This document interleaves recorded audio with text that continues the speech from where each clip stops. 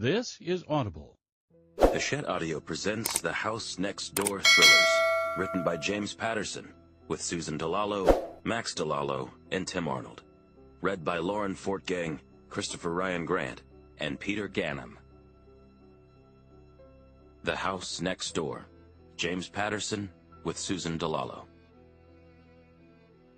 Prologue. "Hurry," I heard someone say. "He's losing a lot of blood." Blood? Stunned, I sat there for I don't know how long, listening to the whir of police sirens, vaguely aware of flashing lights and a flurry of voices around me. "Ma'am, can you hear me?" one of the voices asks. I squint and look up. It's a policeman, his face close to mine. He looks concerned. "Are you okay?" I open my mouth to say something, but nothing comes out. I nod my head yes. "Do you remember what happened?" the cop asks. Do I? I'm not sure. I remember being afraid, very afraid. A scream, a crash, the screech of metal, and then... Something is trickling down the front of my face. I taste blood. I lift my hand to brush it away, and a sharp pain rips across my elbow. I look down. A bump, the size and color of a plum, is throbbing there. The cop calls out to an EMT guy. "She's conscious, but her arm looks kinda banged up." Suddenly there is a commotion next to me. They have cracked open the door on the driver's side to get to the driver. More flashing lights. Another ambulance. More voices. "Come look at this," someone says, and the cop crosses to the driver's side. They have lifted the driver out and put him on a gurney. Blood has seeped across his neck, down his shirt. "He hit his head on the wheel?" "That's what I thought at first," says the EMT guy. "But, look." "Jesus," says the cop. "Is that—" "Right," says the other man. "A bullet hole." Suddenly, everything changes. "Ma'am," the cop says, "I need you to step away from the car." Cradling my arm, he helps me onto a gurney. As they wheel me over to an ambulance, I hear the crunch of broken glass.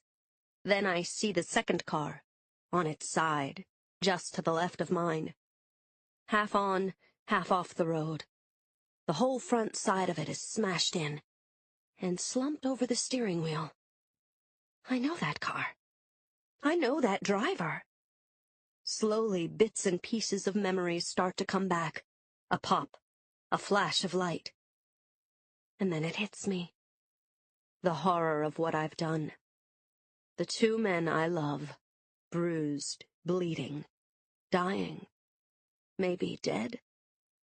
And dear God, it's all my fault. Chapter 1. 6 months earlier. Do you want to know the whole story?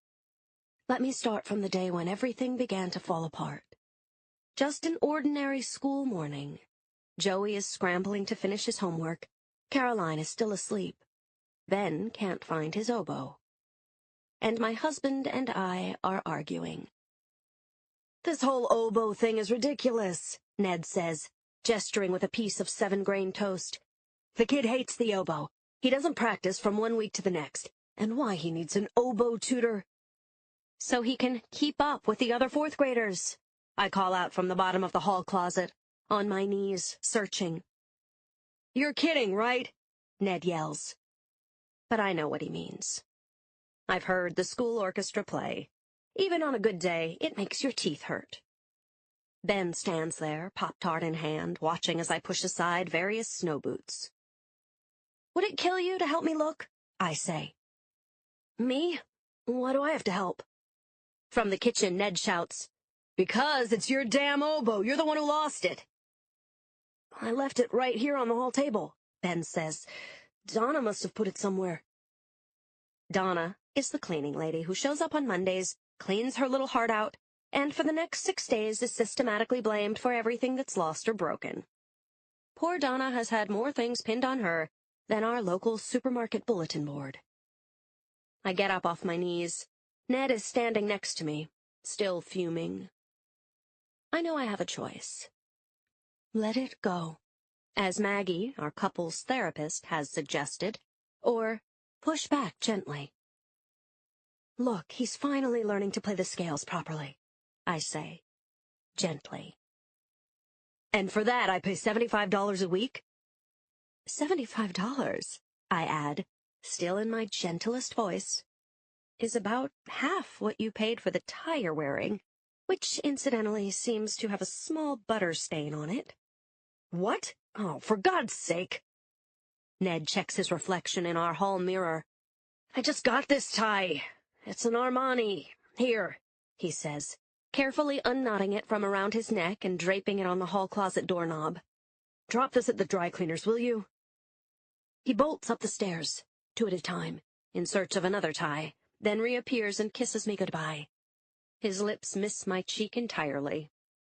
I wait to see if he notices that I have chopped 3 inches off my hair since yesterday, and I've gone from deep chestnut to honey brown. He doesn't. Be home late again, he says, checking his reflection one last time in the hall mirror. Asshole client meeting that doesn't start till 6. Then he grabs his car keys and leaves. We soon find the oboe, of course, in the one place I'm never allowed to look. Chapter 2. Welcome to Ben's bedroom. I'm a Navy SEAL, cautiously making my way through enemy territory. I step carefully to avoid minefields. No. Wait.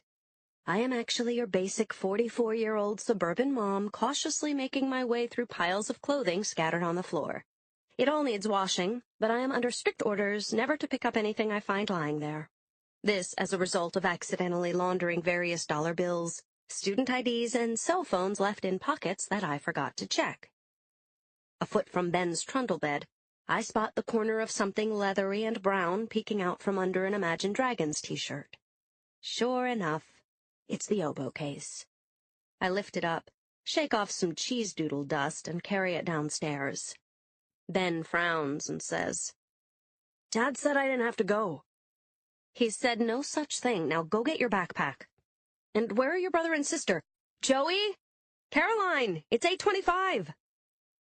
Caroline comes down the stairs, a vision of long blonde hair and denim, holding her 6th grade science project, a mock-up of the Mount St. Helens volcano, molded out of Play-Doh. She's only 11, but with her blonde curls and deep blue eyes, someday soon she's going to break some hearts. Joey, age 16, appears on the top landing. High tops untied, hair gelled and standing straight up so that he resembles a hedgehog. He gallops down the stairs. Careful, I say as he zips past Caroline. And would it kill you to carry that for your sister?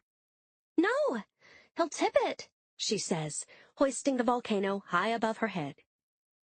Fine, whatever. Can we just get going? Then the usual mad scramble. Lunch bags grabbed, jackets pulled from hooks, protein bars shoved into pockets, the 3 of them pushing through the front door and arguing over who gets the front seat. Another morning gotten through. I take out my keys, and am about to lock up. And that's when the phone rings. Chapter 3. Maybe they're calling to say it's a snow day, Ben says. In September? I ask. But he has a point. When the phone rings that early in the morning, it's generally someone from the school phone chain with news of a weather day, an early closing, or, these days, a bomb threat. I go back and answer it. Hello? Says a male voice. Is this Laura Sherman? The voice is warm and friendly. 2 things I have no time for. Sorry, we're on the do not call list, I say. I am about to hang up when the voice gets more insistent. Laura, wait, please. My name is Vince Kelso. Look, if you're running for office, I'm your new neighbor at 37 Maple. 37 Maple? The house next door. A total eyesore. The house had been vacant for quite a while. We were hoping someone would buy it and tear it down, but my friend Darcy, whose house is on the other side, said people moved in last week. She went over with brownies and rang the bell. No one answered. She left the brownies and a note, asking them to call if they needed anything. She never heard from them. "My gosh, I owe you an apology," I say. "I've been meaning to stop by and bring over a plant or something, and—" "No problem," he says. "But I was wondering if I could ask a favor." "Sure, I guess. Look, Mr. Kelso." "Vince," he says. "Please, call me Vince." "Vince? I don't mean to be rude, but my kids are waiting in the car." I look out the window to see if this is true. It is. Joey is in the front seat of our dusty Volvo wagon, practicing his best Justin Bieber pout in the rearview mirror. Ben and Caroline are in the back, arguing. As I watch, Ben hits Caroline over the head with his lunch bag. The bag breaks. "I don't know a soul here. I was wondering if you could pick up my son Vinny after school today and take him to soccer practice." "Today? Gee," I say, letting my eyes wander to our lawn. The grass needs cutting, and the garbage men have left our big plastic garbage bins sprawled in the gutter. "Today's a little tough. See, Thursday's my busiest day. First, there's my daughter's dance class, and then I have to get my son across town for his oboe lesson, and—" "I would never be asking," he continues. "But my wife is suddenly quite ill. They had to take her away." "Oh, gosh." "And you're my last hope." "Me?" I hear him take a deep breath. Then he says quietly, "Honey, I'm all alone here, and I could really use a friend." "Of course," I say. "Swell," he says. Swell? Where is this guy from, the 1950s? "I heard you were an angel," he says sweetly. "I guess they were right." Who's they? I want to ask. Certainly no one in my immediate family. But he has already hung up. Chapter 4. I lock the front door behind me and walk to my Volvo wagon. As I get closer to the car, I see Ben's peanut butter and jelly sandwich glued to the rear seat. "Ben hit me with his lunch," Caroline says. "It was her fault," Ben says. "She started it. She wouldn't move her stupid feet." "Shut up," Caroline says. "Hey, we don't use words like that," I say, pulling out of the driveway. "Yes, we do," Joey says. "All the time." "Well, we shouldn't," I say. So much for today's lesson in parenting. We drive past the post office, the Stop and Shop, the dry cleaners. Damn, I left Ned's tie hanging on the doorknob. We drop Joey off at the high school. They are still arguing about whose foot belongs where. But I'm lost in thought, wondering about the weird phone call. "What do you guys know about Vinny Kelso?"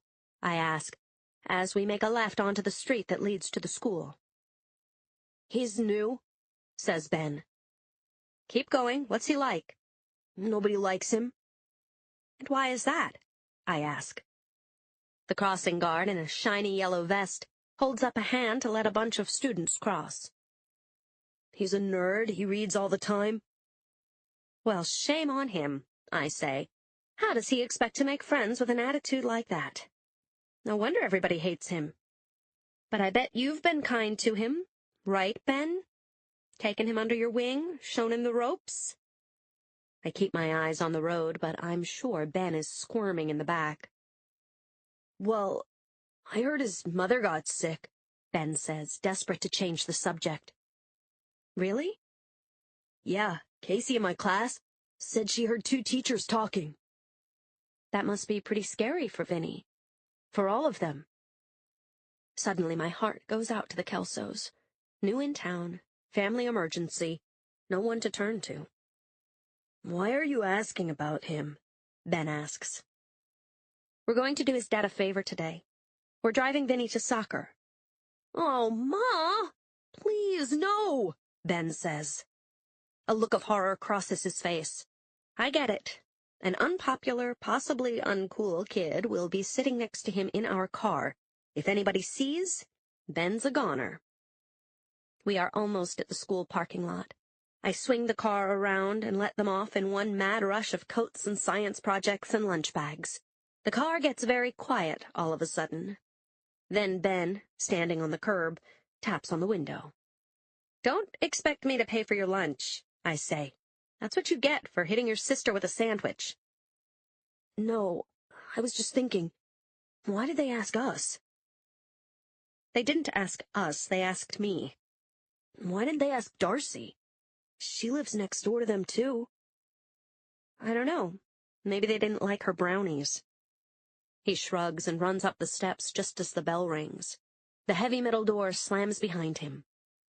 As I drive off, though, I realize the kid's got a point. Darcy left them a note with her phone number on it. So, why me? Chapter 5. When I go back home to pick up Ned's tie, the dust balls meet me at the door. I know they've missed me, because they follow me from room to room. To kill time, I vacuum the whole house. Then I write a few checks, then I empty the dishwasher. I can put it off no longer. I've got to deal with Harry. Harry, the H of H&M Cleaners, is standing behind the counter as I walk through the door. As always, he's frowning. He is a short, stubby man with deep lines in his face from intense scowling. Harry wears granny glasses that are always speckled with dirt. "Hello," I say, pulling the butter-stained tie out of my bag. "You'll have it Tuesday," he answers, curling the tie around his hand and dropping it on the counter. That's Harry's way of saying, "Hello, nice to see you again. How's the family?"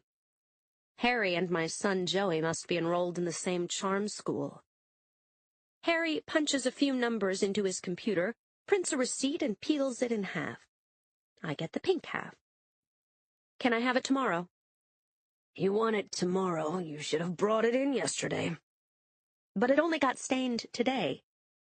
Harry shrugs. "So what do you want me to do?" "I want you to have it tomorrow. Look," I say. Then I point to a huge faded sign that has been hanging there since 1967. It says, "In by 10, out by 3. "Look yourself," he says. "It's 10:15. "But today's only Thursday. What if I brought it in tomorrow before 10? Would I have it tomorrow by 3? Harry shrugs. "I can't promise anything. Tomorrow is the weekend." I get back in the car and slam the door.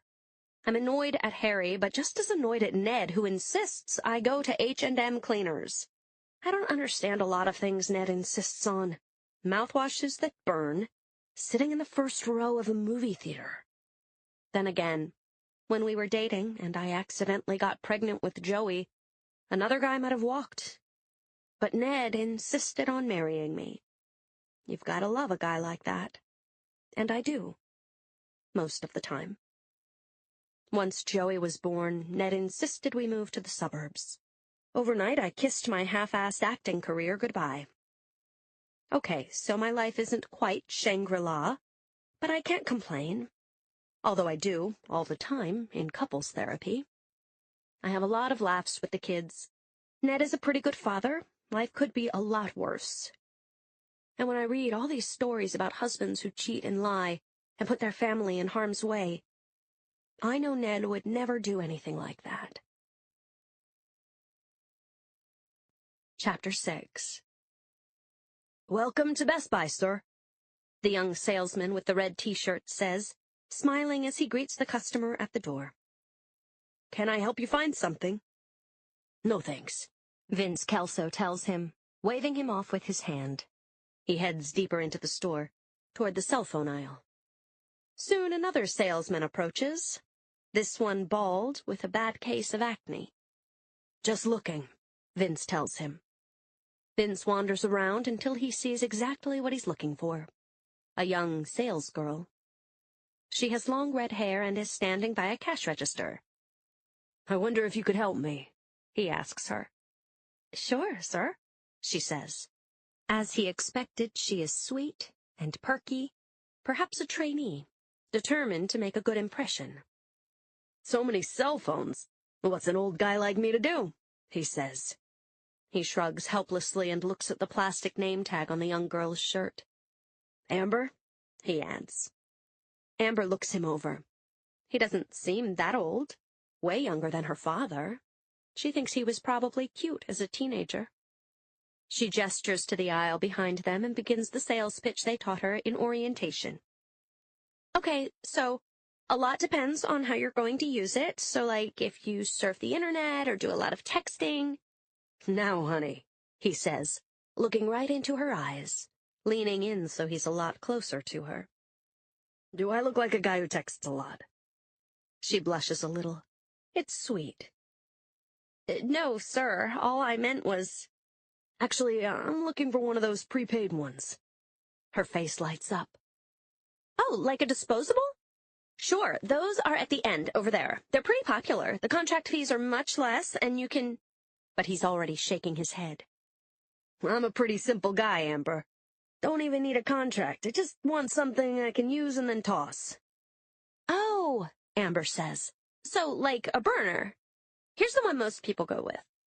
She reaches for a black phone in a blister pack, hanging on a hook. I'll tell you how good a saleswoman you are, he says. I'm going to take 6 of them. He pulls 5 more off the rack. Awesome, she says, all smiles. It's her biggest sale of the day. Maybe even her biggest sale ever. Vince turns one over to see the price. He reaches into his pocket and pulls out a wallet. He peels off 4 $50 bills. I knew I could count on you, Amber, he says. Why, I bet if I come back here in 10 years, you're going to be running the place, am I right? Oh, I don't know about that, she says. She looks away shyly. One last thing, he says as he pockets the change. I don't know this brand. Where do I find the phone number? It's right inside, Amber says, cracking open one of the blister cases with the cash register key. Let me show you. She pulls out an instruction manual. Oh, look, you got a good one. 914-809-1414. 914-809-1414. I like that, Vince says. Easy to remember. Well, you take care now, he adds. And remember what I said. Don't let me down. No, sir, she replies, smiling. Have a nice day. He winks, puts the phone and the instruction manual in his briefcase, and leaves without taking the receipt. Chapter 7. The time, 2:30 p.m. Outside Copan Woods School. And it's starting. A snake pit of road rage as the SUVs line up, each driven by an impatient mom or dad, jockeying for position. I like to think of myself as an A-team player at this. The minutes pass. Suddenly it's 3 o'clock. A bell rings. Doors open. Out spills a gaggle of students, grades 1 through 8. They scatter in all directions in search of a familiar car. Horns honk, drivers shout names. Caroline spots me quickly and waves, then appears behind her. I pull closer to the curb and they both jump in. Where's Vinny? I ask. My eyes search the crowd. Down at the end is a face I've never seen before. A boy leaning against the building. The kid wears a reddish-brown shirt the same color as the bricks. That's him, Ben says, pointing. Then he scoots down in his seat so none of the other middle school kids can see him. I pull closer to Vincent Kelso, Jr. and roll down the window. You must be Vinny, I say. I'm Mrs. Sherman. Hop in. Vinny walks slowly. Behind me the honking grows louder. A little faster, I say sweetly. He has some trouble opening the door. A nice kid, I think, but not too swift. Perhaps you two can help, I say. Ben, still crouched down, out of sight, groans. He opens the door handle with his foot. Vinny slides in and fastens his seatbelt. I begin to pull out of the circle of doom. Once we're safely away from the school, Ben sits up straight. So, how do you like Copan Woods? I ask Vinny. It's okay, I guess, he says. I turn around and look at him. He's a little guy, a few inches smaller than Ben. He has thick brown hair and a nose the size of a small turnip. Cute kid. What's your favorite subject? I ask. They're all okay. He shrugs and looks out the window. I bet you really like soccer. I kind of did in my old school. And where was that? I ask. Suddenly he looks frightened. I don't know, pretty far from here. Oh, I say. We pull up in front of the high school to pick up Joey. He's standing at the curb, checking something on his cell phone. He looks up and gives me his usual warm greeting. Did you bring my racket? It's in the back, I say. Where are my ballet shoes? Asks Caroline. On the floor in front with me. Next to the backup sneakers, water, snacks, and oboe. Am I missing anything? Yeah, Ben says. Mr. Wellman says I have to bring a pencil. Don't you have one? I bought you a few hundred before school started. All the erasers are chewed, he says with a shrug. He can have one of mine, says Caroline. She opens her backpack. Her pencils, like everything else about her, are perfect, impeccably sharpened and lined up like wooden soldiers in her fancy Nancy pencil case. I don't want yours. Yours have cooties. She gives him a dirty look. All three boys begin laughing as I gun the car around and head for the tennis court. I pull into the Roger Raymond Recreation Center, a low, white cement building surrounded by willow trees. Joey jumps out and gets his racket from the back. Next stop, soccer field. Caroline makes a face. But, Mom... You can be a little late to ballet, I say. Vinny needs to get there on time.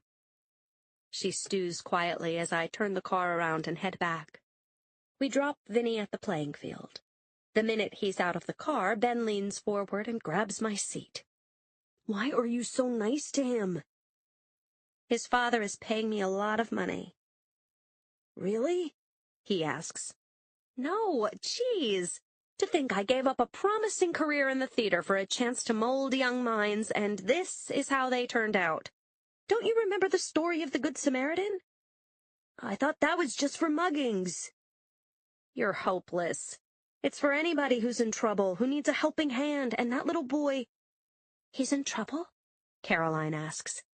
Well, I'm not sure, but something's not right. Who cares? Ben says.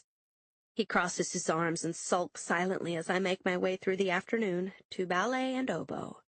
After the drop-offs, I sit in my car and check my emails. $350,000 in life insurance for as little as $153 a month. Storm windows 50% off. 5 things you should watch before they expire from Netflix. Then I head back to tennis, back to ballet, back to oboe, and back to soccer. Vinny is waiting out in front, covered in mud from the knees down. He's got a big smile on his face. We won, he yells. He jumps into the car and smears mud all over my upholstery. 7-zip. And I shift into drive for the final leg of my Thursday journey. We're going to Vinny's house. Chapter 8. 37 Maple Lane, the house next door. A small gray house with a bay window. Vinny jumps out with a quick wave and a polite, "Thank you." I park in my driveway and decide I'll walk over and introduce myself. 2 small ironstone flower pots flank the front door. Each one holds a miniature pine tree that's turning brown. As I get close, I realize everything about the house is turning brown. Several gray clapboards are rotting on the corners. I am about to ring the bell when the door opens. Vincent Kelso Sr. is standing in front of me, smiling. He is wearing jeans, a light brown cashmere sweater the same color as his hair, and tasseled loafers. He's in his mid to late 40s. Great smile, great teeth. "Laura," he says. He takes my hand and holds it briefly between both of his. His whole face relaxes. Not a bad-looking face, I think. And for a split second, I sense that he might be thinking the very same thing about me. He keeps his sky-blue eyes locked on mine, except for one brief moment when they dart to the area where he thinks my breasts might be. But of course they are so hidden under layers of sweatshirts and turtlenecks he isn't even close. "Thanks for doing this," he says. "I owe you big time." "Glad I could help. You've got enough on your mind," I say. He looks confused. "Your wife," I add. "Oh, right," he says. That sure made moving more complicated, not knowing the town at all or where things are. I could put together a list for you, I say. Local merchants, plumbers, that sort of thing. The sooner the better, I think. As I let my eyes wander to the hallway behind him, paint is peeling from the walls and there is a huge brown water spot creeping across the ceiling. Oh, I couldn't ask you to go to that trouble. No trouble, really. It would give me something to do. Ah, a little bored out here, are we? Is it that obvious? I say. Let me guess, he says. Like the comedian says, you feel like the whole world is a tuxedo and you're a pair of brown shoes. I laugh. Exactly. Well, if you don't mind doing that list, I sure would appreciate it. Any local people I can trust or people to avoid. Harry at H&M Cleaners, for one, I say. He's sort of rude and abrasive. I just had a bit of a run-in with him myself. I'm sorry to hear that, he says, frowning. A nice woman like you. Yeah, well, on the list of life's problems. I let the end of my sentence linger in the air. Vinny's a great kid, I say. He really seemed to enjoy himself today. I'm glad, he says. And Coach Mike is always welcoming to new team members. I'll have to remember to thank him. What's his last name? Janowitz, I say. I'll add his contact info to the list. This is so kind of you, he says.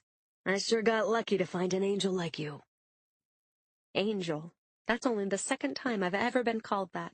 The first was him this morning on the phone. He stares at me for a moment. He smiles. I've got to go, I say too quickly. Gotta start dinner for the kids. I've got 3. Ben's in the 4th grade, Joey's a junior in high school, and my daughter, Caroline. That's her out there now. I point. Caroline is standing in front of our house, chatting with a neighbor who's walking her dog.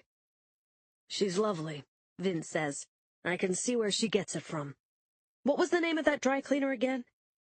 Harry, but don't tell him I sent you. Never, he says with great solemnity. He holds his hand up as if he's about to swear on a Bible. I say goodbye. Then he closes the door and I stand there, not moving at all. It's after 6 and getting dark, but everything seems a little brighter than when I first rang the doorbell. Chapter 9.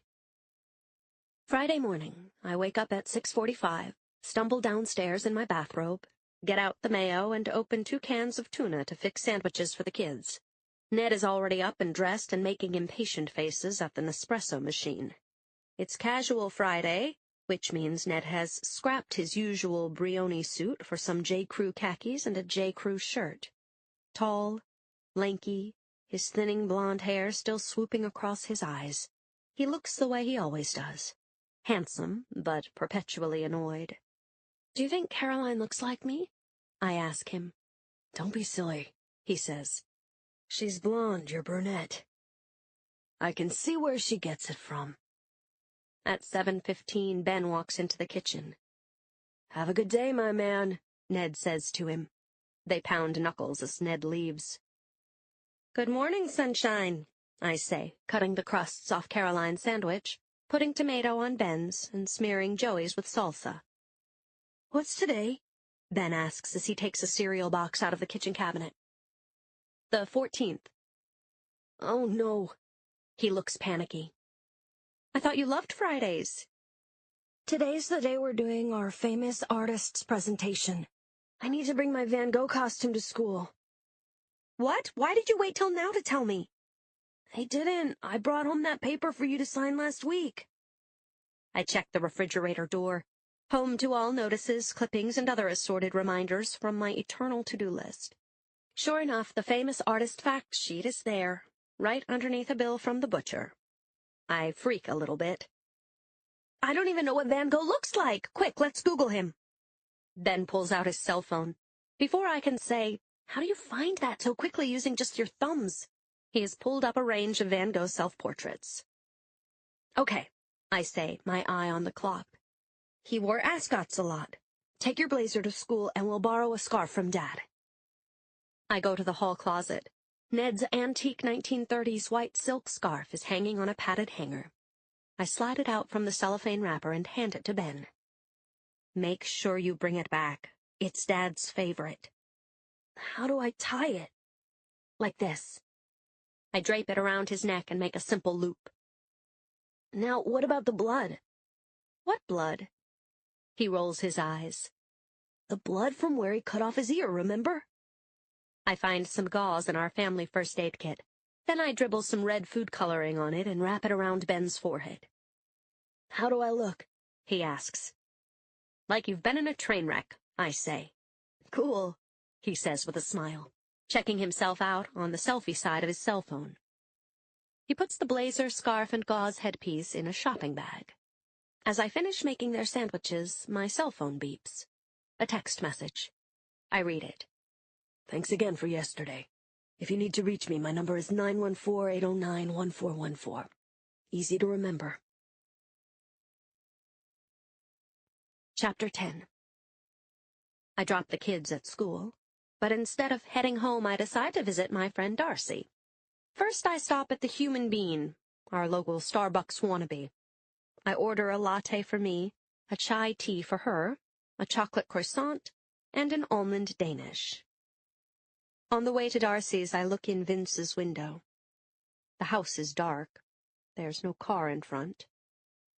Of course, he must be at his wife's bedside. Darcy is an artist, tall and red-haired, with a smattering of freckles across her face and wide green eyes. Darcy is quite beautiful, but she dresses like come-as-you-are day at Goodwill. So I'm not surprised when she opens the door, and I see her midsection is covered with hundreds of tiny blue dots. Let me guess, I say. You're making wine from grapes, and you've been stomping them with your breasts. Not even close, she says. I'm spatter painting a deck chair, but I think I overdid it on the spatter. What's in the bag? Something rich and gooey, I hope. We sit down at her oak kitchen table. She gets napkins, and I look around. The room is newly painted. It's an odd shade of pink, the color of tongue.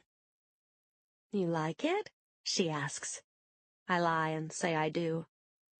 You certainly have a knack for this sort of thing, I say. Maybe you can help our new neighbors get their place in shape. The Kelsos? She asks. I would, but I still haven't met them, have you? Just him, I say. I saw him once at a distance, she says. Saw the kid. Even saw the family cat sitting on the windowsill. Though it could have been a pillow. Never laid eyes on the wife, though. I tell her about Vince's phone call, and about meeting him yesterday.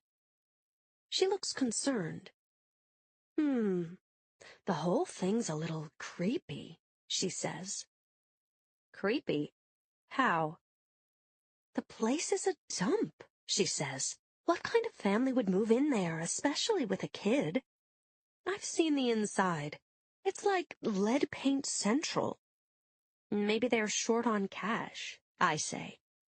She frowns. So, what's the father like? She asks. Nice guy. Not bad to look at. How not bad? All American, blue eyes. Interesting looking. Interesting like who? She asks. Channing Tatum? Or Quasimodo? Just sort of preppy, I say. Preppy? In a house like that? I can see where she gets it from. Nice voice, I add. I bet, she says. What does that mean? It means you're blushing. What? I am not, I say. Now don't go getting all huffy. This is me you're talking to. Tell the truth, she says, leaning forward, whispering as if we weren't alone. Do you have feelings for this guy? Darcy, I just met him yesterday. I've only seen him once. But obviously he's seen you, she says, licking chocolate off her fingertips. What do you mean? I mean, it's just very odd that he asked you to pick up the kid. Why you? And where has his wife been hiding? I tell her what Ben heard his teachers discussing. A sudden illness. A middle-of-the-night ambulance. When was this? She wants to know. Monday? Tuesday? My bedroom faces the front. I would have heard something. I don't know. All he said was they took her away. To United? United is our local hospital. It's where you go to have a sprained wrist bandaged, or a speck taken out of your eye. But for anything more serious, you go somewhere else. United's one claim to fame is that it's won the Hospital Gift Shop Award 3 years running. I don't know. He didn't say where she was. So, for all you know, she says, tossing the human being bag into a recycling bin, she could be lying in a ditch somewhere. Oh, come on. No, listen. You don't think it's strange a new family in town keeps to themselves, meets no one, didn't even move in with any furniture, for God's sake? Is that true? No moving van. No U-Haul. Well, now that you mention it. One day the house is empty, then boom, it's got tenants. No one meets the wife. Then suddenly, she's being spirited away in the middle of the night. I'm getting a weird vibe from the whole thing. Hey, can you hand me the Splenda? What a wonderful imagination you have, I say. No, really, think about it, she says, as she taps a few packets against her cup and tears them open. And then, when they need a favor, do they ask the person who gave them her number and asked them to call? No, she continues, pouring the Splenda into her tea.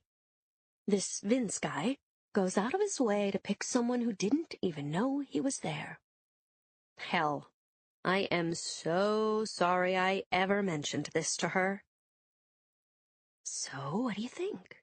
She asks. I think you've been watching too many X-Files, I say. Darcy smiles her beautiful Irish smile. Maybe so, she says, waving half an almond Danish for emphasis. But I don't think you've been watching enough of them. Chapter 11. It's 6 p.m. Ben walks in the door as I'm making the salad dressing. He has a big smile on his face. Hi, honey. How'd the presentation go? I ask. Great. Everybody loved the bandage. They thought the blood looked cool. Good for you, I say. Any mention of Mr. Van Gogh's other achievements? His still lifes? His water lilies? Oh, you mean his paintings? Yeah, I talked about them too, but everybody liked the ear story best. Except, Mom, you're gonna kill me. Why? He rummages through his backpack and pulls out Ned's scarf. In the middle of it is a bright red food coloring stain, the size of an orange. Oh no, your father's going to kill both of us. I purposely gave you a plastic bag to put that in. I forgot, he says. Well, let's not tell Dad, okay? Just as I hear Ned's key in the door, the oven timer goes off. I'm home, Ned calls out. I grab some pot holders and take the chicken out of the oven. A minute later, Ned walks into the kitchen. My car is due for an emissions inspection, he says, holding a letter from the state. You can bring it in Monday and I'll take yours to work. How will I pick up the kids without a car? Wait there while it's being inspected, he says. He wanders over to the liquor cabinet and pours himself a bourbon. What's new here? What's for dinner? Chicken, baked potatoes, string beans, and Caroline lost that ring we gave her for her birthday. Damn it, Laura, he says. You let her wear it to school? I knew it was going to be my fault. I just didn't know how. I didn't let her. She wanted to show it to her friends. Is that so terrible? She lost it, so I'd have to say yes. And Joey got a 62 on his geometry midterm, I continue. I start to set the table. Not true, Joey says, suddenly appearing in the kitchen. It was a 63. Ned looks at him and shakes his head. That's just great, Ned says. Well, you can kiss any kind of tennis scholarship goodbye. It wasn't my fault. It's because the teacher hates me. That makes no difference in geometry, Ned says. Your answers are either right or wrong. Should we get him a tutor? I ask. Both of them stare at me. Wrong thing to say. I'm about to be blamed again. I got a better idea, Ned says. Why limit ourselves to one? Let's hire a bunch of people. We'll build a little apartment over the garage, and they can all live here with us. He says the teacher picks on him, I say. And my boss picks on me. That's life. Get used to it, Ned says to him. You know, if your mother didn't mollycoddle you so much. I put down the silverware. This is starting to be a very unpleasant evening. And just when I think it can't get any worse, it does. Ned goes to pour himself another bourbon. That's when he sees the empty dry cleaning bag hanging on the kitchen doorknob. Did Harry do that tie already? He asks. Ben and I look at each other.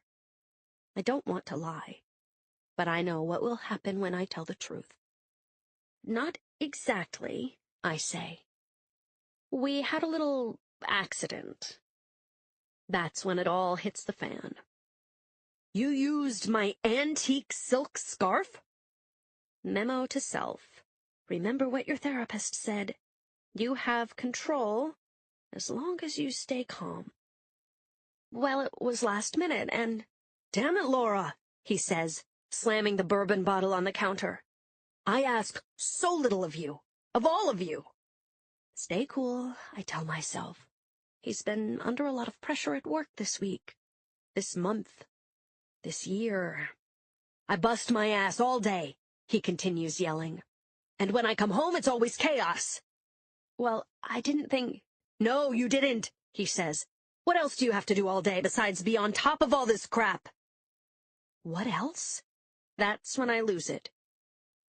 You mean besides making lunches and dinners and dealing with teachers and waiting all day for the cable guy like I did last week, who, by the way, never showed up? Huh, you want to know what kind of week I had? He says. No, I don't, I say, because whatever it wasn't as annoying as wasting hours on hold with tech support or picking out a birthday card for your mother, a woman you can't stand. And that took you what, all of 5 minutes? Okay, now I'm really getting angry. Who do you think makes out the checks around here and calls the insurance company and does all the garbage that you're too busy or important to do? I punctuate each of these by slamming a plate or a glass down on the table. The table shakes every time.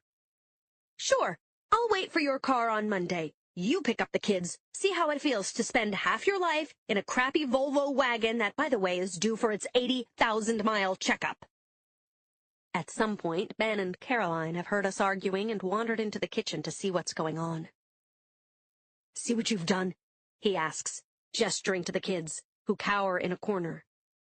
Are you finished? I'm never finished, I say. It's called keeping life together. I am yelling at this point. Their life, and your life, and mine, if you can call what I have here a life. I pause, and then I do something I've never done before. I scrape the chicken off the serving platter and dump it into the garbage. All 5 of us stand there, stunned, me included. The kids go upstairs quietly. Ned wanders around with a hangdog look. Later, as I walk past him in the den, I see he's sprawled out on the sofa, watching a bunch of talking heads on TV and eating a bowl of Rice Krispies. I head upstairs and read for a while. As I get ready for bed, I hear, ping. I check my cell phone. It's a text from Vince. Linoleum buckling, ants taking over the kitchen, he writes. He adds a frowning emoticon. Crappy night here. You? Same, I write. Need to run a few errands on Monday, he texts back. I could use some company. Interested? I smile. At least one person thinks I'm worth spending time with. I do a couple of quick calculations in my head. I can drop the kids off, then bring Ned's car in and leave it there. Vince can pick me up at the emissions center. 2 birds, 1 stone. Sure, I write back. I smile. Things have a way of working out. Chapter 12. By Saturday morning, I have cooled down. The kids are busy with friends, sports, TV, computer games, and their iPhones. Even Ned seems a bit contrite when I tell him I am going to take his scarf in. He offers to drive me to Harry's. I say no. I'm still angry from last night. I park across from Harry's. As usual, Harry is alone behind the cash register. When he sees me, he does something he's never done before. He comes out from behind the counter and opens the door for me. Hi, Harry. Listen, I was wondering if you could... Mrs. Sherman, I have your tie ready, crisp and clean, like brand new. He reaches under the counter and pulls out Ned's tie, spot-free in a cellophane wrapper. You need it in a hurry, I do it in a hurry. Harry does his job, he says. You tell your friends. That's great, but I'm not here about the tie.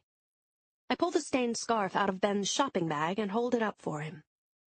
He screams. All the color drains out of his face. He puts his hands out in front of him, palms up, and slowly takes a step back. Blood, he whispers. What? Oh, no, I reply with a laugh. Food coloring. Don't worry, I'll get it out. You think you can? I've heard food coloring is a permanent stain.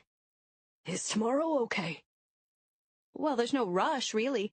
The weather's still warm, so I don't think he'll be needing it for a while. Besides, I add, tomorrow is Sunday. You're closed Sunday. For you, I open. No, really, Monday is fine. Thanks. What do I owe you for the tie? Nothing. He shakes his head. Nothing. My way of saying sorry. Very sorry. For what? I want to ask. Being an asshole? Well, that's very nice of you, but really, it's not necessary. No, I insist. You leave it to me. I'll get this red out. Well, all right. Thank you again. And tell your friends, he says. You make sure you tell them. I don't get it. Overnight, he's gone from a Dybbuk to Miss Congeniality. I pull out of my parking space and head home. As I pass Harry's window, I see him standing behind his counter, watching me. Chapter 13. The guys at the emissions center tell me I can have my car back in a couple of hours. As I get out and hand them the keys, I see Vince's car pull up in front. He waves. I'm about to open the door and slide in when he gets out of the car and opens it for me. He is wearing a gray sweater, chukka boots, and jeans. I laugh. What are you laughing about? Nothing, I say. A lie. I am thinking about what a friend of mine once said. If a man opens a car door for his wife, it's either a new car or a new wife. Thanks for coming along, he says. We've got a dreary hour or two ahead of us. Think you can manage it? I'll try, I say. But once we're on our way, the conversation comes easily. I thought you drove a Volvo, he says. I do. That was Ned's car. And he's... Too busy to bring it in himself? Yeah, we men are like that. My wife used to complain about the same thing. I wonder if I should ask about his wife again. Well, of course I should. But I decide not to. Not yet. So what sort of errands are we running? I ask. I need to see a few clients. What exactly do you do? I ask. I mean, for a living. I sell medical supplies, he says. What kind? Mostly ostomy products, he says. Colostomy bags, barrier strips, moldable rings. I'm a sales rep for a company that makes them. I shrug. It sounds depressing. Then we talk about movies we've seen, rock groups we like, our kids, the high price of real estate, why they're renting instead of buying, and where we grew up. Me, Millburn, New Jersey. Him, Highwood, outside of Chicago. Our first stop is a pharmacy a few towns away, then another one in the next town. I sit in the car and watch through the window. At both places the scenario is the same. Vince goes in and talks to someone. There's a lot of handshaking and head-shaking. Then he gives them a card and leaves. Well, that's it, he says, getting back into the car. That's it, I think. Just those 2 stops? That took all of 20 minutes. So, maybe we could grab a little lunch, he asks. That is, if you have the time. Of course I have the time. He knows it. I know he knows it, and he knows I know. whatever little game he's playing, I decide I'm going to play it too. Well, there's some leftover tuna waiting for me in my refrigerator, I say. Do you think we could convince it to wait a little longer? I laugh. Sure. I was thinking of La Lavande, he adds. Of course he was. La Lavande is the newest, chicest restaurant within 50 miles. I've been wanting to go there, but it's been totally booked. Some people wait months for a reservation. I mention this to Vince. Yes, he says. Some people. Chapter 14. The La Lavande parking lot is filled with bumper-to-bumper BMWs and Mercedes, and every so often, a lone Porsche or Ferrari. Inside, every table has a sprig of lavender in a small glass vase. The maitre d' seems to know Vince. They shake hands. He ushers us to a table in the back. I excuse myself and go to the ladies' room. I look in the mirror. Not terrible, I think. Not terrible at all. It took forever to get dressed this morning. I finally settled on my go-to outfit, a black cashmere sweater and black slacks. I like the look. It clings nicely to my backside, which sometimes seems too big, and it perfectly frames my breasts, which sometimes seem too small. But not today. Did I mention a brand-new black push-up bra? Victoria's Secret. Mine, too. I put on more lip gloss and comb my hair. I smile at my reflection. Okay, so he really didn't need company for 2 short errands, and maybe this whole lunch thing was in the back of his mind all along. Is that so terrible? I'm having a good time, I think. I can't remember the last time I thought that. It isn't a date, but damn, it sure feels like one. I'm nervous. I'm excited. As I head back to my seat, Vince is studying a leather-bound wine list that's almost the size of the table. I thought we could start with some wine. This is a nice little Medoc, he says, pointing out one of the wines. I take a look. All my eyes register is the name. Saint Julien. And the price. $85. You up for it? Asks Vince. Sure, I say. This may be the first $85 bottle of wine I've ever had. The waiter comes and takes our drink order. Soon he returns with a bottle and 2 wine glasses. He pours a taste for Vince. Vince takes a sip, swirls it around in his mouth, and nods. The waiter fills both our glasses. What shall we drink to? I ask, lifting my glass. Vince shrugs and smiles sweetly, brushing a boyish lock of hair out of his eyes. To friendship. To autumn. And of course, to you.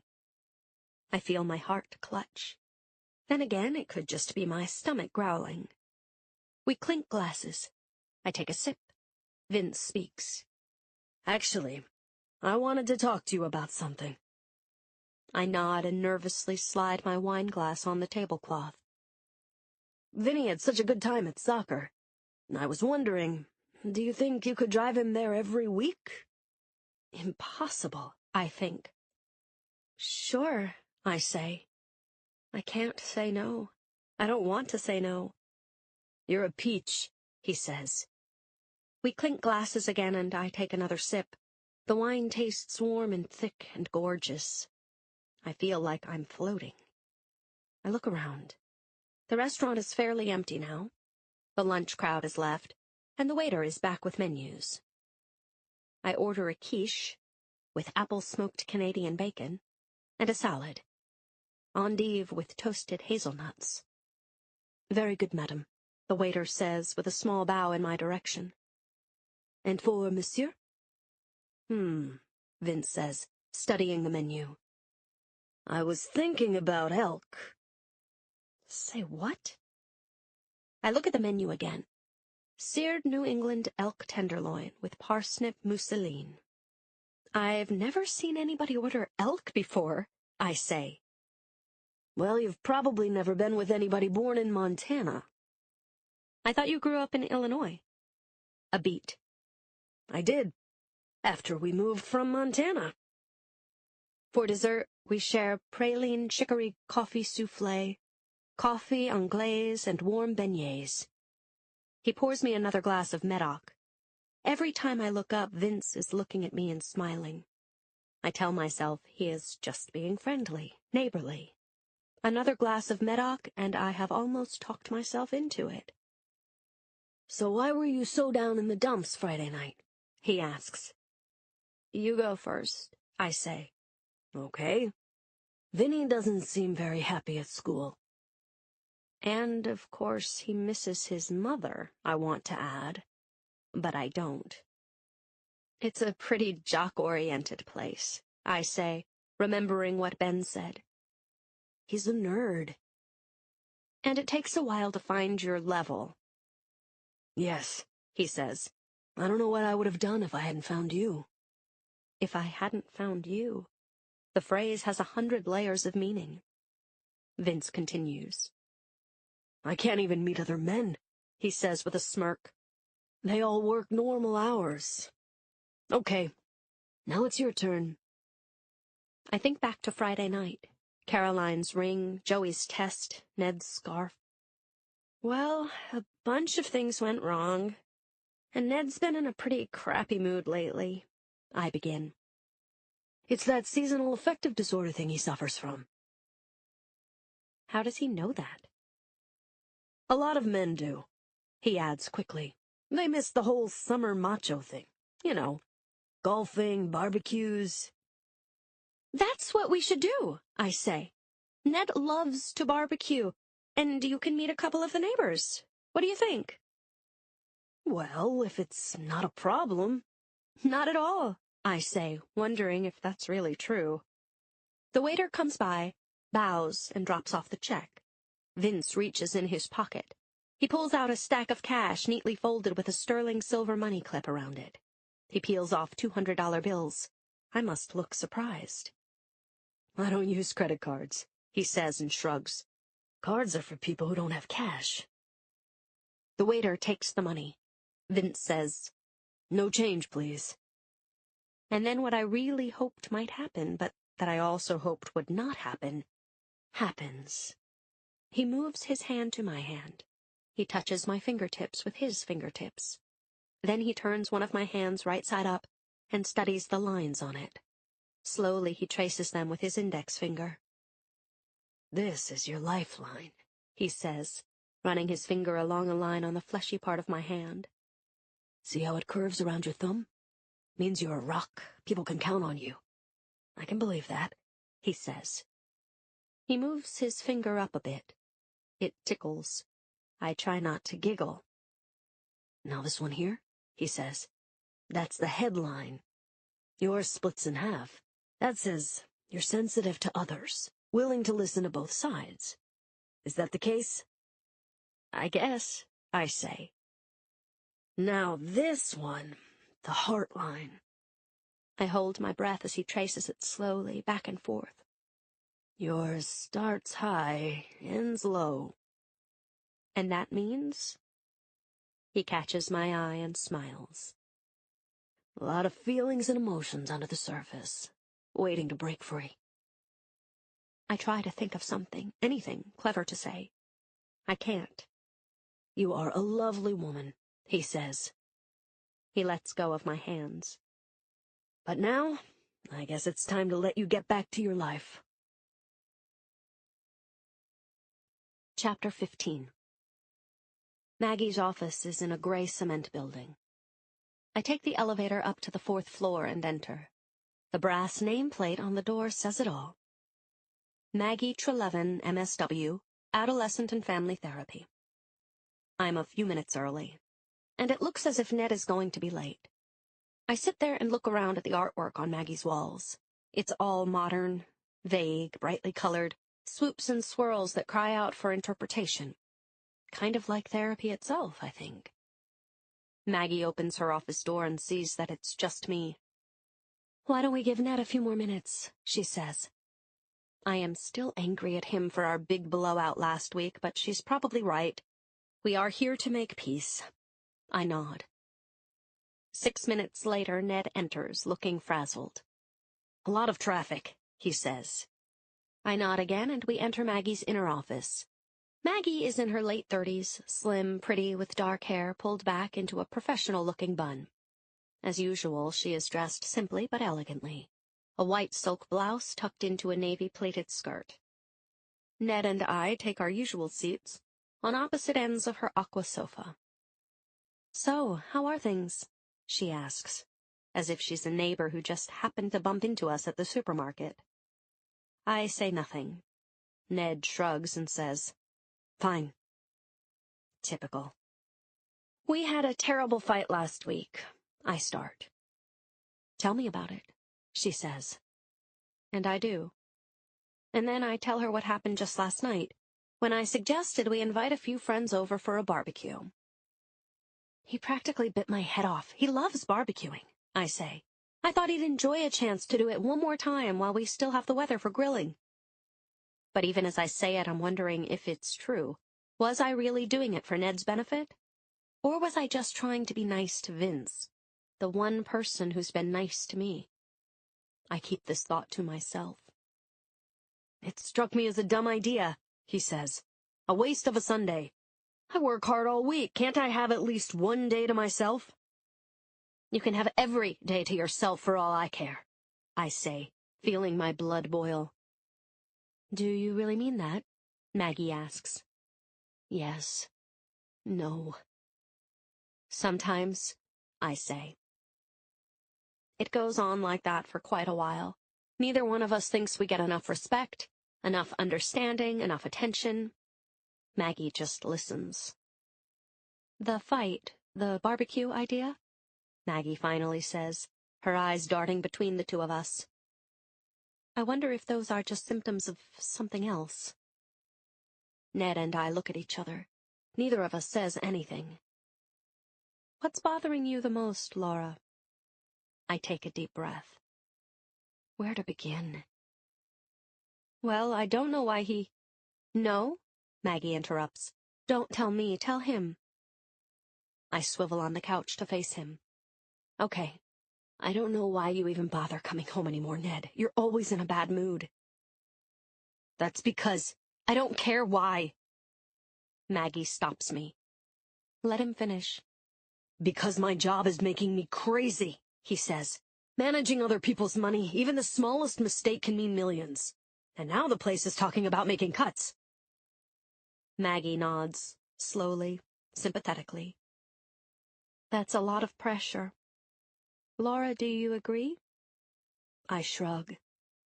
Maggie speaks. "No, don't just shrug. Tell him." "Okay, I'm sorry your work is so stressful." I take a deep breath. "But I hate how you take it out on me and the kids." Maggie taps her index finger on her desk, as she always does when she is about to make an important point. "I think it's important you hear that, Ned. Did you hear it?" "Yes," he says.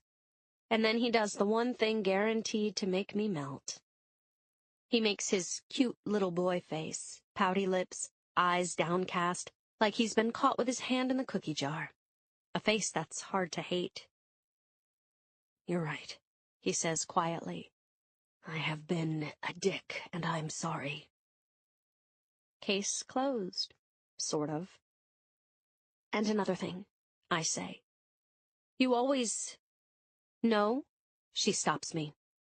"No more blaming. We go forward from now on. Both of you need to listen to the other and then disagree in positive terms. We have to stop now," she says, looking at the clock behind us. "But I want you to remember the things we talked about today." I schedule an appointment for the following week. Ned looks annoyed. Did he think this session was going to cure everything that's wrong with us? But in the car going home, he seems more relaxed. "I guess I have been a bit of a jerk," he says. "A bit? Want to grab a bite before we head home?" "Well, I told the kids—" "Call and tell them to fend for themselves," he says. "It's better if I text them," I say. "When I call, they don't pick up." "Ain't that the truth?" he says. We both laugh. So we stop for a burger and beer at Shenanigans, our favorite local haunt. Then sit and talk till 10. It's like the old days. Sort of. When we get home, I rummage through my dresser drawer and pull out something Ned gave me years ago. A lacy red negligee. Instead of the ripped cotton Go Huskies nightshirt I usually sleep in. To my surprise and delight, Ned remembers. "Wow, you still have that?" he asks. When I come out of the bathroom wearing it, he's waiting in bed with his arms crossed. He smiles. He whistles appreciatively. I crawl in beside him, and we begin to make love. Slowly. Carefully. Is this what the women's magazines call makeup sex? If so, I'm all for it. For a while I can blot out all the thoughts of kids, chores, errands, even Vince. Chapter 16. I'm in the shower, washing my hair, shaving my legs, Kiehl's coriander body wash. I'm going to smell nice and natural. Today is my first official day as Vinny's soccer mom.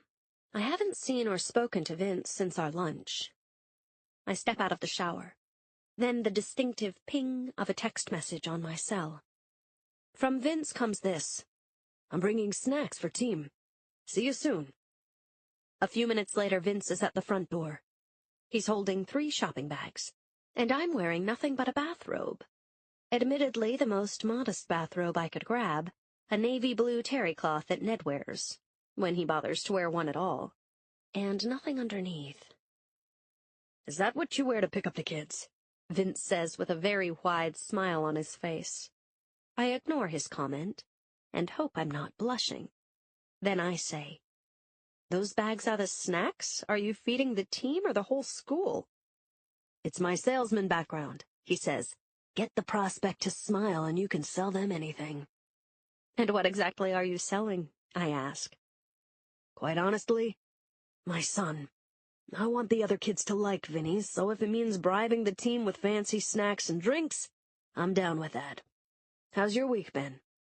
I think about the makeup sex with Ned and look away. Great. It's bad enough that I feel guilty about Vince when I'm with Ned. Now I'm feeling guilty about Ned when I'm with Vince. The bathrobe doesn't help. My week was not terrible, I say. Vince says, "I'm going to put these bags in the trunk of your car." "And I'm going to go get dressed," I say. "Don't have to do that for me," Vince says, the same smile lighting his face. "I'll be down in a minute." When I return, I'm wearing fairly baggy jeans and a fairly baggy t-shirt. "I liked your other look better," Vince says. "Gotta go," I say, ignoring his comment. I don't want to make Vinny late. Vince holds out his hand to me as if to shake. But when his hand touches mine, his hold is gentle and there is no shaking. "Listen," he begins. And then it feels like he's changed his mind about whatever he planned on saying. He lets go of my hand and says, "We're really looking forward to the barbecue on Sunday. Anything I can bring?" "Nope, just yourself and Vinny." I pause. "We'll see you Sunday." Then Vince says, "I've missed you." I don't remember driving over the speed limit, but I make it to the school in record time. All 4 kids are waiting for me. "My dad bought me the shoes and everything else I need," Vinny says, jumping in and tossing a lumpy gym bag onto the seat. "Great," I say. "And your dad dropped off snacks for the team." "I know," Vinny says. Then he adds good-naturedly, "He's trying to get the other kids to like me." I drive my kids to oboe, ballet, and tennis. Then I swing around to the rec center. Coach Mike sees me pull in, waves, and comes running over. Mike is a sweetheart, craggy-faced, built like a fire plug. And he's a great coach. He's been doing it for 25 years. Tough and demanding, but patient. "Your dad called and says he's packed us up a feast," Mike says to Vinny. Vinny beams as Mike takes the 3 bags from the trunk and carries them over to the sidelines. It's a beautiful autumn day, and I've got some time to kill. So I park the car and head to the bleachers. Vinny sits on a bench, puts on his shoes, cleats, knee socks, and shin guards. He is high-fiving 2 other teammates. I can't wait to tell Vince that his son is fitting in perfectly. I whip out my cell phone and check my email. Every so often I glance up to see how Vinny is doing. He's trying hard to do the warm-up exercises, but he's always a beat or two behind. My heart goes out to him. It's clear he's not a natural-born athlete, but it's also clear that he's having a good time. A half hour into the exercise routine, I decide to leave. At the same time, Coach Mike decides it's time for refreshments. He blows a whistle, and the team runs over and starts rummaging around 2 bags. 2 bags? Where's the 3rd bag? I ask Mike as I pass him on my way to the car. What 3rd bag? There were 3 bags. He cocks his head and smirks. He makes a joke. Maybe it felt like 3. No, I never lifted them, but I'm sure I saw Vinny's father put 3 bags in my car. Nope, he insists. It was just 2. Am I going crazy? Maybe I'm wrong. Maybe my mind is playing tricks. Maybe... I don't know what another maybe could be. Oh well, I guess I made a mistake. And yet... I don't get to finish my thought. My phone beeps. It's a text from Joey. You're late. Where are you? What's going on? Yeah, what's going on? Chapter 17. When I wake up Sunday morning, the sun is shining. The perfect day for a barbecue, I think. But then I start to panic. My mind is suddenly filled with a million what-ifs. What if Vince says something about our outing? Or about our lunch, which I never told Ned about? What if I slip and do or say something and Ned realizes how I feel about Vince? How do I feel about him? On and on I go, making myself crazy. I feel like a teenager again, self-conscious and awkward around boys, and I hate the feeling. At 2:15 everything is cooked, cooling, coming to room temperature, or marinating. I go upstairs to get dressed. Then there's another text from Vince. Positive you don't need anything? Other than a Xanax, no. Darcy and her husband, Jake, are the first to arrive. She shows up carrying a hand-stenciled basket filled with flowers from her garden. So, where's the guest of honor? She asks. He'll be here, I say. Darcy smiles and says, I'm sure he will. Coach Mike arrives next, carrying a case of Coors. Mike has been divorced for years. Should I have asked him if he wanted to bring a +1? Well, too late now. Mike shakes hands with Jake and Darcy. He hasn't seen them since their son Alex graduated a few years ago. He likes Stanford? Mike asks. Loves it, says Darcy. Then I hear the gate open again. I take in a deep breath. Vinny runs onto the deck first. Where's Ben? He asks. I direct him down to the basement where Ben and his video games are. Then Vince appears. He looks like he just got out of the shower. His hair is wet and slicked back. He's wearing the typical suburban dad uniform, a yellow J. Crew tee, jeans, and docksides. He's carrying a shopping bag. Everybody, this is Vince, I say. Vince, this is Darcy and Jake, your neighbors on the other side. Mike, meet the man behind all those great snacks. And that's Ned over there, the guy bent over the grill. Ned waves. You're the lady who left those delicious brownies, Vince says to Darcy. So sorry, I meant to send you a thank you note, but... No worries, she says with a ladylike brush of her hand. I'm sure you've had enough to do. How are you liking it here in our neck of the woods? They begin a conversation about real estate, shopping, traffic, kids, sports, Vinny, and schools. Ned is busy at the grill, and everybody seems nice and civil to everybody else. I breathe a sigh of relief. I'm about to excuse myself to go into the kitchen when Vince pulls something out of the shopping bag he's holding. Almost forgot, he says. He hands me 2 bottles of Medoc. I brought you some of that wine you like. My eyes dart over to Ned, hunched over the grill. Has he heard this? For a moment I imagine him outraged, incensed, seething with jealousy.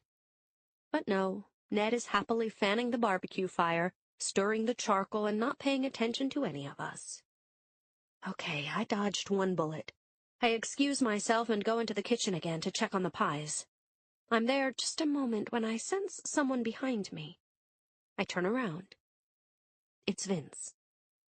"I need a corkscrew," he says, waving one of the bottles. I turn away, furious at myself for blushing at the word screw. I point to the drawer where the silverware is kept. "Ned seems like a great guy," he says. Why does he say that? All Ned did was wave. "Yes, he is," I say. I don't know what else to add. Having him here in my kitchen is making me nervous. Fortunately, he seems to sense this.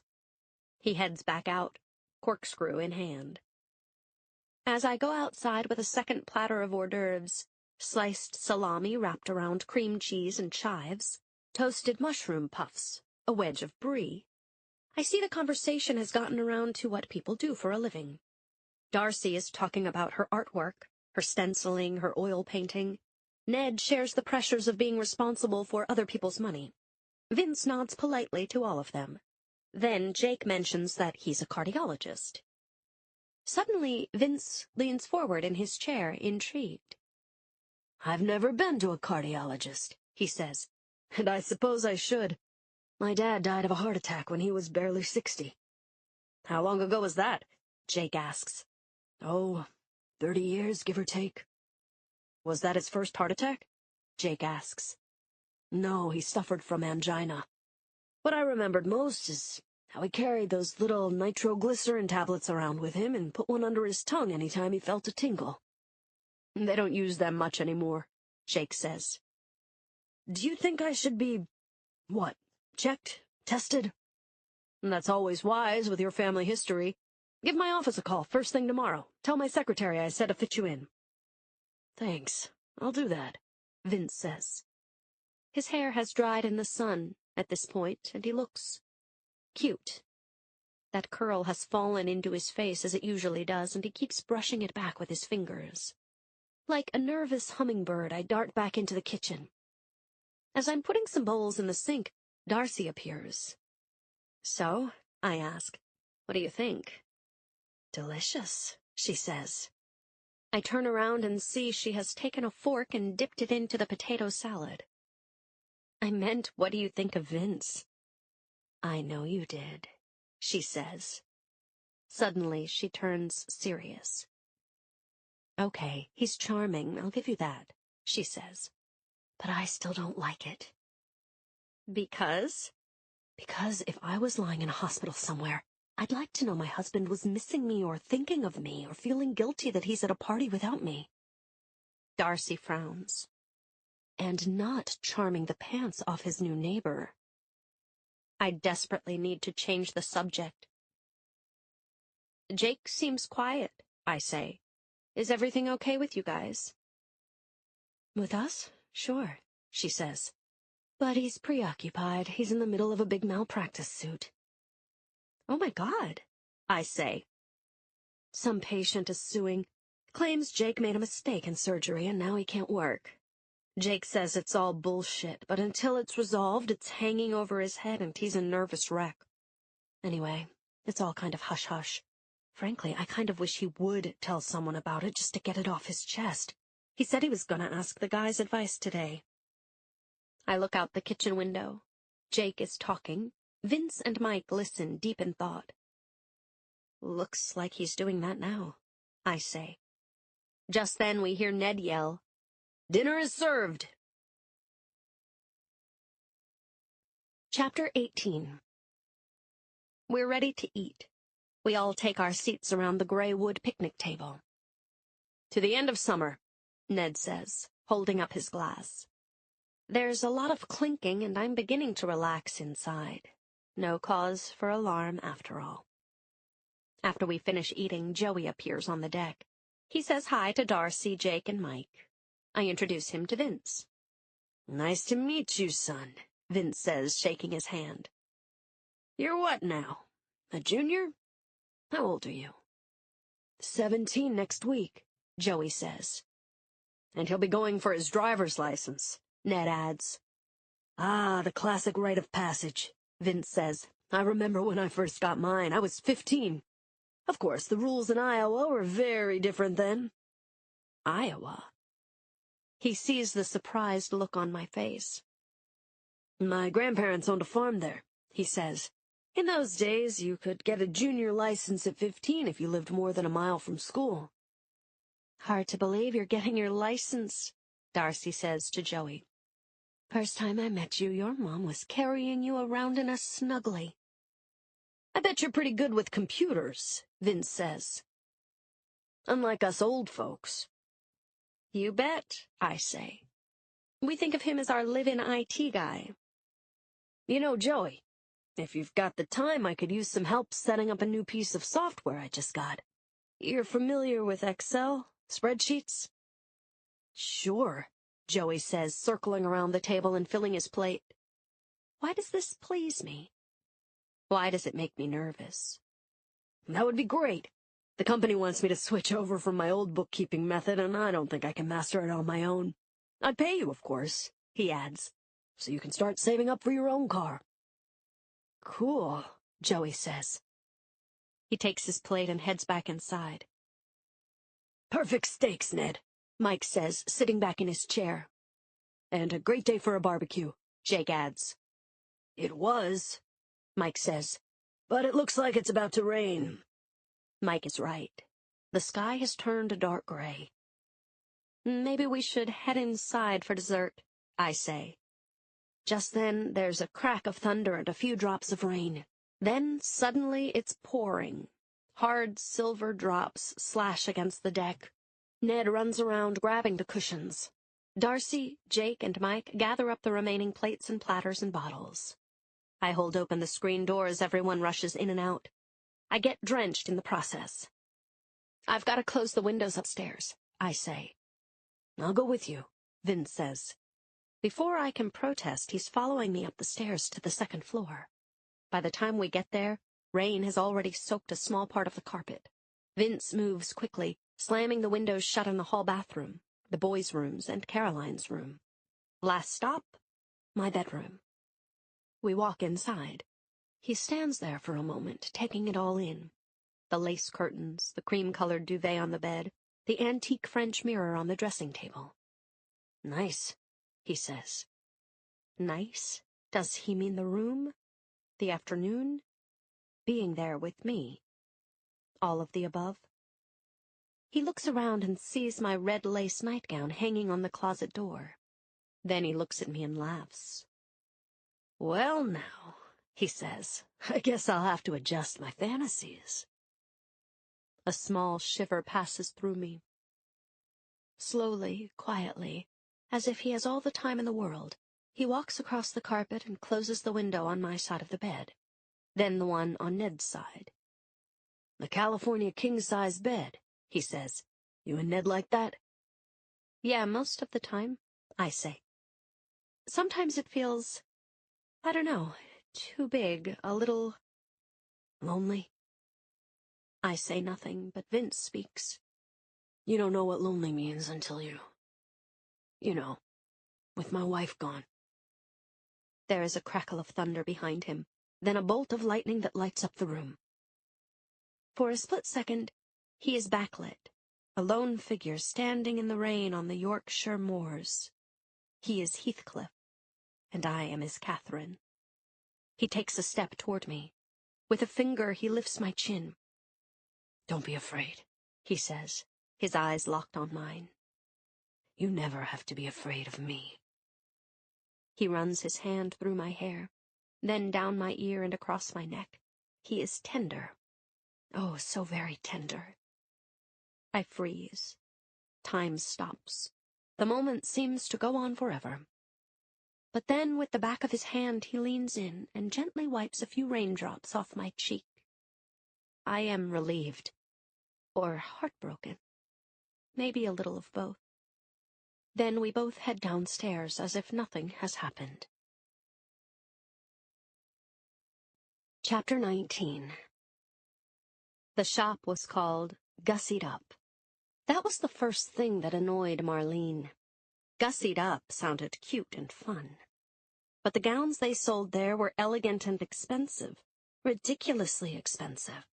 Way more than what Marlene and her husband paid in rent.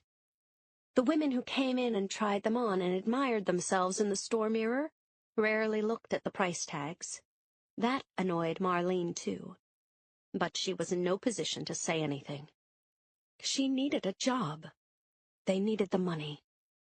When a man came into the store, Marlene and the other salesgirls were instructed to fawn over him, offer a glass of champagne, direct him to a chair where he could sit and watch his wife, girlfriend, mistress, try on gowns and twirl for his amusement.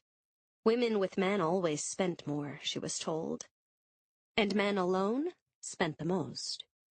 So when Marlene sees the man walk in, she rushes to his side, picturing a big, juicy commission. He is nice-looking. Early 40s, she guesses. Nice smile. He eyes a rack of fancy cocktail dresses. "May I help you find something?" she asks. "I'm looking for a gift for a lovely lady," he says. "I want her to know just how lovely, by getting her something special." He is such a gentleman. Marlene sparks to him immediately. "Were you thinking of a gown?" she asks. "Probably not the best idea. I don't know her size." "We have some lovely handbags and scarves," Marlene says, gesturing to a display against the wall. "Does she have a favorite designer?" But the man is shaking his head. I don't know her that well." He thinks for a moment. "I have an idea," he says. "Why don't you show me the thing you like most in the store?" Marlene smiles. She knows exactly what she should show him. She uses her key to open a glass counter and pulls out a gold metal belt, studded with green and blue emerald-cut rhinestones, and decorated with sterling and gold filigree. "It's a one-of-a-kind Art Deco piece," she says. She stretches it out on the counter. "It was custom-made for a very wealthy woman," she says, holding it up so he can get a closer look at the French pavé settings. "Is it gold?" he asks. "Pinchbeck," she says. "A kind of gold alloy, invented in the 18th century. But the buckle part is 18 karat. Magnificent, isn't it?" "Yes," the man says. He looks at the price tag.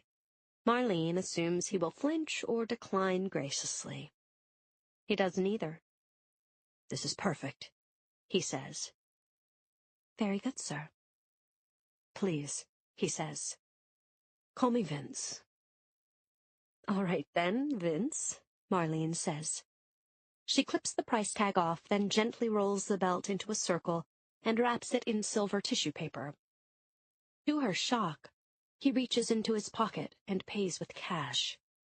She has never seen that much cash before. "Have you been working here long?" he asks as she puts the belt in a large gold box. She cuts off a long piece of gold and silver ribbon and begins to make a bow. "No, just a few months." "I get it. Looking for something to do with your downtime?" She laughs. "Not quite. I needed—" She stops mid-sentence. She doesn't know how much to tell this man, but he seems so kind. "My husband has been ill for a while." "Nothing serious, I hope." He frowns. "Well, he's on disability, but—" She stops herself again. If the shop owner knew she was talking to a customer about herself, she wouldn't like it. "Does he intend to go back to work?" "Yes, eventually," she says. "But not until the lawsuit is settled." Marlene snaps her head around. Suddenly she feels very afraid. "What?" "I mean, that's what this is all about, isn't it, Marlene?" Vince continues. "How does he know her name?" "Your husband is a deadbeat. Always was, even before the surgery. Missing days, calling in sick a lot. One of those guys who's always looking for a free ride, am I right?" A chill goes through her. Who is this man? What does he want from her? "You know," the man continues, "insurance companies are on to people like you, filing false claims, making false accusations. It really isn't right how you can ruin a good doctor's life with just one little lie." "No," Marlene says, her voice starting to crack. "It's not like that. The surgeon made a mistake. My lawyer says—" "Marlene, please." Vince holds up his hand. Do not insult my intelligence by referring to that ambulance-chasing brother-in-law of yours as an attorney when both of us know the truth. She has finished wrapping the belt. She hands it to him. She is close to tears. "What do you want?" she asks. She can barely get the words out. "I want you to tell your husband to withdraw his case," he says. "I don't think I—" He leans in and grabs her wrist. She winces. "Go home. Tell him a man came into the store and gave you a deal. A simple trade. He drops the case, and he gets to keep the thing he loves most." He is still holding on to her wrist. "That seems fair, doesn't it? I think you understand what I'm saying." Marlene can hardly speak. She is shaking so much. She nods. He lets go of her wrist and turns to go. "By the way," he says, turning back, "you can keep this too." He hands her the wrapped package. "Consider it your very generous settlement." He laughs. Then he walks out the door. Chapter 20. It's been over a week since the barbecue. Vince has written me several texts and emails. "Laura, I miss you. Where are you? Come on, girl, we have to talk." Do we? Not until I figure out what I want to say. Yet I can't help checking my messages 20 times a day to see how desperate he's getting, how much he misses me, how much he wants to see me again. I'm like a lovesick schoolgirl with her first crush, and it feels, well, exciting. Before Vince, most of my messages said things like, "Teacher needs to see you," or "Working late tonight, asshole client." Suddenly I hear honking outside my door. It starts out slowly, but then gets more insistent. Someone is leaning on a horn, full blast. What the hell? I go to the door, determined to yell at whoever is creating such a racket. I should have known. I see Vince's car. The honking stops. Vince rolls down the window and waves. Shit. I walk to his car, unsure of how to play this. "Hey," I say. "What's up?" He is not smiling. "You know," he says quietly, "I don't like to be ignored." Something doesn't feel right. But then he laughs, and he's the old Vince again. The angry voice is just a tease. "You're a tough lady to reach," he says, turning on the charm. "Didn't you get my messages?" "Yes, but—" "Look, I was a little out of line on Sunday, scurrying up the stairs like that. So if I said or did anything to upset you—" "No, really, it's fine. I've just been so busy," I say. Both of us know this is a lie. Busy with what? Broiling lamb chops and folding boxer shorts? "I want to make it up to you," he says. "Get in." What? Now? I am leaning on his car. I take a step back. "I said get in." That tough guy voice again. "Really, you don't have to." "I've got a big surprise planned," he says. "I can't now," I say. "I've got to pick up." But he cuts me off. "Taken care of," he says. "I called Darcy. She's going to bring the kids home, so come on, no more excuses." I just stand there. "Scout's honor," he says, holding up 3 fingers. "You're gonna love it, trust me. Get in." So I get in. Is this a good idea? I don't know. A second later, I'm buckling my seatbelt. Vince turns and we drive through town. "We need to talk," he says. About? "About my wife," he says. He looks over at me as we pass a row of fancy Victorian gingerbread houses opposite a small park, my favorite part of town. "Okay," I say. He parks the car and I follow him out. We sit on a park bench. He is staring off into space for quite a while. Then he turns toward me. "The truth is, my wife left me. Walked out on Vinny and me over a year ago. Decided she just didn't want to be with us anymore." He turns away and I see him wipe his eyes with the back of his hand. I am stunned. I don't know what to say. She's living, I don't know, somewhere in Florida, I think. We haven't heard from her since. It's been terrible for me and Vinny. I still have a hard time even talking about it. So she's not sick? In a rest home somewhere? No, he says sadly. That's what I tell people, but I wanted you to know the truth. My heart is breaking for him. He's lonelier than I could ever imagine. A minute ago I thought I was being kidnapped. Now I just want to throw my arms around him and tell him it's all going to be okay. So I do. We sit there like that for a while, hugging each other, cheek to cheek. I smell his aftershave. Something spicy. Patchouli, maybe? Or musk? He runs his hand across my back, then up along the back of my neck. He whispers my name over and over again. Oh, Laura. I want this moment to last forever. Is that all I want? I'm ashamed of what I am thinking, but he seems so very unhappy. Then he pulls away. Well now, he says, taking a deep breath. Now that that's out of the way, do you want to know where we're going? You mean there's more to this car ride? You think I spirited you away just to tell you that? We're going into the city, he says. We go back to the car and he makes a left turn onto the highway. New York City? I ask. Unless you'd rather go to Cleveland. We both laugh. What's in New York? I ask. Look in the glove compartment. I pop it open. Next to the registration and manual is an envelope. I open it. It's 2 center orchestra seats to Hamilton. Today's matinee, starting at 2. I know you love acting, music, all that stuff, he says. So I thought maybe this was something you might want to see. Might? The show of the century? Is he kidding? Last month I asked Ned about getting tickets. His response?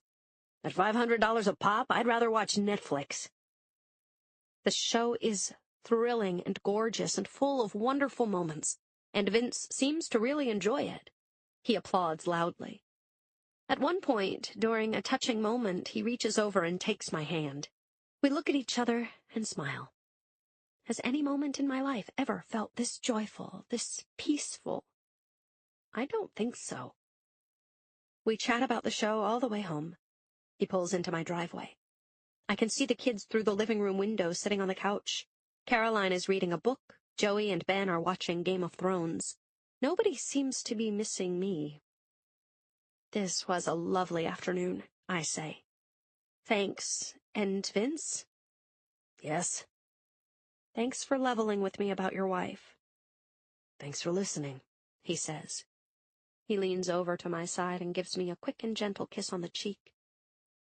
One of the mysteries of Vince. How can a kiss this chaste and friendly feel so, well, so incredibly hot? I stand there for a moment as he drives off. Now it's back to the lamb chops and the boxer shorts. I miss him already. Chapter 21. Ned and I are supposed to meet at Maggie's, but at the last minute he texts, "Meeting running late, can't get away, go without me." Ordinarily I would be pissed, but today I am glad for a private session. I need to talk to her about Vince. Maggie knows something's up. She sees it in my face as I sit down. I want to tell her everything, but I don't know where to begin. "See, there's this guy," I say. Damn. Bad enough I feel like a teenager, now I'm starting to sound like one, too. This man, he's new in the neighborhood. I drive his son places. He's charming and funny and nice to me. And his wife walked out on him a year ago. Go on, she says. Do I have to spell it out? Ned has been a dick, and I spend time with a nice man who seems genuinely fond of me. He says I'm his only friend. Her eyebrows go up a little bit on that line, but then they settle down again. And I think I'm falling in love with him. Tell me about it, she says. Then the floodgates open. Every fear and feeling and fantasy of the last few weeks comes tumbling out. As I ramble on, I know what Maggie's thinking. How could I possibly hope marriage counseling would work when all along my heart was elsewhere? But if Ned hadn't been acting so awful these past few months... "So this is Ned's fault?" she asks. "Well, sort of," I say. "What I like about Vince is it's all so easy. He really cares about me. We don't get bogged down in the awful stuff." "Awful stuff like?" "Oh, you know, dentist appointments, mortgage payments, blaming each other for things the kids did." "The stuff of life," she says. "Well, yes," I say. "But it's more than that. I mean, what do I do here, Maggie? Nothing's happened between us, yet. But would it be so terrible? I mean, yes, for the kids if they ever found out, they would be devastated, and Ned, it would be awful for him. Maybe. I don't know anymore." She doesn't say anything. "Oh, God, Maggie, don't just sit there nodding. Tell me what to do here. I'm a wreck." "You want me to give you permission to have an affair?" she says. I say nothing. "You know I can't do that," she says quietly, smoothing down the pleats of her skirt. "Only you can decide. But if we keep talking about it..." "No," I say. It comes out louder than I thought it would. I am so damn tired of talking and thinking about this and slinking around behind Ned's back and feeling guilty about what I want to happen and being angry at Ned for not being more like Vince. For not being Vince, a nice, simple guy who loves me and has a good time with me. Once a week. Oh, low blow. "Okay," I say. "Once or twice a week. What are you saying? That Vince would turn into Ned if we were married? That's how all marriages get over time?" "Laura, I didn't say that. I just asked." "Help me, Maggie.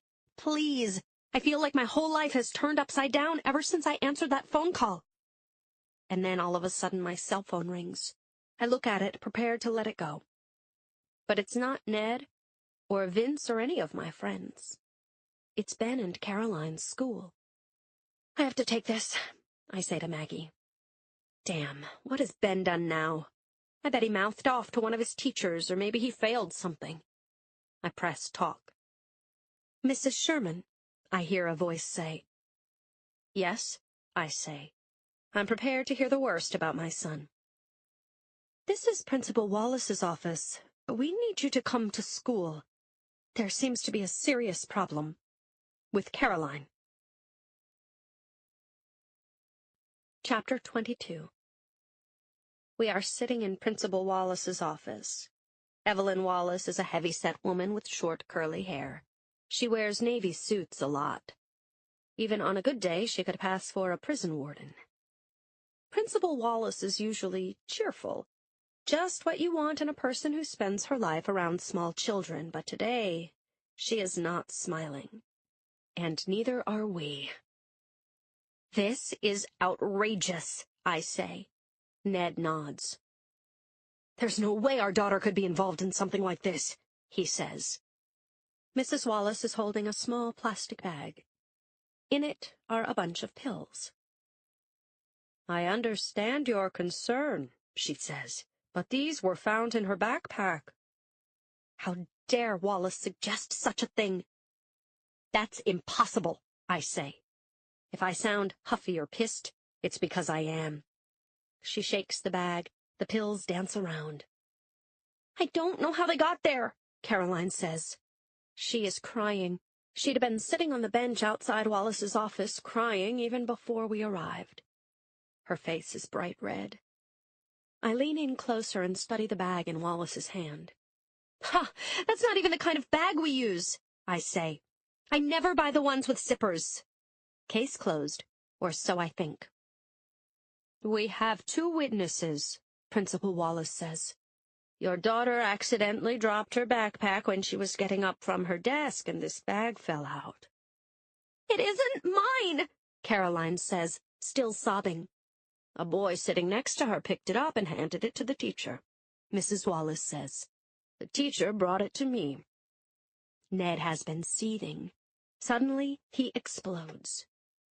I want the name of that boy, Ned yells, and I want to talk to that teacher. Good. I want him to make a scene. I want him to yell and scream and show this woman how wrong she is. My little girl, my baby. The whole thing is preposterous. What kind of pills are they? I ask. Ritalin, the principal says. 20 milligrams. I showed them to the school nurse. Then I'll speak to her as well, Ned yells. Mr. Sherman, the principal says, in the kindly voice we are more used to. I know children these days are under a lot of pressure to do well, and your Caroline has always been a perfectionist, so it's easy to understand. Let's get one thing straight, Ned says. My daughter does not take drugs. It's clear our protests are falling on deaf ears, or even worse, the ears of a person who has already made up her mind. There are many children in the school who require medication, she says, but the protocol is for a parent to give the prescription bottle to the nurse, who then doles it out. I don't think you heard me, Mrs. Wallace, Ned says. His face is almost as red as Caroline's. I said my daughter does not take drugs. There is a pause.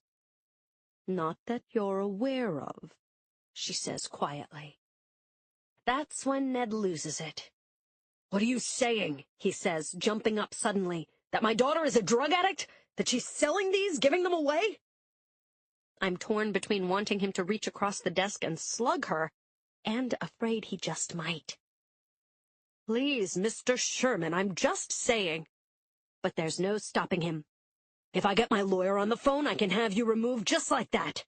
He pounds his fist on her desk.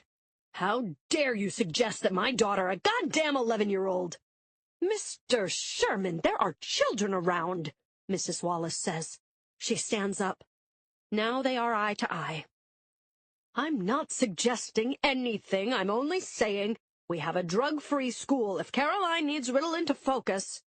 They're not mine, Caroline wails. I don't know how they got there. Let's get out of here, I say. Ned takes Caroline's arm and leads her to the door. He turns toward Principal Wallace one last time. You will be hearing from my lawyer about this, I can promise you that. I follow him out the door. Caroline is still crying. Dad, I swear. I know you didn't, he says. This is all a terrible mistake, and if she dares put this on your permanent record... He walks us to my car without finishing his sentence. I'll meet you at home, he says. I've got to take care of a couple things. You're not heading back to the office, are you? I ask. It's after 4. Yes, he says. But then a moment later. No.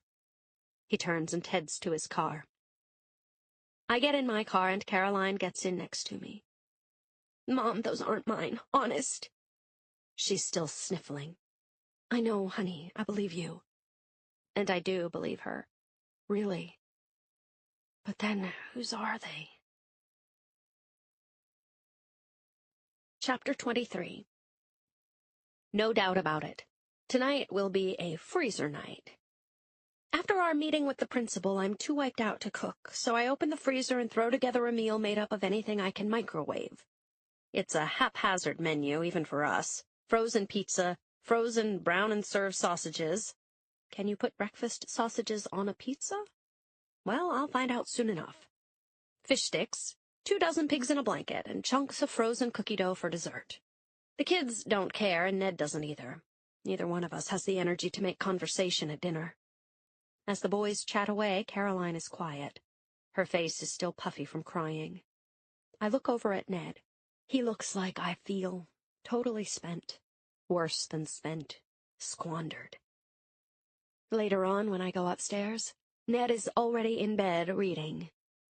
It's the first time we've been alone together since our meeting at the school.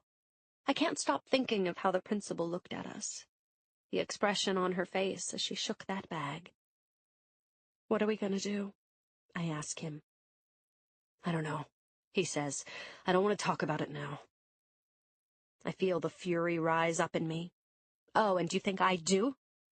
He shrugs and goes back to his book. Damn it, Ned, this is important. What do you think is going on? He doesn't answer. I mean, do you think there's any chance that she... No, he says. He slams the book shut and turns to face me. Jesus, Laura, she's practically a baby. No way she would have those pills in her backpack. Hell, the kid can barely swallow a Tylenol. No way she's taking drugs behind our back. Well, then how come... Forget about it, he says. He goes back to his reading. Book open. Case closed. Forget about it? Does he really think I can do that? Okay, then what do you want to talk about? I ask. The weather? The situation in Iraq? Game of Thrones? If my life were a movie, a little animated red devil character would jump onto my shoulder at this point and whisper in my ear. Go ahead. Tell him about Hamilton. Tell him about Vince. Tell him everything. But of course, I don't. I do have one piece of good news, he says. That guy Vince came by my office this week. Wait, did I say my life was a movie? Wrong. Minute by minute, it's turning into an episode of The Twilight Zone. What did he want? I ask. I can barely get the words out. What I really want to ask is, did he mention me? Did he tell you how we hugged? Did he tell you we held hands in a theater? Or how he kissed me goodbye? He asked if I'd be willing to take him on as a client, you know. Handle some of his money. And you said? Sure, why not? A commission's a commission, so we're going to get together again next week and talk strategy. I need to find out his level of risk tolerance. When was this? I ask. Wednesday. This past Wednesday? The day Vince poured his heart out to me? The day the two of us went into the city? Yes, he says. Fear, anxiety, and adrenaline are racing through my body. There's just one thing I can do to distract myself. Start my Lamaze breathing. Of course, it doesn't help me any more now than it did during childbirth. Ned may be lying about this, I think. Or is he? Did Vince stop by before he picked me up? Can't ask Ned too many questions, he'll wonder why I'm asking. Maybe Ned is wrong about the day, but if he isn't, why didn't Vince tell me what he had done? He sends me 10, 12 texts a day. Why didn't he mention this in any of them? One of them is lying to me. Maybe both of them are. Memo to self. It's too bad you didn't pursue your acting career. Look how you're able to maintain a straight face when inside your entire life is falling apart. Ned goes back to his book and reads a few more passages. He yawns. Soon he turns out his light. He's asleep in a matter of minutes. Me? I know I'm going to be tossing and turning for hours. Chapter 24. Why on earth did I agree to this? I know why. I thought it might clear my head to get away for a day. Besides, it sounded lovely on paper, a bus ride into the city, an afternoon on the water, a picnic lunch at the Statue of Liberty. Of course, I forgot about the downside. I would be chaperoning 10 noisy, rambunctious second-graders on a class trip, a group that doesn't even include my own kids. A bunch of kids who delight in being annoying and obnoxious from the time we board the bus at school all the way down to Battery Park. I brought a Vogue and a Vanity Fair to read on the bus. That's a laugh. I spend the entire ride breaking up fights, making sure Dylan doesn't pick his nose, or if he does, not to wipe it on Sophie, getting vomit bags ready for Lacey, who gets carsick. If I think a ride on the ferry will quiet them down, I am wrong. The water is rough. On the ride over, both Lacey and Tyler need vomit bags. Like an overtaxed mother hen, I get dizzy trying to keep an eye on my 10 charges. They scatter between the benches and the rails. It's my job to make sure no one falls overboard. And then I see the guy in the black suit. He is sitting a few rows in front of me. A young man, mid-30s, dressed like an undertaker. Black shoes, white shirt, black tie. He is wearing dark sunglasses and reading a newspaper. The only person on the entire ferry who's completely alone. Every so often out of the corner of my eye I see him move the paper to the side and look at me. The one time our eyes meet, he quickly turns away. Call me crazy, but I could swear the guy is watching us. Watching me. An admirer? A stalker? A pervert? This is New York. He could be all three. He is good-looking, if a bit bland. Certainly 10 years younger than I am, so it's flattering, but odd. Once the ferry docks at Liberty Island, he disappears in the crowd. I help my group of kids off the boat and stand guard as they make bathroom visits. Mrs. Bolton, the teacher, announces that tickets to the top of the torch have been sold out for months. So we're only climbing as high as the pedestal. This meets with a lot of groans, but I'm delighted. I'm carrying all their lunches. 2 shopping bags filled with sandwiches, juice boxes, chips, and fruit to lug up all the stairs. When the photo taking is finished, a few New York Harbor shots, and several hundred selfies, we head back down for lunch. Mrs. Bolton and I sit at a picnic table to eat. The kids prefer eating on the grass. Then they line up for the final leg of our historical journey, a visit to the gift shop. But as the kids make a beeline to all the Statue of Liberty green foam crowns, the rubber souvenir bracelets, and the I Heart Lady Liberty t-shirts, I see him again, my man in black, just standing there. It's as if he's been waiting for me to show up. Who is he? What does he want? Nothing to be afraid of, I tell myself. There are hundreds of people milling around. This is a public place. Unless he's a sniper. Or a hitman. Or a terrorist. Come on, Laura, get a grip. We board the ferry back. I look around and breathe a sigh of relief. My stalker is nowhere in sight. It's rush hour, so the bus ride back takes forever. Some of the kids start to doze off. The rest are tired, hot, and cranky. By the time we pull into the school parking lot, I'm feeling that way too. And then I see him again. In the school parking lot. Same man, same suit, same sunglasses. Only this time, he's sitting in a parked Subaru in front of the school. Okay, now I'm really scared. Who is he? What's he doing in front of an elementary school at 6 p.m.? And what do I do if he follows me home? I don't give him a chance. Once the last kid is off the bus, I run into the school. I'm looking for someone who will come with me, so I don't have to walk out alone. I'm in luck. Mr. O'Brien, the gym teacher, is still there. He's over 6 feet tall and a weightlifter. If anyone can protect me, he's the one.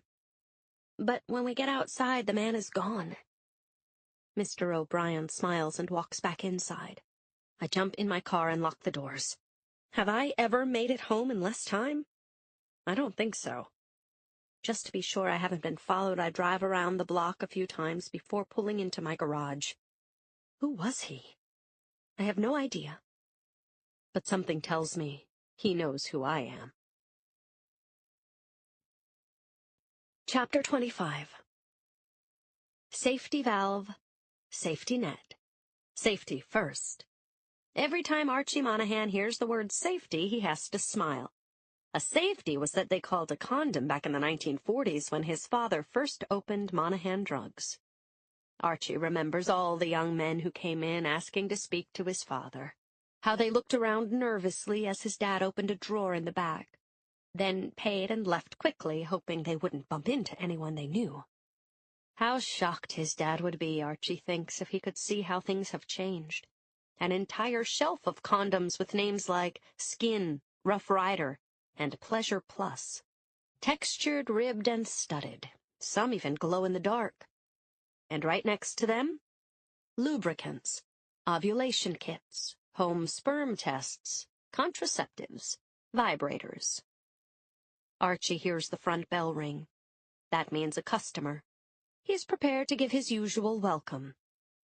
When he sees who it is, he frowns.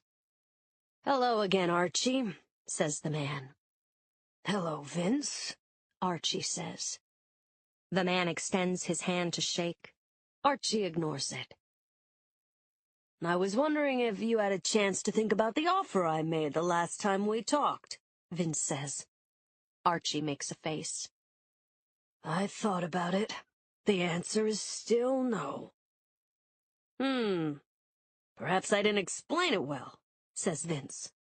What I'm promising is... I know what you're promising, Archie says, and I don't want any part of it. Vince shrugs and wanders around the store.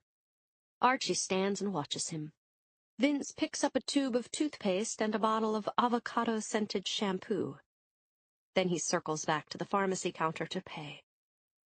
You see, the thing is, I would understand your reluctance under ordinary circumstances, Vince says to him. Except as of last month, your circumstances are anything but ordinary, am I right? Stunned, Archie looks at him for a moment. Then he turns away. Sorry to hear about your boy, Vince says solemnly. Damn shame after all those commendation medals. A real hero he was, too. Where did it happen?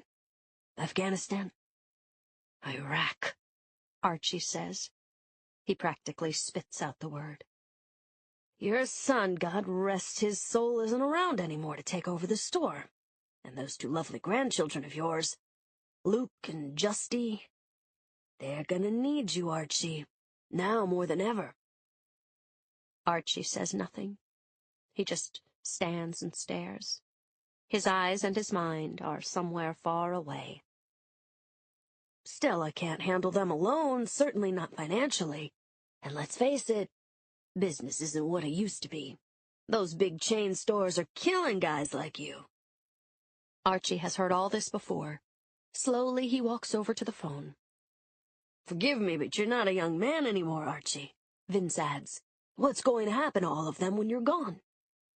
I want you out of here, Archie says quietly. I'm gonna count to 3. If you're not out, I'm calling the police. And tell them what? Vince laughs. That a man came in and offered you a deal that'll put you on Easy Street, so you and Millie can travel, buy things for the grandkids, save for their college. Go ahead, Archie. Call them, and put the phone on speaker so I can hear them laugh. Vince takes a step toward him. Is he going to hit me? Archie wonders. No, he thinks. People like Vince don't do that. They kill you with words, not fists.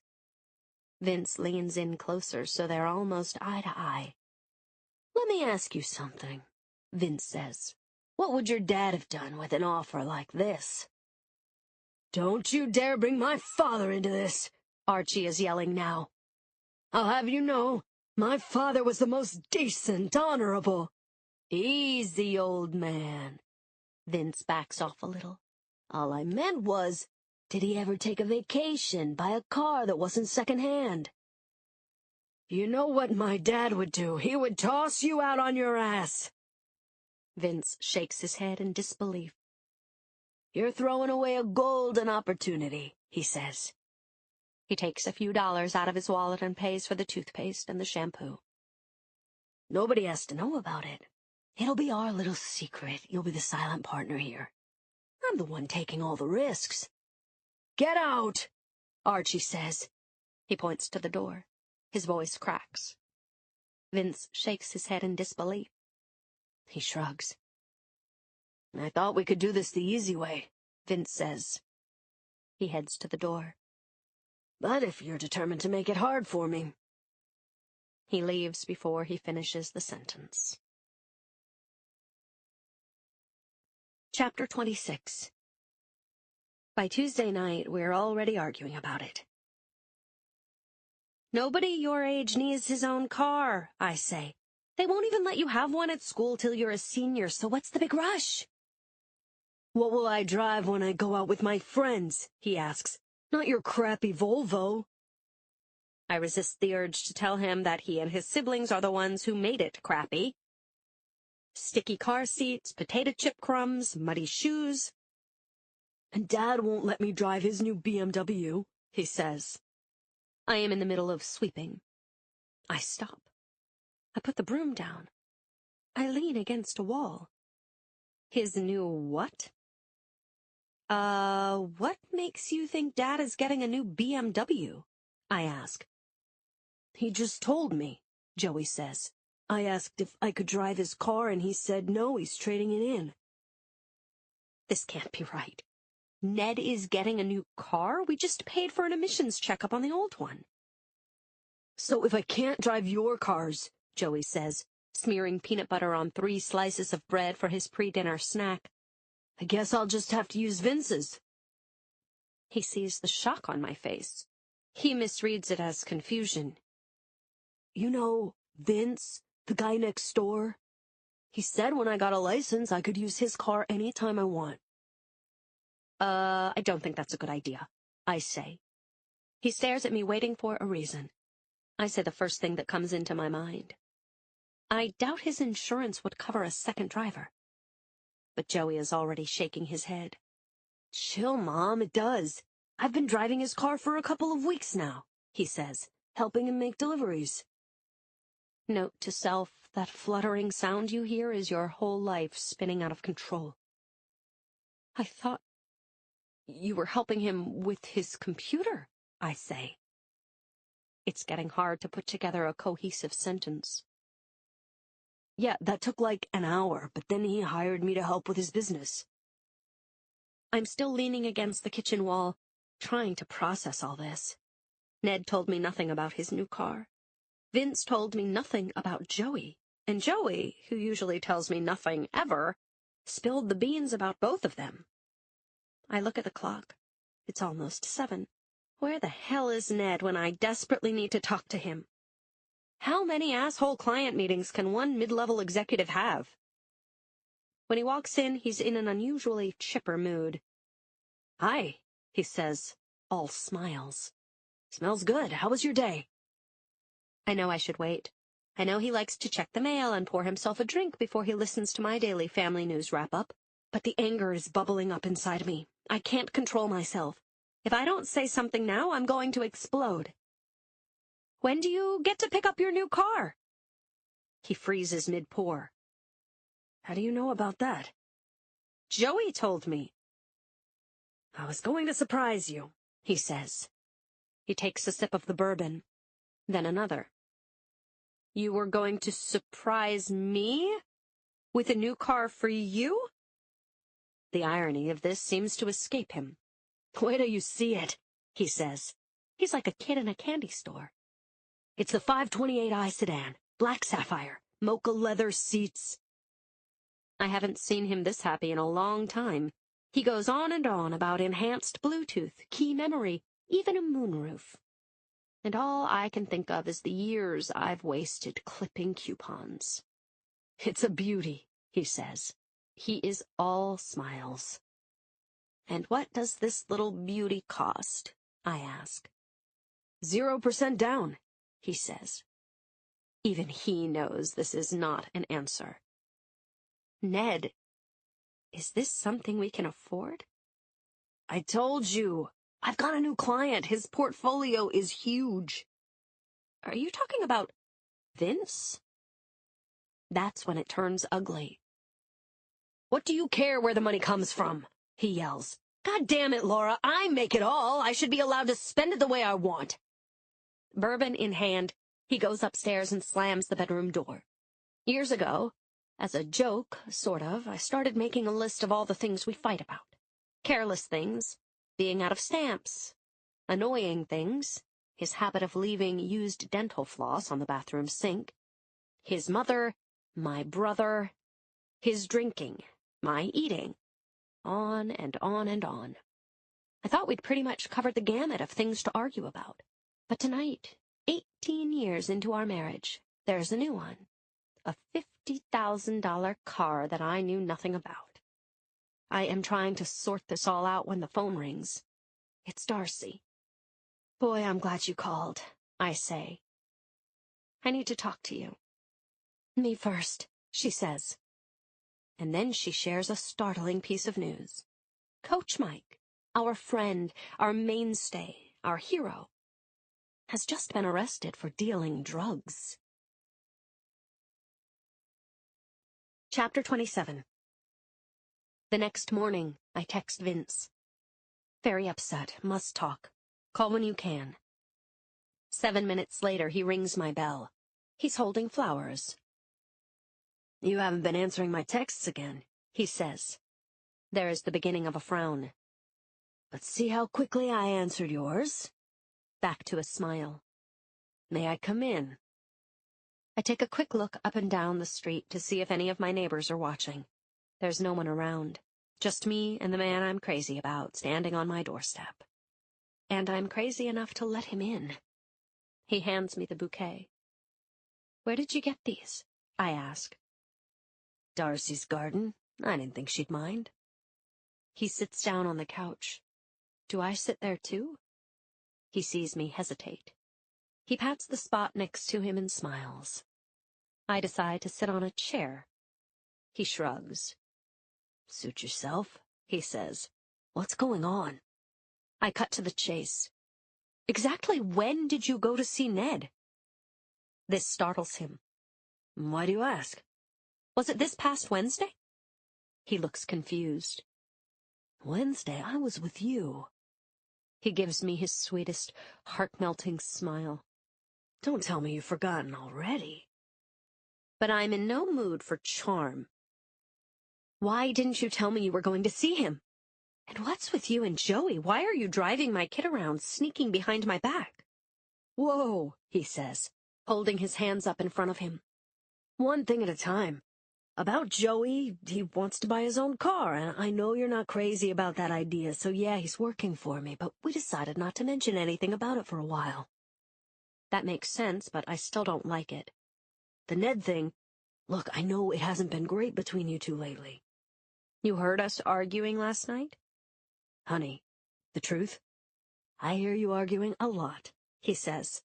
I thought I could maybe do something to help, and I didn't tell you because I wanted to surprise you. Why the hell does everyone want to surprise me? Besides, he said, I thought it was Ned's place to say something, not mine. Good answer, smooth answer. The guy should run for office. He's totally unflappable. I just thought if I threw a little money his way, things might get easier for the two of you. Okay, now I'm angry. I get up quickly, holding the flowers. Laura, wait. I need to put these in water, I say. I hurry to the kitchen to get a vase. Is that what this is all about? I'm some sort of charity case? Get back here, he calls out to me. And when I don't, he comes into the kitchen. I reach up to a shelf for a vase. He grabs my shoulders and turns me around to face him. Listen, he says. No, you listen, I say. You hijacked my family. I don't understand what's going on. Joey is even more distant. Ned has begun lying to me for the first time ever. I can't deal with any of this. I start to pull away. I hesitate. What? He asks. Tell me. Anything. I want my life to go back to the way it was before I met you. Suddenly, I see fear in his eyes. You don't mean that, he says. Please don't say that. Don't do this to me. And then he does something he's never done before. He pulls me toward him and kisses me on the lips, slowly. I whimper quietly. Or is that him? I'm not sure. I open my eyes. His eyes are still closed. Laura, he says gently. I've waited forever to do that. Great. Now on the list of Vince's positive attributes, I can add one more. Mind reader. He takes my hand and leads me back to the living room. My heart is beating so fast I'm having trouble breathing. I'm scared because I don't know if I can trust him. No, that's just part of it. I'm scared because I've never been kissed like that by anybody, ever. Not in my whole life. A million thoughts are colliding in my brain, each more thrilling and terrifying than the next, and all of them are variations on the same theme. Now what? Alone in my house with nowhere to be till 2:30, I think. It sounds like the title of a country song. And as he pulls me down to the couch, I think of another one. I want him out of my life, but I can't stop kissing him. His fingers cut my face, stroke my neck. Then he gets more adventurous. His hand wanders down and fondles my breasts, and I let him. I think I am going to die of desire. We sit there for a while, making out. Do they still use that expression? Like teenagers. "Please, don't go away," he whispers. He's practically pleading. "You're the best thing that ever happened to me." "You should get out more," I say, trying to make him laugh. It doesn't work. "Since I met you, I've felt more alive than I have in years," he says. "But if I'm hurting your marriage or causing you pain—" "No," I say. Who am I kidding? He's the kindest, gentlest, loneliest man I ever met. I could never give him up, not now. His hand moves to my thigh, but I swat it away. Yes, I'm firing on all cylinders, and if my heart and my hormones had their way, I would give myself to him in an instant. Except, I can't. Not yet. Not until... Until what? I don't know. Something is stopping me. There are so many things I want to ask him. Why did his wife leave? Why, with all his money, is he renting such an old, run-down place?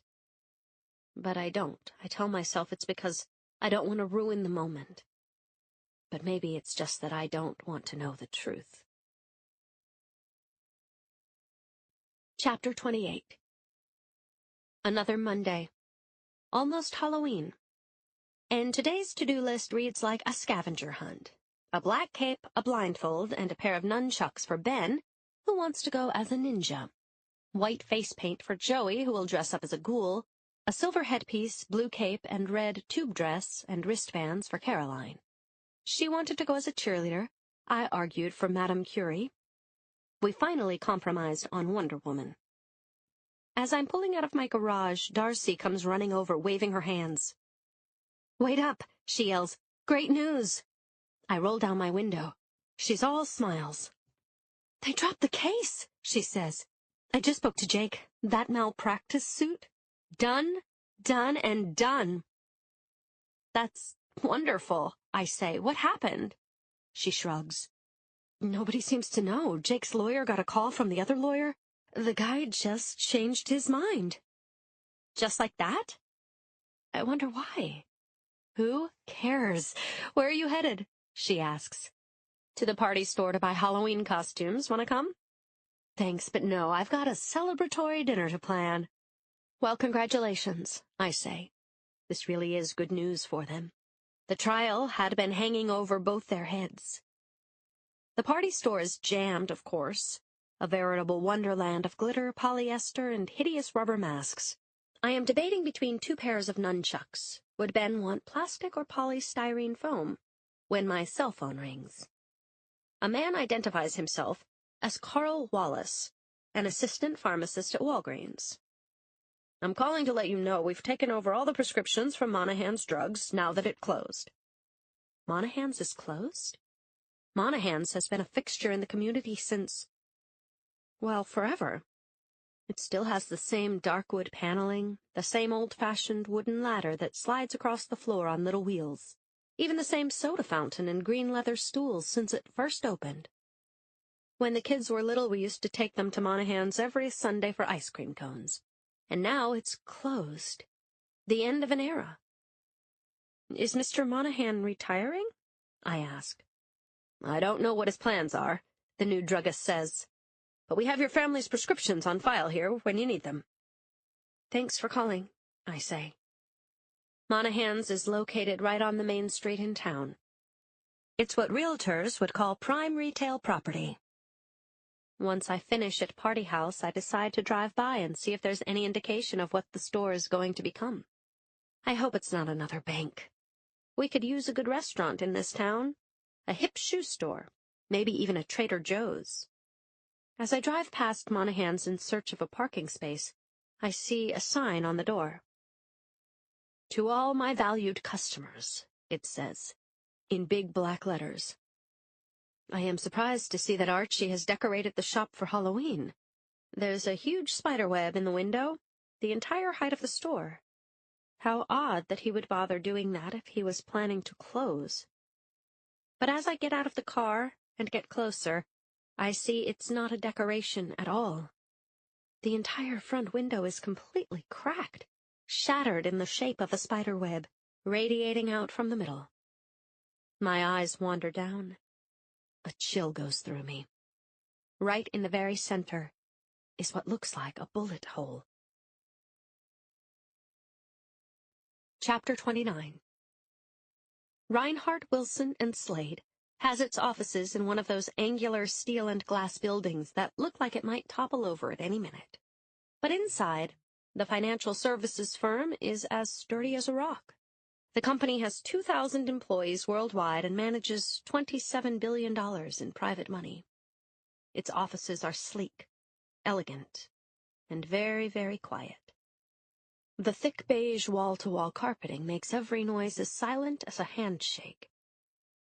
Alice, the seventh-floor receptionist, makes a point to remember every name and face she comes in contact with. But today there's a new one. "Welcome to RWS. How may I help you?" she asks. "My name is Parker Paulson," the man says. "I'm here to see Ned Sherman." "Do you have an appointment?" Alice asks. "No," he says, "but I don't want to impose on your good graces if you could just point me in the direction of his office." "I'm afraid I can't do that, sir," she says. "We have strict rules about unescorted visitors." "See, the thing is, I'm an old fraternity buddy. Ned and I haven't seen each other in, gosh, must be 20 years. I'm just in town for the day, and I wanted to surprise him." Alice frowns. Cold calling is against company policy, but this man looks, well, like a potential client. Nicely dressed, Oxford button-down shirt, Brooks Brothers tie and jacket. She's waffling. "Take a look at this," he says.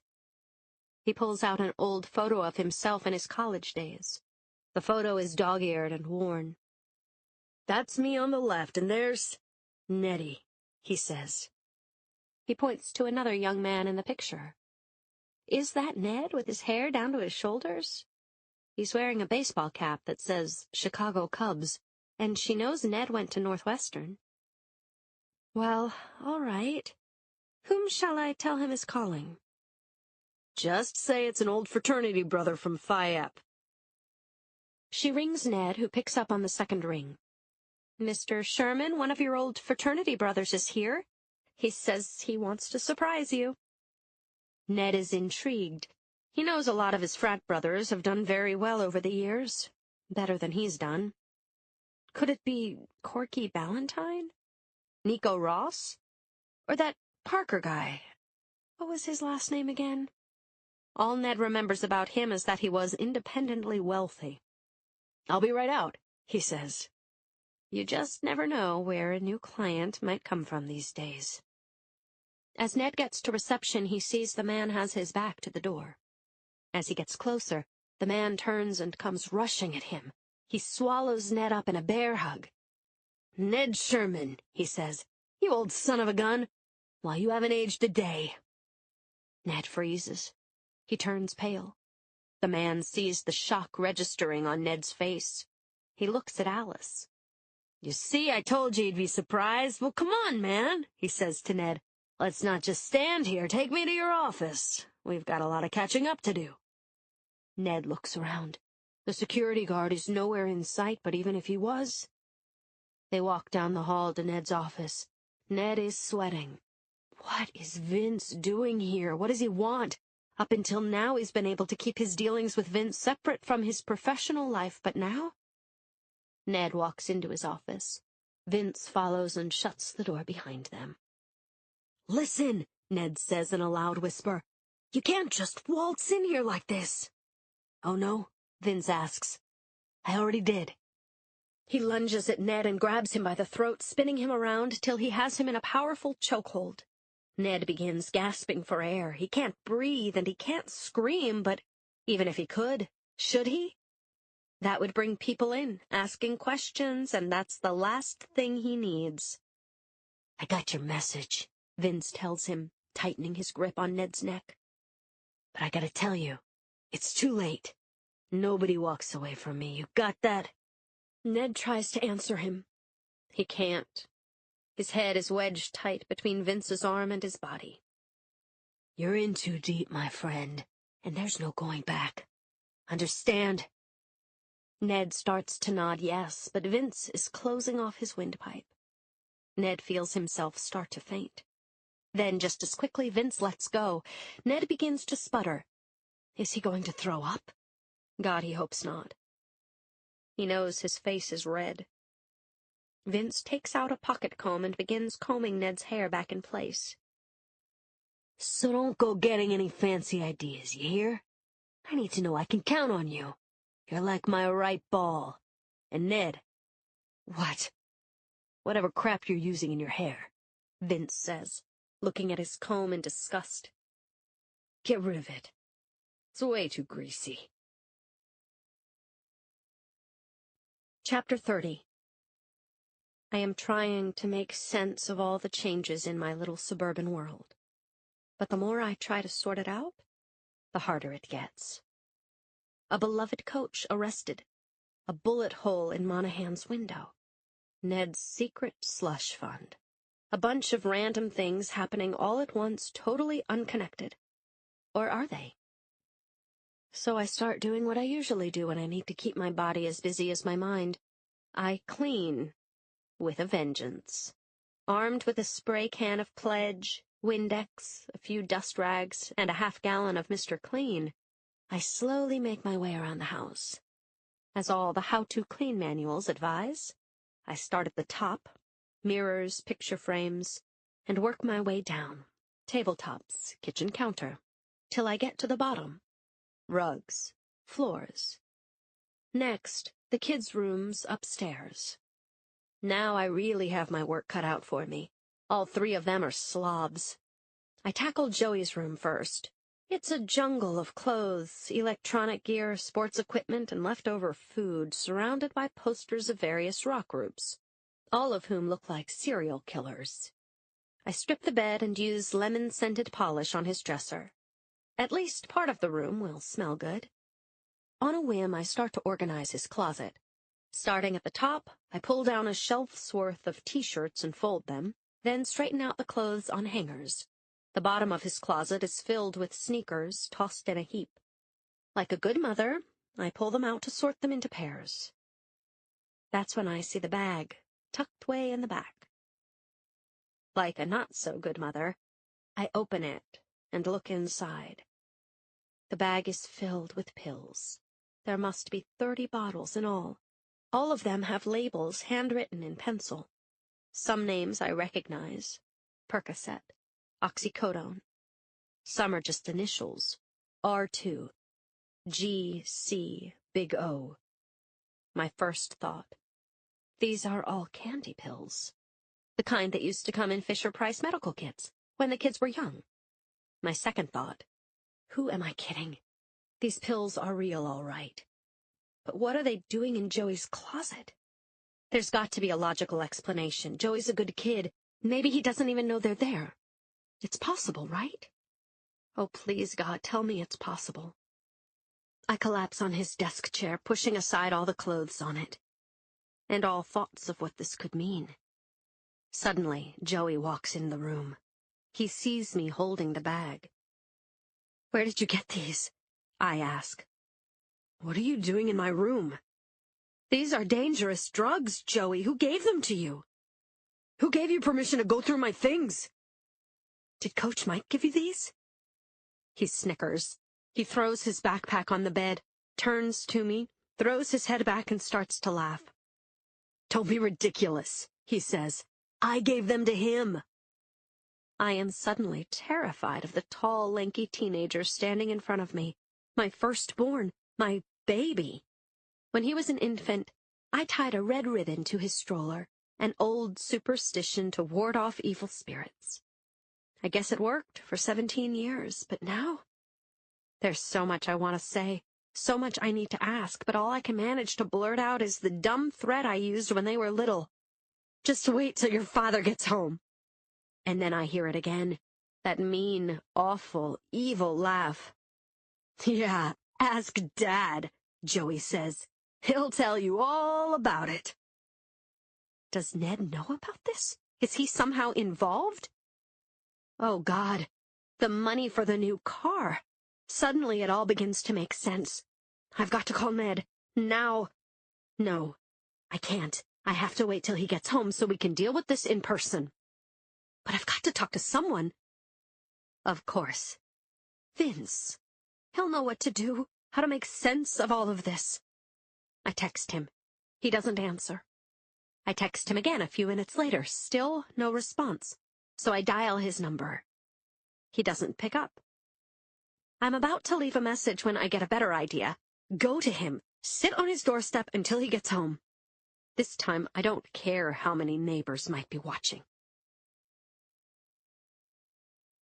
Chapter 31. I run to Vince's house and ring the bell. Nobody answers. Maybe he's in the back, I think. Or in his garden. Not gardening, of course. Pulling up weeds? Well, it's possible. I go to the back. He's not there either, and I can't tell if his car is in the garage. I peer in his windows to see if I can spot him. No luck. I even yell his name. Nothing. I'm desperate. I've got to talk to someone, so I cut across Vince's backyard to Darcy's. Just as I'm about to ring her bell, I see a caravan of police cars heading my way. Oh, God. They're coming to arrest Joey. But as I run back home, I see the cars have stopped in front of Darcy's house. Good, I think. They got the address wrong. This will buy Joey and me a little time to figure out what to do next. And what should we do? Do I help him escape?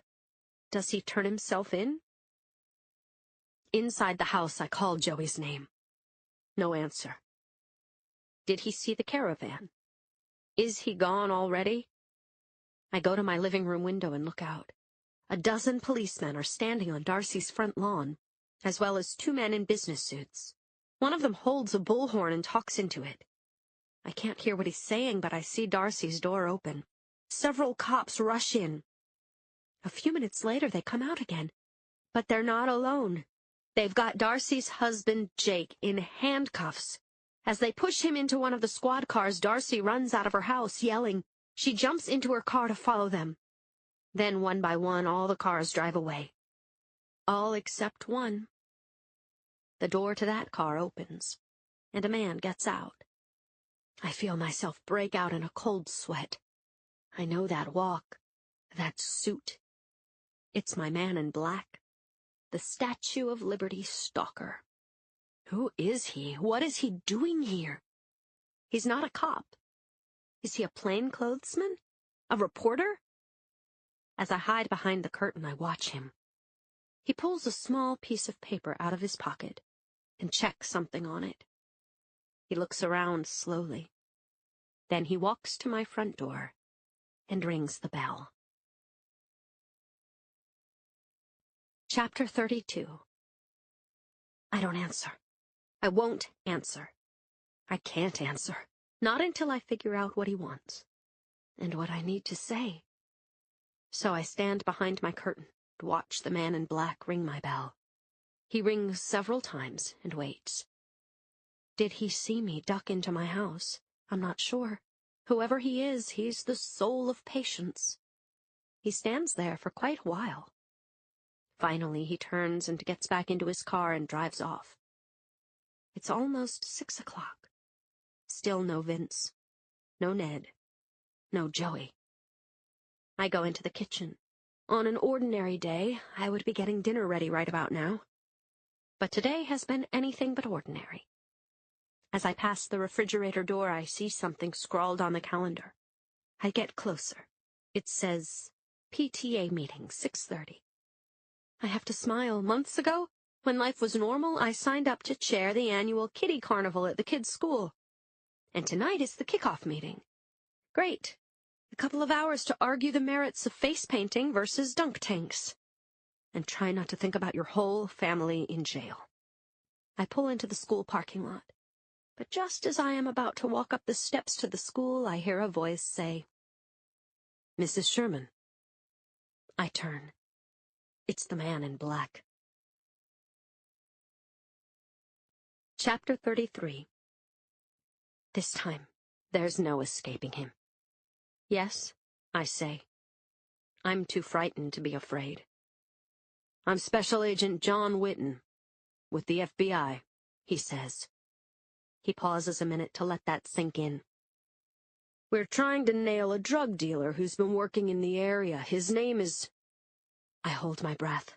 Oh, please, God, don't let him say Joey Sherman. Or Ned Sherman. Nick Milligan. I laugh. Did he see how terrified I was? Did he read anything in my eyes? Sorry, I say. Can't help you. I don't know anybody by that name. I knew this whole thing was a mistake. My husband, my son, involved in something sinister? What was I thinking? The feds are going after somebody named Nick Milligan, a total stranger. He goes by other names as well, Witten is saying now. He takes a small pad out of his pocket and begins to read. Bert Pauley, Dennis Barton, Lou Corley. I shake my head to all of them. Here's a picture of him, he says. He pulls out a mugshot of a nice-looking man in his 40s. Front view. Profile. No. Can't be. This is clearly a picture of... Vincent Selko, he says.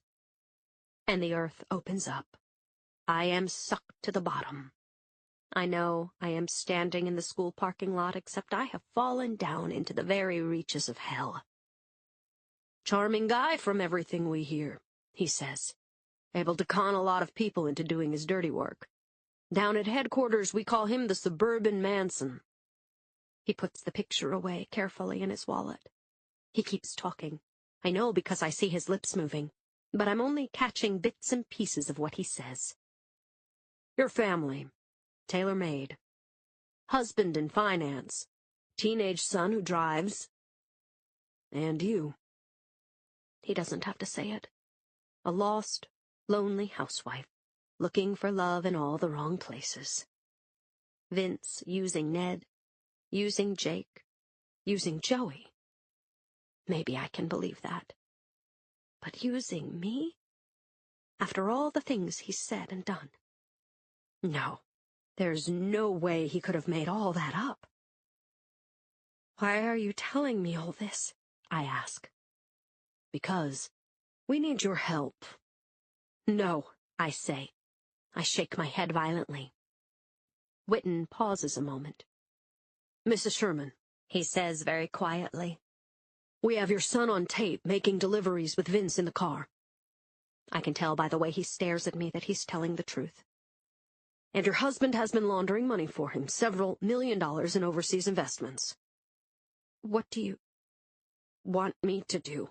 I ask. We want you to wear a wire. I can't do that, I say. He thinks it's because I'm frightened or in denial. But that's only part of it. If I'm wearing a wire, Vince will feel it when he hugs me. Well, here's the thing, Witten says carefully. If you work with us, that'll go a long way toward helping your son and your husband. They're looking at jail time. Serious jail time. But if you agree to help us reel this guy in, what you're asking me to... This is just to... I can't. I need to talk to... Think about... I say. It's more of a sputter than a sentence. Of course, Witten says. This is all too much for me. I want to sit down, but there is no place to sit. Instead, I lean against a car and put my head in my hands. I start to sob.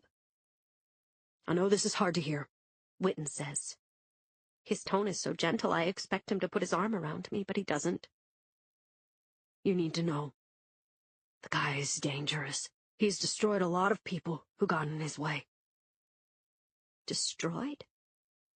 Does he mean blackmailed? Killed? Or just broke their hearts? And he may know we're on to him. What do? I ask. You'll hear from us. Meanwhile, just stay away from him, he says as he heads back to his car. Then he adds, as if he knew the truth. If you can. Chapter 34. The Kitty Carnival meeting. The other mothers look up as I enter. They stare. I must look even worse than I feel. I stumble through some lame excuses, a sudden emergency, a sick kid at home, my mother is ill. I'm babbling. Do they believe me? Who cares? Then I run out. I dial Ned's office. I get his answering machine and leave a message. Come home, urgent. I leave the same message on his cell as an email and as a text. Where the hell is he? I call his secretary's cell, since it's after hours. She gives me a number where Ned can be reached. It seems familiar, but my brain is racing too fast to stop and sort it out. I dial it, and I hear a voice message. You've reached the office of Dr. Maggie Trelevin? Say what? Ned is in a session with Maggie? Ned, who hates therapy and was only going because I insisted? Or, wait, maybe it's a whole other scenario. Is he seeing her behind my back? Are they having an affair? No, impossible. But even if it's true, no time to deal with it now. Somehow I am able to drive back home.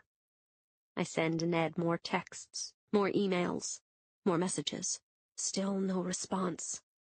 All I can do now is wait. And wait. The clock is ticking.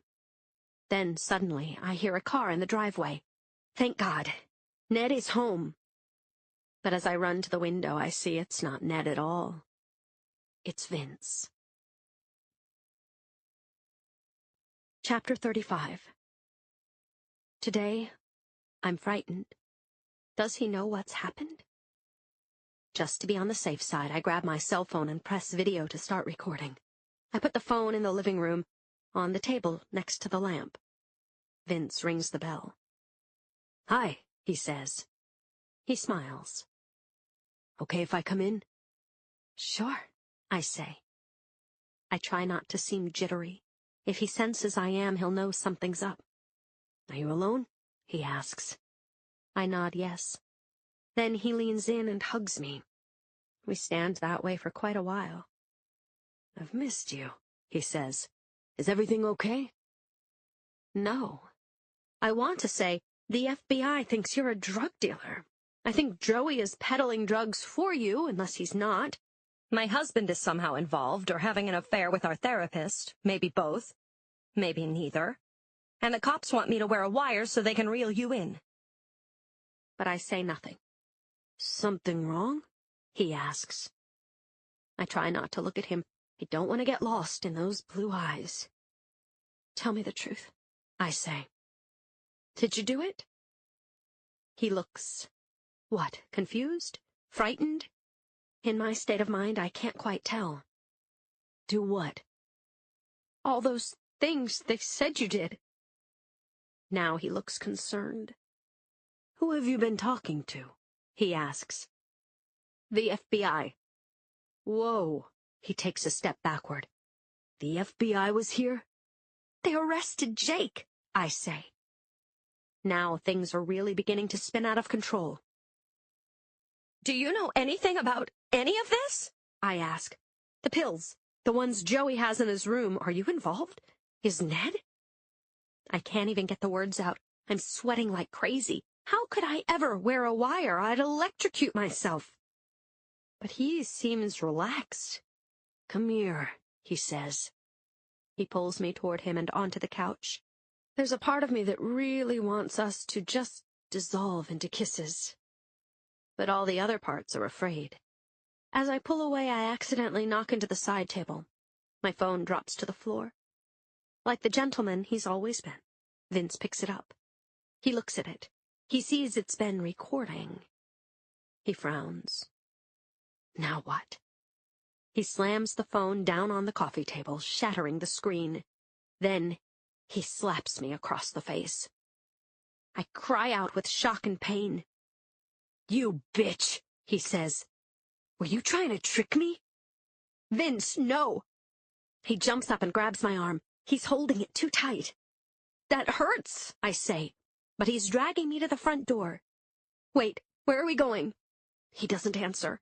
I try to pull away, but he's way stronger than I am. I scream. "Shut up," he says. He slaps me again. On the way out the door, I stumble. I trip on the pavement, scraping my knees. They start to bleed. But Vince is in a hurry. He picks me up by the hair and drags me toward his car. I'm trying to kick him and pull him away, but he grabs my other arm and twists it behind me. He opens his car door and starts to push me inside. Suddenly, there's a loud horn. It startles him. He lets go of me and I run in the direction of the horn. It's Ned. He's seen what is happening and drives up over our lawn. Frazzled, out of breath, I open the door and jump in. "Drive," I say to Ned, because there's no time to say anything else.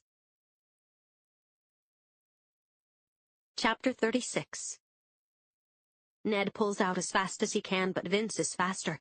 He gets in his car and zooms toward us. I feel a jolt and hear a sickening crunch. Vince has slammed his car into our rear bumper. Even worse, he's backing up slowly. He's going to do it again. "Drive, drive!" I scream as if our lives depended on it. Because right now, they do. Vince isn't just trying to slow us down or even stop us. Somehow, he's turned into a madman and he's trying to kill us. There's so much to ask Ned, so much to tell him, but for now, we just need to get as far away from Vince as possible. Ned floors the pedal. Our car screeches down our quiet suburban street. My heart is racing. I look back.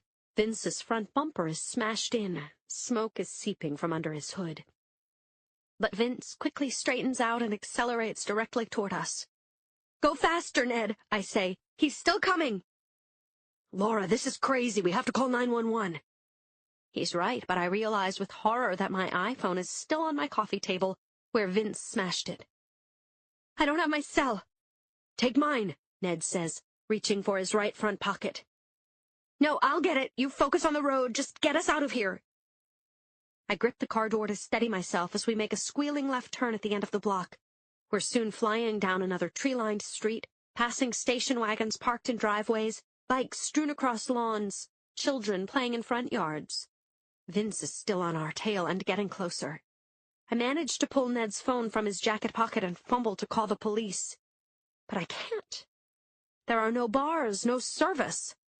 "Look out!"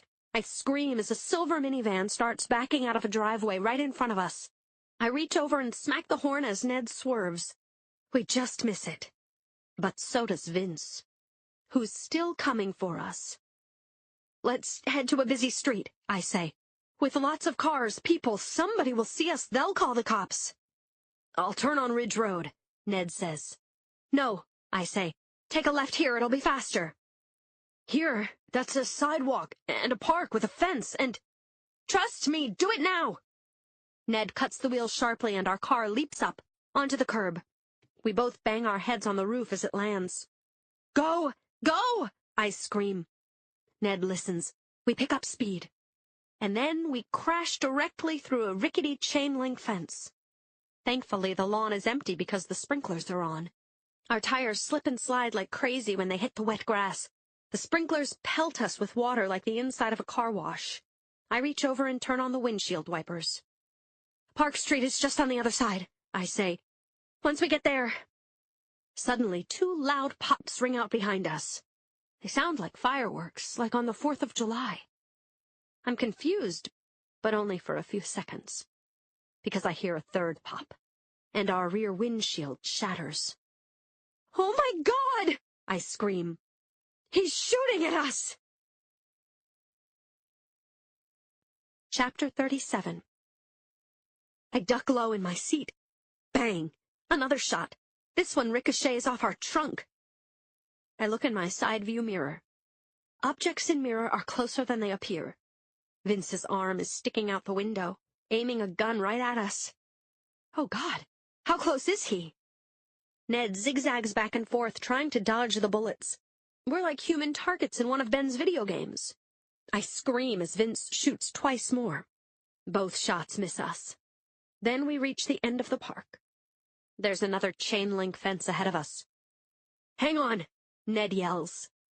We crash through it and take a sharp right onto busy Park Street. Cars honk and veer out of our way. Bang! Another shot hits us, this one on the side somewhere. Ned swerves across both lanes to avoid the next one, and into oncoming traffic. This is crazy. I've been stopped on this street for a dangling license plate. Where are the traffic cops now when we need them? We smash into someone's mailbox. It goes flying, sending letters fluttering through the air like snow. Just keep going, I plead. We have to lose him. We have to. And then, suddenly, I hear it. Ah!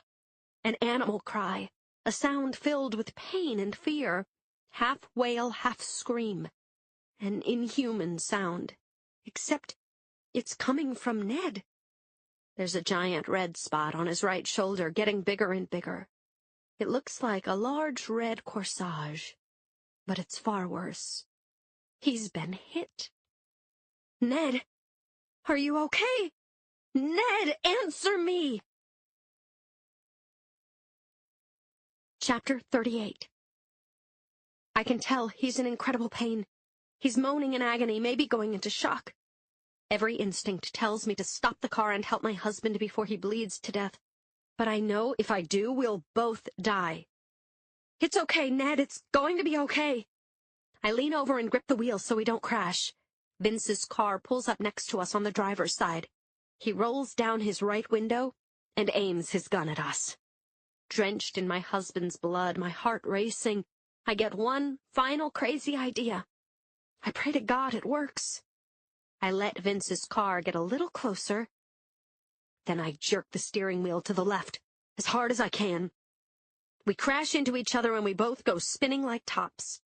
I hear metal crunching, tires squealing, glass shattering. Ned and I are tossed around until finally our car comes to a stop. I feel dizzy and dazed.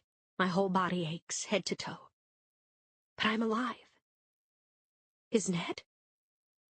I reach over and take my husband's bloody hand. I give it a squeeze. A few seconds go by, the longest in my life. Then, weakly, Ned squeezes back. Thank God. I hear police sirens in the distance. I look out through my shattered window.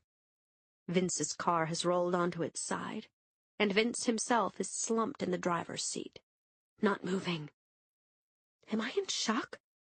I must be. Because I am about to do something crazy.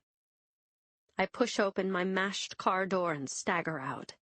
Slowly, I start walking toward Vince, because there is something I need to ask him. Chapter 39. A half-hour later, Ned is on a gurney. He is connected to tubes with a mask over his face. Heavy bandages are wrapped around his shoulder. He is still bleeding, slipping in and out of consciousness, but alive. I am on a gurney as well, lying quietly, a little woozy. They have given me a shot of something to stop the pain in my arm. My injuries are not life-threatening, they say. So for the moment, all the available EMTs are surrounding Vince's Honda. It barely resembles a car at this point. They have been using a crowbar and a blowtorch to crack it open and get him out. I hear voices, noises, the whir of machines. Vince is hanging upside down in his seat, still unconscious, the way he was when I first wandered over.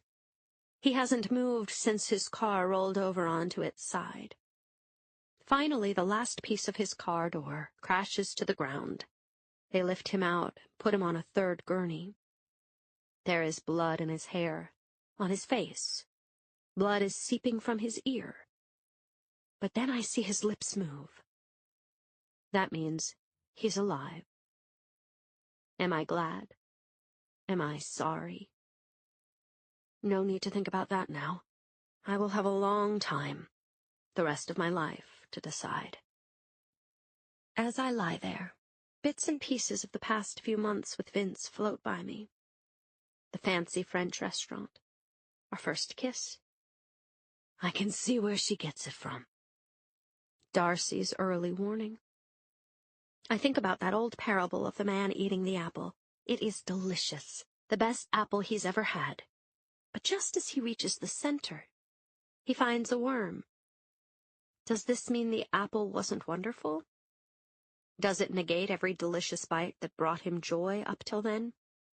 My family life is shattered. The two men I cared most about in the world lie broken and bleeding. My life with Vince in it tasted wonderful. But there is something I still need to ask him, something I need to know before I can ever move on. Chapter 40. Agent Whitten was right. The surveillance tapes clearly showed Joey delivering drugs. So he agreed to testify against Vince. As a minor with a clean record and no priors, Joey was given 6 months probation and was required to do community service for a year. The good news, he seemed to enjoy it. I wouldn't be surprised if he winds up being a social worker someday. Well, maybe. Jake never wrote fake prescriptions. He gave Vince blank pads, so his sentence was reduced to a misdemeanor. He lost his license for 3 years, and there's no guarantee the hospital will take him back. Darcy hasn't talked to me for quite a while. She still blames me for everything that happened with Vince. We're trying to ease our way back into some semblance of a friendship, but it will take time. Vinny was sent to live with his mother. It turns out Vince had abducted the boy on one of his alternate custody weekends. The heartbroken mother had been searching for him all that time. Ned was tried and convicted of laundering the proceeds from controlled substances, a Class B felony. He got 2 years in prison, plus a huge fine that wiped out most of our Roth IRA. Vince's old house, the house next door, was sold to a young venture capital couple who tore it down and are building a McMansion. I would be pleased by this, and what it does to real estate values, except I don't live there anymore. Once Ned was indicted, he lost his job at Reinhardt. We sold the house soon after. No regrets there. Well, maybe one. I would have wanted to move back into the city, but I promised the kids we'd stay in the suburbs till they all finished high school. I figure I owe them that. Will I ever get over the guilt I feel, bringing Vince into our lives? I'm not sure.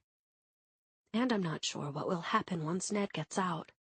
It's clear to me now that our marriage had problems long before Vince entered the scene. Ned says he's willing to work on it. But I don't know if there's anything left anymore. It's like that line from The Gambler. You gotta know when to hold 'em, know when to fold 'em. So, that kind of brings you up to speed on everybody involved. Oh, except for Vince. Epilogue. From the outside, the McDougal-Walker Correctional Institution could pass for a Holiday Inn. But once you push your way through the heavy glass doors and walk through a metal detector, you know it isn't. I put my pocketbook through an X-ray machine and submit to a serious body frisk. Then I fill out a bunch of papers, sign the visitor's log, and am sent to a waiting room. Along with many other visitors, family members, friends, clergymen, and attorneys, I wait. Then I see him. He is dressed in the classic orange jumpsuit, escorted by a prison guard who looks as if he doesn't know how to smile. I am seated at a wooden table. Vince sits down on the other side. He doesn't seem surprised to see me. "They told me I had a visitor," he says. "I knew it would be you." "How's it going?" I ask. I remember what I had read in the local papers. In law and order terms, they threw the book at him. Forgery, blackmail, intimidation, trafficking, possession of controlled substances with intent to sell, child abduction, attempted manslaughter. I think of the lovely afternoon he and I had on that park bench 1,000,000 years ago. He won't be seeing one of those anytime soon. Vince looks older, tired, but as appealing as ever. That boyish lock of hair that kept falling into his eyes is gone, shaved away in a prison buzz cut. But he still has the same smile. Here I am, seated across from the man who almost destroyed me and my family, Yet hard as I try, I can't hate him. We make small talk. The food there, his cell, what Joey is up to. And then I ask him the one question that's been burning in my brain. Did you ever care for me at all? Or was I just part of the plan? He throws his head back and laughs. My God, he says, all you women are the same. All you women? A guy says a couple of nice things to a broad and she's ready to follow him anywhere. You gotta learn to toughen up, Laura, or else the next guy who comes along. But I don't let him finish. Guard, I call out. The guard comes over as I get up to leave. Laura, wait, Vince calls out. But I'm already out the door. The visit lasted 6 minutes. Just long enough to learn what a fool I've been these last several months. And now, these days with Ned not there, I have a lot more time for myself. Time to figure out what makes me happy. Maggie will be a help with that. And no, she and Ned weren't having an affair. He needed to come clean to someone. She was the perfect choice. I joined a support group. That should help, too. Maybe I'll go back to acting, like I always wanted. Or maybe I'll write a play about everything that happened. I think it would make a hell of a story. The Killer's Wife, James Patterson, with Max DeLallo. Prologue. Detective Andrew McGrath stands in front of his open liquor cabinet, shaking. Inside are just a few old bottles, most of them covered with a fine layer of dust. McGrath may have his share of vices, but booze has never been one of them. Tonight, however, he's desperate to have a drink. Partly it's to settle his nerves, but also because it's tradition. When McGrath first traded his patrolman's badge for a detective shield nearly 11 years ago, his colleagues at the San Luis Obispo Police Department all pitched in to buy him a nice bottle of scotch. A very nice bottle of scotch. A Macallan 25-year-old sherry oak, which retails for about $1,000. The catch? He was only ever allowed to drink it after he'd solved a murder. Since then, McGrath has popped it open roughly once or twice a year. San Luis Obispo, a scenic town of about 45,000, tucked along California's hilly central coast, rarely sees serious crimes.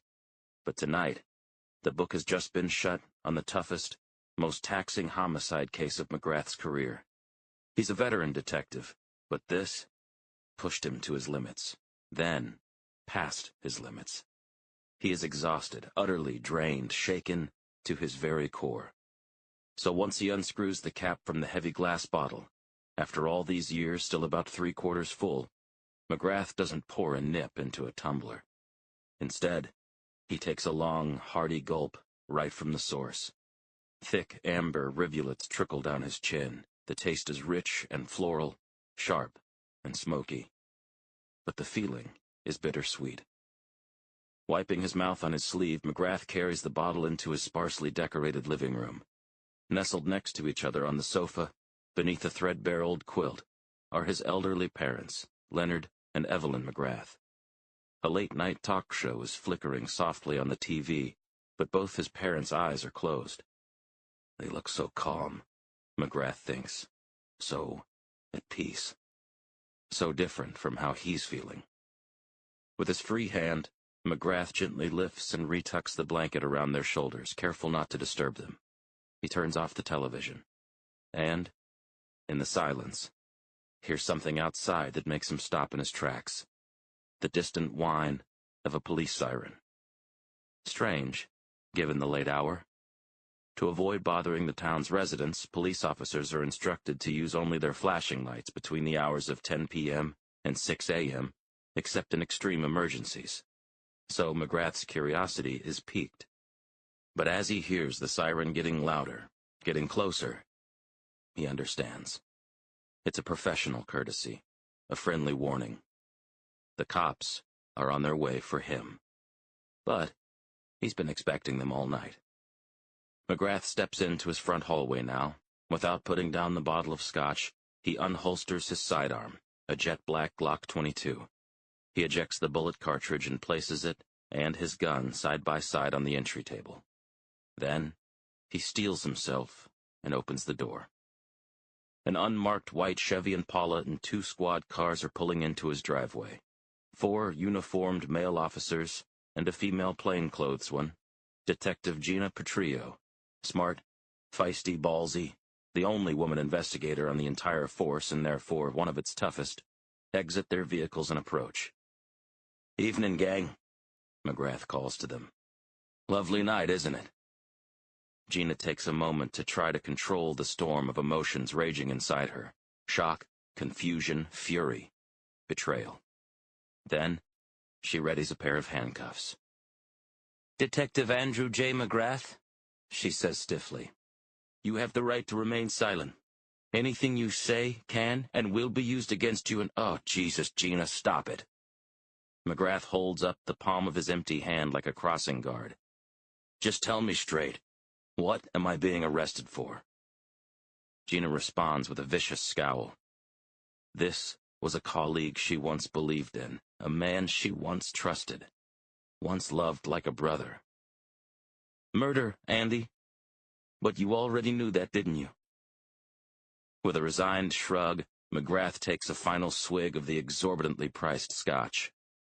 "Actually," he replies, "it's worse than that." Without warning, he hurls the glass bottle to the ground, letting it shatter on his concrete front steps. Gina and the officers leap back, startled, but McGrath stays still as a statue. "Much worse. Come on inside." Chapter 1. 6 weeks earlier. "Know the thing I love most about this job?" asks Gina. She's in the passenger seat to my right, rummaging through the plastic bag at her feet, which earlier held our grease-soaked KFC drive-through dinner.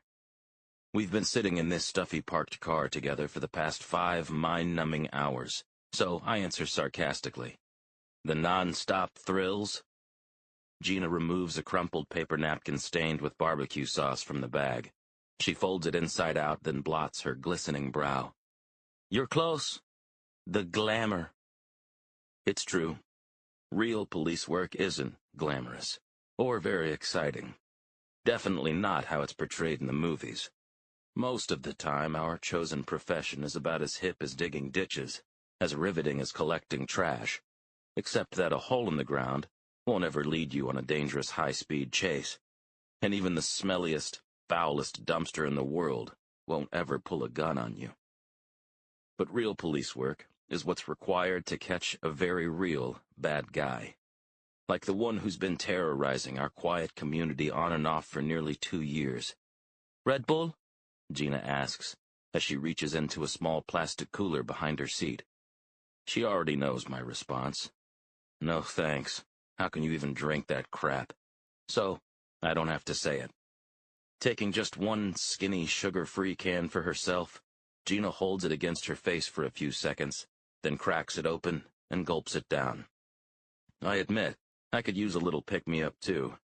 After tailing and staking out our current person of interest for 19 days straight, no breaks, no days off, I'm definitely feeling worse for the wear. I can only imagine how Gina's holding up, my loyal partner of almost 7 years, and my best friend for decades.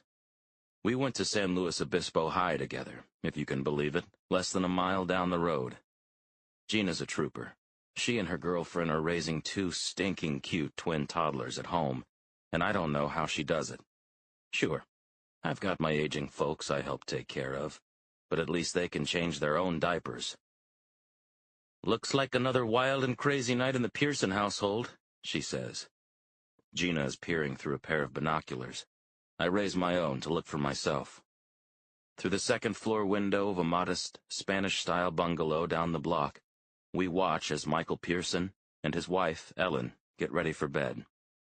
They change into almost matching pajamas. They brush their teeth side by side at the bathroom sink in chilly silence.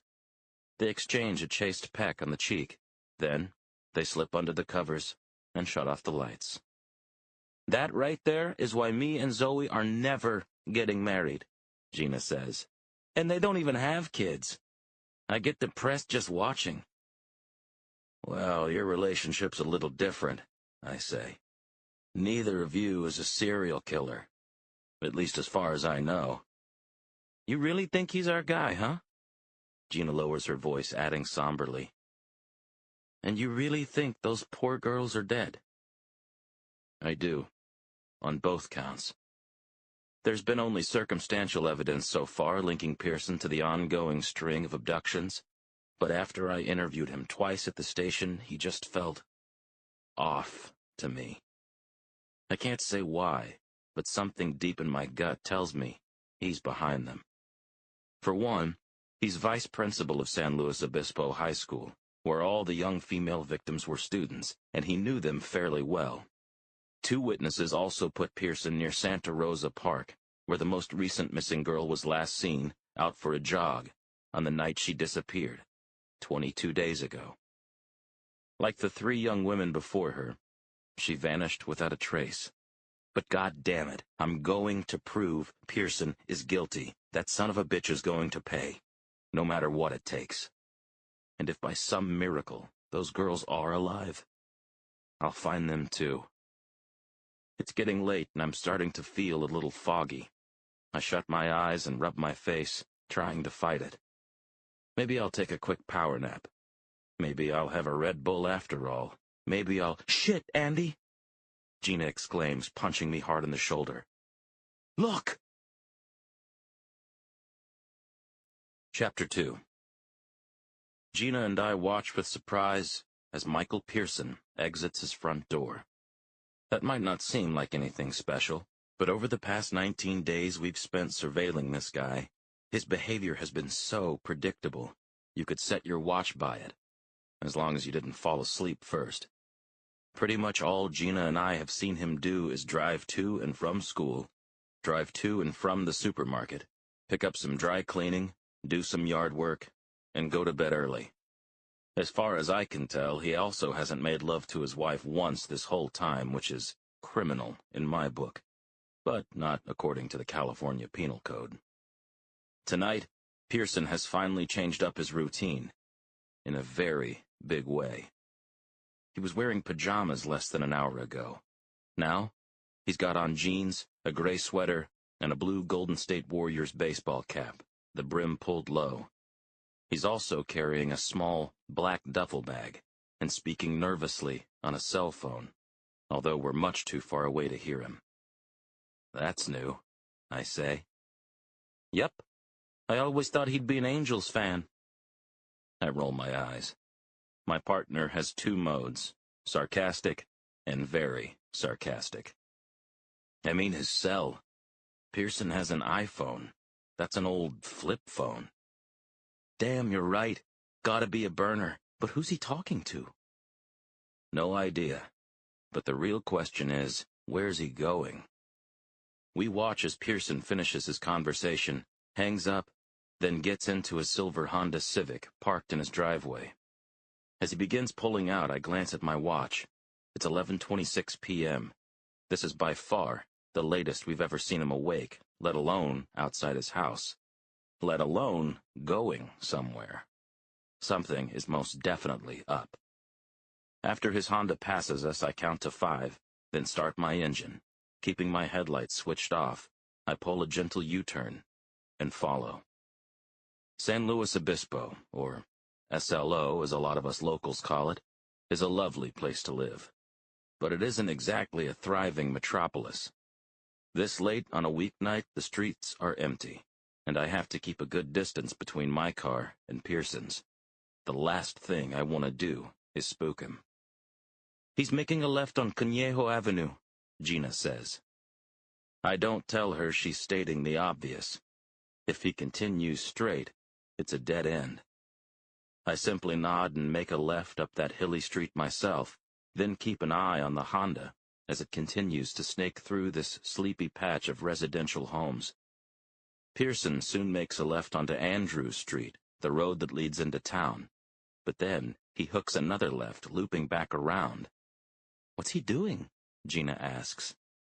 I have no idea. But soon, we find ourselves back on Pearson's block. Damn it, I exclaim, pounding my fist against the steering wheel. He's going home. He must have seen us. Shit. Or maybe he just wanted to take a little drive, Gina says. Go in circles for a while, clear his head. Or maybe this is his ritual, I say. He's psyching himself up before he strikes again. Gina and I let that lie there as Pearson's car nears his driveway and starts to slow. It looks like he was taking a spin around the neighborhood after all. False alarm. Except, he doesn't stop. He continues past it, then makes another left on Conejo, and then heads down Andrews again. And this time, he keeps going. Gina rubs her hands together in excited anticipation. Okay, we're back in business. I'm a little antsy myself. This is uncharted territory. For Pearson, and us, too. The Honda heads east along Monterey Street, one of SLO's main thoroughfares. We pass a few shopping centers, a video rental store shuttered long ago, a greasy taco joint right across from a hip new green juice bar. That's California for you. Pearson approaches an empty intersection with a stale yellow light. Instead of slowing, he accelerates. It turns red, but he speeds right through. Let's pull this asshole over, Gina suggests. Maybe see what's in that duffel. I slow down, but don't stop as I reach the same quiet intersection to make sure the coast is clear. Then, I speed through the red light myself. No, not yet. This is our chance. I don't want to blow it. After a few blocks, Pearson turns off the main road and stops in front of a modest, two-story apartment complex, the color of burnt coffee. I stealthily pull over about a block farther down, a discreet distance away, but with a decent line of sight on him. Maybe 30 seconds later, a woman exits one of the second-floor apartments and scurries down the stairs. She's wearing a baggy sweatshirt with the hood up. Here comes company, Gina says. But I can't get a look at her, can you? I can't either, not from this angle. Damn. Her face is totally obscured. Until she opens Pearson's passenger side door. Jesus, I mutter. As the woman turns to get in, the dome light casts an eerie glow across her face. I see now that she's just a girl, a teenager, bright-eyed and apple-cheeked. I also get a glimpse of the writing on her sweatshirt. San Luis Obispo High School. Chapter 3.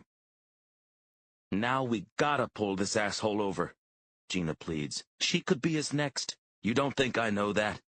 I snap, surprised and a little embarrassed by the edge in my voice. But if we collar him now... I trail off because Gina knows exactly the classic police dilemma we're in. A high school vice principal picking up an underage girl around midnight looks sketchy as hell, but there might be a perfectly reasonable and legal explanation. They could be having an affair, or Pearson could be helping her flee an abusive family and move into a shelter. Either way, it's not proof Pearson abducted or harmed any of those other poor girls. It won't bring them back, and it won't put him away. Run this address, I tell my partner. Find out who she is. I won't let her out of our sight. I promise. Gina gives me a troubled look, but agrees. She opens the dashboard-mounted laptop between us and gets to work. Meanwhile, I keep my eyes glued to the silver Honda, still just sitting there in front of the apartment complex. I'd give anything to know what's happening inside. Come on, I whisper. Get out of the damn car, just walk away. No such luck. The Honda shifts into drive and pulls back onto Monterey. A few seconds later, Gina and I are trailing it again. Now I leave only about 1 block's distance between us. I'm not taking any chances.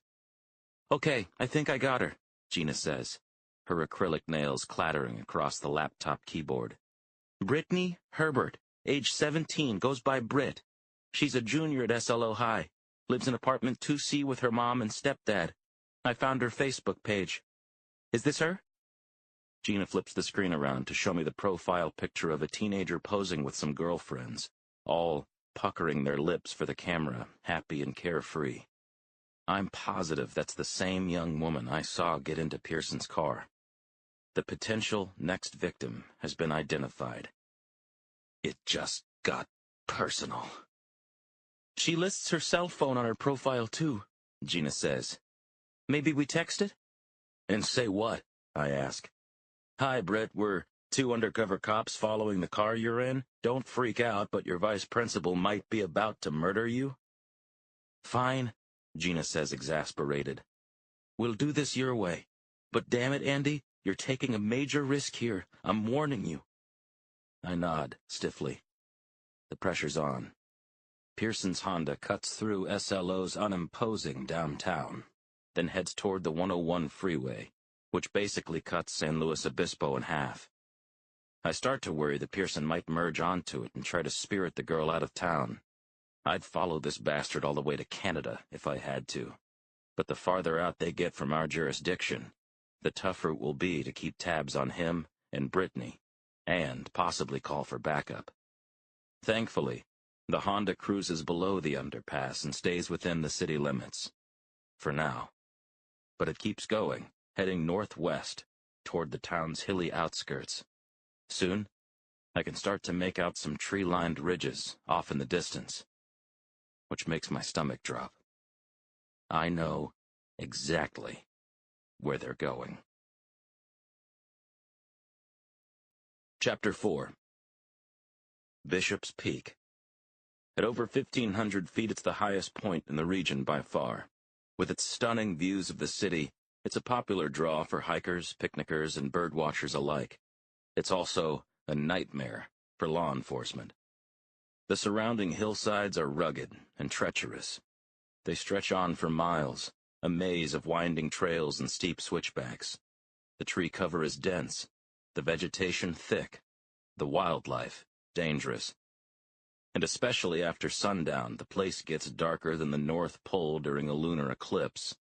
In other words, it's the perfect location to kill a teenage girl and dump her body.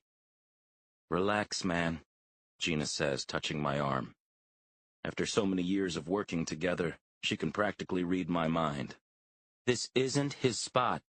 We combed the peak for miles in every direction, not just 3 weeks ago, but every time, remember? I couldn't possibly forget.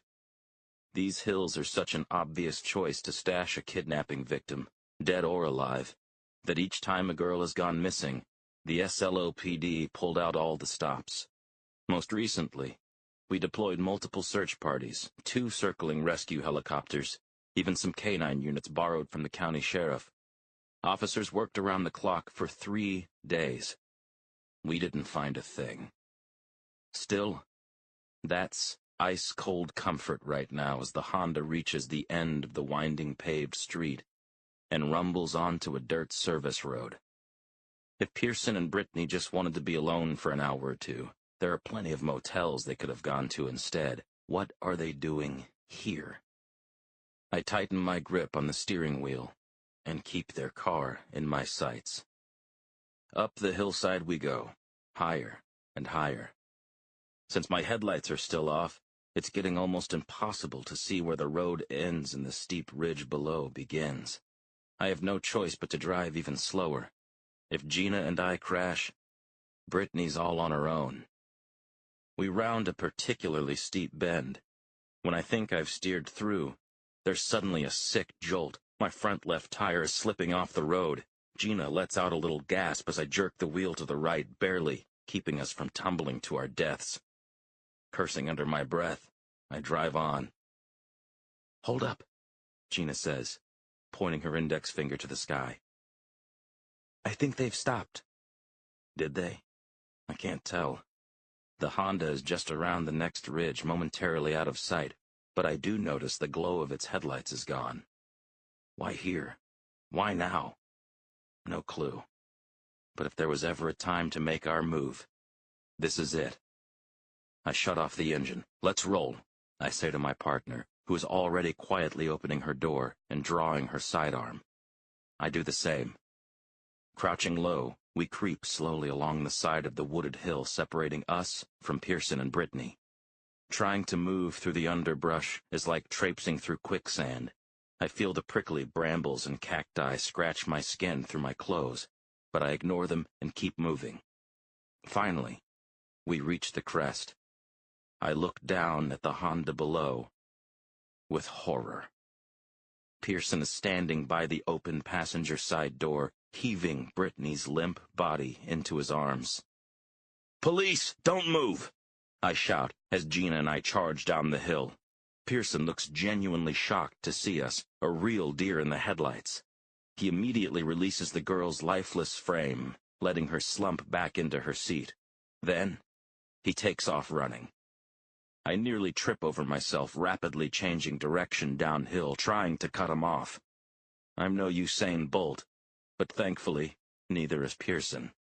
I lunge for the son of a bitch and tackle him to the ground. Shoving his head into the dirt, I quickly holster my service weapon and snap handcuffs on him in seconds. I look back at the Honda, fearing the absolute worst. "How is she?"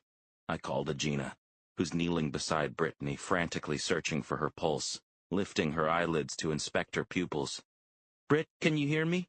Gina says. "You're safe now. Don't be scared, Britt. It's all over." I look back down at Pearson, his face dirty and bloody, his expression stony. "You piece of shit!" I shout. "Did you kill her? Like you killed all the others?" Pearson spits out a piece of gravel. Then his lips curl into a chilling grin. "Actually, it's worse than that. Much worse." Chapter 5. "Coffee black, on the house." Gina thrusts a steaming styrofoam cup of joe into my hands. I almost spill it all over myself, since my attention is elsewhere. I'm standing at the edge of a roped-off section of hillside, roughly 15 feet by 20, watching a team of crime scene investigators, wearing white full-body evidence suits, carefully comb through it. They're looking for a mass grave they suspect might be underneath. What a goddamn world. "Thanks," I reply, turning to face my partner. I have to squint a little, since she's backlit by the rising sun. We've been at this all night. "Except I take 3 creams and 4 sugars, Gina. You've only known that for years." My partner shrugs.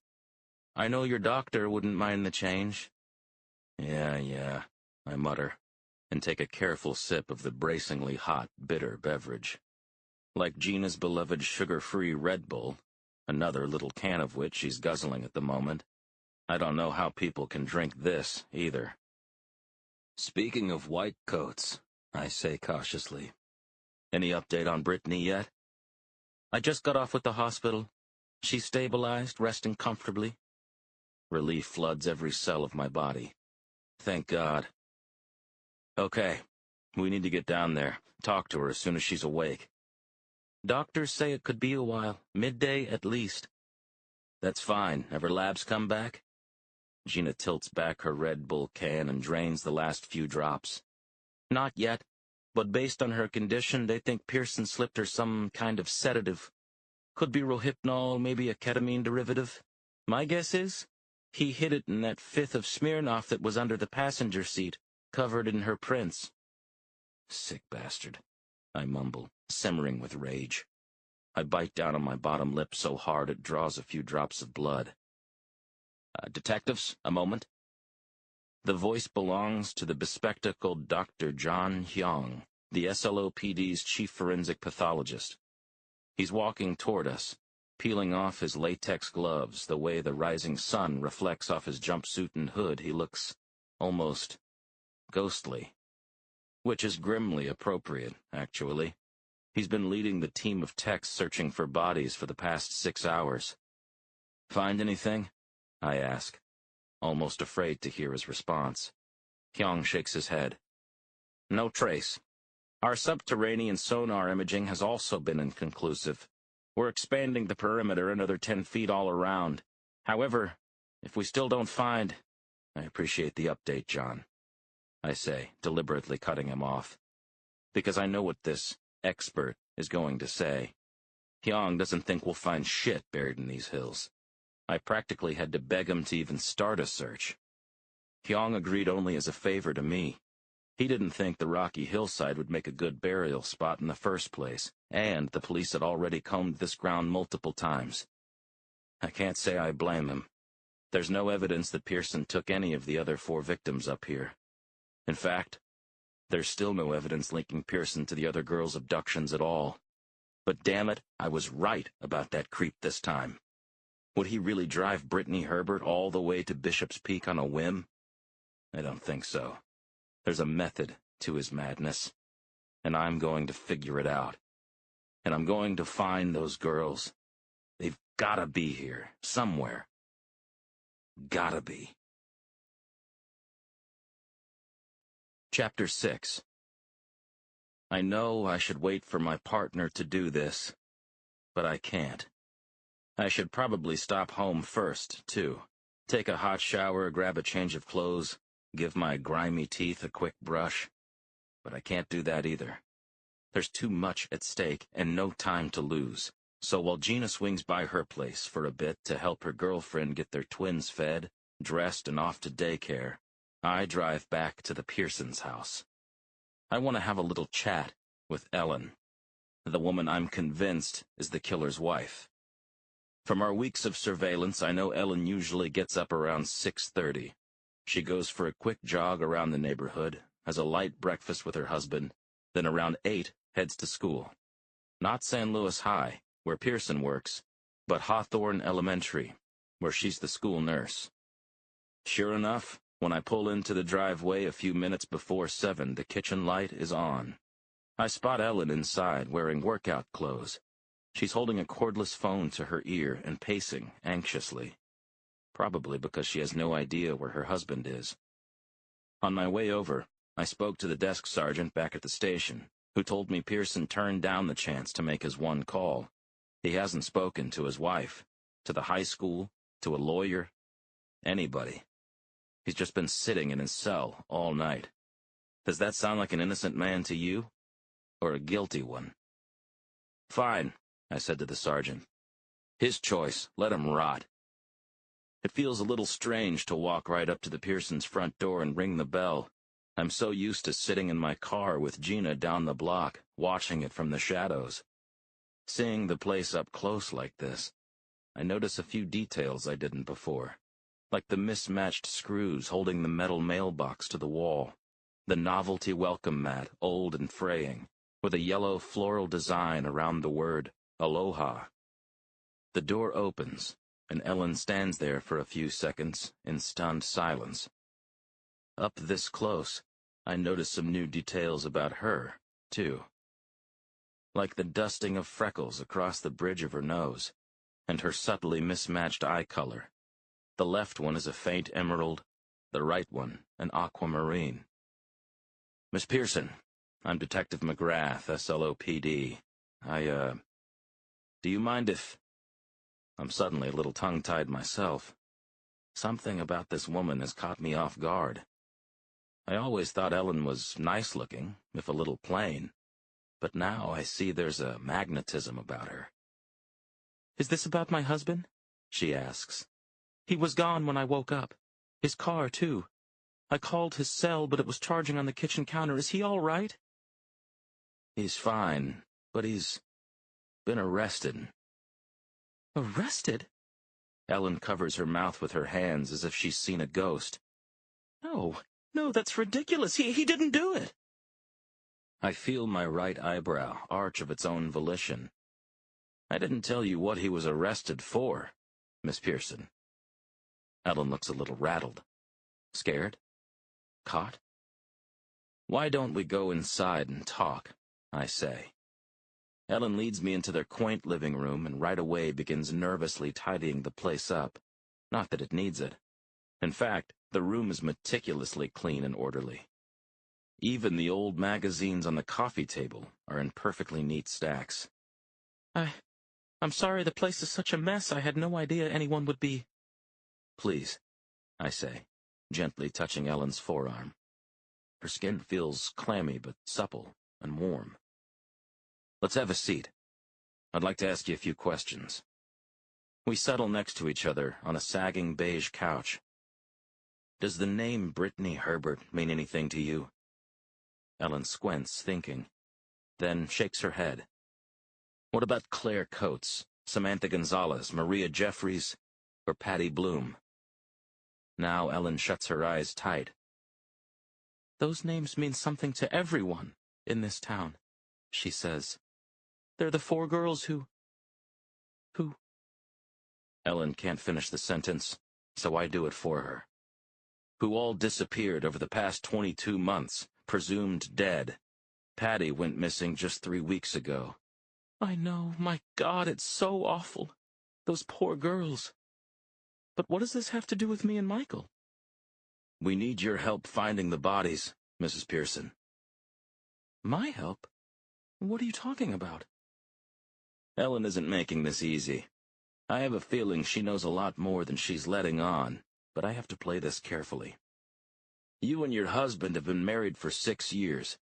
But tell me, how well do you really know him?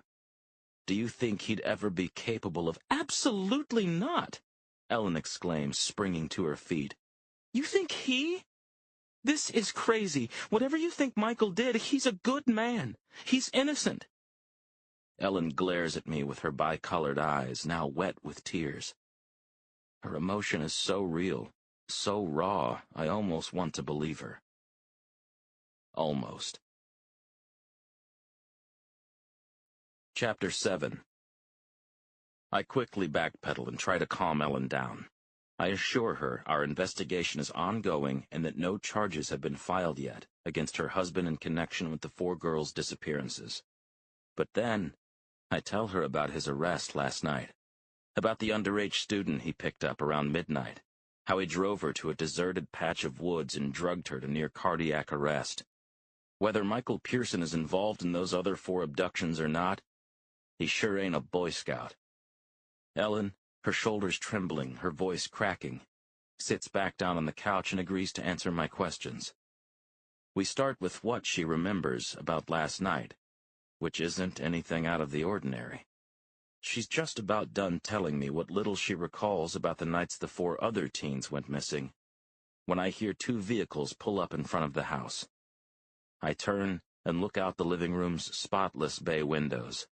3 uniformed officers are exiting a pair of squad cars. Gina is with them, clutching a tri-folded sheet of paper. My partner's here, I explain to Ellen. With your permission, we'd like to search your house and yard. You can wait right here until we're finished. Ellen stammers a bit, then nods. If you think it might help, go ahead, please. Thank you, ma'am, I tell her. We appreciate that. What I don't tell her is that I was asking simply as a courtesy, trying to curry a little extra favor with her. That document in Gina's hand is a search warrant, signed by a county magistrate. I greet my partner and the officers at the front door and bring them up to speed on my dealings with Ellen. Then we divvy up the house and yard, snap on some latex gloves, and get to work. But when I re-enter the living room, I see that one of the bay windows is wide open, and Ellen is gone. Shit, we've got a runner, I say, reaching for my service weapon. Gina, cover the front, you 2 the sides, I'll take the rear, see if she— Are you looking for me? Comes Ellen's shaky voice from the kitchen. I hurry in, and there she is, innocently setting out a row of mugs along the counter.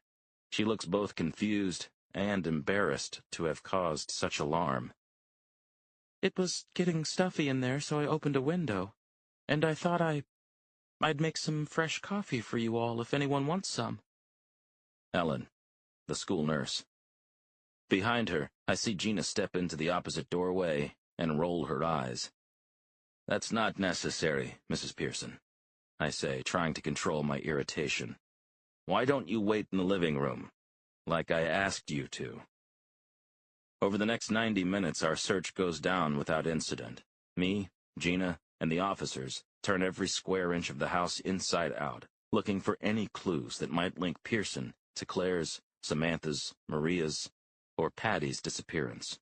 Or even better, that might lead to finding them alive. We carefully bag and tag every possible piece of evidence, including Pearson's iPhone and laptop, an old paper date book that may help reveal his whereabouts at the time of the crimes, some unmarked bottles of pills in the bathroom, a stack of old SLO high school yearbooks filled with signatures, including one signed by Maria Jeffries, the third victim, that might shed light on the vice principal's relationships with the girls. One of the officers even finds a purple scarf that resembles the one Samantha Gonzalez, the second victim, was allegedly wearing the night she went missing. All are tantalizing clues, but none is conclusive.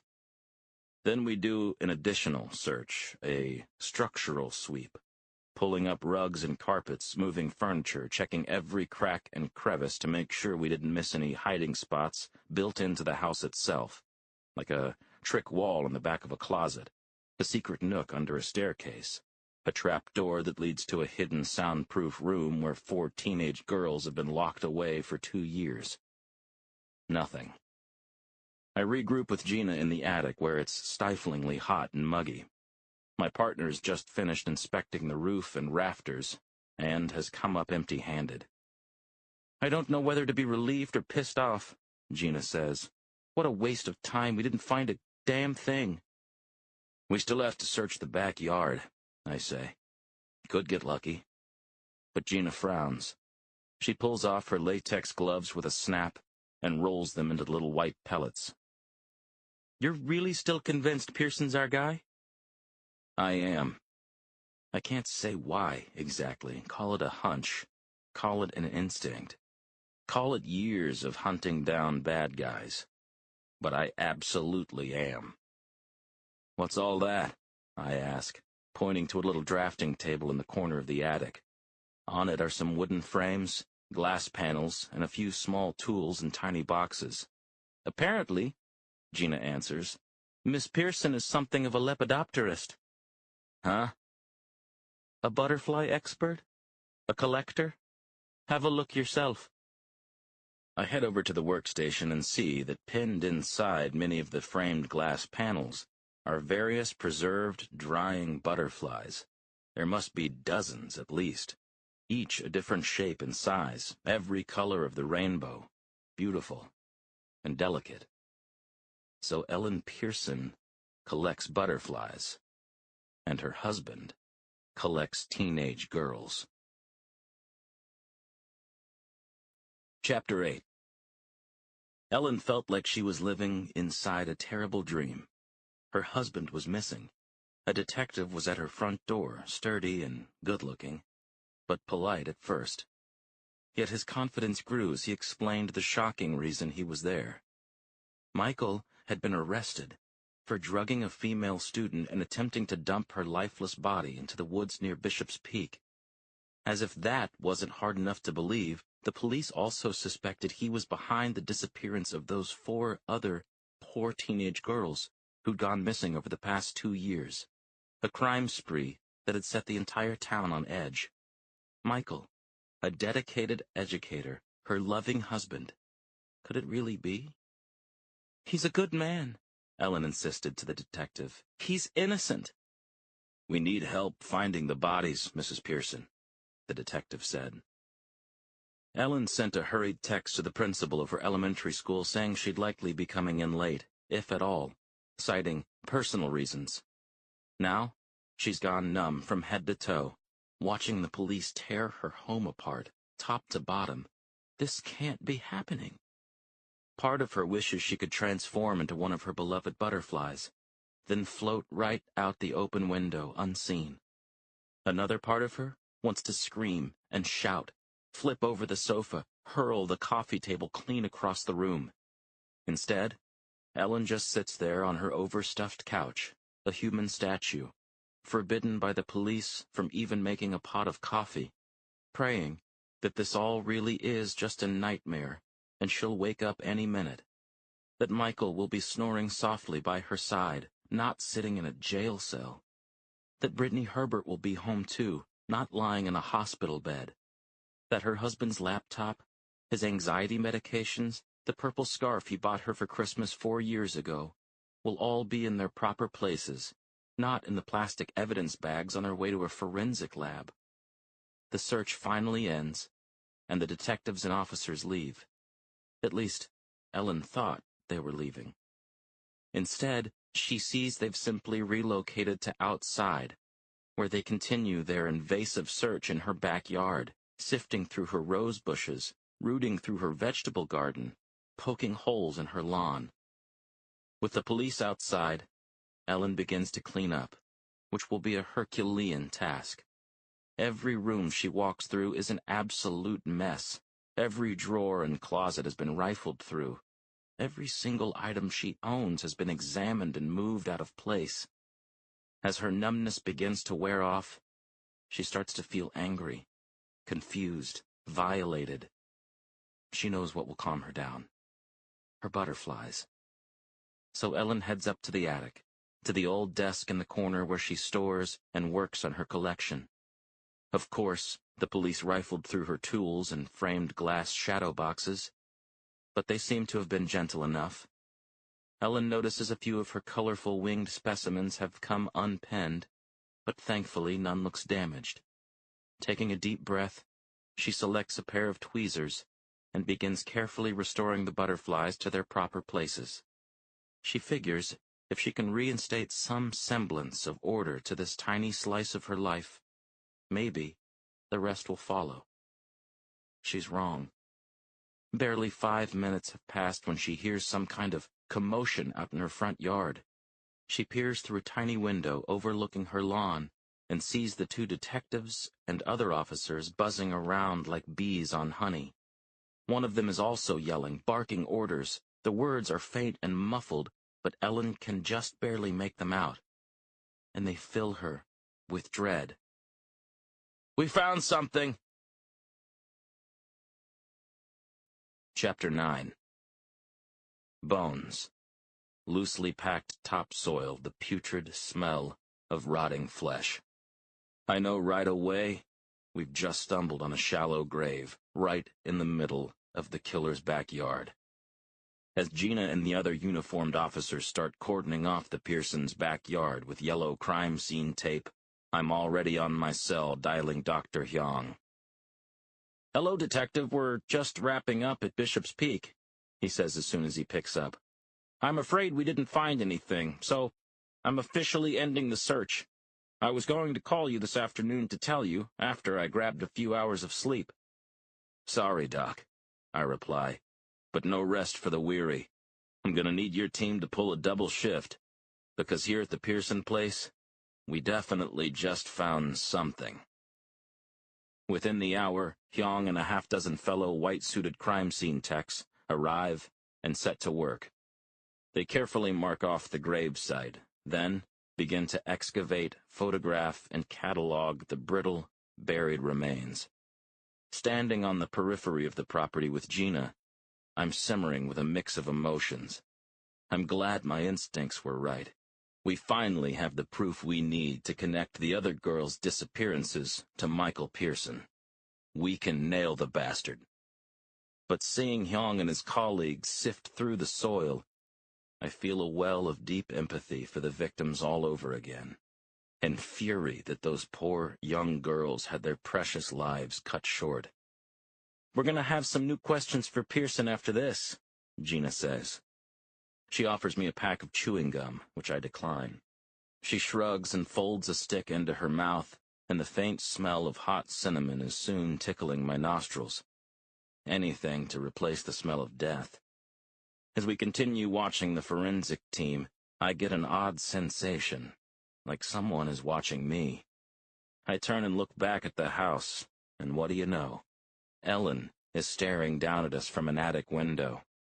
Her expression is cold, blank, like a mannequin's. "I'm going to have a few more questions for Mrs. Pearson, too," I say. "Detectives?"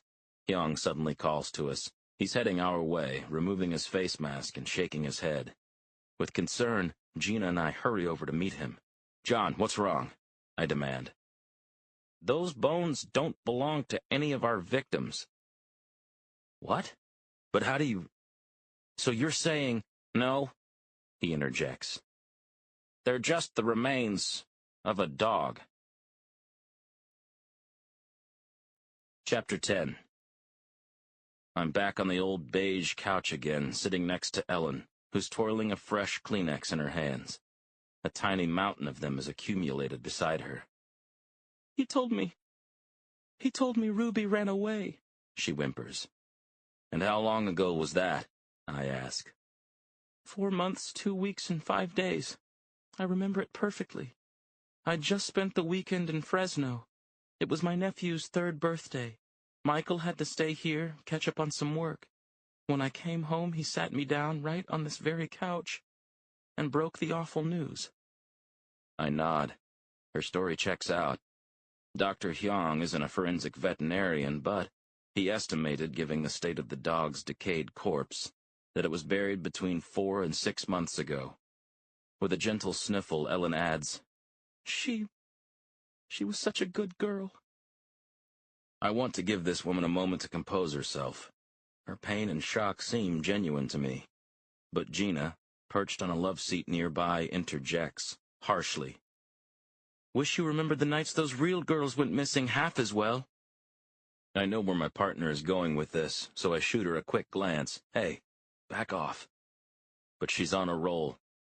Chances are looking better and better that your husband killed them, too. Ellen's bi-colored eyes grow wide with horror. What do you mean? My husband killed them, too. Great. This was the other piece of info Hyung gave us about the dog's remains. I was planning on sharing it with Ellen later, when the time was right. Or maybe not even telling her at all. But Gina just spilled the beans. Our forensic expert, Mrs. Pearson, I say delicately, observed a prominent indentation on the left side of Ruby's head. He believes it was caused by blunt force trauma. Hard enough to crush Ruby's little skull, Gina says, not helping. Her death was quick and painless, I add, possibly fudging the truth a bit. But intentional. And cruelty to animals is often associated with cruelty to people. I know this is all hard to hear, but now do you see why it's so important you tell us everything you can about your husband? Ellen blinks a few times, processing this latest chilling revelation, but stays quiet. Through the bay window facing the street, I see Hyung and his team stripping off their white jumpsuits, packing up their response vehicle, and getting ready to leave. It's a harsh reminder that after all this, we're still no closer to finding any evidence that links Pearson to the disappearance of Claire, Samantha, Maria, or Patty. And we're no closer to finding those girls, dead or alive. Damn it! Mrs. Pearson, I snap, starting to succumb to my frustration. We need your help. You're married to that man. Think. Hard. Talk to us, please. Ellen stares right at me. Her lips part slightly as if she's going to speak, as if she's finally going to give us something we can work with. I lean forward in anticipation. Then Ellen leans forward too, and bursts into heaving, ugly sobs. Chapter 11. Precisely 23 minutes ago, Ellen pulled her Camry into the Hawthorne Elementary School faculty parking lot. She's been sitting in it ever since, willing herself to simply open the car door, get out, and head into the school that she loves so much, just as if it were any other day. Of course, it's not any other day, not even close. It's her first day back since that handsome detective knocked on her door last week and turned her whole life upside down. Since then, Michael has been formally arraigned, but he's still refusing to speak to the police, to his court-appointed lawyer, or even to his own wife.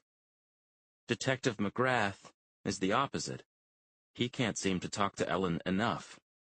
He's been calling her every other day to check in, hoping she might remember some new detail that could help his investigation.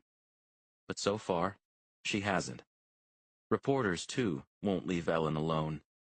They've been knocking on her door at all hours, trailing her everywhere she goes, begging her to break her silence and give an interview. which she has steadfastly refused to do. But the damn press won't give up. Just this morning, to get to school unseen, Ellen slipped out the back door before dawn, hopped the fence on the far side of the yard, then sped off in her car, which she had deliberately parked a few blocks away from her home. And yet, Ellen could have sworn she saw one of them following her today. No, I'm just being paranoid, she told herself. Or maybe all this stress is starting to play tricks on my mind. Ellen had wanted to come back to work to feel some semblance of normalcy in her life again. Just sitting around at home, helpless, was driving her nuts. But now, she just feels foolish and overwhelmed. She rubs her tired, bloodshot eyes. Maybe this was a mistake, she thinks. Maybe I came back too soon. Maybe— "Good morning, Nurse Pearson," comes a chorus of children's voices. Ellen sees a gaggle of kids walking past. They're giggling and waving, tickled to see the school nurse outside the building and not wearing her trademark white coat. Their laughter and innocence tug on Ellen's heart. Hard. It's an adorable reminder of why she became a school nurse in the first place. To keep these precious kids healthy. They need you, Ellen tells herself. So quit wallowing and get moving. At last, Ellen does. She exits her car, approaches the building, and enters. Walking through the halls to her office, however, is an unsettling experience. Most of the students she passes greet her happily, like the ones outside, but the glares she gets from her fellow faculty members are fierce and unrelenting. Certainly, they've all read the local papers and have been gossiping in the teacher's lounge for days. They all know Ellen's husband has been accused of some truly heinous crimes. But far from showing sympathy for their colleague, their expressions range from shock to judgment to horror. Ellen shifts her eyes to the ground until she finally reaches the nurse's office. She hurriedly unlocks the door, then slams it shut. The school day begins, and gradually, Ellen falls back into the familiar routines of the job she loves, tending to student ailments large and small. She gently cleans and bandages the scraped elbow of a whimpering first grader named Mackenzie, who fell while playing basketball. She treats a third grader named AJ, who Ellen knows has a history of pretending, for his sore throat by giving him a couple pieces of candy she stashed in a cabinet. And she reassures a nervous fifth grader named Carlos that the pimple on his nose might be a little embarrassing, but it's a perfectly normal part of starting puberty. Ellen is a few hours into her morning, reorganizing the first aid closet, when her cell phone buzzes. She's gotten a text. "Please see me ASAP." Ellen's heart skips a beat. It's an unusual request, especially at this time of day. She starts to text back, but decides it's better to simply do as she was asked. After another long, even more unpleasant walk through the halls, Ellen reaches her destination. James Warwick, a distinguished and still nice-looking man despite his thinning hair and middle-aged paunch, is sitting in his office behind a messy desk. "Ellen, hi," he says, when he sees her in the doorway. "That was fast. Come on in, and why don't you shut the door, please?" Ellen does both and tries to smile. "I haven't been called to the principal's office since I was a little girl." She waits for James to reply, but he doesn't. Normally, they have a friendly, even flirty rapport. But Ellen quickly realizes this is going to be a very different kind of conversation. "Look, this isn't easy for me to say," James begins. "I feel awful, and I can't imagine how you must be feeling, but given what's happened, on behalf of the school board, I'm asking you to take some additional time off. Indefinitely." Ellen is too— Mùa xuân khoe sắc màu nắng thêm hồng, vần thơ em viết làm ai sao lòng, em ngồi đêm lá xếp thành mênh mông. Mùa xuân còn lấp lánh giọt sương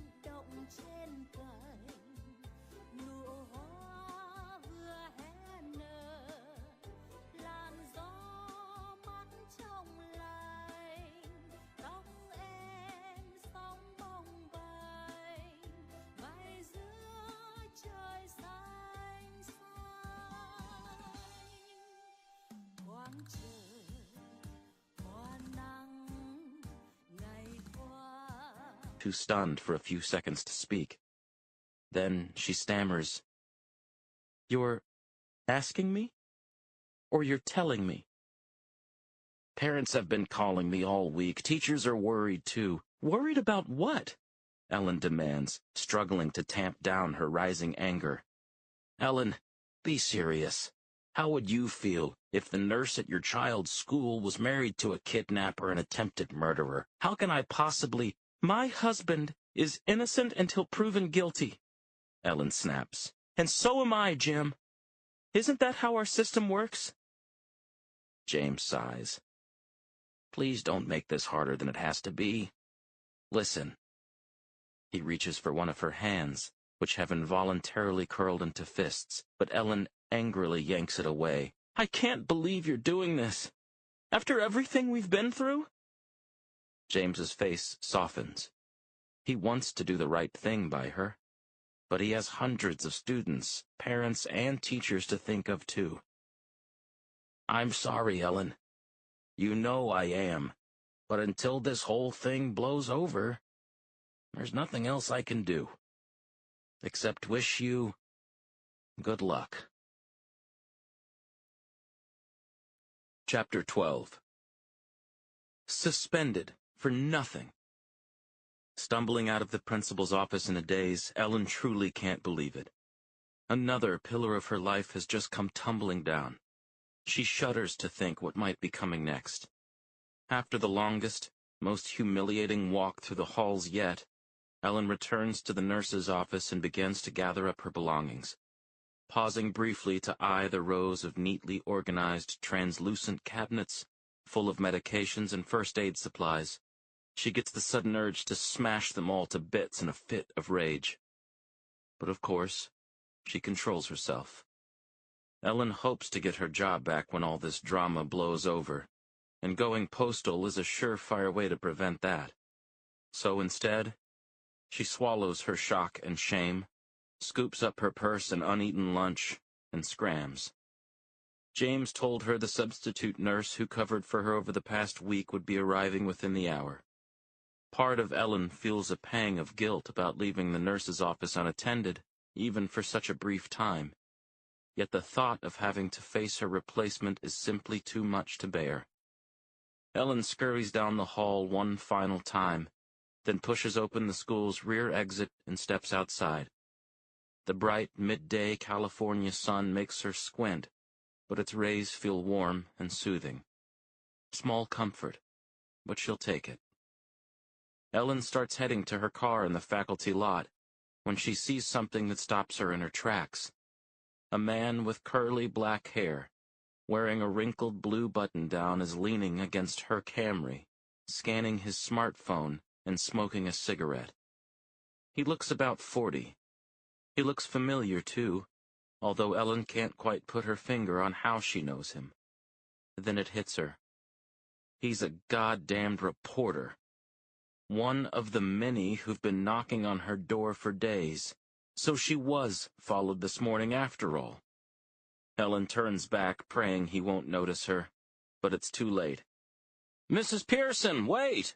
the man exclaims, tossing down his cigarette and hurrying her way. "I'm Mike Kerr with the SLO Tribune. I'd just like to ask you a few—" "I said no!" Ellen shouts, swatting the man out of her face. "Leave me alone!" She nearly knocks him over as she plows past him, then slides behind the wheel, starts the engine, and screeches out of the parking lot, narrowly missing a gate post. Racing down San Luis's quiet streets toward home, Ellen feels a growing knot in her stomach, knowing she'll have to face a phalanx of additional reporters waiting for her. It won't take long for them to realize she was suspended either, and plaster that across every front page in town. She just can't handle that right now. So instead, Ellen pulls a U-turn. She takes South Street to Madonna Road, then hooks a right to the Laguna Lake Park. It's a lush, open space, one of her favorite spots in the city, the perfect place to unwind, to decompress, to think. Ellen turns off her cell phone, then dons a floppy beach hat and a pair of oversized sunglasses, a crude disguise but better than nothing, and spends a few hours ambling along the scenic lakefront and the park's gently sloping trails. She passes bikers, joggers, stroller-pushing parents, even a class of first-graders on a field trip, thankfully from a different elementary school, so she doesn't know any of them or their teachers. It's relaxing, but strange and painful too, seeing all these other people carrying on with their lives, while hers lies in tatters. Finally, with the sun edging toward the horizon, Ellen decides she's ready to go home. All she wants to do is work on her butterfly collection for a bit, then curl up in bed and not wake up for a very, very long time. As she nears her home, in addition to the cluster of reporters still camped out in front, she sees an official-looking white Chevy Impala parked in her driveway. And as soon as she pulls beside it, Detectives McGrath and Petrillo step out. McGrath has been calling her fairly regularly since last week, but he hasn't paid a house visit since the police searched her home and dug up her backyard. So Ellen immediately knows something is afoot. She watches them order the press to back off, which she appreciates. Then she steels herself as they approach her. "Good evening, Mrs. Pearson," McGrath says, with a rakish but polite smile. Ellen struggles to keep her composure. "Hello again? Is something wrong?"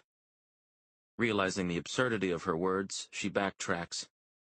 "I mean, something new?" "No, ma'am," McGrath answers. "We just have a few more questions for you. I was going to ask you to come down to the station, but I figured you'd be more comfortable in your own home." Comfortable.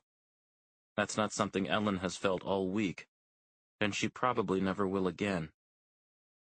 "Let me ask you something, detectives," she says.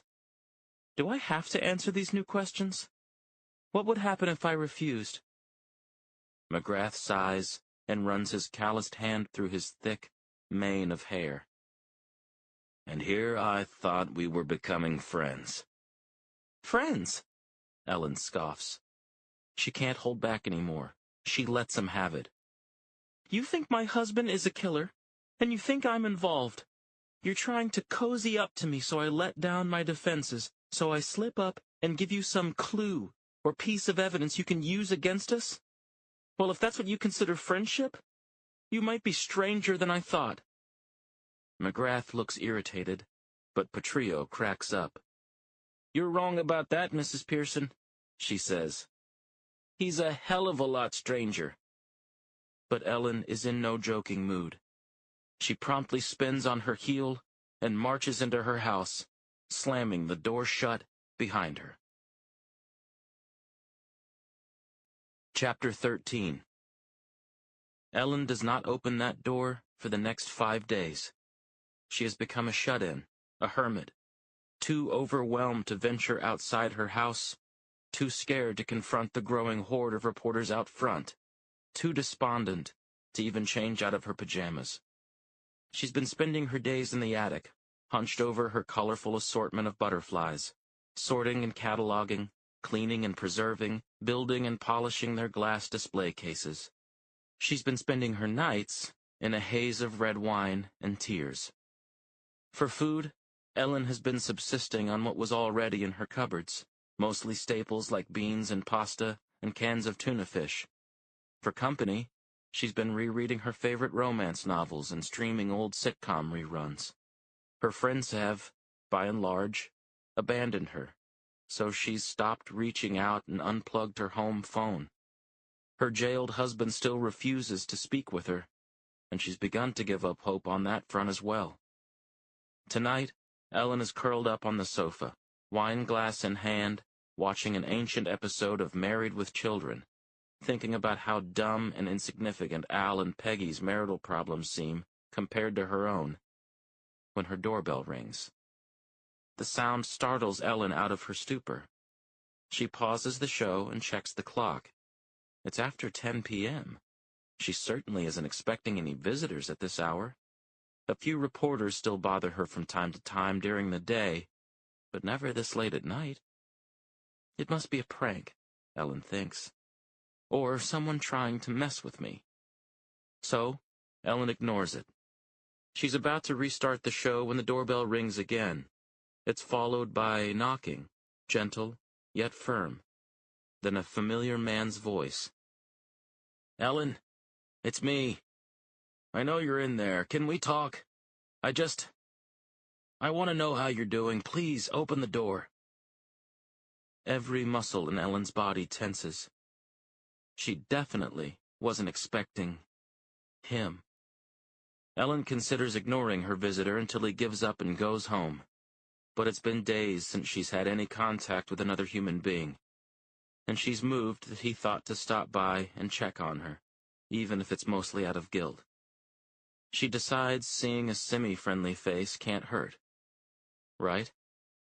Hi, Jim, Ellen says, opening the door for the same person who just days earlier had summoned her to his office via text message and suspended her for something her husband had done.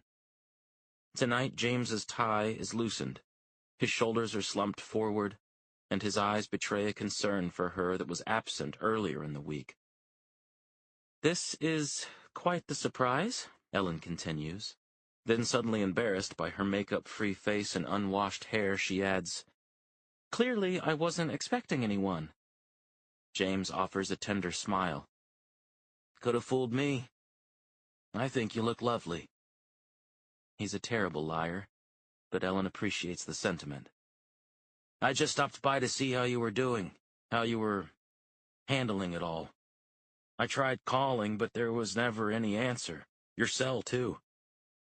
Ellen remembers that her phone died a few days ago, and she never bothered recharging it. She shrugs. I'm fine, Jim. Considering. Listen, I feel awful about your job. I want you to know, if you really felt that bad, you wouldn't have suspended me, Ellen says, deliberately putting him on the spot. That's not fair, James answers. Parents, teachers, the board, you have no idea the kind of pressure I was getting. I tried to stand up for you as much as I could. Ellen wants to believe him. She wants desperately to have a friend right now, an ally, when the rest of the world has turned its back on her. Why are you really here, Jim? I told you. I wanted to apologize. Again. And make sure you were all right. Ellen tucks a few strands of hair behind her ear. Thank you. I appreciate that. More than you can know. Then she adds, Does your wife know where you are? James looks down at the doorstep. He nervously shuffles his feet. Now that's really not fair, Ellen. With a coy smile, she reaches out and takes James's hand. You know I don't always play by the rules. Chapter 14. Ellen wakes up in bed, alone. She feels a bit groggy. Her head is gently throbbing. She must have had more wine last night than she realized. After taking a moment to steady herself, she hobbles into the bathroom and does something she hasn't done all week. Pukes. Ellen takes a good, long look at her reflection in broad daylight. It practically makes her wince. Her glassy eyes have plum-colored bags under them. Her skin is splotchy. Her hair is greasy, tangled. She knew she'd let herself go these past few days, but not this far. Okay, she thinks. Enough. No more wallowing. Time to pull it together. Ellen starts by taking a scalding hot shower for almost 30 heavenly minutes. She briefly feels guilty for wasting so much water, knowing California has been suffering a major drought. But she hasn't bathed once in nearly a full week, so it's a reasonable indulgence. Next comes vigorous brushing, both her sticky teeth and her knotty hair. After that, it's makeup. Normally not a vain person at all, Ellen goes to town this morning. She dusts her cheeks with pink blush, slathers her lips a shade of ruby red, coats her eyelids a deep forest green, adding a Cleopatra-style flourish at the edges. Lastly, come clothes. By habit, Ellen begins to put on a variation of her typical school nurse attire: sensible khakis, a simple blouse, a comfy pair of keds. But no. Today, that just won't do. After rummaging through her closet and forcing herself to ignore her husband's clothes at the other end, she finds an old sundress, yellow with a red floral print. She hasn't worn it in years, and frankly, it's a little short and a bit too low cut for a woman her age.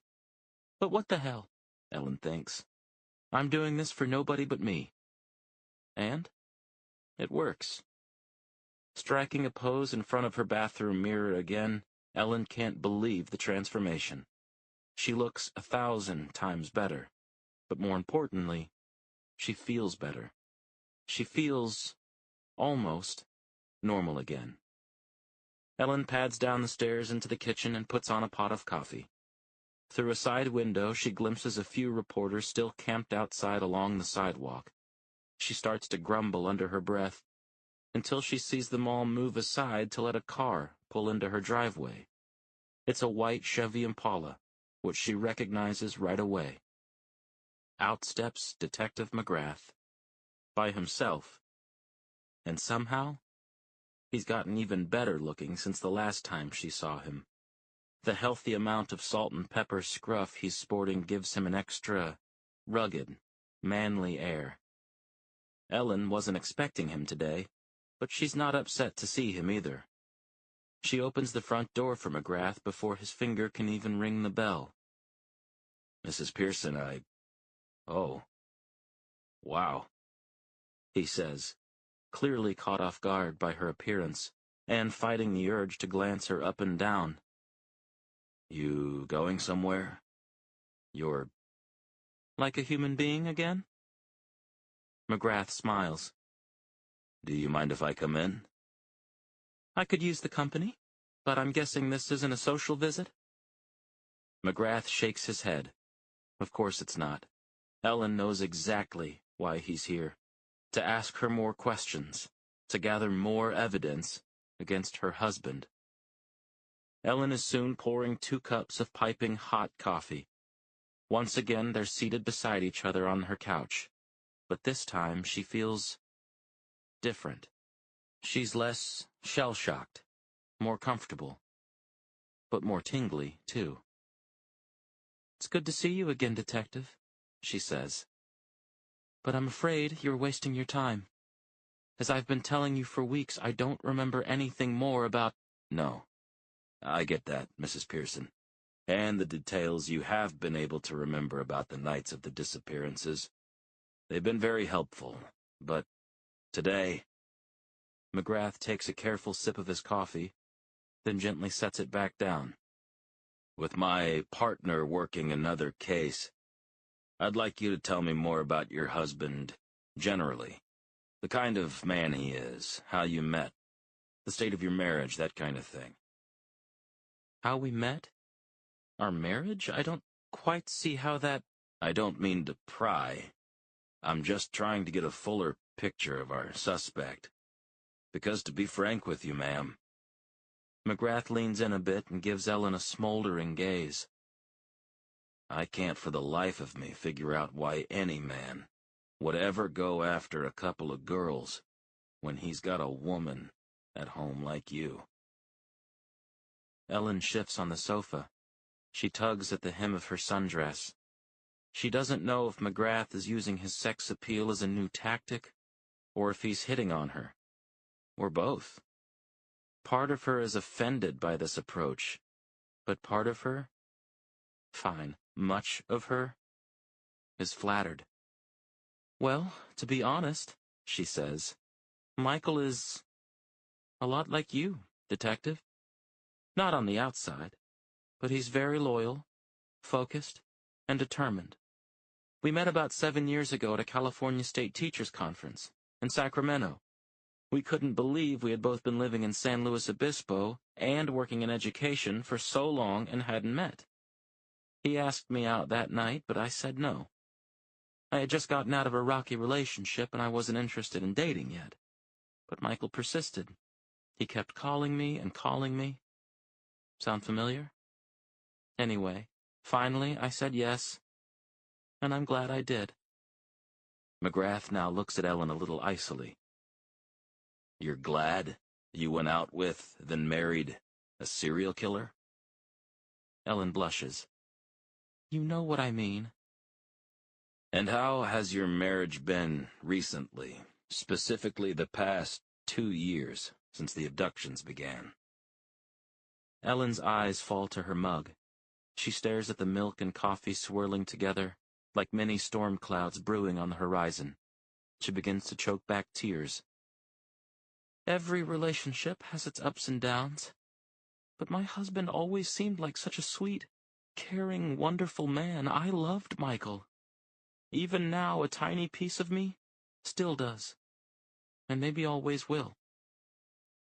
McGrath rubs a calloused hand over his scruffy beard, thinking. Has he still not talked to you since he was arrested? Ellen nods, almost embarrassed. In that case, I have some news about him you might want to hear. Chapter 15. I wonder sometimes what's really going on in their heads. What they're really thinking about when they look up at me with those puppy dog eyes but are so clearly talking nonsense that I can see through it a mile away. The turkey is birding! My mother, Evelyn, is exclaiming. She's rocking her 95-pound, 86-year-old frame back and forth in her easy chair, flailing her arms and struggling to get up. Ma, shh, relax, I coo as gently and sweetly as I can. And the stuffing, too, and the sweet potatoes, and oh, Andy, Thanksgiving is ruined, and it's all my fault. I place my hands on her shoulders and guide her back into her chair. I do so as delicately as if she were an antique porcelain doll. It's all gonna be fine, Mom. I'll take care of it, I promise. Don't worry. This seems to settle her. It usually does. As she and my dad have both gotten worse over the last couple of years, I've found that responding to them with facts or logic or reason doesn't work. The actual words I say basically don't matter at all when either one of them gets like this. As long as my tone is tender and my energy is calm, I could recite the Gettysburg Address to my parents, and it would chill them out and bring them back to reality. I've just about gotten my mom soothed when I hear the toilet flush in the bathroom down the hall. Then comes my father's booming voice. Snap out of it, Evie, he barks, shuffling into the living room, still rebuttoning his pants. Thanksgiving. It's March. Do you hear me? It's springtime. Oh, of course it is, Leonard. My mother snaps, waving her hands in the air like she's at a revivalist church service. I know that. I'm talking about next year. I let out a long sigh, my patience wearing thin. Let's all stop with the yelling, huh? I love my parents. I really do. But dealing with them isn't always easy. They refuse to move to an assisted living home, so I'm the one who has to do the assisting in their home. I try to swing by as much as I can, but working overtime these last few weeks on the Pearson case has mostly kept me away. But now, here I am. Andy, tell your father and me more about that nice girl you met. She worked in real estate, didn't she? This time I have to grit my teeth as I speak patiently and pleasantly. Mom, you're thinking of Kelly. We broke up 2 years ago, remember? My mother's expression gets spacey for a few seconds as she processes this. You know, I just want you to be happy is all. You deserve to have a special woman in your life, son, my dad chimes in. Just like I do. My mother warms and puts her bony hand on his. Her name is Gloria, he says. She's a real doll. I'll introduce you sometime. With a laugh, my mother playfully swats him. Despite myself, I chuckle too. But the thing is, lately, I have been thinking about a special new woman in my life. A hell of a lot more than I thought I would be. Her name is Ellen Ann Pearson. She sure is an intriguing creature, married to a psychopathic, pedophilic serial killer for years, and never had a clue. Or so she says. Except more and more, I'm really starting to believe her. And if she is telling the truth, just think about what she's going through. The shock, the denial, the loneliness, the pain. For a sweet, attractive, big-hearted woman like that, a school nurse for God's sakes, it's gotta be overwhelming. I guess I've been starting to feel sorry for her. And maybe, Jesus, I can't believe I'm saying this. Maybe I've been starting to feel something else for her too. Chapter 16. Sir, I will ask you one more time, do you fully understand the severity of the crimes of which you've been accused? When facing the formidable, no-bullshit Superior Court Judge Lyndon Nyer, plenty of suspects tremble in their shackles, but not Michael Pearson. That smug son of a bitch is just standing there in his orange jumpsuit saying and doing nothing. Hang on. Scratch that. I'm wrong. Even though I'm sitting in the very back of the courthouse, I can make out that he's literally twiddling his thumbs. He does, Your Honor, answers John Kirkpatrick, Pearson's rumpled, perpetually disheveled lawyer. And my client strongly denies any and all allegations. Furthermore, given that so much of the evidence the state has outlined against him is circumstantial at best and mere conjecture at worst, we urge the court to toss out each and every count with prejudice. I shake my head. Defense attorneys. I've encountered Kirkpatrick a few other times.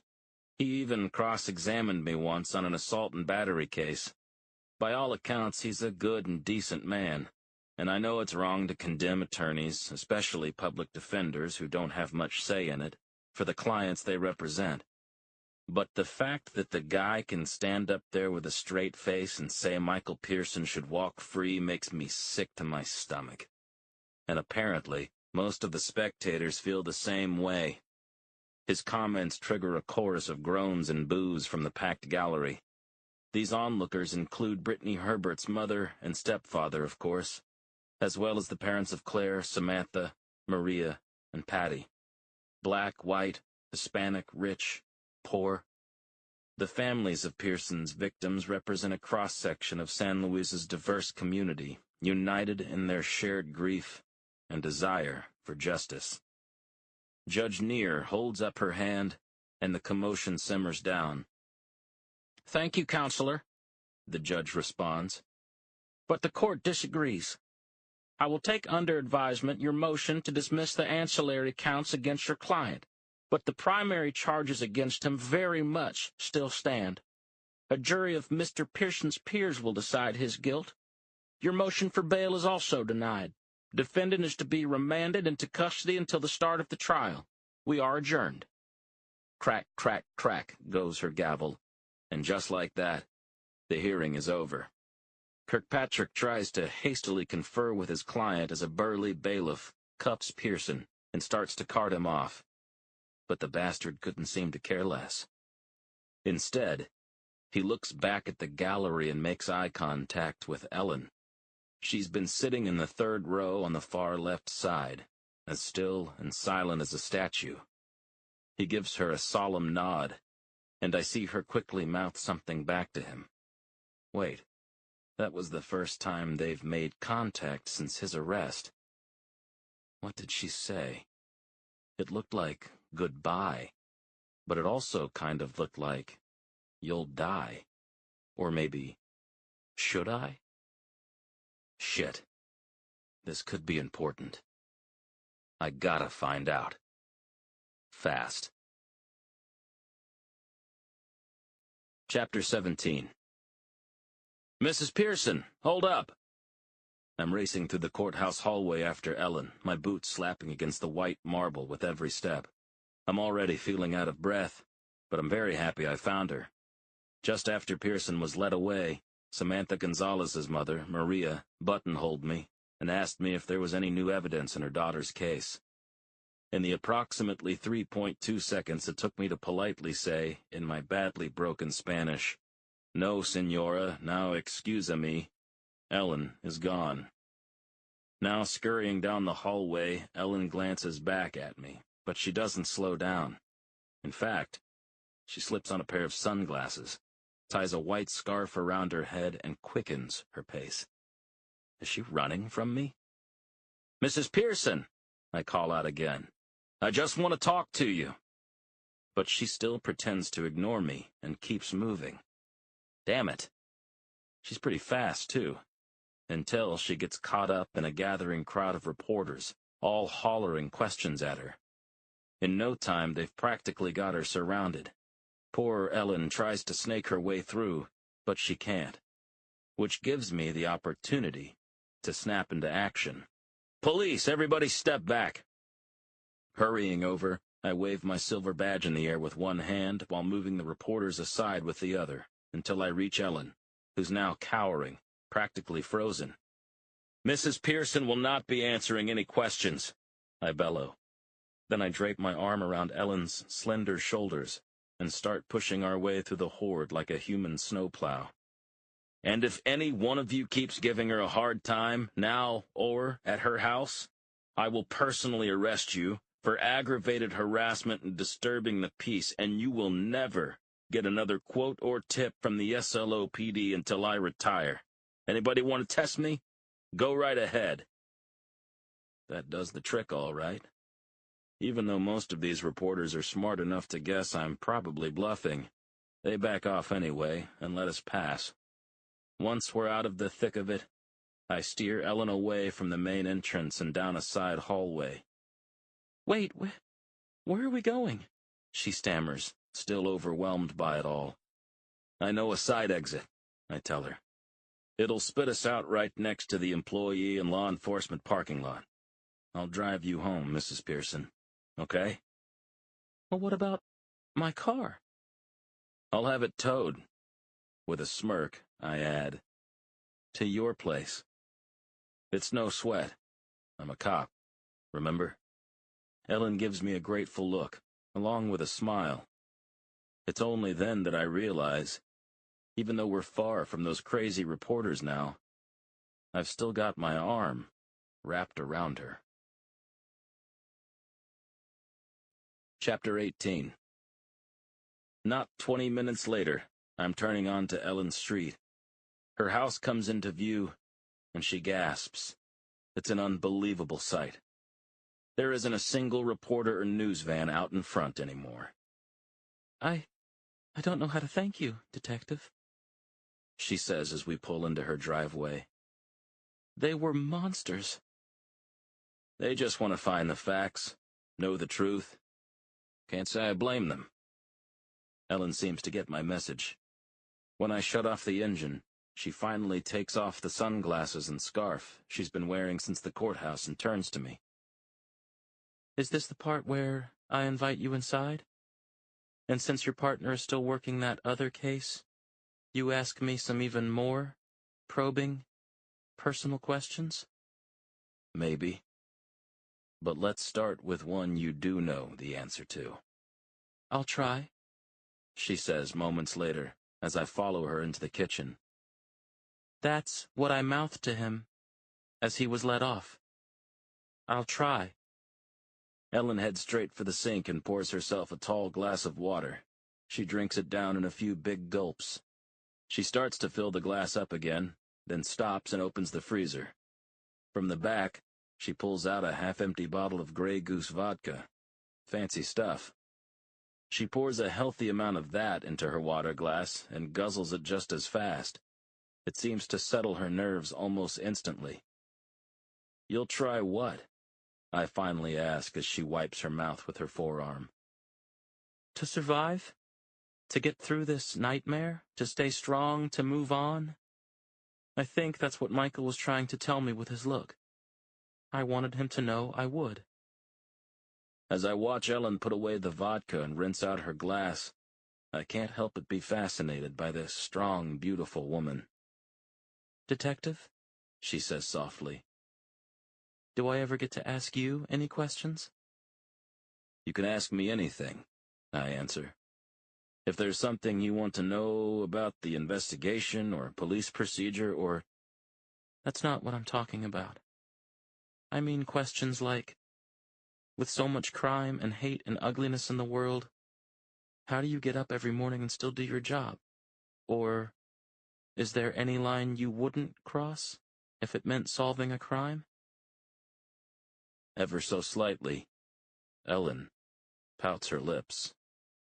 Or, is there someone special in your life? This woman.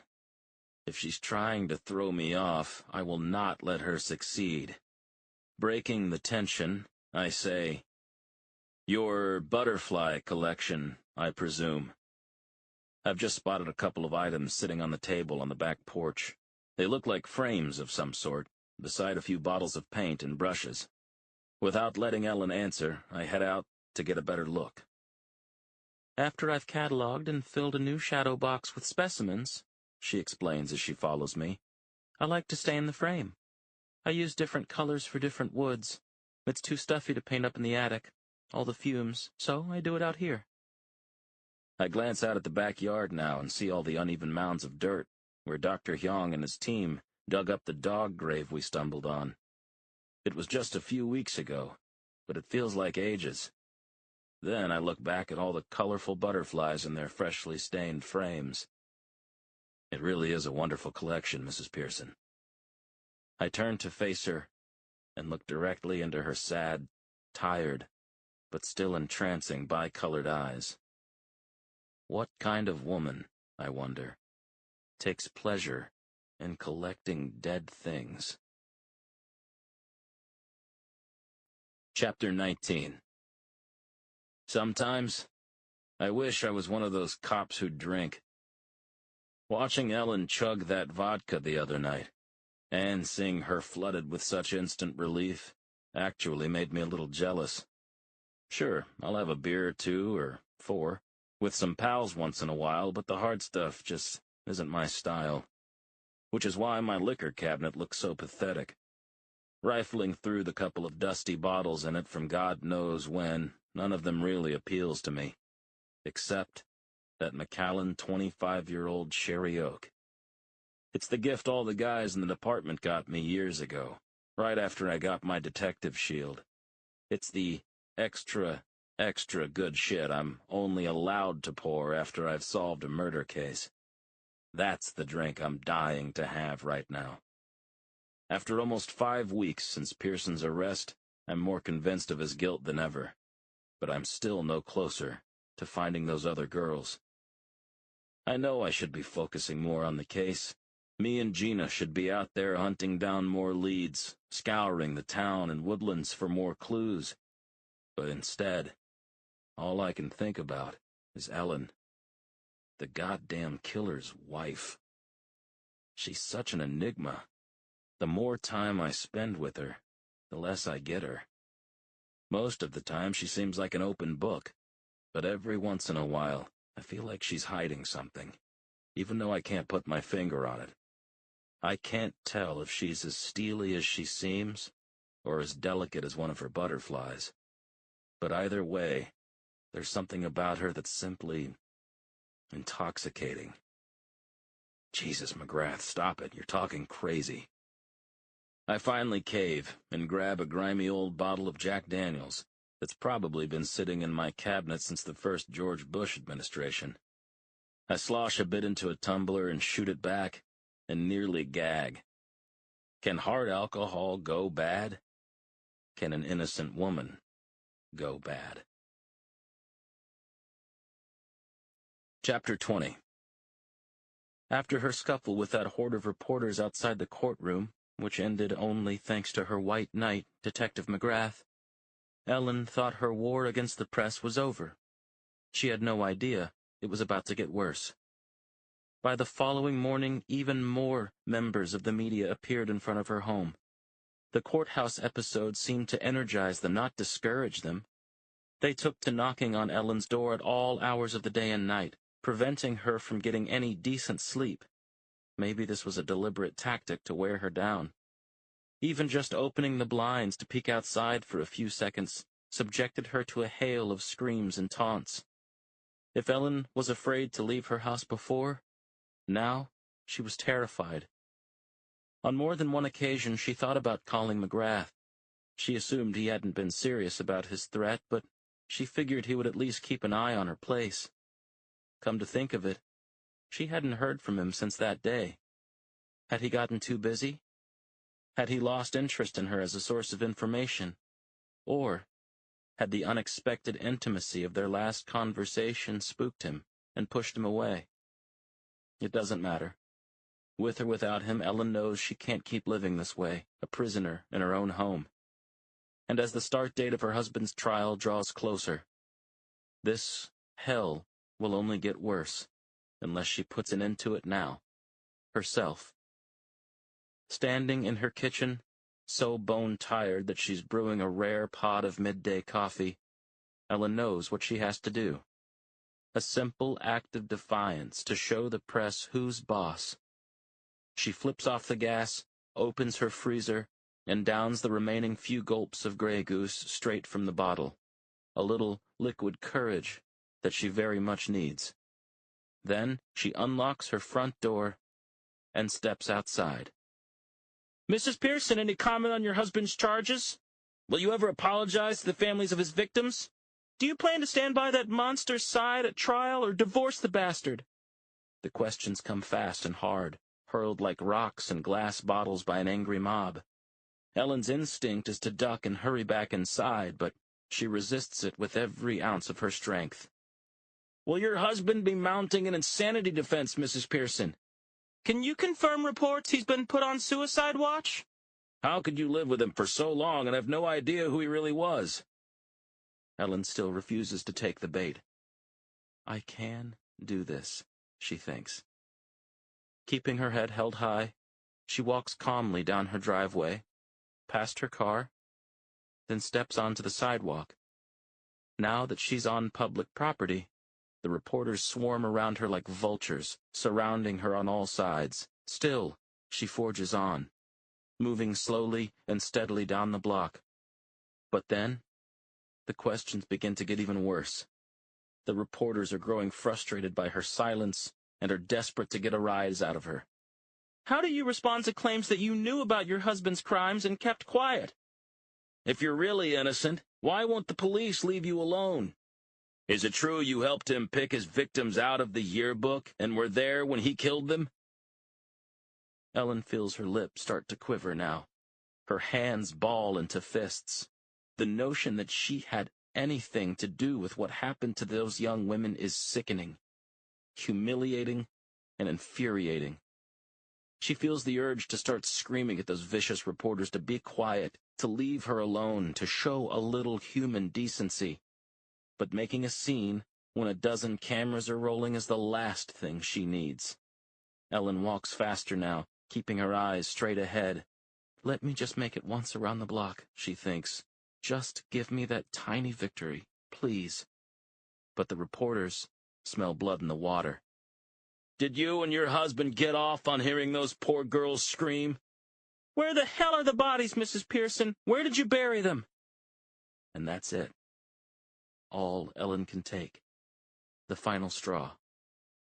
But instead of having a meltdown in the middle of the street, she turns and starts to run. Shoving the reporters out of her way, she races back home. Once back inside, she slams her front door, locking and bolting it. Then she collapses in a heap of tears right there in her entryway. McGrath. He's the only one who might even begin to understand what she's going through. He's the only one who'd listen if she called him. Ellen crawls toward her kitchen, toward her cell phone resting on the counter. All she has to do is pick it up and dial to hear a friendly voice, to see a friendly face, No. She can't. She won't. At least, not yet. Chapter 21. Nightfall in the hills of San Luis Obispo is a quiet, peaceful time. It's one of the things Ellen has always loved most about living here. But tonight, she finds the silence outside her home deafening. She's been tossing and turning for hours. The 2 tall tumblers of scotch she had made her fuzzy, but not sleepy. The old sitcom reruns she tried watching were agitating, not distracting. And now, a few minutes before 3 a.m., Ellen feels the walls of her little home closing in on her. She can't breathe. She needs to get out, get some oxygen, this instant. Those damn reporters camped outside can go to hell. Ellen bolts out of bed. She throws on a pair of jeans and a black sweater. She ties her wild mane of hair in a sloppy bun. Then she grabs her car keys, and before she has time to change her mind, bursts out her front door toward her Camry. This unexpected development clearly catches the sleepy press off guard, which was exactly Ellen's intent. "Hey, she's going somewhere!" one of them shouts, as Ellen starts her engine and peels out, the squeal of her tires piercing the quiet night. Free at last. Ellen tears down her street, blowing past the homes of all her dozing neighbors, who have long since shunned her. She rolls down all of her car's windows and lets the cool air hit her face from every side. It's exactly the kind of refreshment she needs. Ellen applies the brakes as she approaches a yellow light at the intersection of Andrews Street and Monterey. She flips on her turn signal to make a left, even though she doesn't know exactly where she's going. For now, she just wants to drive and enjoy the freedom of the open road. After a few seconds stopped at the red light, however, that freedom disappears. In her rear-view mirror, Ellen spots a small caravan of cars and news vans speeding toward her. Those goddamn reporters are following her. Ellen furiously pounds her steering wheel. Come on! But no. This time, she is not going to give in to them. Not a chance. Making sure the intersection is clear, Ellen blows right through the stoplight, crossing Monterey and heading on to Grand Avenue. Most of the press is still stopped at the red, but damn it, a few run the light too, and keep following. Gotta get away, Ellen thinks as she barrels along this 4-lane thoroughfare. Gotta shake them. But how? Up ahead, Ellen sees signs for on-ramps to the 101, which gives her an idea. She knows it's crazy, but she also knows that at 3 a.m. on a weeknight, the freeway should be practically empty. And if she happens to get pulled over, well, she's been growing chummy lately with a certain SLOPD detective who could probably help her get off with just a warning. Ellen takes another look behind her and sees 2 local news vans and 3 other cars on Grand Avenue coming up fast. So, she decides it's worth a shot.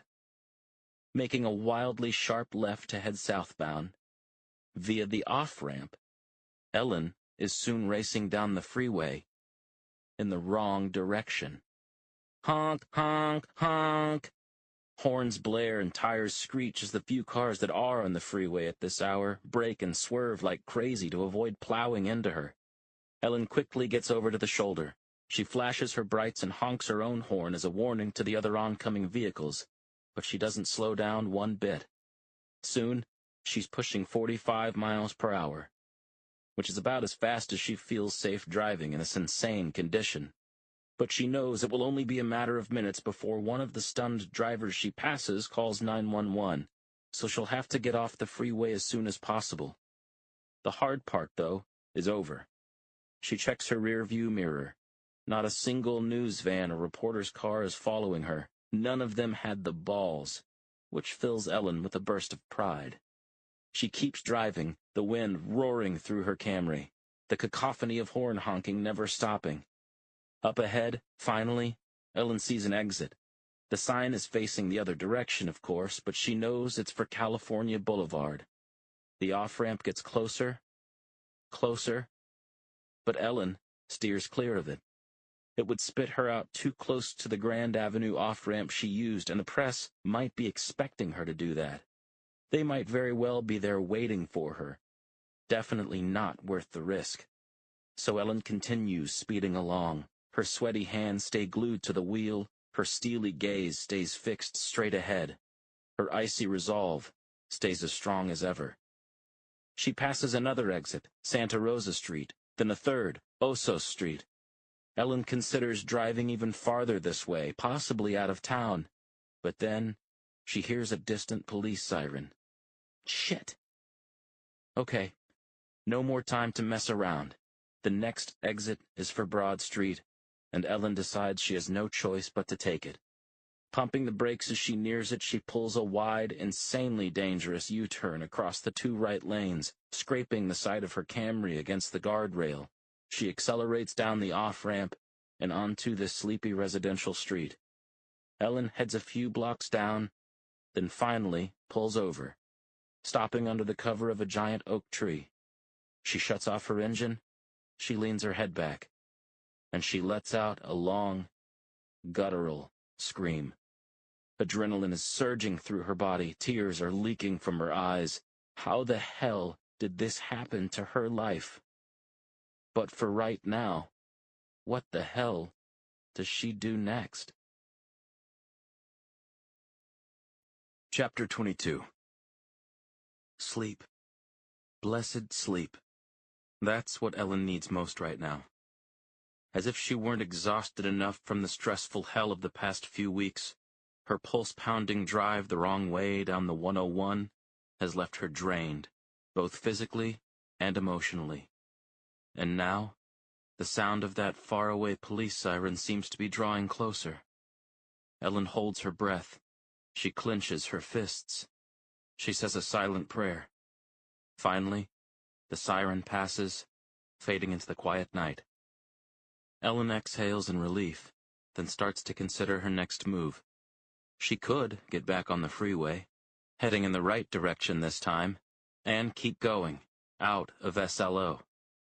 But where, and what would that accomplish? If anything, it would look like she was running away, and that would give the press even more reason to hound her. Those blood-sucking creeps! Ellen screams out loud inside her car. A small army of them are certainly still camped outside her house, waiting to pounce. If she dared go home now, especially at this ungodly hour, after leading them on that high-speed chase, the scene would be sheer chaos, not very conducive to a good night's sleep. So if Ellen can't skip town, but can't go home yet either, what now? She gets an idea and shifts her Camry back into drive. A few turns later, she's cruising in the direction of the freeway again, more or less retracing her path, but on surface streets. Eventually, she starts driving through a residential neighborhood, nestled in the foothills where there isn't another car or person on the road at all. The solitude is calming, but also eerie, unsettling. Ellen glances down at her dashboard clock, 3:51 a.m. With a shake of her head, she tries to remember the last time she was out and about this late. Even when she and Michael used to celebrate New Year's Eve together at the old Moonbeam Lounge downtown, their one big night a year to let loose and drink and dance and act like kids again, they were always back home and in bed by 1 o'clock at the very latest. Tonight, Ellen has been run out of her home, and Michael's bed is a cot in the county jail. How quickly life can change. After passing a block of modest adobe-style houses, Ellen pulls into the driveway of an old-fashioned motor inn, the El Toro Motel. The building, small and quaint, and painted a light cantaloupe.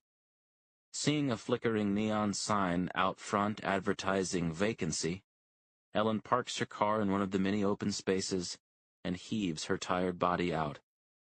She pushes open the lobby door. As it swings shut, a set of old sleigh bells attached to the knob jangles. Inside, the air is air-conditioned cool, but smells faintly of marijuana. Ellen immediately spots the likely source, a young man slouching behind the front desk, his nose buried in a smartphone, his eyes at half-mast and bloodshot. Ellen has a hunch this 20-something stoner, Carson C., according to his name tag, isn't about to give her a world-class customer service experience. But that's just fine by her. Better than fine, actually. Between his youth, his slovenliness, and his likely altered state, the chances of him recognizing her are slim to none, which is something Ellen definitely doesn't want right now. "Excuse me, Carson?" she asks, after standing there unseen by the man for nearly 30 whole seconds. "Oh, sorry. Can I, help you?" he finally mumbles. Ellen requests a room for the night. Carson tells her that checkout is 10 a.m., meaning she'd have it for only about 5.5 hours. Ellen thinks about that and changes her request. "2 nights, then, please, under the name Judith Hayes." Using an alias gives Ellen a quick shiver of excitement, as if she were a spy or an undercover agent. But that was the name of her maternal grandmother, a woman she loved dearly, and using it now also provides her a tiny bit of comfort. "Sure thing, ma'am. I just, need a credit card?" Ellen opens her purse and removes a thick wad of bills instead.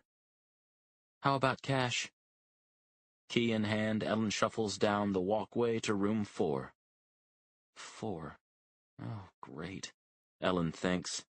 That's the number of girls who have gone missing, the number her husband stands accused of kidnapping and murdering.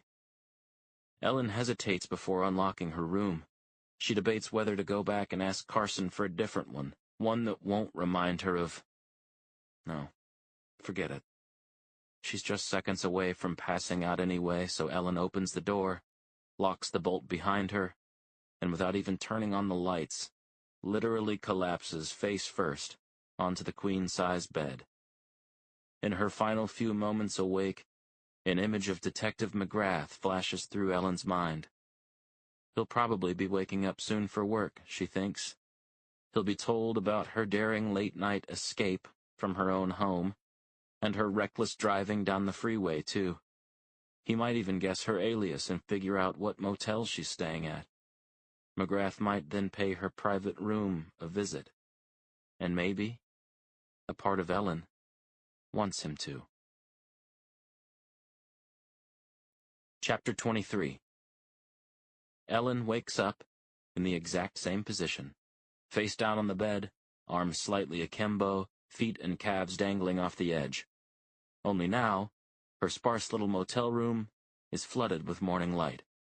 Ellen peels herself off the itchy maroon bedspread and looks around, squinting, and fighting off the faintest feeling of nausea. Just like the outside of the motel, the walls are painted a pale orange, the color of vomit, Ellen can't help but think. And although San Luis Obispo is landlocked, the room is decorated with a maritime theme. A bland watercolor of an anonymous beach is over the bed. A cheap print of a 19th-century whaling vessel hangs next to the dusty TV, slightly askew.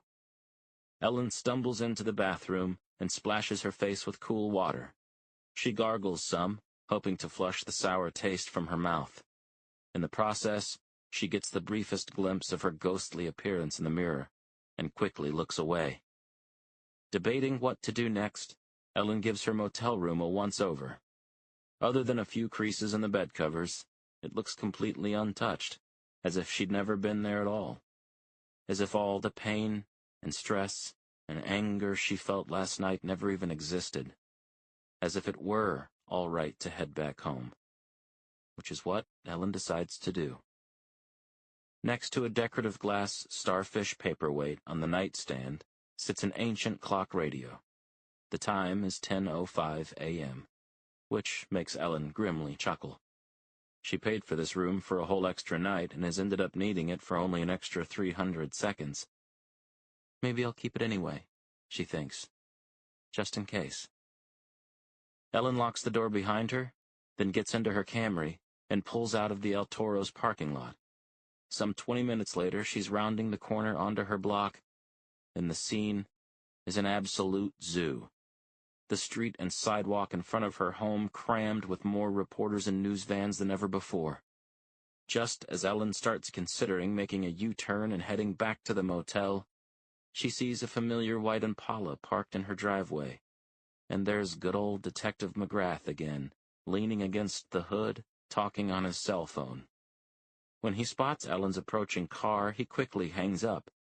Ellen knows she can't turn around now, and part of her doesn't want to anymore. "Mrs. Pearson, where did you go last night? Were you thinking about running away because you're guilty?" The reporter's questions again come flying at her fast and hard the moment Ellen steps out of her vehicle. But just as fast, McGrath is next to her. He lays a comforting hand on her shoulder and draws her close to him, shielding Ellen from the verbal assault and speaking softly into her ear. "Hey, you doing okay?" he asks. "Yes, I suppose. I've been running errands all morning, just trying to—" "Because I was having trouble sleeping last night. Not an uncommon problem for me, either. When I heard a call come over the radio. A car was spotted driving wildly down the 101 the wrong way. Female driver. The descriptions of both sounded familiar, but she somehow slipped away. Crazy, huh?" Ellen nods solemnly, realizing now why McGrath is there. She braces herself for what will be coming next. Handcuffs, and further humiliation in front of the rabid press. "If you're here to arrest me, Detective, just go ahead and—" "Arrest you?" McGrath asks, the faintest twinkle in his deep-set eyes. "For what? I just swung by to make sure you're okay." Ellen flushes with relief, and decides to extricate herself as quickly as possible. "I'm fine, Detective. Thank you. No need to worry. Now, if you'll excuse me—" Ellen shrugs off McGrath's touch and starts to hurry inside, averting her gaze. She doesn't want the detective to know how she really feels. Chapter 24. "Wait!" I call out to Ellen as she rushes past me toward her front door. "Just promise me you won't ever do anything that stupid again." Ellen stops and spins around to face me, but still won't look me in the eye. "Why? Are you afraid I might die, and you'll lose all that precious evidence in here?" She taps the side of her head a little tauntingly. Despite the crowd of reporters at the end of the driveway, their cameras watching our every move, I feel the sudden urge to grab Ellen's shoulders and give them a violent shake. Of course that's what I'm afraid of. I want to shout, "What the hell are you hiding from me?" But instead I say gently, "I want you safe, Mrs. Pearson. For a lot of reasons. Is that so hard to understand?" Ellen nods and finally looks me in the eye. "I do understand," she says.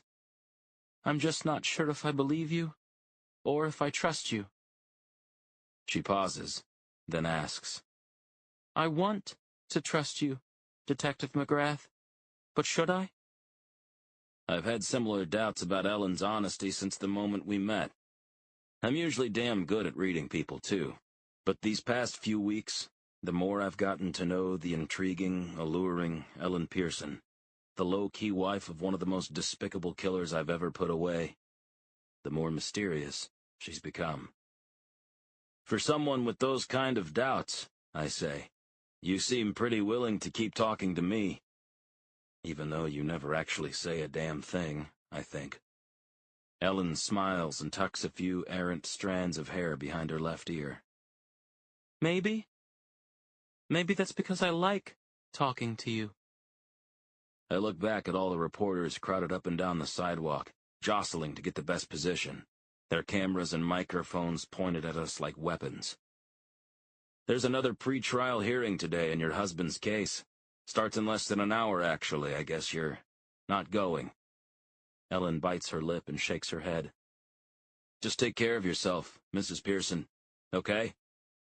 No more late-night joyrides on the freeway. No more disappearing on me. I need you to be—" Ellen takes a sudden step toward me, getting right up in my face. I flinch, caught off guard, and reach for my sidearm, but Ellen is too fast. She leans in and plants a kiss on my cheek.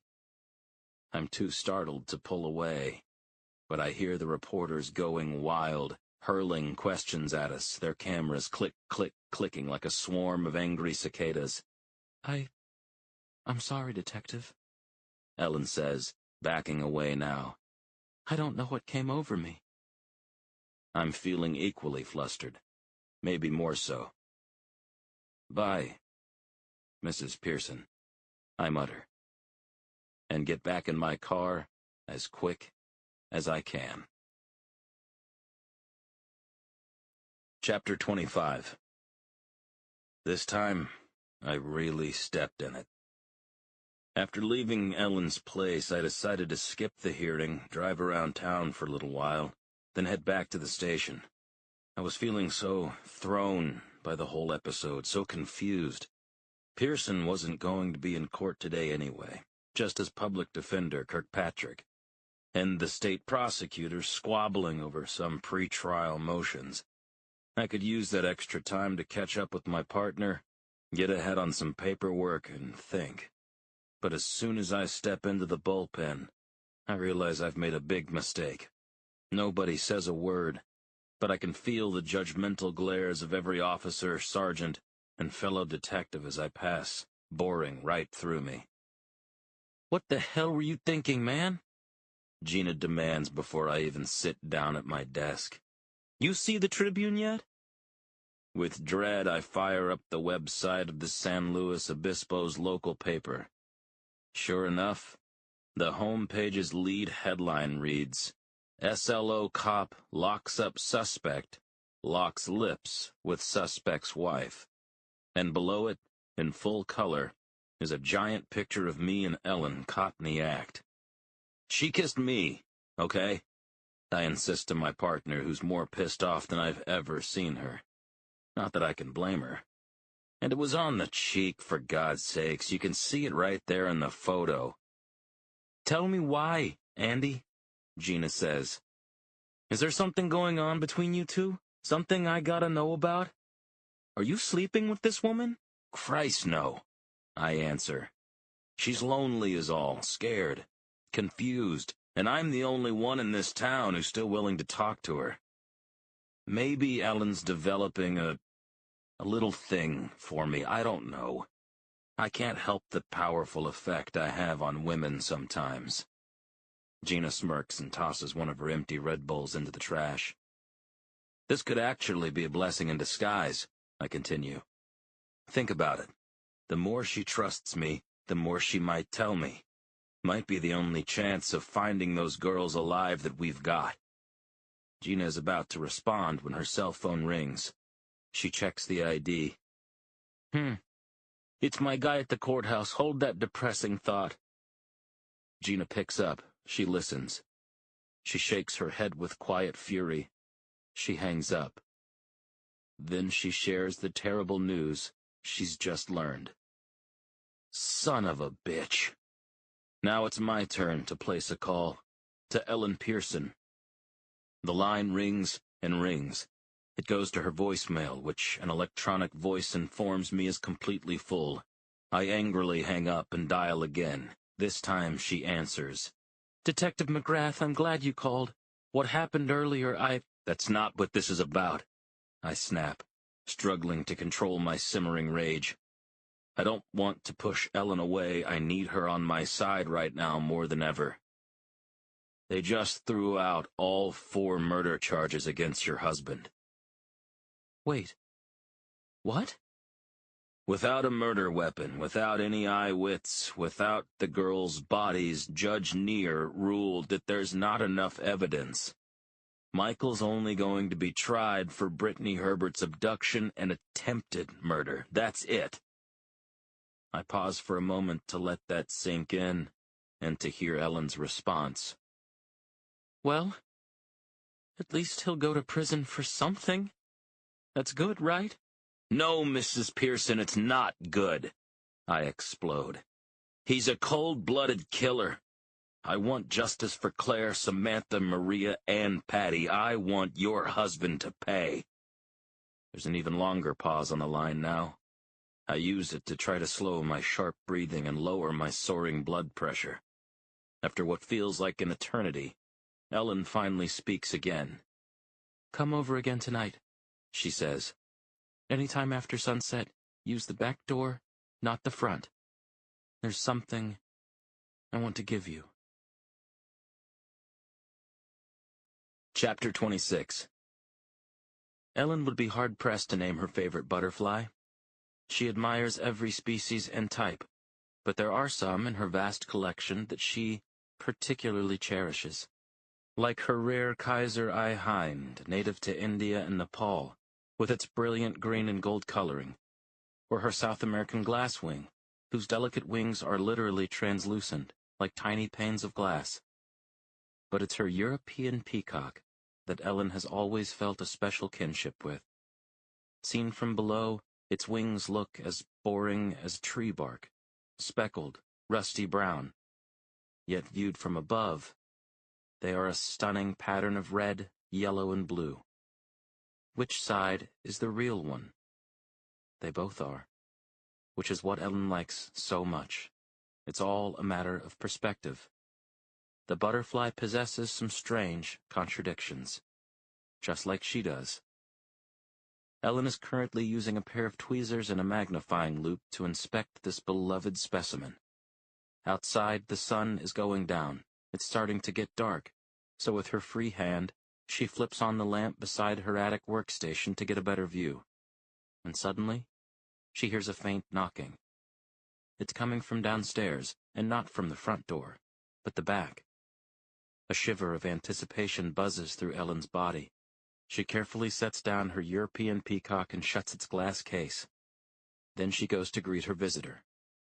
Detective McGrath is standing on the rear patio, fidgeting slightly, backlit by the setting sun. The sky behind him is a blend of lavender purple and bubblegum pink. Ellen takes a moment to compose herself. She smooths down her hair and flattens the imaginary wrinkles in her simple blouse. Then, she opens the door.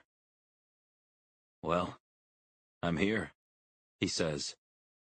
"Want to tell me what this is all about? I really don't like surprises." "Good evening, Detective," she says. "Thank you for coming. Would you like to come inside?" "I don't know, Ellen," he huffs. "Would I?"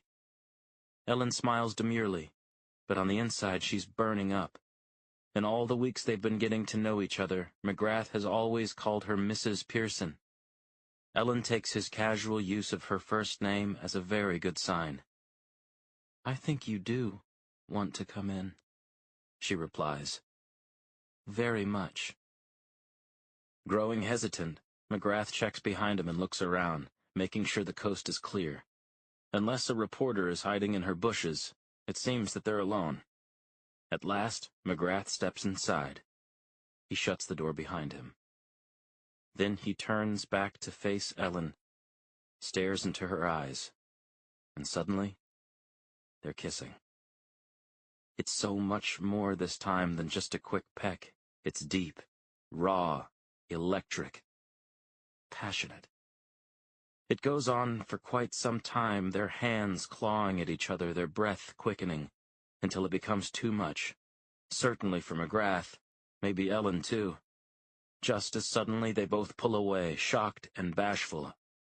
I'm sorry," McGrath says. "That was completely unprofessional." "It's all right, Detective. I don't know what came over me either." McGrath rubs a shaking hand over his scruffy cheek.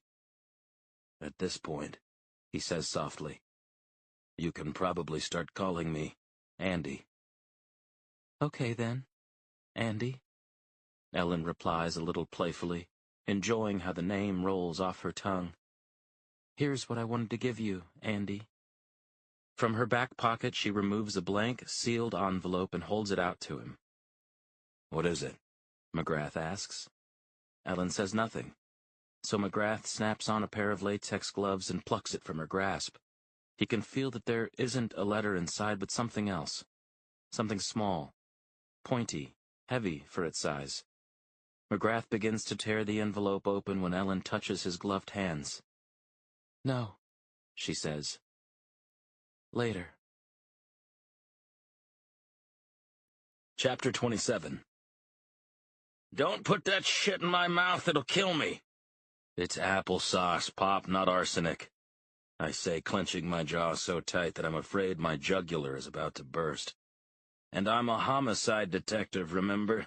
If and when the day comes that I decide to put you and Ma out of your misery, I know about 100 better ways to do it than hiding poison in your dessert, okay? My father's flash of anger slowly disappears and turns into dark laughter. He gives me a good-natured jab to the shoulder as I finish spooning the yellow mush into his toothless mouth. Now let's get you ready for bed, huh? I lead my old man up the stairs and into the bathroom. I help him change into his pajamas, wash his face, moisturize his skin, and take his evening pills. Then I lead him into his bedroom, where my mother, always much more of a morning person than my night owl dad, has already been asleep for over an hour. I pull back the covers on my father's side and start to guide his frail frame into bed, when he suddenly reaches out and grabs my arm. "Thank you, son," he whispers.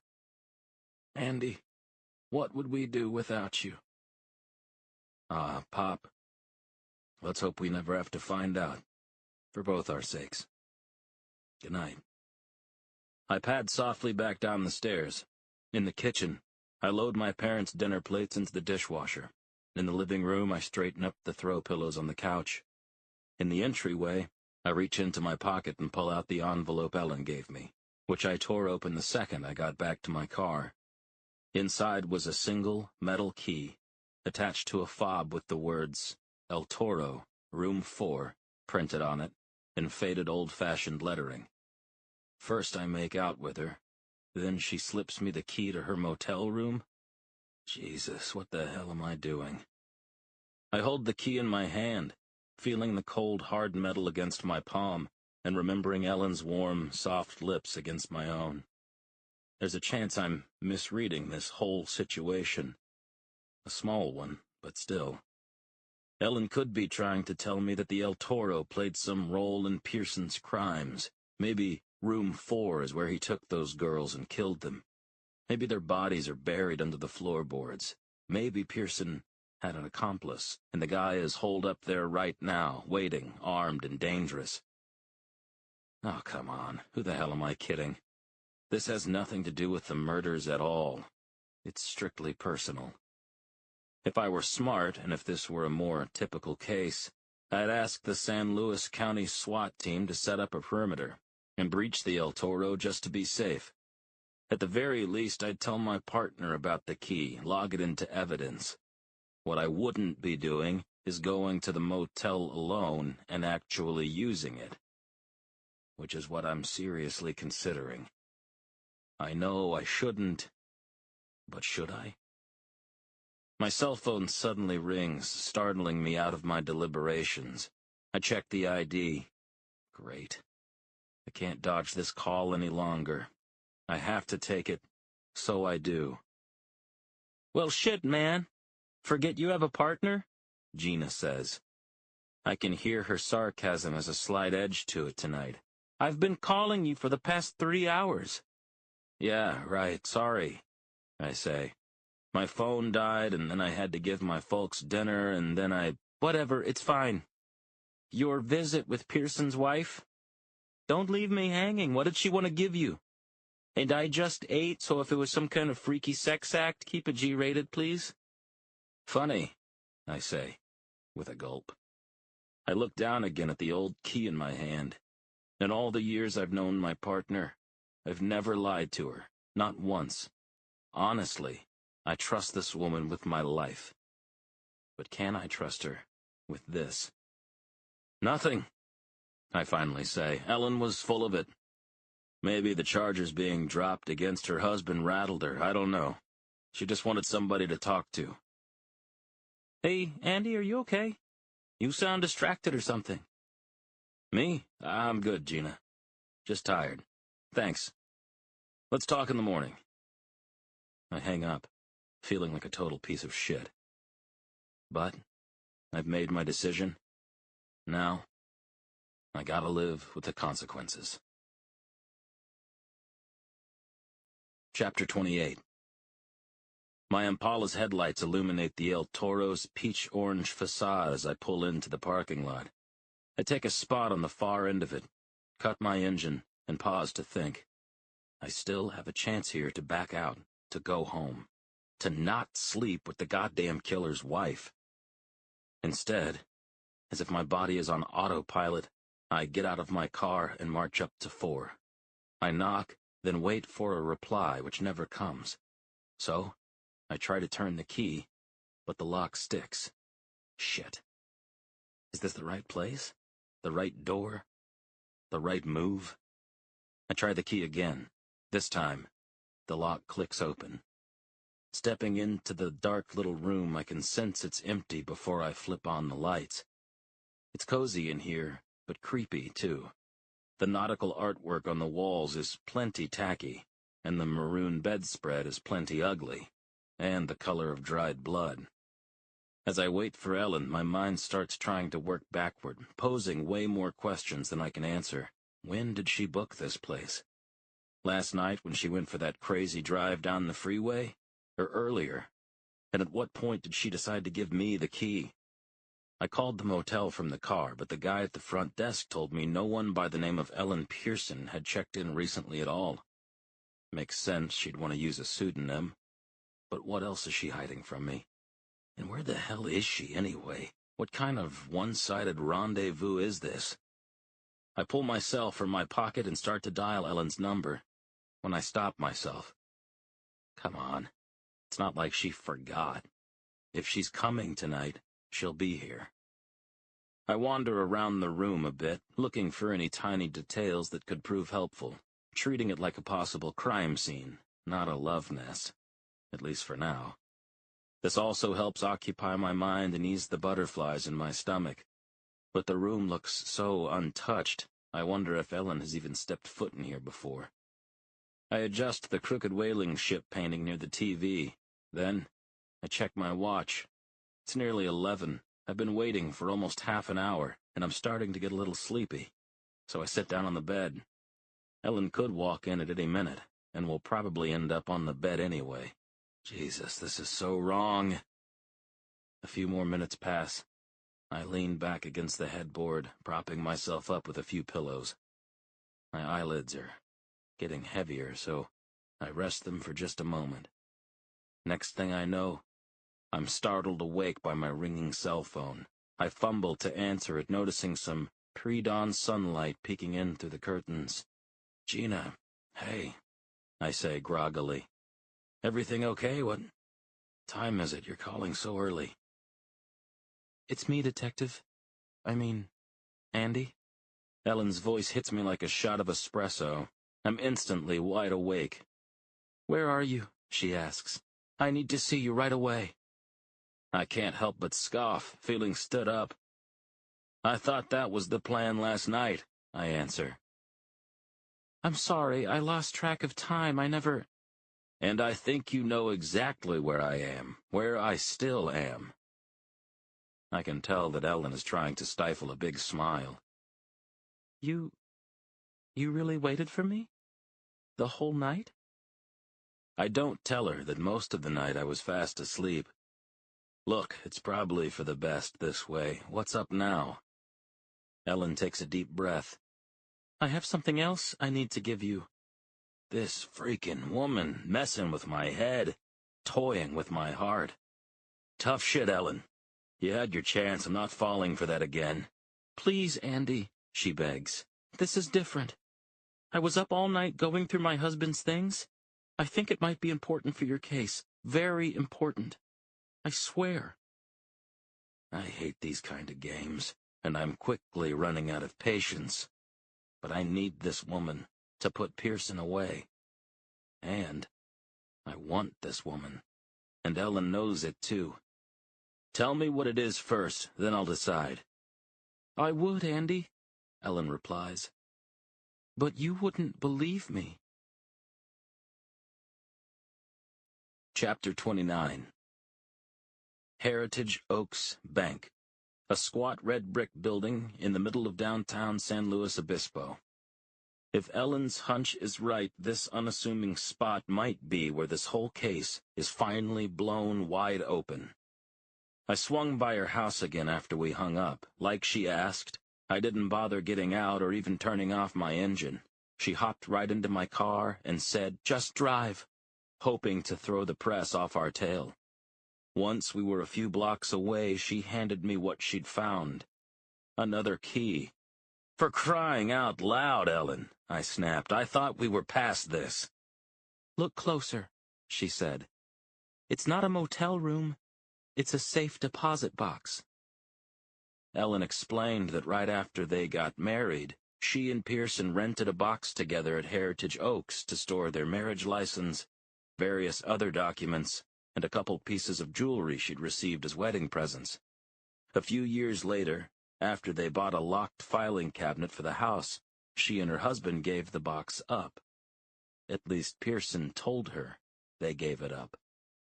Ellen was moving a pair of her husband's shoes that night when she'd heard something rattling around. She grabbed a screwdriver, pried off the sole, and hidden inside the hollowed-out heel was the old familiar key. I have no way of verifying a word of that story, of course, and after last night I don't exactly trust Ellen much anymore, but an opportunity like this, I can't pass it up. We're sitting in silence together, parked across the street waiting for 9 a.m. to strike and the bank to open up.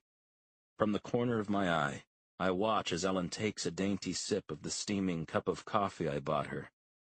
Stood up or not, I'm still a gentleman. That looks like the manager, I say, noticing a comely, middle-aged woman with jet-black hair unlock the front door and roll up the metal gate. They're open.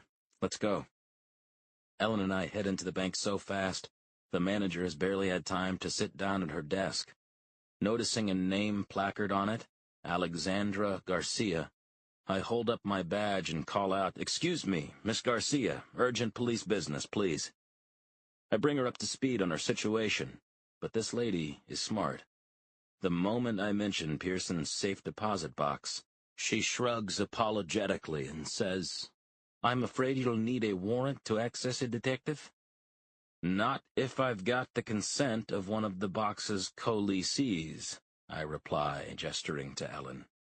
Reluctantly, Garcia looks up the agreement on her computer. Sure enough, it's still in both Michael Pearson and Ellen Pearson's names. Bingo. Garcia leads us into the main vault room, a claustrophobic space lined with metal boxes from floor to ceiling.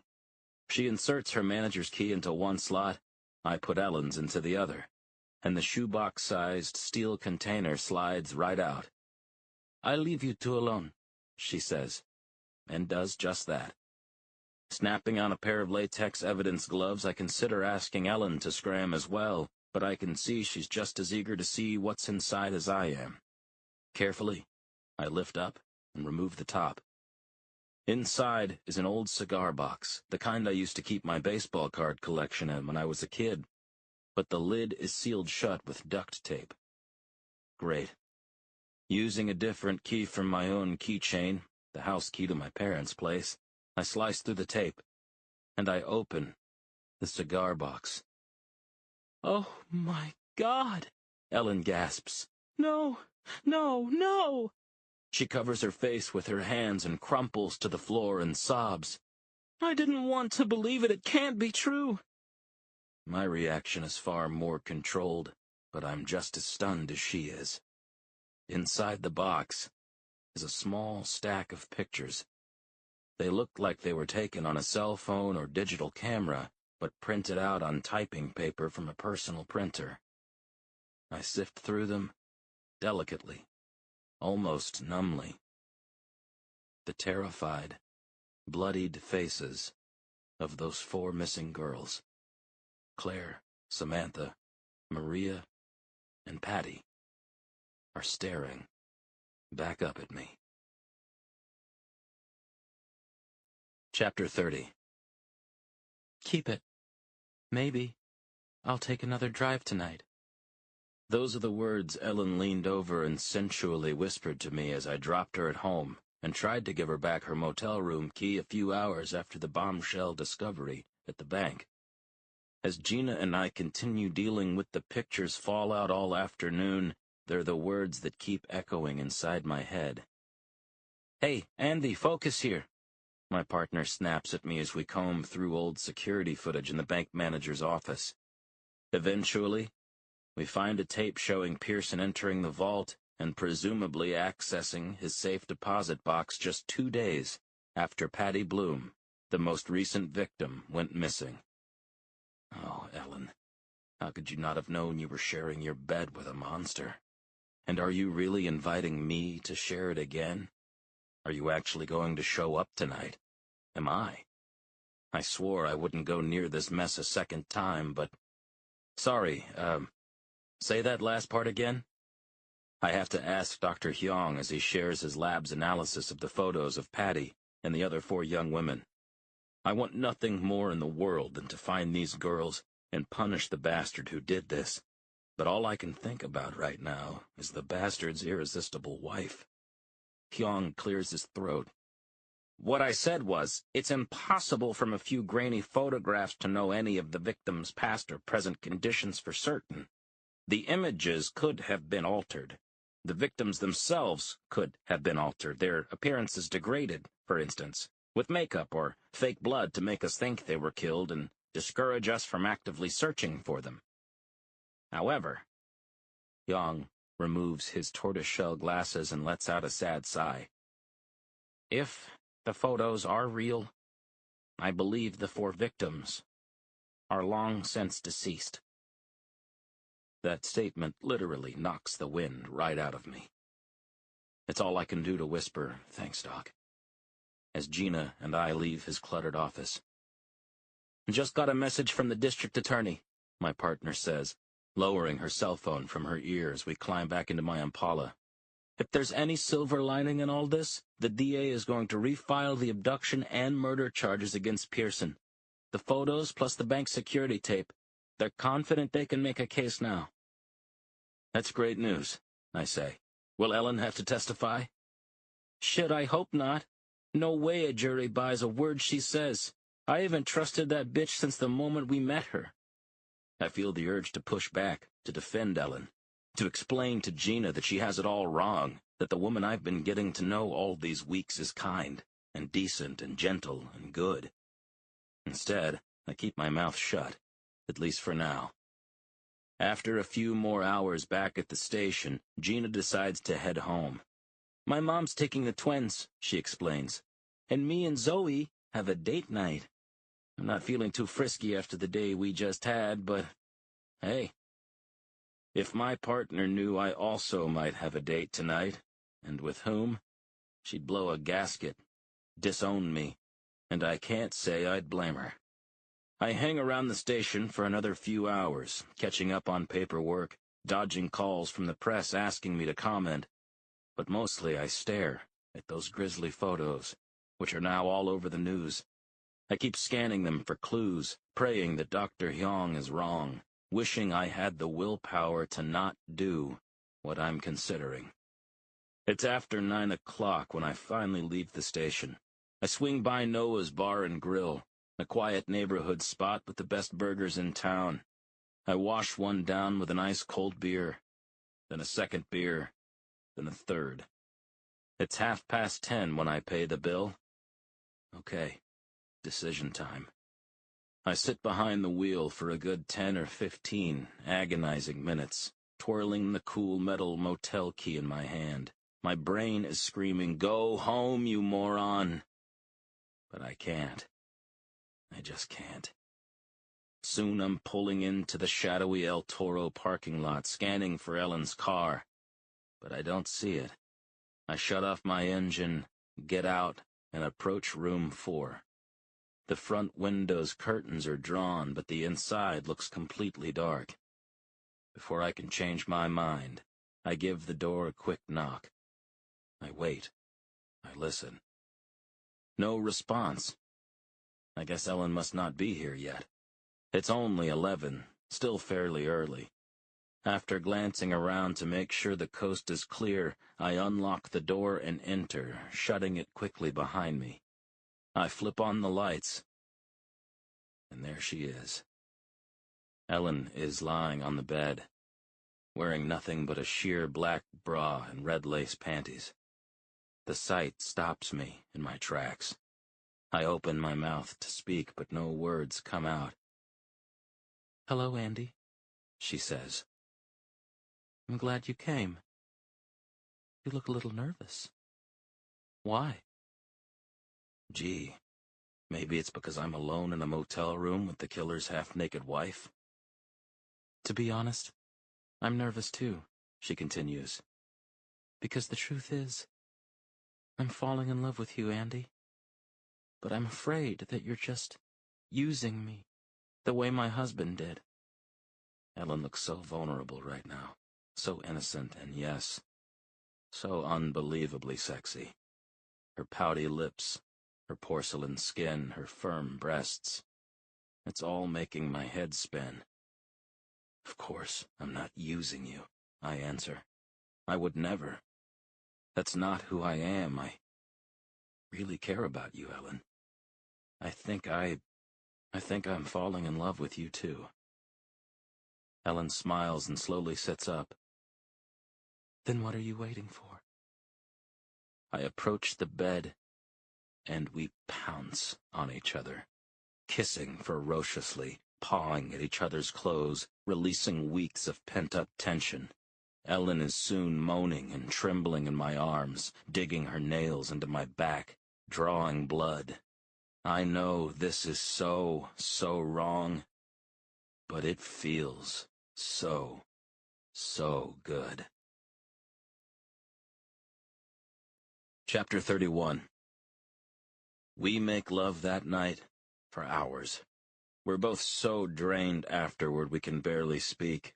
We just lie there, holding each other, exhausted but exhilarated. Then, we get dressed, and without exchanging a word, part ways. It's almost 3 a.m. when I finally get back home. Nearly dawn. I stumble into my bedroom to try to steal a few winks of sleep before heading into work. But then my cell phone starts ringing. My head's barely touched the pillow, so I let it go to voicemail. It rings again. I roll over and check the ID. It's the San Luis Obispo area code, 805, but I don't recognize the number. I decide I should probably answer it. Detective McGrath? This is Sergeant Matt Kerr with the SLO County Sheriff's Office. I'm calling regarding an inmate in our custody, Michael F. Pearson. The news makes me leap right out of my bed. No. I can't believe it. Those fools! How could they let this happen? After I hang up with the sergeant, feeling a little dazed and hoping it was just a bad dream, I dialed Gina, but my partner said she got a similar call from the jail. Next, I phoned the county lockup myself and confirmed the news a second time. So much for getting any sleep tonight. I throw some clothes on and speed to the station. I request urgent copies of the correctional officer's incident reports and the deputy warden's preliminary assessment. When they arrive, I read the few dozen pages of documents as fast as I can. Soon, my desk phone starts ringing with reporters asking for comment, until I literally yank it from the wall. When bleary-eyed, Red Bull-chugging Gina arrives an hour later, I tell her to hold down the fort for me here while I step out for a little while. There's something I have to do. I turn on to Ellen Street and see that the reporters camped outside her home have been whipped into a frenzy. I'm not surprised. As I pull into the driveway and get out, they swarm my car, shoving their cameras in my face, shouting questions like, "Detective McGrath, how will this impact the search for the missing girls? Do you believe it was triggered by the discovery of those photos? Was justice done today, or now can it never be done? Jesus Christ, you people are vultures," I exclaim as I march up the path to Ellen's house. I pound the door, calling out her name. No answer. I keep knocking, louder, rattling the doorknob. Maybe she's not here. But finally, she opens it. "Sorry, Andy," she says, quickly ushering me inside. She's wearing a simple tank top and baggy sweatpants, but still looks incredible. The tension between us is suddenly so charged, I half expect her to push me against the door and kiss me. Instead, Ellen holds up a pair of tweezers and a magnifying loupe. "I was in the attic, working on my butterfly collection." I wish I had a hobby like that to distract me at times like this, I answer. I'm not sure if you heard the news, but... Of course I did. In the middle of the night, while you and I were at that motel together, while I was cheating on him. Michael hanged himself inside his cell. Ellen's bottom lip begins to quiver, and she starts fighting off tears. I know you used to love him, I say tenderly. You have every right to be upset. But Ellen shakes her head. The case is closed now. Those girls are dead, and so is their killer. You don't need me anymore.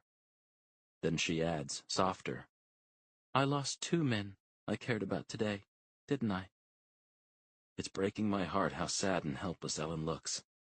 I know the decent thing to do would be to take her in my arms and try to comfort her. Tell her it will all be okay, that maybe we can still be together.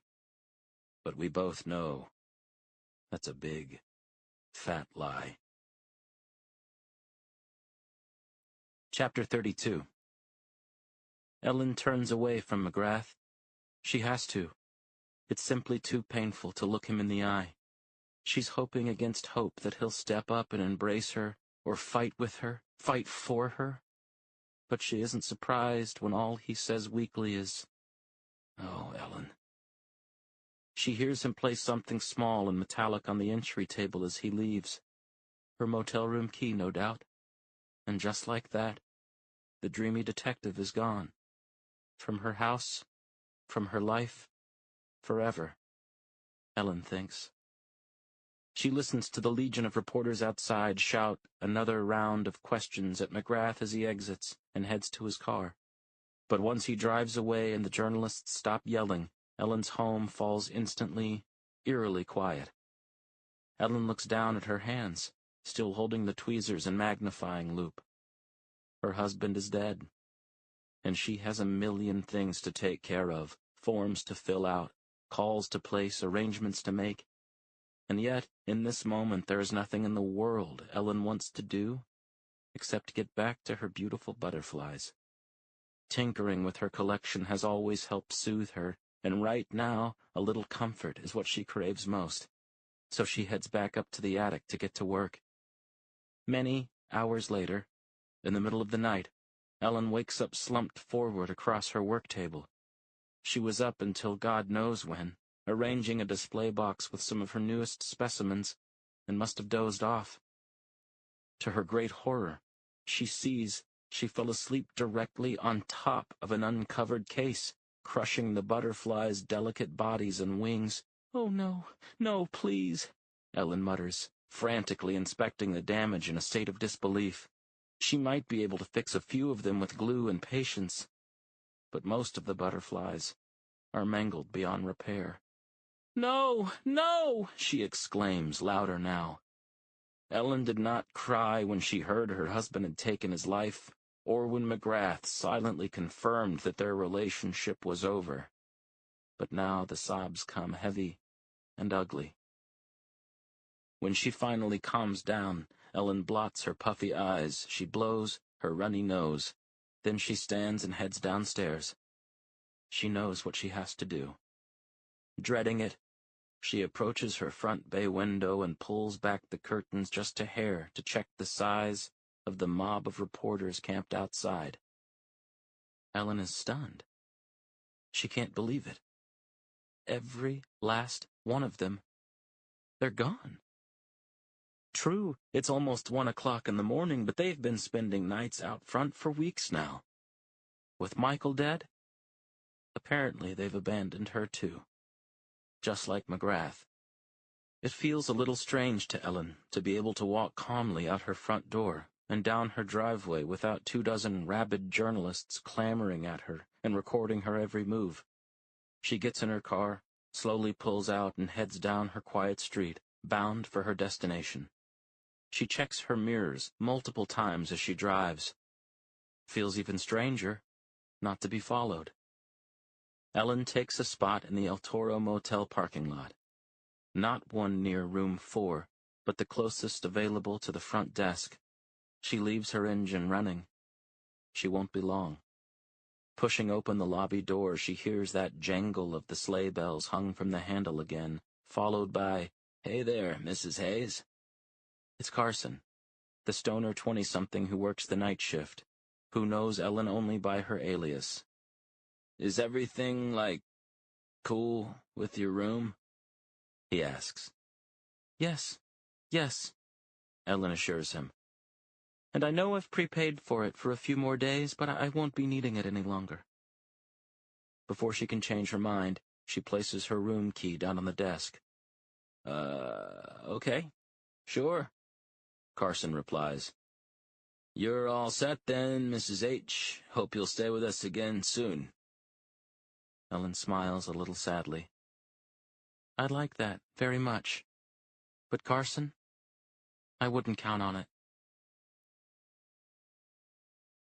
Chapter 33. Back in her car, back on the road. Ellen heads along Santa Rosa Street, then takes the on-ramp for the 101, the same freeway she sped down the wrong way just a few days ago, which feels like another lifetime ago. Merging into the middle lane, she settles in for a long drive. Again, this late at night, the freeway is nearly deserted, and the hum of the road is almost hypnotic. Most people driving at this hour on so little sleep might worry about nodding off, but Ellen is wide awake, jittery with nerves, jumpy with anticipation. The minutes tick by, turning into hours. Ellen finally exits the freeway at about 2:30. She's soon cruising through the sleepy town of Landor, California, such a dusty, tiny speck of a place that it makes San Luis Obispo look like San Francisco.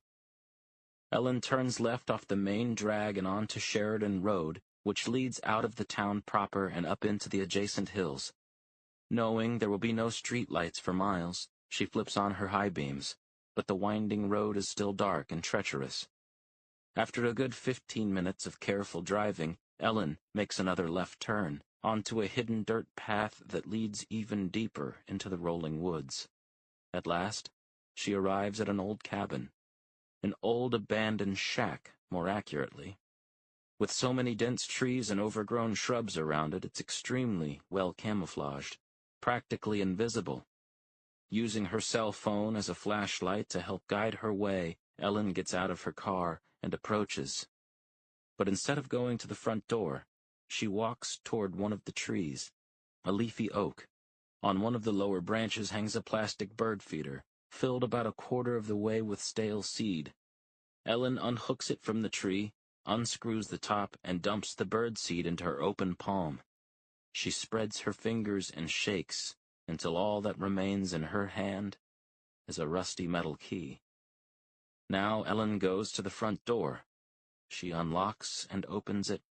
The hinges creak like in a classic horror movie, but there aren't any cobwebs or cloth-draped furniture inside this cabin. The outside might look decrepit, but its interior is clean and cozy, if small and sparsely furnished. Ellen turns on the lights, illuminating display case after display case of colorful butterflies, hung on virtually every square inch of wall. There are hundreds of specimens in total, outnumbering her home collection many times over. And in the corner sits a small drafting desk, identical to the workstation in Ellen's attic. On it rests a glass display case that's still a work in progress, only partially filled with freshly pinned butterflies, all in perfect condition. Ellen walks over and takes a seat, excited to get to work, when she hears something outside. Chapter 34. The crunching of tires, the slamming of a car door. Someone's here, now? Ellen thinks. Impossible. She's in the middle of nowhere, 100 miles from home. At 3 o'clock in the morning, she came here to be alone, to escape. And now she has a visitor? Ellen returns to the front door and looks through the peephole. Parked beside her Camry is a vehicle she's seen dozens of times. A white Impala. And walking toward the cabin, slowly, cautiously, is Detective McGrath.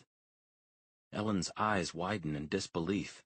She feels a flurry of conflicting emotions: shock, confusion, anticipation, arousal. Flustered, Ellen hastily smooths the front of her blouse and runs some fingers through her hair, trying to make herself as presentable as possible, while she waits for McGrath to knock. But he doesn't. Instead, McGrath suddenly kicks the door open and bursts inside, his Glock 22 service weapon aimed and ready. "Andy!" Ellen exclaims with an almost giddy laugh. "My God, you scared me! What are you doing here?" McGrath is just as surprised to see her standing there. He lowers his gun, but doesn't yet put it away. "What are you doing, Ellen? What the hell is this place?" "It's an old hunting cabin. It's been in my family for generations." "Who owns it?" McGrath asks. "Your house is the only property listed under your or your husband's name. We checked." "Of course you did," Ellen says with a rueful smile. "Legally, it belonged to my grandfather. After he died, it just kind of sat here. Michael and I rediscovered it a few years ago.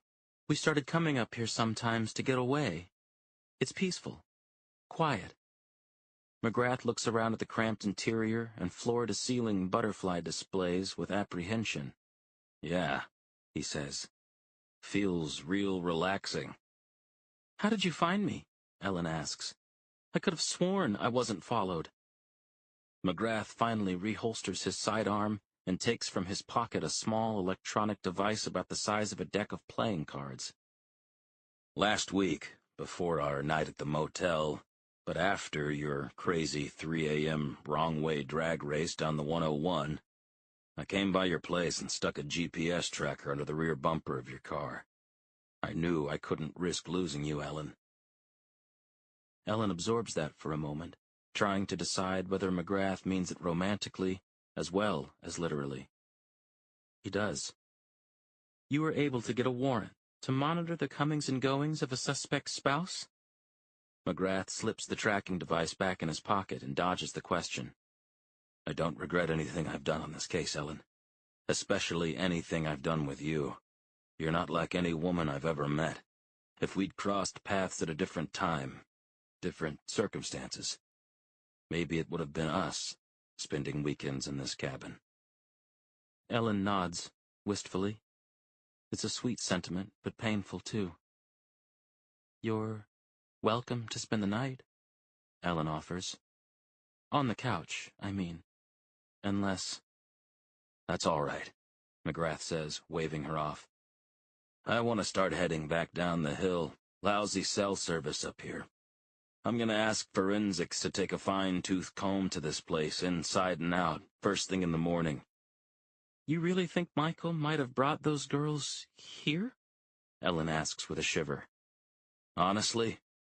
Not a chance. It was smarter than that. But maybe we'll find a print, a hair, a fiber, anything we can use to find them. It's worth a shot." With a resigned shrug, McGrath starts heading for the door. Ellen, overwhelmed, takes a few steps backward toward her desk, bracing herself against it for support. "Good night, Ellen," McGrath says. He holds up his cell phone. "Guess I'll see you in a few hours. I've got some calls to make." "Sorry, Andy." McGrath has his hand on the doorknob when he hears the unmistakable click of a handgun's safety catch being flipped off. He spins around. He can't believe his eyes. Ellen is aiming a compact .38 caliber handgun right at him. "I can't let you do that." Chapter 35. In all my years with the SLOPD, I've had a gun pointed at me only once before, by a desperate coke dealer during a drug bust gone awry. Tonight makes twice. And it's by a woman I thought I loved. Suddenly, it all makes sense. I knew it all along, but I just couldn't see it. Ellen is a hell of a lot more than just the killer's wife. But there's no more time for that now. My heart is thundering. Adrenaline is coursing through my veins. My life could be over in a few milliseconds. Way too little time for me to draw my own gun, turn, and shoot first. So I get a crazy idea. And not from light switch near the front door, plunging the little cabin into darkness. Then I quickly drop to the ground and roll out of the way. Ellen yelps with a shock and fires a shot. Blam! but it misses me by a mile. "Damn it, Andy!" she exclaims as I frantically scramble behind the couch for cover. "Where are you?" Ellen fires 2 more wild shots, blam, blam, in my general direction. Again, she misses me, but only by a hair. Now it sounds like she's shuffling across the room toward the light switch herself. So I use those precious few seconds to quickly crawl around the couch and behind her. As soon as Ellen turns the lights back on, I leap up and pounce. I clasp my hands around the hot metal gun, squeezing Ellen's fingers tightly so she can't pull the trigger. Then we tumble to the floor together, our limbs intertwined. "No, no, no!" she screams again and again, kicking and flailing wildly as I wrestle with her for control of the weapon. Damn, she sure is feisty. And strong. At last I manage to yank the pistol from Ellen's grip. Then I smack the hard steel clean across the side of her head. Ellen grunts in pain and goes limp. I crab walk backward a bit, then stand up, tucking her little pistol into my belt and drawing my own Glock. "Don't move!" I shout. I keep my gun trained on Ellen as she groans and writhes. God only knows what this woman might do next, so I'm not taking any chances. "What the hell did you do to those girls?" I demand, practically foaming at the mouth with fury. Ellen doesn't respond. Then she starts to laugh. Chapter 36. "You damn fool, Andy," she hisses, wiping a dollop of blood off her lip. "You know exactly what I did. What we did." "You mean?" "That's right. Michael and I were partners. We picked those girls out together like we were ordering artwork from a catalog." Ellen gestures to the hundreds of dead butterflies on the walls. "I guess you could say we both liked collecting all kinds of beautiful things. This cabin is exactly where we kept them. Claire, Samantha, Maria, Patty. We did what we wanted to them. We took a few pictures. Then we buried them out back in the woods." I'm too stunned to speak. My hands begin to tremble so much that I can barely hold my gun steady. "Look at you," Ellen says, laughing even harder now. "You had it all wrong from the start. You thought you'd get close to me, use me, extract evidence from me, then dump me by the curb, didn't you?" I don't answer, but what Ellen is saying, of course, is true. At least, it was. Until I started getting to know her, until I started falling for her. "But I was the one using you, detective," she snarls. "I loved my husband. We understood each other. That night he picked up Brittany. He knew you were following him. He let himself get caught to protect me." Then she adds, "He was a good man, Andy. He was 10 times the one you'll ever be." "He was a goddamn murderer," I yell. "A monster and a coward, and so are you." I feel a swell of emotions deep in my gut so powerful I can barely describe it. Horror, disbelief, humiliation, rage. That this bitch could have lied to me for so long. "I know you tried so hard, Andy," Ellen says, almost tauntingly now. "And you came so close, too. Patty was still alive just a few weeks ago. After Michael was arrested, I had to take care of her myself." My jaw clenches like a vice. My eyes start stinging with tears. It can't be. "Her body should still be pretty fresh. As for the other girls, they've probably all decomposed so much by now. Not even their parents would be able to Blam! I'm almost as shocked by the gunshot as Ellen is. And I'm the one who fired it. The bullet strikes her in the throat. Her eyes bug out of her pretty head. She starts to gag and choke on her own oozing blood. But I just stand there, numb with shock at what I've done, watching as Ellen takes her last gasp of breath, then slumps backward against the wall. Holy shit. I've just committed second-degree murder. I've just killed the killer. And yet, I feel an instant sense of tranquility come over me like a warm blanket. I calmly reholster my handgun. I slowly push open the front door.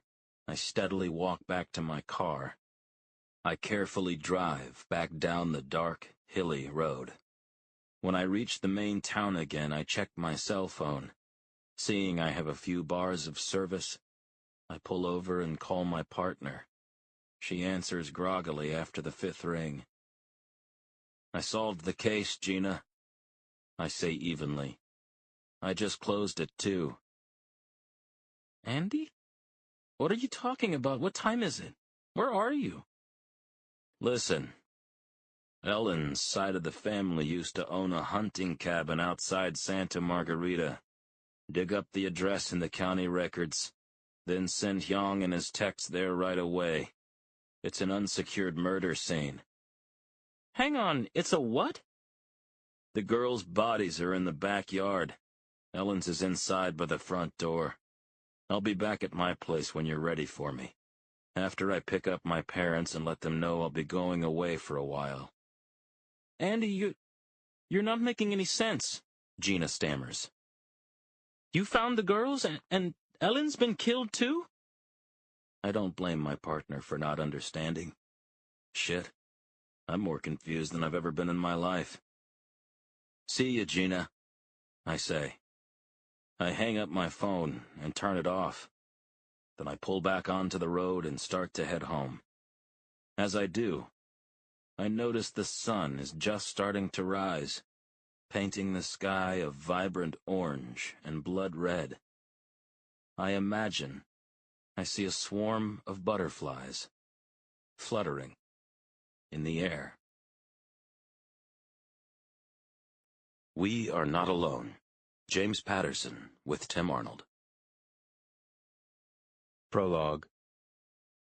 The commander sets her hard-shell polycarbonate suitcase down by the front door and musters up every ounce of courage she's got. These goodbyes are never easy.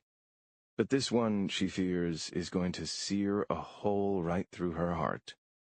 The commander is leaving home to lead what she believes will be her last mission. Her husband and 2 children are in the next room, waiting for the typical round of farewell hugs and kisses. They know their wife and mother is about to embark on yet another very important, highly classified, and quite possibly dangerous mission to outer space. What they don't know is they will probably never see her again. The commander steps into the living room. Her family is gathered on the sofa. They've said nearly a dozen goodbyes like this over the years, but right away her kids and husband seem to sense that something's different. Their worry is palpable, written all over their faces, hanging in the air like it has all week. At first, the commander can't look her loved ones in the eye. Her gaze falls instead on the aluminum-sheathed smart walls of their home. Then the silver, achromatic furniture. Then the concave digital holographic monitor projecting a montage of family photographs in 3D. Like baby pictures of her 2 children, snapshots from family vacations, even wedding photos taken 16 years ago under a spectacular celestial sky, glowing from the night's depth and intensity as if to embrace the bride and groom below. Her husband's idea, a tribute to her passion for space and a symbol of their infinite love. All of which momentarily brings the commander up short. All these images from a rich, rewarding life, each of them touching her as especially poignant, smiling down on her husband and 2 children sitting there on the couch, waiting. Through the living room's giant double-paned bay window, the commander notices something outside. A sleek, black government SUV pulling up to the curb. Her ride. The silence is deafening. She knows she doesn't have much time. She pulls her son up off the couch and into her arms for an embrace that for once this teenager accepts fully, returning it in kind. He knows something, she's thinking. Listen, you are so special to me, this young man of mine, experiencing life. None of it's easy, this growing up business, I understand. But stay with it. Live life. You must know how much I love you. You need to, and I always will. Promise me that you'll keep on being yourself, no matter what else is out there. And remember what you promised too, Mom. You'll start teaching me to drive as soon as you get back. Right? His words catch the commander off guard and sting her heart. Before she has to reply, her younger daughter leaps into her arms and squeezes her around the neck in an emphatic hug. A lump quickly forms in the commander's throat. Sweetie, I have to. But just look at you, my special little girl, growing up into such a smart, strong, beautiful young woman. Never forget, anything you set your mind to, you can achieve, okay? Her daughter sniffles and nods. What I want to be is an astronaut, like you. Outwardly, the commander smiles, but inside, her heart is breaking. She had long suspected her daughter might share her love of the cosmos, especially once the girl began showing an aptitude in school for math and science. But this is the first time her daughter has voiced it herself, and the news is bittersweet. Will the girl's interest in space grow? The commander wonders, if her mission is a success and she never comes back. Or will her dreams be dashed forever?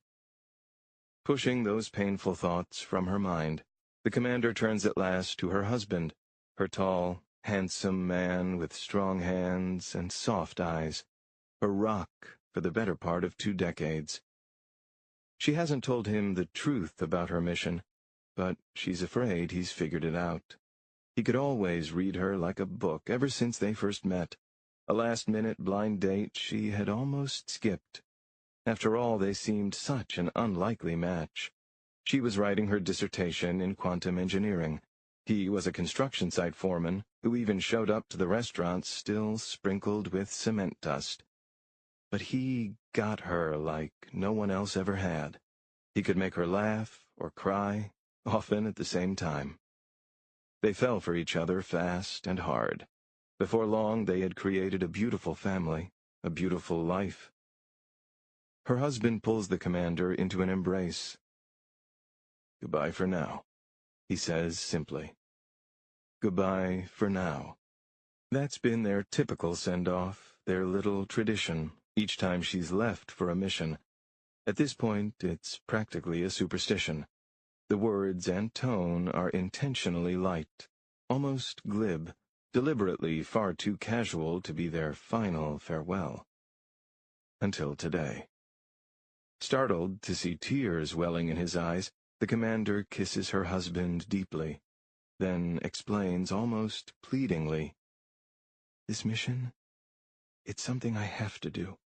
They picked me because they think I'm the very best one for the job. I've trained for it my whole life. I wish I could tell you more, but I can't. What I can say is, I love you, all of you. No matter what happens, you 3 will be in my heart forever. And with that, the commander heads to the front door.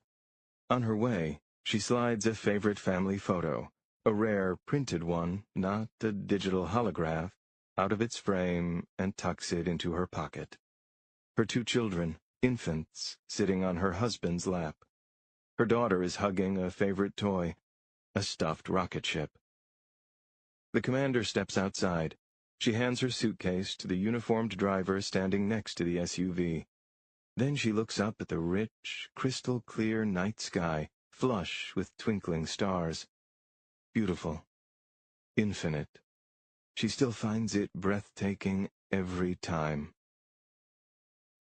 Less than an hour later, the commander arrives at the highly secure Cancri 55 interplanetary complex, suits up, and is ushered, helmet in hand, through a maze of underground passageways to her waiting shuttle.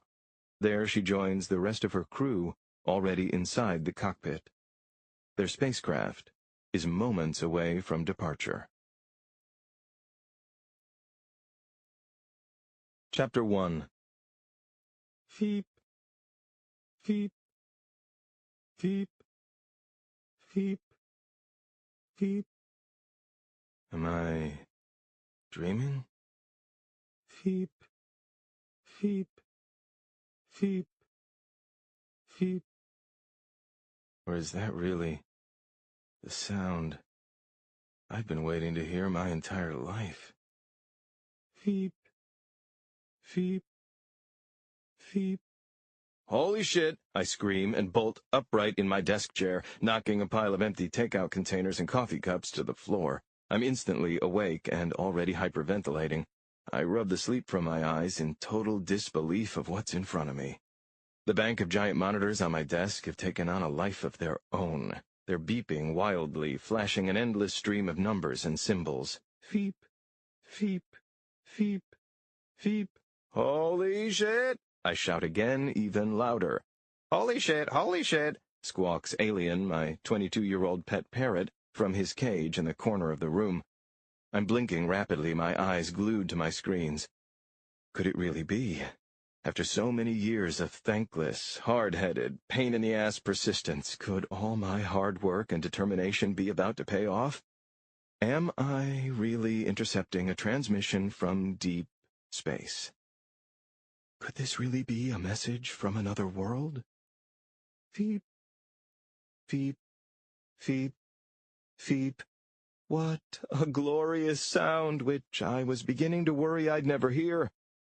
For years now, using my home-built supercomputer, I've been scanning the night skies, tapping into satellite feeds, listening to the farthest reaches of the most distant galaxies, searching, hoping, praying that my long-held theory about the existence of extraterrestrial life might one day be proven true. I've also been regularly sending outbound messages of my own. Digital photographs, to be exact. Communication is a two-way street, after all, even with aliens. I've been struggling to come up with that perfect, peaceful greeting when I realized picture is worth 1,000 words, right? And what better pictures are there in the world, or that better illustrate what it means to be human, than ones of my kids? Claire and Ellie, my 2 little girls, who I love desperately, who I don't see nearly as much as I want to. Ever since they were babies, I'd take snapshots of them all the time, then compress the files into quantum binary code and beam them out into space. It was like marking their heights on a wall, except for the entire universe to see. After their mother and I divorced, she'd send me new pictures once or twice a month, and I kept on doing it. A couple years ago, my system started picking up photos of other people's kids being sent back. It was a nice gesture from some anonymous fellow amateur radio astronomers, no doubt, and fellow parents, who'd picked up and decoded my errant signals and wanted to participate too. I never heard from any little green men, though. Until today. Years ago, I set an audio alert to go off if my system ever detected data bitmaps from outer space that weren't human photos, but weren't just random cosmic noise either. Messages that contained some kind of pattern, actual meaning. Beep, beep, beep. That's the sound I'm hearing now. Yes! I howl. Yes! Yes! Yes! Yes! Alien squawks again. That dude always has my back. My mind shifts into overdrive as the reality of what I'm dealing with begins to sink in. It feels like the walls of my messy LA apartment are starting to spin. I grab the edge of my computer console to steady myself. Take it easy, Rob, I tell myself. Get a grip and think. I've dreamed about this moment for so long, but I've never actually made a game plan for when it happened. Okay, step 1. Figure out what the hell this cascade of digital gibberish actually means.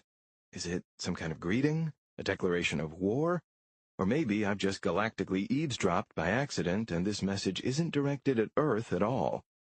Step 2. Figure out where this thing is coming from, who it's coming from, and why it's coming now. Step 3. Tell the world. Change the course of human history and go down in history. Redeem my reputation in the eyes of all my former colleagues. Win every scientific award and honorary degree there is. Become rich and famous. I can see the headlines now. Aging, washed-up astrophysicist Dr. Robert Barnett, first to prove alien life exists. Former colleagues who doubted him sing his praises, kiss his ass. Wait. Hang on. Don't get ahead of yourself here, Rob. One thing at a time. Speaking of which, what time is it? I glance at the clock. 4:43 a.m. I realize it's still dark out. No wonder. Did I just wake up the entire building with my yelling? I hope not. Now that I'm quiet, I suddenly hear something right outside, and it makes me jump out of my skin. Is somebody out there? I quickly look out the front window, up and down the street, but I can't see a soul, human or canine. Great. After all these years of disciplined, pioneering diligence, I finally might be onto something. And I start losing my mind. Deep breaths, Rob. Stay calm. But how can I? What's flickering across my computer screens is mind-boggling. It's otherworldly. Literally. Still too early to tell, but it sure looks like... Yes, this could be the big one. We are not alone. Like I said earlier, holy shit. But now what? Chapter 2. Oh man, I can't think straight. Gotta clear my head. Take a walk. Yeah, that's it. Step away for a bit, get some air, a change of scenery, a coffee. And I know just the spot. JP's, a grungy little coffee shop down the street that opens at 5. Perfect. I head for the door when I realize I'm still in my underwear. Come on, Rob. Pull it together. That's when I catch a look at myself in the full-length mirror. Ooh boy, not pretty. What happened to me? Seems like only yesterday I was a reasonably fit young man. Slim, bright-eyed, even had a little muscle tone here and there. But now, with a growing gut hanging over 2-day-old boxers with bags under my eyes, what I see is a wrung-out middle-aged man, and I ain't even 40. Not only that, my apartment's a disaster. A lot like me and my life. Dirty laundry piled on my bed, which I haven't slept in for days. Unread newspapers and magazines scattered all over. And my kitchen? It's littered with so many empty pizza boxes and old In-N-Out burger wrappers, it's practically a biohazard zone. The whole place looks like the lair of a mad scientist, which isn't too far from the truth. If I'm being honest, my hunt for extraterrestrial life these past way too many years has, well, kind of taken over my own life. It cost me my job, my marriage, my kids. I tug on a pair of old jeans and a wrinkled t-shirt I pull from a mountain of clothes on the floor and stuff my wallet and keys into my pocket. I change my computer access password to a new 20-digit random code, then I go, deadbolting the apartment door behind me with a pair of brand-new, guaranteed impenetrable smart locks. One of them won't be available on the market for another 6 months. Don't ask. Once outside, I brush my thinning, unkempt hair out of my eyes and draw a long, slow breath. The early morning Southern California air is surprisingly crisp, and thanks to the burnout streetlight on my grungy block, the sky looks unusually vivid. I gaze up and can immediately identify dozens of stars and constellations. Even Mars and Jupiter are out tonight, faintly twinkling. How amazing is it, I think, that humans have figured out how to send probes to those distant planets. If they only knew. But now, on to the next step, figuring out the meaning of the alien communication I've captured, currently stored on my home computer's hard drive. The burden is beginning to suck the breath right out of me. I start to walk, but can barely stay steady. My knees are actually feeling weak. Maybe I should drive to JP's? My car is just parked at the end of the block. But, no. Wobbly as my legs are, I think I'll stay on foot. At least, for now. Suddenly I hear more barking, and I flinch as a white German shepherd rounds the corner and takes a friendly lunge at me before its owner yanks it by the leash. "Down, girl!" "No! Sorry about that, sir." The man is younger than me, neatly dressed in khakis and a navy blue windbreaker. Never seen him or his dog. "No problem," I say, offering the back of my hand to this beautiful dog. She raises her head for a scratch.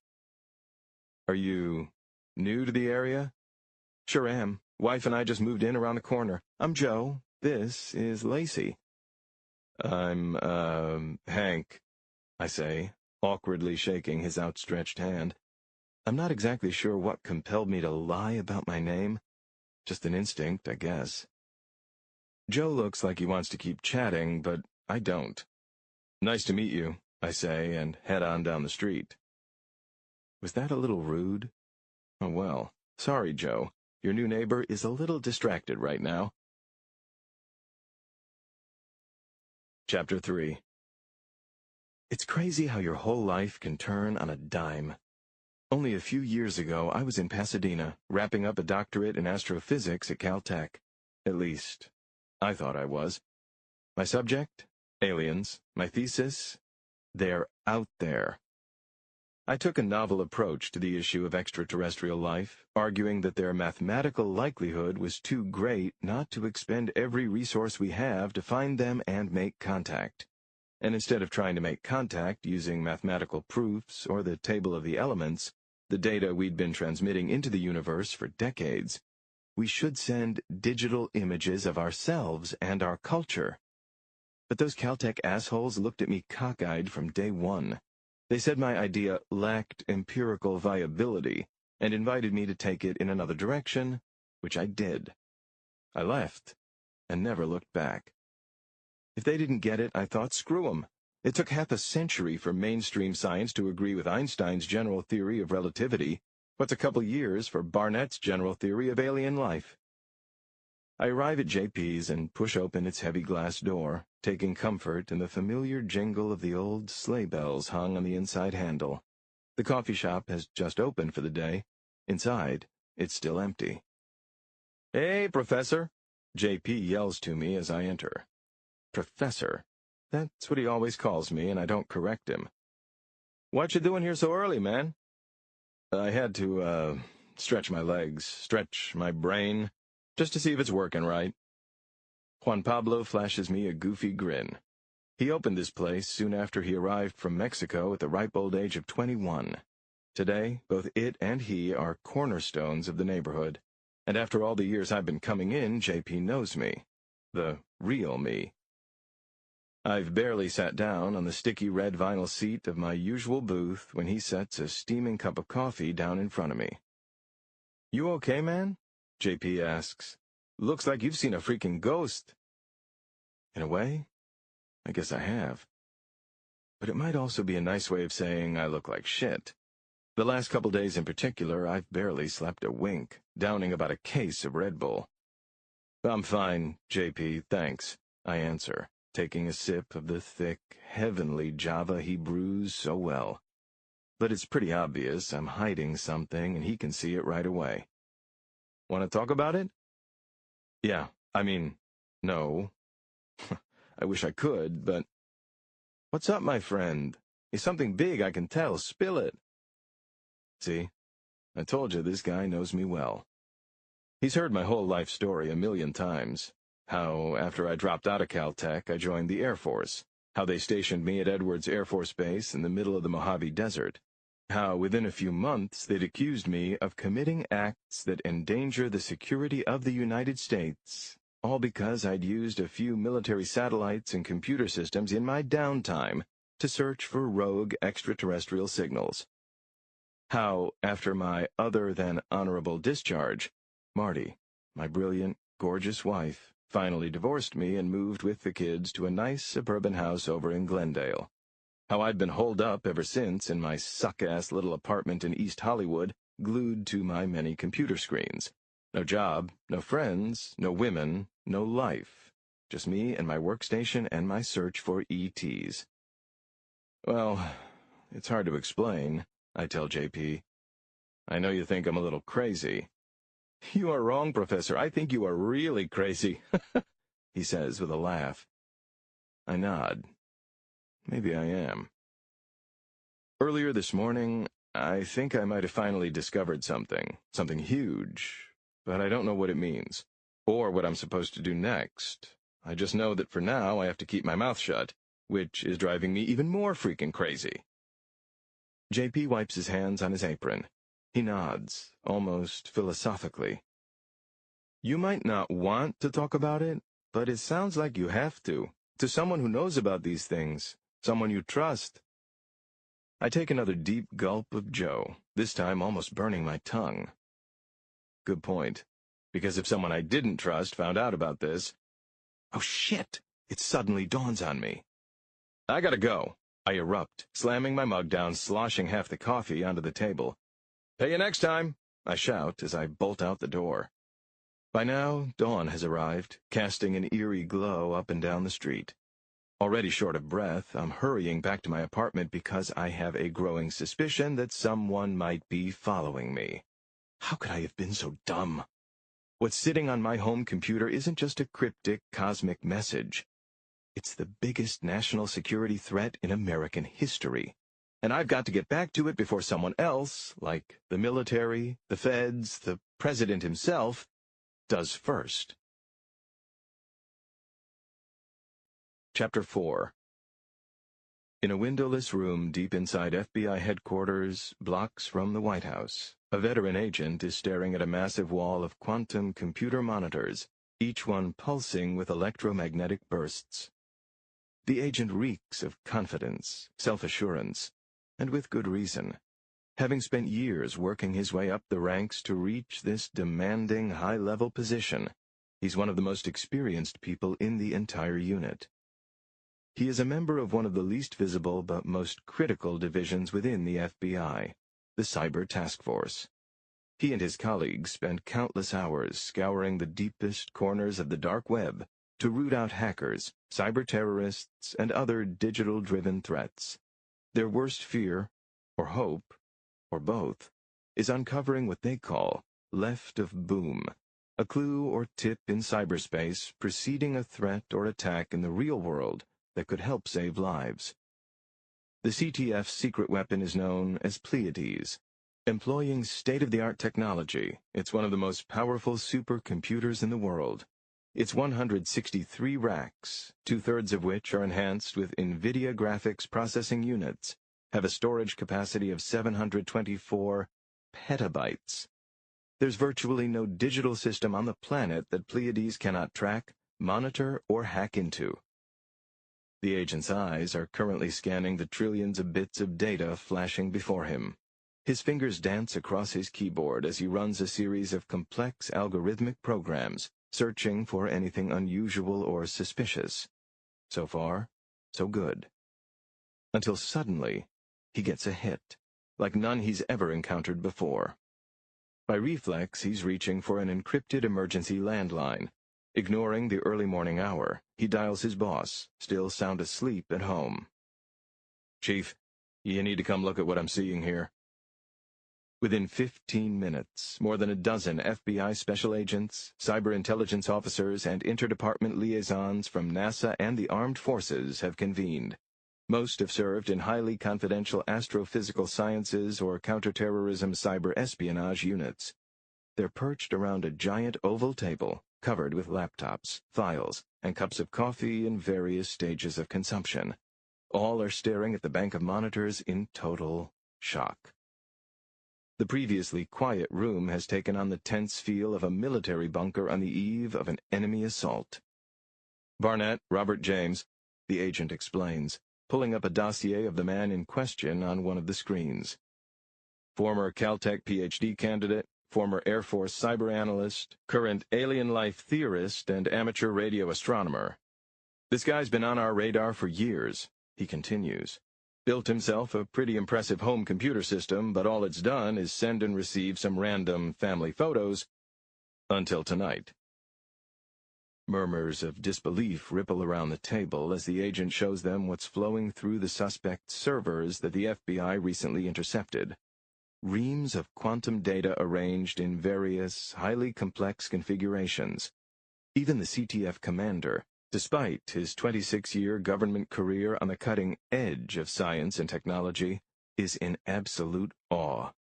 His hand begins to tremble before he slams it down hard on the table. "Get this walled off immediately," he booms. "Highest chair level, top secret, and get a goddamn cat team to Barnett's apartment now."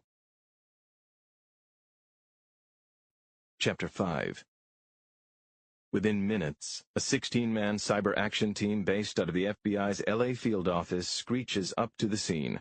An 8-car convoy, lights flashing, forms a crude perimeter around Rob Barnett's apartment building. Because national security is at stake, the agents haven't yet been told the real purpose or reasons behind their mission. All they know is they are to detain one Robert James Barnett and seize all of his electronic and digital equipment by any means necessary, including force. The agents draw their weapons and enter the target building. With practiced haste, they head up the stairs to the suspect's third-floor apartment. To provide a perimeter, some of them stop at the second-floor landing. Others take positions inside the exit door on the floor above. The rest continue down the hall, getting closer. Outside the apartment, an agent places an ultrasonic listening device the size of a deck of cards against the door to hear inside. He listens, but there's only silence. Another agent has already gotten to work cracking the pair of smart locks securing the door. Opening such sophisticated wireless devices typically requires a Bluetooth-enabled smartphone with an embedded password, or an invitation from the owner. But the tech wizards of the CAT team have a workaround and are able to gain access in 20 seconds with a password-cracking algorithm. With Barnett none the wiser, the agent now simply taps his phone's screen, and the circular LED lights on both smart locks blink from red to green, and the 2 deadbolts recede. The agents ready their weapons, then burst inside. The local Los Angeles branch of the FBI's Cyber Task Force had been keeping an eye on Barnett for about 6 months, ever since they noticed the unusually high amount of electricity and internet bandwidth his apartment was drawing. Much like their counterparts in D.C., they considered him a little intense, sure, but harmless. As soon as they enter this mess of an apartment, however, the agents realize they have seriously underestimated this man. It's a wreck. A sure sign of a guy without a real life. But a quick glance at the banks of high-definition monitors, rows of blinking server racks, and stacks of parallel high-powered CPUs tells them this is one of the most elaborate homemade computer setups they've ever encountered. Flanking the couch are 2 large vintage speakers connected to a set of amplifiers and a CD player. And over in the corner, in a cage hanging from the ceiling, perches a large parrot, bright green, eyeing them with curiosity. While one agent heads straight to the main console, 2 others spread out and search the place top to bottom. But Barnett himself is nowhere to be found. "Looks like he bailed pretty fast," says one of them, holstering his sidearm and gesturing to the mess and filth covering practically every square inch. Yet the agent's trained eyes are able to quickly pick out which items need special attention. That is, which need to be bagged and brought back to the lab for analysis. Like the multi-terabyte hard drives, and the reams of folders marked top secret, many of which appear to be stolen government or military files. "Get a load of this, little fella," another agent says. She's tapping a metal cage hanging from the ceiling. Inside, a large, multicolored parrot is watching them curiously. Holy shit, the bird squawks, both startling and amusing the agent. "Forget the bird," says another agent. "Check out the maps."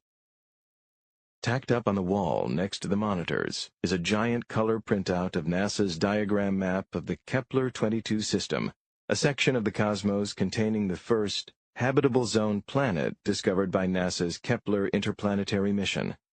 Interestingly, one of the planets has been circled in red marker, with a series of question marks scrawled next to it. But the agent seated at the computer console keeps his focus squarely on the monitors in front of him. He's rebooted the system, but can't yet crack the password. Feep, feep, feep, feep. It's going haywire or something, he tells his colleagues.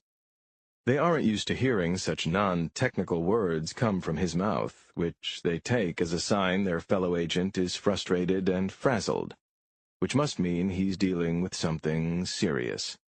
So serious, the entire contents of the computer's central drive, still encrypted, will be archived, uploaded and transmitted to Washington within minutes. Chapter 6. Sealed inside the cockpit, the commander and her crew are beginning the meticulous final steps that will prepare their sophisticated spacecraft for takeoff and carry them to their destination. To her right sits the pilot. Behind him, the flight engineer. Farther back are the mission specialist and payload chief. All around, covering almost every possible centimeter of wall and console space, are decks of flickering controls. The commander knows she's responsible for the most advanced spacecraft in existence, the Epsilon Eridani. It's structured from carbon nanotube composites, equipped with flexible alloy smart wings, and outfitted with advanced M-drives and onboard nuclear power, which would have gotten NASA's Mars rover to the Red Planet in 75 days instead of 9 months. It's vastly stronger, lighter, and faster than any ship currently in operation. The most capable spacecraft the commander has ever captained, and having access to it ensures that this mission is going to be successful. A cruel oxymoron, she's thinking. Her team's equipment is just as top of the line. Each crew member wears a bright orange custom-fit spacesuit and helmet made of aluminized mylar, urethane-coated nylon, and other ultra-high-strength materials. Pressurized with oxygen, each suit is designed to protect the wearer against micrometeoroid bombardment and insulated against the extreme temperature variations the team is likely to encounter during their mission. At T-minus 20 minutes, the commander is comm-linked to the Launch Control Center to initiate the pre-flight checklist. Epsilon Eridani to Mission Control, we are standing by. Roger, Epsilon. This is Mission Control. Do you read me? I read you. Good luck, Commander. Prepare for pre-launch protocols. Commence pre-launch protocols. The commander finally replies. As Mission Control begins rattling off a long list of system tests and safety checks, the commander exchanges a knowing glance with her pilot. A look that goes well beyond this mission, way back to when they were in flight school together. Both were recently married. Both had been away from their spouses for 6 intense months, and the loneliness had begun to take its toll. It was during a final training exercise, just the two of them inside a zero-gravity chamber, blissfully adrift in little more than their underwear. Before they knew what was happening, their athletic young bodies became entangled, slowly turning, floating. Laughter at first, until their lips locked in a brief but passionate kiss, a sign of the bond forged during their training. A desperately needed release after so many hundreds of grueling hours.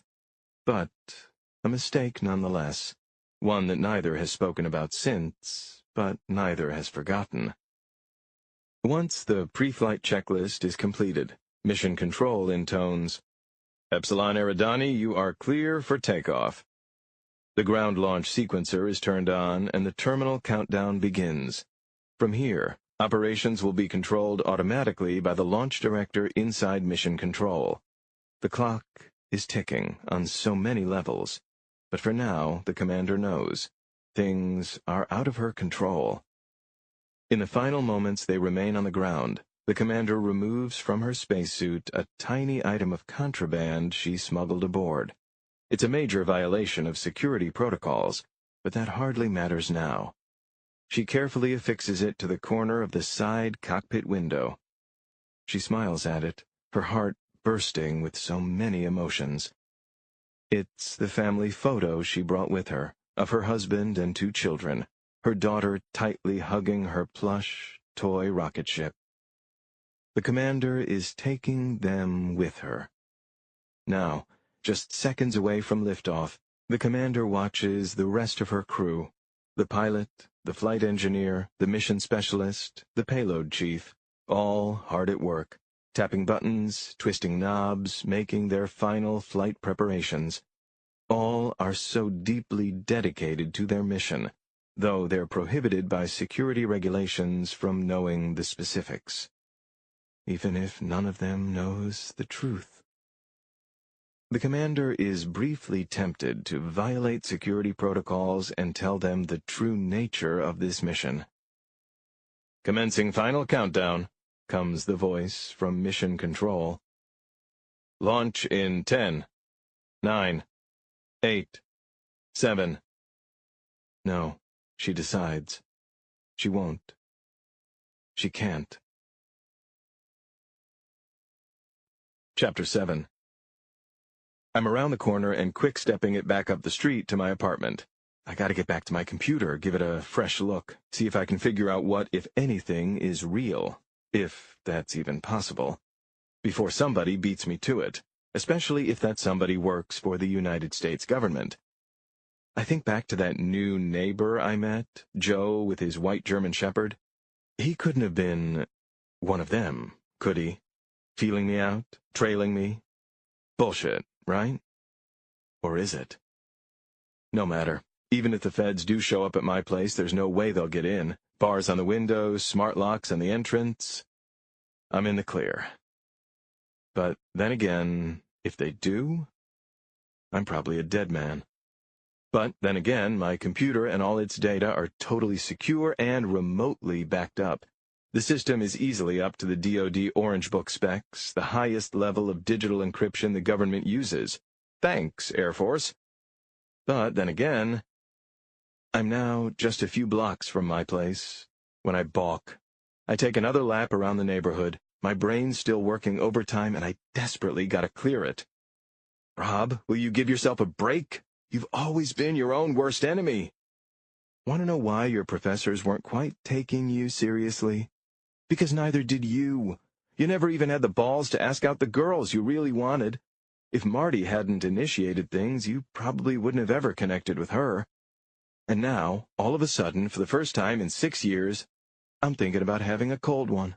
At 5 o'clock in the morning. Insane. And of course, I know I can't. But man, it's tempting.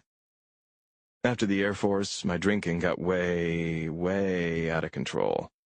I started getting drunk at bars alone, coming home after the kids were already in bed, and Marty started losing patience with me. Soon I started drinking in the afternoons, right at my computer, trying to get a handle on the data I was seeing, thinking I could function even better with a bit of a buzz. But of course, the more I drank, the harder it was to focus, which made me want to drink even more, which, well, you can see where it was going. Sure, my research started to suffer, but Marty and the girls were paying the real price. Before long, my wife and father-in-law sat me down and had an intervention, which was exactly the wake-up call I needed. I went to AA, bought it, reluctantly at first, then big time. I attended 30 meetings in 30 days, got a sponsor, the whole thing. And though my marriage didn't survive, I have not had a drink since. A genuine blessing. But right now, oh man, what I wouldn't give for an ice-cold... Stop, dude. You're onto something huge here. Something that could have a profound effect on the world we live in, the universe we live in. You're out there with the noble pioneers who risked everything, who defied logic, who alienated, no pun intended, those around them, but ultimately made the world a better place. Nobody said it was going to be easy. You gave yourself up completely to this work because you had a vision, a belief, a question. Now you're close, very close. Okay. I start to feel a little better, a little calmer as I round the final corner to my apartment. And then I see them. I can't believe it. It's really happening. They are onto me. I spot 8 black government sedans parked outside my building, lights strobing, and I count at least a dozen federal agents in dark suits getting out and, holy shit, drawing their weapons. These guys aren't just here for my computers, they're here for me. I practically fling myself to the ground behind some nearby trash cans along the curb to try to hide. Of course, I knock into one and it almost tips over, which would give away my position, but I grab it just in time. Staying crouched, I watch with terror as the agents storm into my building and race up the stairs to my apartment. Yup, I'm dead. Obviously, they know exactly what I picked up with my computer. I don't know how they know, but they do, and it's clearly a matter of incredible urgency. I gotta get the hell out of here, I realize. Get somewhere else, fast. But where? Anywhere. I just hope it's not too late. I turn and scurry back down the street to my car, thankfully still parked where I left it a few nights ago. I pull the keys from my pocket, climb in, and turn over the engine. It coughs. It whines. Finally, it starts. At least something is functioning like it's supposed to in my life. A life, it's beginning to dawn on me, that will never be the same. Chapter 8. Before long, I'm cruising west down Sunset Boulevard in my beat-up black 2005 Jeep Cherokee. The car was actually a gift. A pity gift from my former father-in-law who wanted to help me get back on my feet after I got booted from the Air Force. Yeah, I know. But I was broke and jobless and needed some wheels, and I was still married to his incredible and pregnant daughter, don't forget. It's had more mechanical problems over the years than I can count, but it's generally served me pretty well. Here's hoping that doesn't change today. So far, so good. The engine's purring like a panther. The CD player's blaring some kick-ass Stevie Ray Vaughan, and the windows are wide open. The cool September air is streaming in, and it's finally calming me some. At least, that's what I'm telling myself.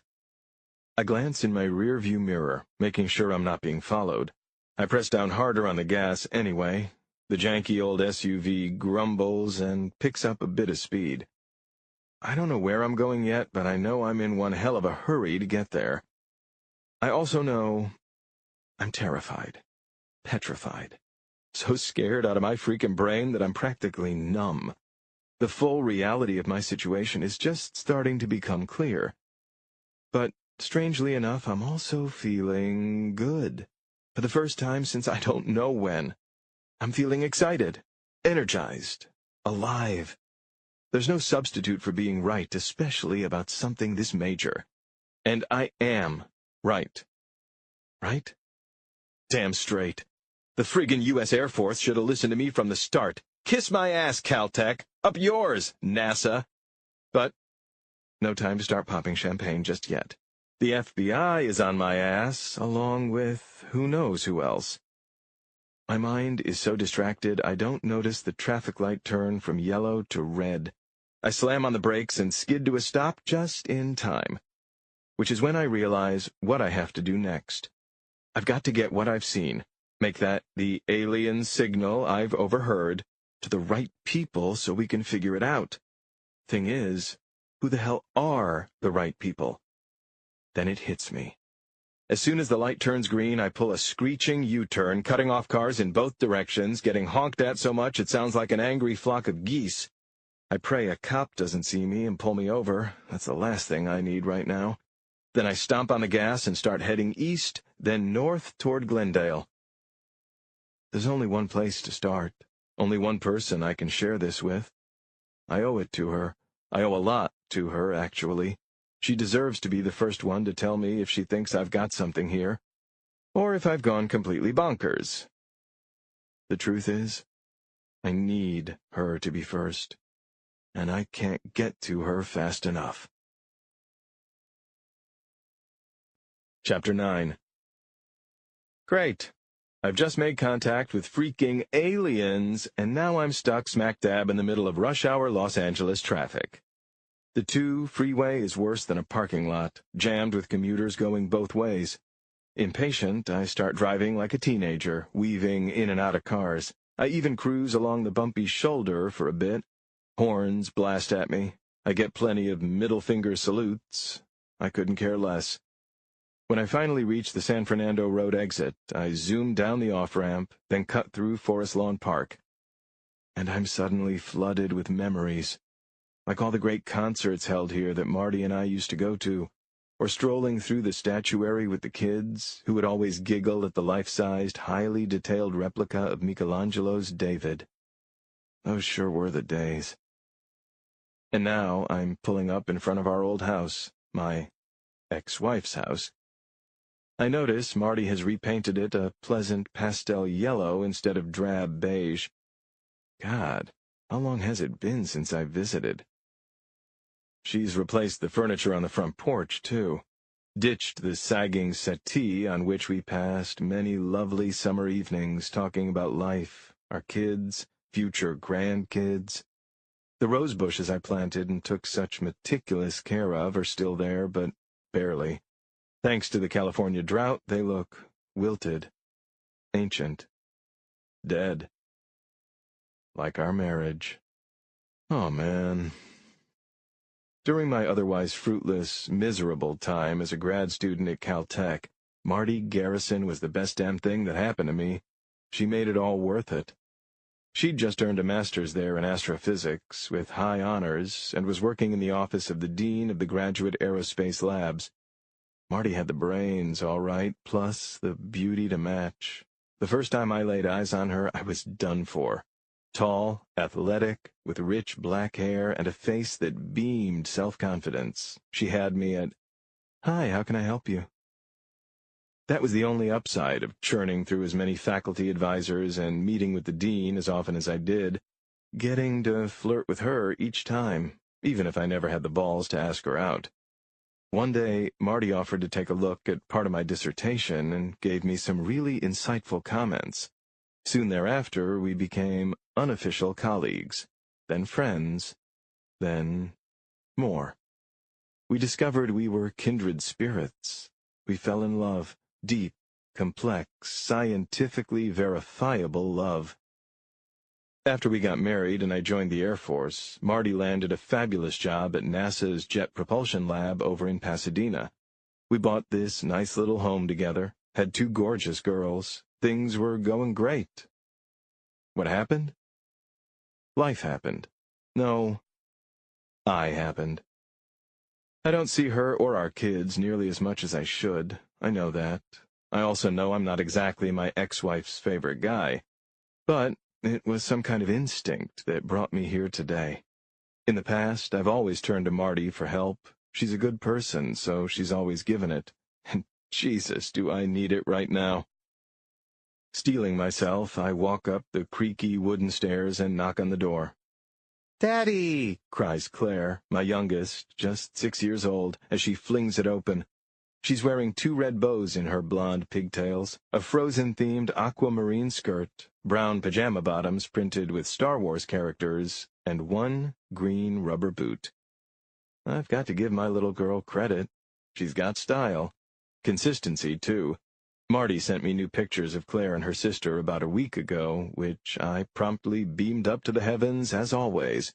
And she was wearing almost this exact getup. "Hey, sweetie. Is Mommy around? I really need to see her." Before she can reply, I hear a familiar voice call from down the hall. "Claire, get back here. What did I tell you about opening the door for—" My stressed-out ex-wife appears in the entryway. Her hair is a frizzy mess. She's wearing a stained, oversized Caltech sweatshirt with not a stitch of makeup. Yet, to me, she looks as beautiful as the day we first met. "Daddy's not a stranger," Claire exclaims, overcome with a fit of giggles as if that's the funniest idea she's ever heard. Marty frowns, not amused one bit. "No, he's not. It just feels that way sometimes. Go back inside, baby. I'll make you breakfast in a minute." With an adorable nod, Claire scurries off. Then Marty levels a withering stare at me. "Not exactly a great time, Rob." "I know, but it's an emergency. This may sound crazy, but I was right all along. I intercepted something this morning. A message. Finally, from space." Marty scowls and reaches for the doorknob. "Wait," I plead. "Marty, please, just listen to me." Knowing I have about 10 seconds tops before she slams the door in my face, maybe forever, I breathlessly explain as much as I can. The crude supercomputer I built in my apartment, the satellites I'd been tapping into, the alert signal that woke me before dawn, the streams of patterned cosmic data I glimpsed with my own eyes that finally confirmed my lifelong theory. The freaking armed federal agents I saw breaking into my apartment. After I make my case and beg for her help and expertise, I wait. Marty is silent. She's always had the best poker face I've ever seen. I forgot how much I hated it. After what feels like an eternity, she speaks. Jesus fuck, Rob. Are you serious? Jesus fuck? My ex-wife is a brilliant astrophysicist and consummate professional. If that's her first reaction to what I've told her, I think she just might be on my side. I can see there's still some major doubt inside her, but I can tell she understands this is too good, too big, too important not to take seriously. Marty turns back and hollers into the house. "Girls, put your shoes on. No school today. We're taking a road trip. Hurry!" Almost instantaneously, Claire and Ellie, my oldest, 8, scamper down the steps, hyper with excitement. Marty and I quickly buckle them into the back seat of my Jeep and shut the doors. "You should know, Rob," she says to me, "that I'm hoping you're wrong." "Huh? Why?" I ask. This is the moment I've been waiting for my entire life. It could literally be the biggest discovery in the history of humankind. "Exactly," she replies, lowering her voice. "If you're right, you're a dead man." Chapter 10. "You still remember how to get there?" Marty asks. I nod. Of course I do. When we were married, we used to drive the 40 minutes to her folks' place in Glendora almost every other weekend, and while she and her mom watched Claire and Ellie frolic in the pool, I'd crack open a beer and talk shop with her old man. In addition to being my Jeep's original owner, Dr. John Garrison is an accomplished scientist in his own right, with plenty of connections to both the public and private aerospace worlds. If anyone can point me in the right direction, it's him. "Get ready, girls," I say, glancing back at my happy, innocent children. "We're going to Nana and Pop-Pop's." The girls cheer with joy as I start the engine and peel out. Soon I'm merging onto the 134, which, thankfully, is mostly clear now, so I really step on it. No time to waste. Marty and I don't speak for the first few minutes of our ride, so the air is thick with tension. It's broken by the peal of her phone. I glance over but can't make out the name on the caller ID. With a frown, Marty answers. "Debbie, hi, how are—" "Wait, there's what?" My ex-wife's voice has grown loud and alarmed. Even the girls stop what they're doing and look up. "Where am I?" Marty says nervously to this mysterious caller. I just stepped out to run some errands. Dry cleaning, post office. I should be back soon. My phone's about to die, so if they try to call me—" "Right. Okay. Thanks, Debbie. Bye." Marty hangs up, shuts off her cell, and looks white as a sheet. And I have a god-awful feeling I know why. "That was my neighbor," she says to me. 3 black cars just pulled up outside the house. Guys in dark suits, earpieces, guns. "What the hell, Rob?" I didn't, I can only stutter, at a complete loss for words. "You just couldn't leave well enough alone, could you?" she snaps. "Had to keep chasing your crackpot theories, keep ticking people off every step of the way. Caltech, the Air Force, the government, and now you've dragged us into it." Of course, I understand how she's feeling. I feel sorry, and debate whether to say so. Then again, Marty could have easily shut that door on me, could have kicked me right to the curb, but she didn't. Even knowing the dangers, she agreed to help, and brought the girls along, too. That tells me she's intrigued by what I found, and concerned. Maybe she doesn't still love me, but on some level I know she still cares. I'm about to respond to her when I hear a siren, and in my rearview mirror I see the flashing red and blue lights of a California highway patrol car. Shit! How did the feds find us so fast? License plate scanning cameras? Drones? Or were they following me this whole time? What the hell do I do? "Daddy, it's the police. You have to stop," Ellie says. "She's right, Rob," Marty adds sternly. "Don't be stupid." For a moment, I consider flooring it, but obviously that's insane, right? Okay, I say nervously. I pull the Jeep over. Everybody just be cool. About 10 seconds later, an olive-skinned, barrel-chested patrolman is sidling up to my open window. Maybe it's my nerves, but the dude looks giant. 6'6" at least. Even stranger, he's got a beard, jet black and stringy, and in place of the typical Smokey the Bear hat, he's wearing a dark green turban. I've been pulled over plenty of times in my day, but never by a cop who looked like this. It must be a religious thing. The Smith & Wesson sidearm on his hip sure looks department-issued. "Good morning, Officer Singh," I say, squinting in the sunlight to read the name tag above his glistening badge, an attempt to be friendly. "What seems to be license and registration?" he says gruffly. Damn it. As soon as he runs my info through his system, an alert is going to chime in every FBI and DHS field office from here to Chicago. I'll be detained, arrested in front of my family, carted off to some CIA black site. But what choice do I have? "Not a problem, sir," I answer. I open the cluttered glove box and start rummaging through it. A small avalanche of candy wrappers and unpaid parking tickets tumbles out. "Do you know how fast you were going back there?"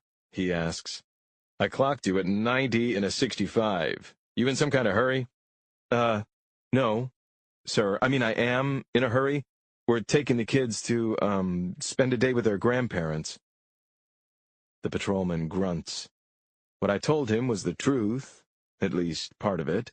He can see my two girls whispering and giggling in the back seat, but will he buy it? I find the Jeep's registration. Think of something, Rob. But I can't, and I'm all out of time. Knowing I'm sealing my fate, I hand it over, along with my license. The officer turns to head back to his car when little Claire points to him and blurts out, "Hey, mister, did anyone ever tell you you look like Chewbacca?" The patrolman stops in his tracks and looks deeply offended. Just when this couldn't get any worse. Claire and Ellie buckle over in hysterics, but Marty and I are mortified. "Girls," Marty snaps, "don't be rude. Tell the officer you don't mean that." "But he does, Mommy, look," Ellie says, pointing to the image of the character printed on her little sister's Star Wars coloring book. "He's so tall and big, and his beard—" "Officer, I'm sorry," I stammer, trying to smooth things over. "They're just being silly." "Oh, are they?" the officer asks, his face still tight. But then, a huge smile spreads across his face. "Do I sound like him, too?" Incredibly, the cop lets loose a deep, nasally roar, a darn good Chewbacca impression if I do say so myself. Ellie and Claire go nuts. The officer beams. He does it again, even louder. A highway patrolman doing voices during a traffic stop? Seriously? And here I thought discovering alien life would be the strangest thing that happened to me today. "I've got two of my own, about the same age," he says to me, leaning into my window, dad to dad. "Look, I know you can't wait to hand them off to Grandma and Grandpa and have some alone time, but slow down and drive safe, okay?" I can barely hide my absolute shock as the patrolman hands my license and registration back to me. "Yes, sir," I say, a little too enthusiastically. "Absolutely, thank you. You all have a good day." I watch the officer get back into his squad car and drive away. No arrest, no ticket, no feds swooping in, nothing. Marty and I share a look of shock and relief. Maybe the universe is even crazier than I thought. Chapter 11. Initiating gravitational booster sequence. "Roger," Mission Control responds. "Epsilon Eridani, you are clear to proceed." The commander turns to the flight engineer. who is rapidly executing a string of mind-numbingly complex calculations on her holographic touchscreen control panel, and asks, "Current orbital positioning?" "We're looking good, ma'am," the flight engineer responds. "I'm finishing the final telemetry projections now, then we'll be ready to separate." "Very well." Next, the commander's attention turns to the pilot. "Heading and flight vector?" "Modifying to 26905, Commander. Fly-by-wire coming offline." "Aye," the commander responds, as the gloved fingers of the pilot's left hand dance across his translucent panel, while his right hand gently tilts the control stick. On both the outer port and starboard sides of the spacecraft, rows of tiny thrusters make a series of minute adjustments to the ship's flight path. Currently, the Epsilon Eridani is in low orbit, but that's about to change in a very big way. By firing, then jettisoning their booster rockets at the right moment, the crew intends to harness the power of Earth's gravity to slingshot their craft more efficiently and thus deeper into space than they could otherwise travel. It's a tried-and-true technique, but one that requires extraordinary planning and the utmost precision. It's also the crew's point of no return. Once they leave orbit, there will be no second chances, no room for error, no turning back. If the commander is going to be fully honest with her team, if she is going to reveal what she and she alone knows about their mission, if she is going to offer her crew members the opportunity to back out, now is her absolute final opportunity. To abort the mission at this junction would be incredibly costly. It would also be career-ending, perhaps, for everyone on board. Yet, it would be doable. After booster separation, it becomes all but impossible. Only now does the weight of this dilemma fully sink in for the commander, when she and her crew are literally weightless. Her face remains calm and professional, but inside, her mind is on fire. Then, she gets an idea. A cowardly one, but still. Perhaps she can find a minuscule mechanical problem, a technical excuse to abort the mission without anyone being the wiser. Unlikely, but worth a shot. "Full life support and ecostasis check?" the commander asks. "Is there anything at all, out of the ordinary?" The mission specialist swivels his seat around to face her.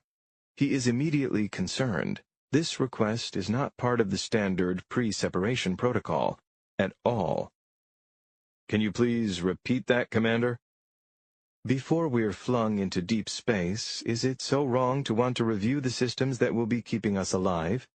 she asks, rhetorically. "Of course not, ma'am," the mission specialist replies, still a bit rattled. But he obeys and runs a complete ship-wide diagnosis. "Life support and ecostasis fully operational," he says.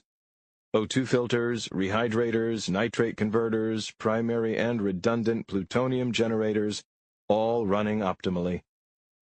Normally this would be comforting news, but to the commander it's the opposite. If this mission is going to be halted, it is now completely in her hands.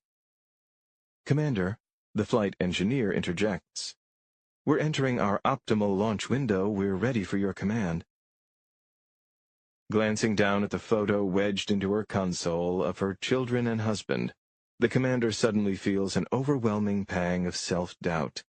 She begins to question every major life decision that's brought her to this point. Where did her belief in this mission come from? Will her family ever fully understand why she accepted it? Is it truly the right thing to do? How will history judge them? Whose history, anyway? "We are awaiting your order for booster combustion and separation," the pilot repeats. "We're nearing our window's termination, Commander." When the commander remains silent, the pilot adds sternly, "Ma'am?" The mood on the bridge is growing tense. What's going on? The crew wonders. The commander has mere seconds left to make up her mind.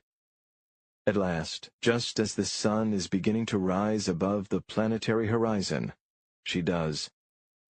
Her mouth dry and scratchy, the commander whispers, "Boosters, engage." The pilot and flight engineer snap into action, executing the command. The ship's rear rockets instantly erupt with thousands of tons of propulsion. The Epsilon Eridani groans and shudders as it leaves orbit, hurtling higher, higher, higher into space. Once the booster's fuel is fully expended, the flames snuff out. Next, the empty rockets separate from the craft and start to float back down like errant feathers from the wing of a flying bird. With the boosters now gone, the payload that has been fitted to the underside of the spacecraft is fully revealed. It is the most powerful nuclear-armed warhead in existence, capable of vaporizing an entire planet. Chapter 12. I make the final turn onto my former in-laws' winding private road, and their quaint Spanish-style cottage comes into view. It's been years since I visited, but it feels like I was here only yesterday. Claire and Ellie clap and cheer in anticipation, and it's no wonder. Marty's parents are both so warm and loving toward their granddaughters, always spoiling them rotten. What kids don't like getting to skip school, to frolic in a swimming pool, play with a cute dog, and eat ice cream sandwiches? I drive through the property's wide-open iron gate. I'd told Marty's father 1,000 times to keep it locked, but he always ignored my advice, chalking up my concerns to paranoia. I pull the Jeep up in front of the house and toot the horn.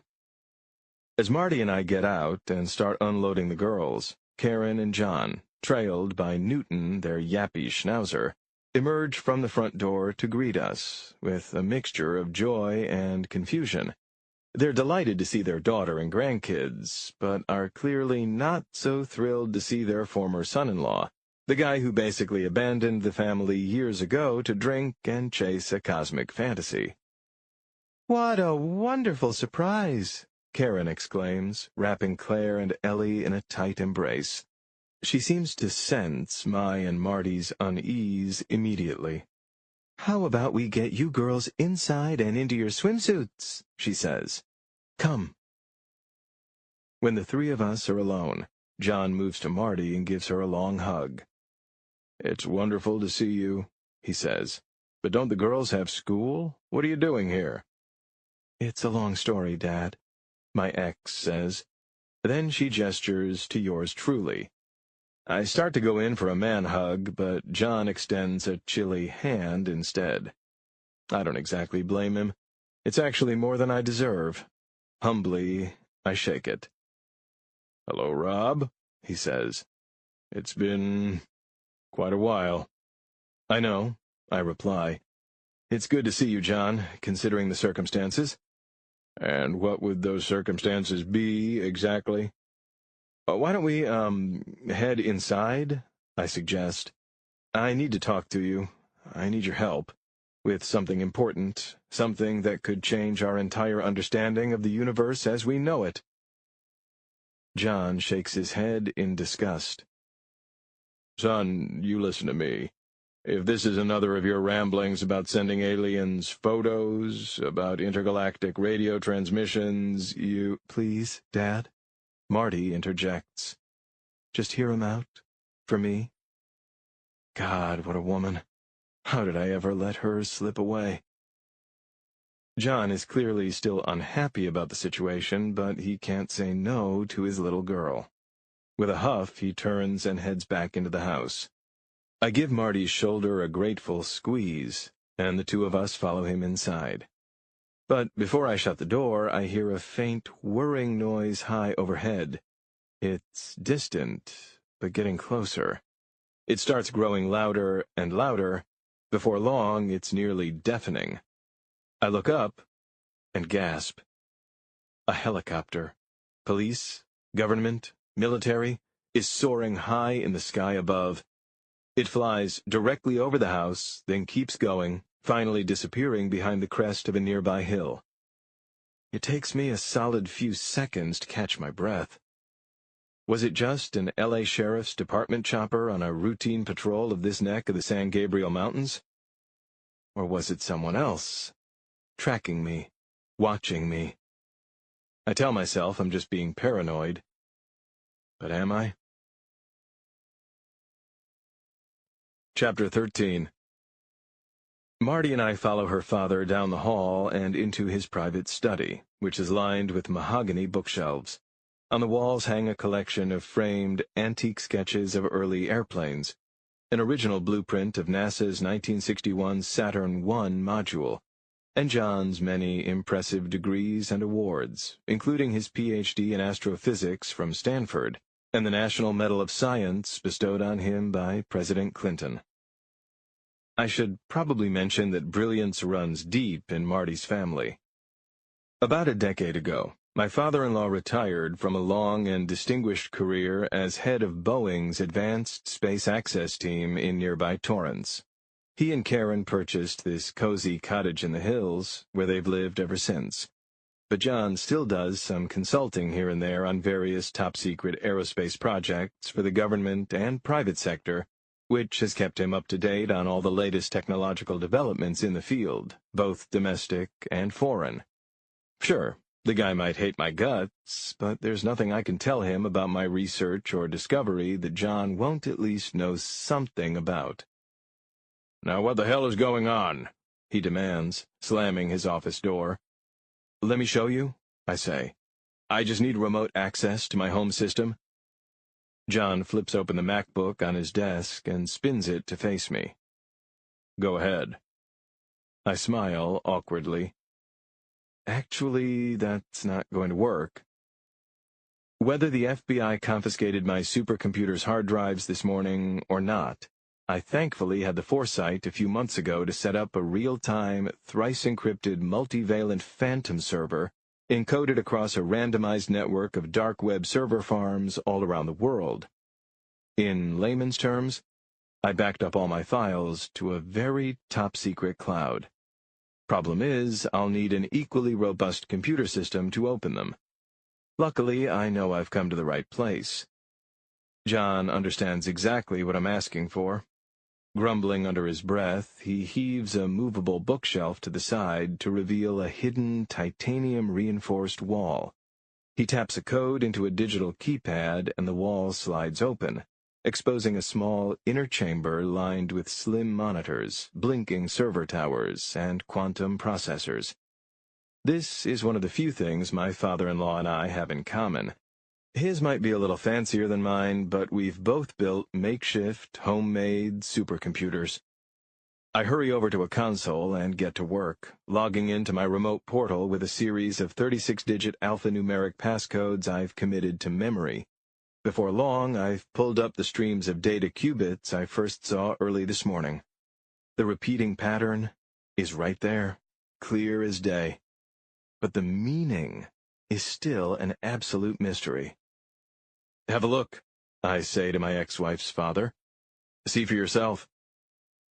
John squints at his computer monitors, at first with extreme skepticism, but the anger creasing his face slowly turns to confusion. Then, astonishment. "Oh my God," he utters, eyes growing wide with amazement. This is... He's so flabbergasted he can't even string together a complete sentence. Marty leans over his shoulder to see the pulsing data herself. She sits down, her eyes never moving from the screen. She's even more incredulous than her father. "Where are you getting this from?" she asks. "What's the source?"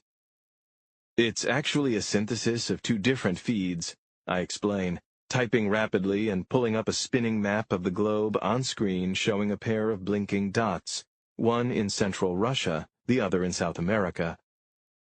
A classified former Soviet listening station and a radio telescope within the Atacama Large Millimeter Array in northern Chile.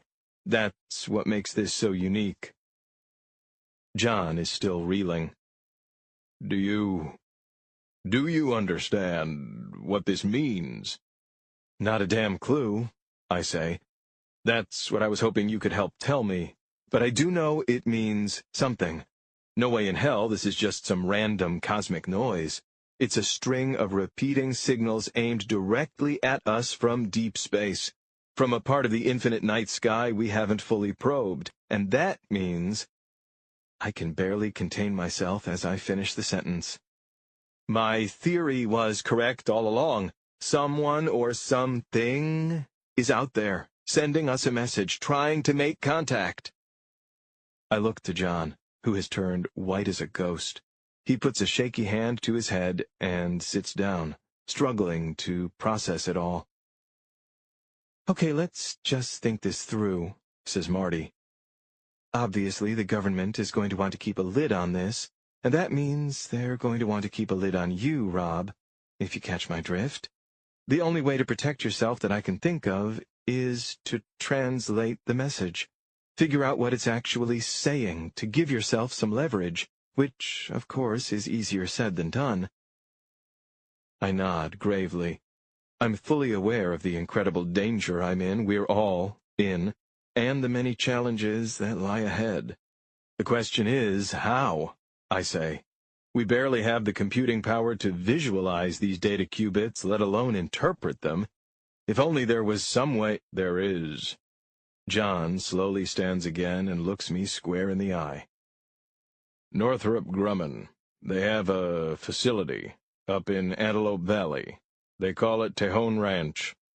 Sure, I know it, I say. Not far from Edwards Air Force Base, where I used to be stationed. I've seen sat feeds of the place. Looks like nothing but an abandoned airstrip and a couple empty hangars. Right? John frowns and shakes his head. Wrong. That's just what they want you to think. Chapter 14. If you really push the folks at Northrop, John continues, they'll admit the place is an old research facility, but they'll tell you it's basically abandoned. In reality... I lean forward, anxious to learn whatever tidbit he's about to spill. It is, at least on the surface, but underground? It's a massive system of buried tunnels, some a mile deep. They contain 22 levels of intergalactic communication and data analysis capabilities like you wouldn't believe.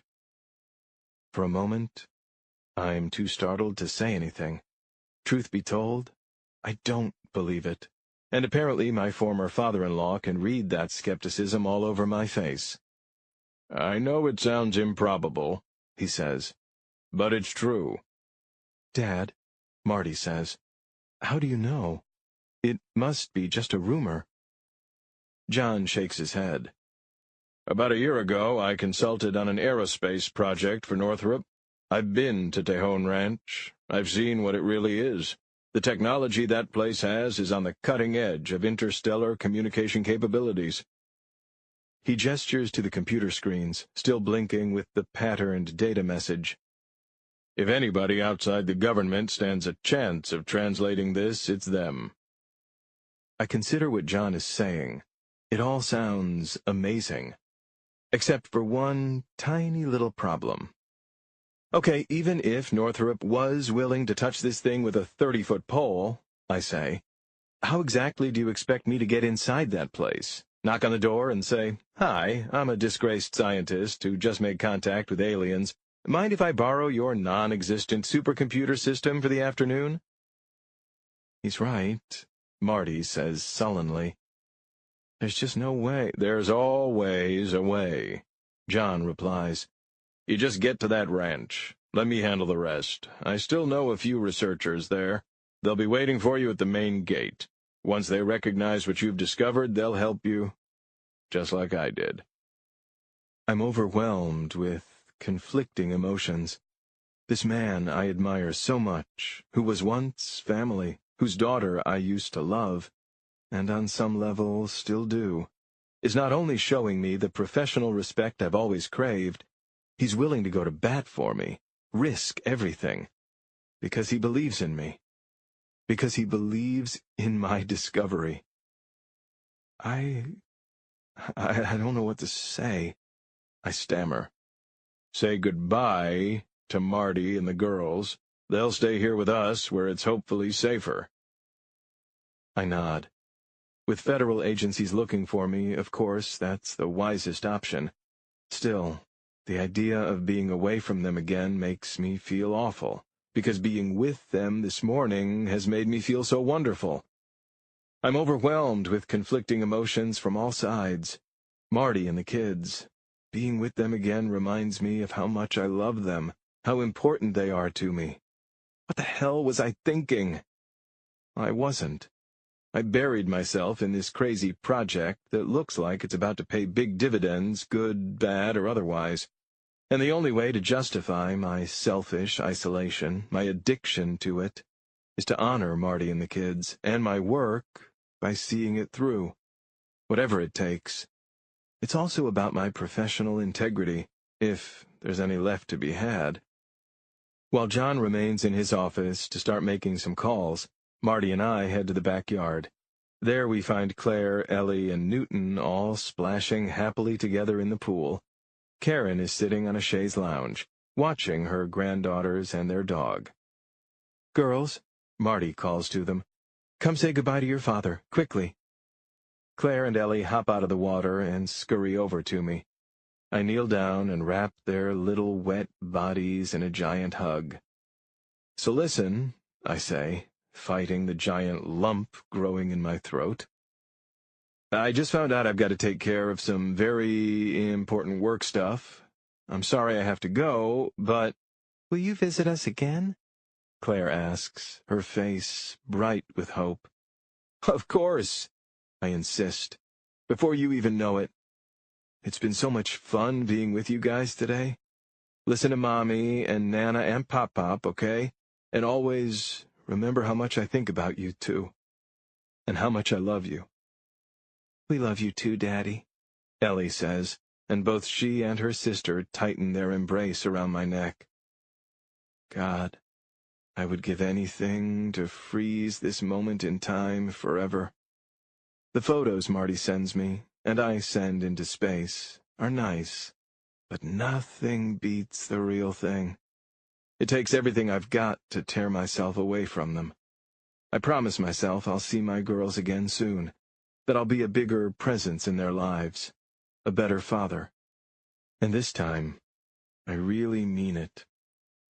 After I hug Karen goodbye, Marty and I step out alone onto the front porch. "You're sure you can handle this, Rob?" she asks, gazing up at me with those beautiful green eyes. "How the hell did you let this incredible woman go?" "Honestly, I'm not, I admit. Mar, I'm terrified. I've got a message from outer space, and it's up to me to decode it. But I have to handle this, for you and the girls, for myself, for the future of the human race." Then I add with a little smile, "No pressure, right?" Marty chuckles, happy for this shred of comic relief. Then very tentatively, she leans in and gives me a quick kiss on the lips. I feel my whole body tingle like it was our first kiss all over again. Then we both pull away, just as John steps out onto the porch as well. "Ready to hit the road?" he asks. "Ready as I'll ever be," I answer, holding up my key to his old Jeep. "I don't think so," John says, snatching it right out of my hand. "Follow me." Chapter 15. John marches down the porch stairs and heads for the garage around the side. I hustle along after him, confused as ever. "You're going to be racing across the desert," he tells me. "Then up some rocky foothills, winding roads, treacherous switchbacks." "Right," I reply as he yanks open the garage door. "All the more reason for me to take the 4x4, no?" The inside of the garage looks like a tornado swept through. Tools, car parts, wires, old furniture, and boxes of computer equipment, floor to ceiling. Except in the back left corner. There, something is covered with a wrinkled gray tarp. The Jeep is what they think you'll be driving, John says, heading for this covered object that stands about 3 feet tall. They've got your plates. I'm sure they've put out an APB. You need speed and agility, but most of all, anonymity. With a bit of a flourish, he pulls off the tarp to reveal a motorcycle so sleek and aerodynamic it might as well be a mini spaceship. It's a Ducati 899, a bike that was clearly designed to go fast. Wow! I can't help but exclaim. I feel like a little kid on Christmas morning. The motorcycle is absolutely stunning. How long have you had this thing? I bought it 2 years ago, John answers. Wasn't easy convincing Karen to let me. It's perfect for cruising through the countryside or along the coast, or in your case, outrunning the feds. Here, try these on. John hands me a black protective leather jacket and a pair of padded riding gloves. They all fit, well, like a glove. Now climb on. Give it a try. I do, instinctively squeezing the brake handle to stabilize the Ducati while I straddle its contoured leather seat. I rode a clunky old Honda Rebel in college, so I'm familiar with how to handle a bike, but this one is like nothing I've ever been on before. Even in park, it feels nimble and futuristic, almost ethereal. I turn the ignition key and a small rectangular screen lights up, displaying the bike's data. It looks less like a motorcycle dashboard than the cockpit of a plane. I shift into neutral, press the starter button, and roll the throttle just a touch. The Ducati responds instantly with a low, throaty roar. Tank's about half full, John says, reaching for one of 2 helmets hanging on a nearby hook. You may need to top it off at some point before you get there. He hands me the helmet. It's neon green Dayglow, full face with a clear visor, so it offers not just excellent protection, but a bit of a disguise, too. I slip it on and adjust it so it's snug and secure. Then I flip up the visor and give John a deeply grateful look. I realize in that moment that he's the closest thing to a father I've ever really had. John, I don't know how to thank you. Not now, he says, waving off my sentimentality with one hand while rummaging through a plastic bin with another. You've got an opportunity here, no, a responsibility, to shine a light on something earth-shattering, something history-making. That's a major accomplishment you should be proud of. I swallow hard, overcome with pride. Everything I've worked so hard for, all that I've sacrificed, all the mistakes I've made, the toll it's taken on my family, my health, my life. But you won't be alive to enjoy it, John continues, snapping me out of my trance, unless you get your overeducated ass to Tejon Ranch in one piece. Do you hear me? I nod, and see he's been tinkering with what looks like a small GPS device, which he affixes to my handlebars next to the throttle. This is a Garmin Zumo 350 LM. Just follow the directions I programmed. It's a pretty roundabout route, so it should help you avoid too much traffic and throw off anybody trying to follow you. You're looking at a 2-hour ride at least. Got it, I say.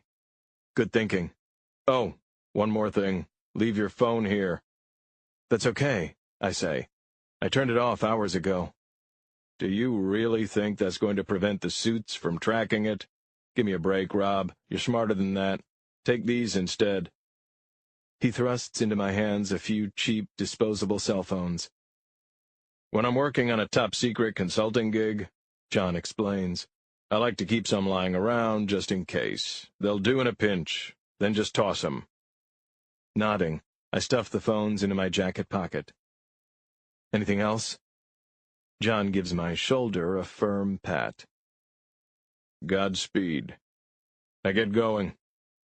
I snap my visor shut, shift into first gear, give the bike some gas, let out the clutch, and roar, more like fly out of the garage, down the driveway, and past the open gate. I'm about halfway down Glendora Mountain Road, just starting to get comfortable with this zippy little bike, enjoying the sense of freedom and the cool breeze whipping around my body. when I spot something that makes my stomach drop. Tearing across Foothill Road about a half-mile down the hill is a convoy of 3 black SUVs. Their sirens are off, but their blue lights are flashing. And they're headed right for me. No way it's just a coincidence. It's gotta be the FBI. Maybe they really did manage to track my powered-down iPhone like John said.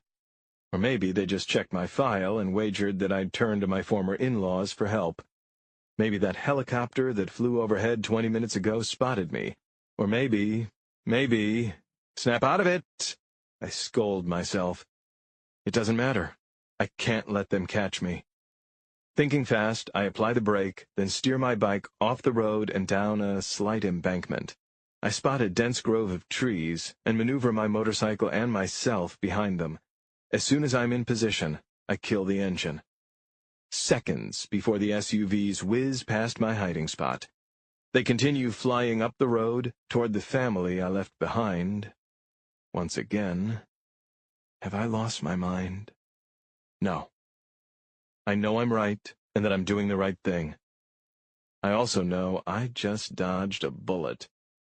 I pray my luck lasts just a little bit longer. Chapter 16. Dr. John Garrison is standing on his front porch. He's been watching his former son-in-law, a decent man, a flawed man, a man obsessed, a man who might be mere hours away from changing the course of human history, speeding away on a high-performance motorcycle toward a top-secret corporate research facility deep underground. John is hopeful that Rob will be safe and successful, but he also has grave concerns. He waits for the sound of Rob's bike to completely fade away into the distance. Then he waits for the cloud of dirt it kicked up to dissipate as well. The trillions of dust particles swirling through the air under the California sun have created a kind of mysterious haze, which feels like an eerie metaphor for what's happening. Iced tea, honey? Karen, John's loving wife of more than 40 years, is standing in the open doorway, beckoning her rattled husband inside. He can see, already seated at the kitchen table, his daughter and 2 beautiful granddaughters waiting for him. How could he resist? After locking the front door behind him, John takes a seat on the cushioned wicker settee next to Marty. He gives her hand a tight squeeze, and they exchange a look that speaks volumes. Despite Rob's many imperfections, they both still care about him deeply. They're both extremely proud of him. And they're both scared to death for him. Karen sets out some glasses and begins to pour the cold, amber liquid from a giant pitcher, when a sudden pounding at the front door startles her, causing her to spill it everywhere. FBI, open up! Oh my God, says Marty, clapping her hand over her mouth. Her girls whimper with fright and cling to her desperately. It's all right, John says to his family, his voice low and reassuring. I'll handle it. As the knocking and yelling outside grow even louder, John calmly opens the front door. More than a dozen government agents in dark suits and sunglasses, looking straight out of Men in Black, are standing before him. 3 black SUVs are parked in his driveway, boxing in Rob's empty Jeep. John Garrison, we're here to search the premises, one of them announces. I'd like to see your search warrant first, if you don't mind. John replies calmly. But, just as the doctor expected, the agents ignore his request and blow right past him, shoving him out of their way, nearly knocking the older fellow to the ground. They have also drawn their sidearms, keeping them aimed low but ready. John struggles to hide his fear. Whoever these guys work for, apparently the rule of law doesn't apply to them. At least, not at the moment. Maybe never. The agents quickly spread out all across the house and property, checking every floor, every room, every closet, every nook and cranny. Marty, Karen, and the girls stay huddled in scared silence at the kitchen table, where John rejoins them. Now listen here, he says to the agent who seems to be in command. Charging into my home, guns blazing, terrifying my family. What the hell is this about? Of course, John already knows the answer, but playing dumb is part of his act. The lead agent steps right up to John and glares at him in a show of intimidation. "An issue of national security?" is the gruff reply. "We're looking for a dangerous fugitive, currently the most wanted man in America, so do not give me any shit." "I see," John says. "Well, if it's Barnett you're looking for, he's long gone." This really gets the lead agent's attention. "So you admit he was recently here?" "Of course. His phone is sitting right there on the counter, and his car is parked outside. Feel free to look around all you want, but you won't find him." "Where did he go? When?" "My wife, see, was going to make some brownies for my granddaughters," John answers. "But we were out of flour, so Rob took a walk to the market at the bottom of the hill. You probably passed it driving up. He should be back within the hour. At least I hope so. You're welcome to wait here for him. Care for some iced tea?" The agent eyes John with deep suspicion. The old man appears to be telling the truth, but the agent is smart and seasoned. He's about to order a team to head back down the hill and verify John's story when he hears some critical news via his earpiece. "Copy that," the agent says into his wrist mic. Then to John, "Don't move." He leaves the house and jogs over to the detached garage. 2 agents are already inside. One is on his knees, inspecting what appears to be a few drops of shiny motor oil on the concrete. "Check this out, boss," the junior agent says. "Looks fresh, but the space is too tiny for a car. Maybe it's a lawnmower or something, but I thought you'd want to see." The lead agent nods, already snapping on a latex glove to inspect it. He gently touches the oil spot. Sure enough, it's still wet and warm. "That lying SOB, he says under his breath. "Run Garrison's DMV records. He owns a motorcycle. Find out its make and plates." The agent stands, his expression grim with determination. "Barnett didn't go to the damn supermarket. He went on the run. I want to know where, and goddammit, I want to find him." Chapter 17. The commander is on the flight deck, floating gently, peacefully. She has been staring out through a porthole at the trillions of stars all around her for the better part of an hour. Racked with growing guilt and misery, she has been trying desperately to find some shred of solace in the infinity of outer space. But she has failed. Her incredible burden continues to weigh upon her. It feels heavier than the force of 10 Gs.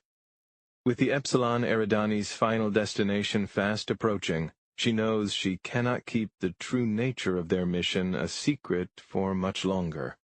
So the commander has decided, at long last, to tell her team the truth. She keys the comlink on her control panel. "Attention all crew," she intones. "Please assemble on the flight deck immediately for an urgent briefing." Not surprisingly, confusion and concern ripple throughout the ship. The pilot, just waking from a scheduled sleep break, is still groggy, but perks up right away. He is soon propelling himself through the ship's corridors toward the cockpit. The flight engineer is in the reactor room, monitoring the ship's engine core. She is also apprehensive, but is quickly on her way as well. The payload chief is in his quarters composing a video message to his wife and 2 young children back home. Alarmed by the interruption, he pauses the recording and moves to join the others. Lastly is the mission specialist, who is in the midst of eating a rehydrated meal, lumpy spaghetti and mushy meatballs. Dumping the unfinished contents in the ship's computerized compost bin, he heads up to the flight deck too. Once her crew is assembled, the commander takes a brief moment to compose herself, which only further unsettles them. They can sense something is amiss. Finally, the commander speaks, slowly and with deep seriousness. Each of you has known since the day you accepted this mission that it brings with it enormous responsibility, as well as enormous risk. Like the great distance we're traveling through uncharted space, and the giant payload we're carrying. You mean the most advanced exploratory probe ever designed? The payload chief interjects with a forced smile. I wouldn't really call that a risk, ma'am. Copy that, says the pilot. And I think I speak for all of us when I say we have the utmost faith in you, ma'am, to guide us to our destination and back.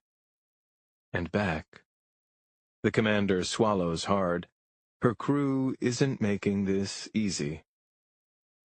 I appreciate that, she replies, more than any of you could know. Which is why what I'm about to share is incredibly difficult for me. The commander takes a deep breath. The fact is, we are not going back. The crew members exchange confused looks. What are you talking about? Asks the flight engineer. I've charted a course to the probe launch point, Commander, as well as our return journey, which will last. You've been misled, the commander says. All of you. We won't be making that return journey, because we are not launching a probe. We're not even carrying one. Our payload is, in fact, a 5 million megaton nuclear warhead.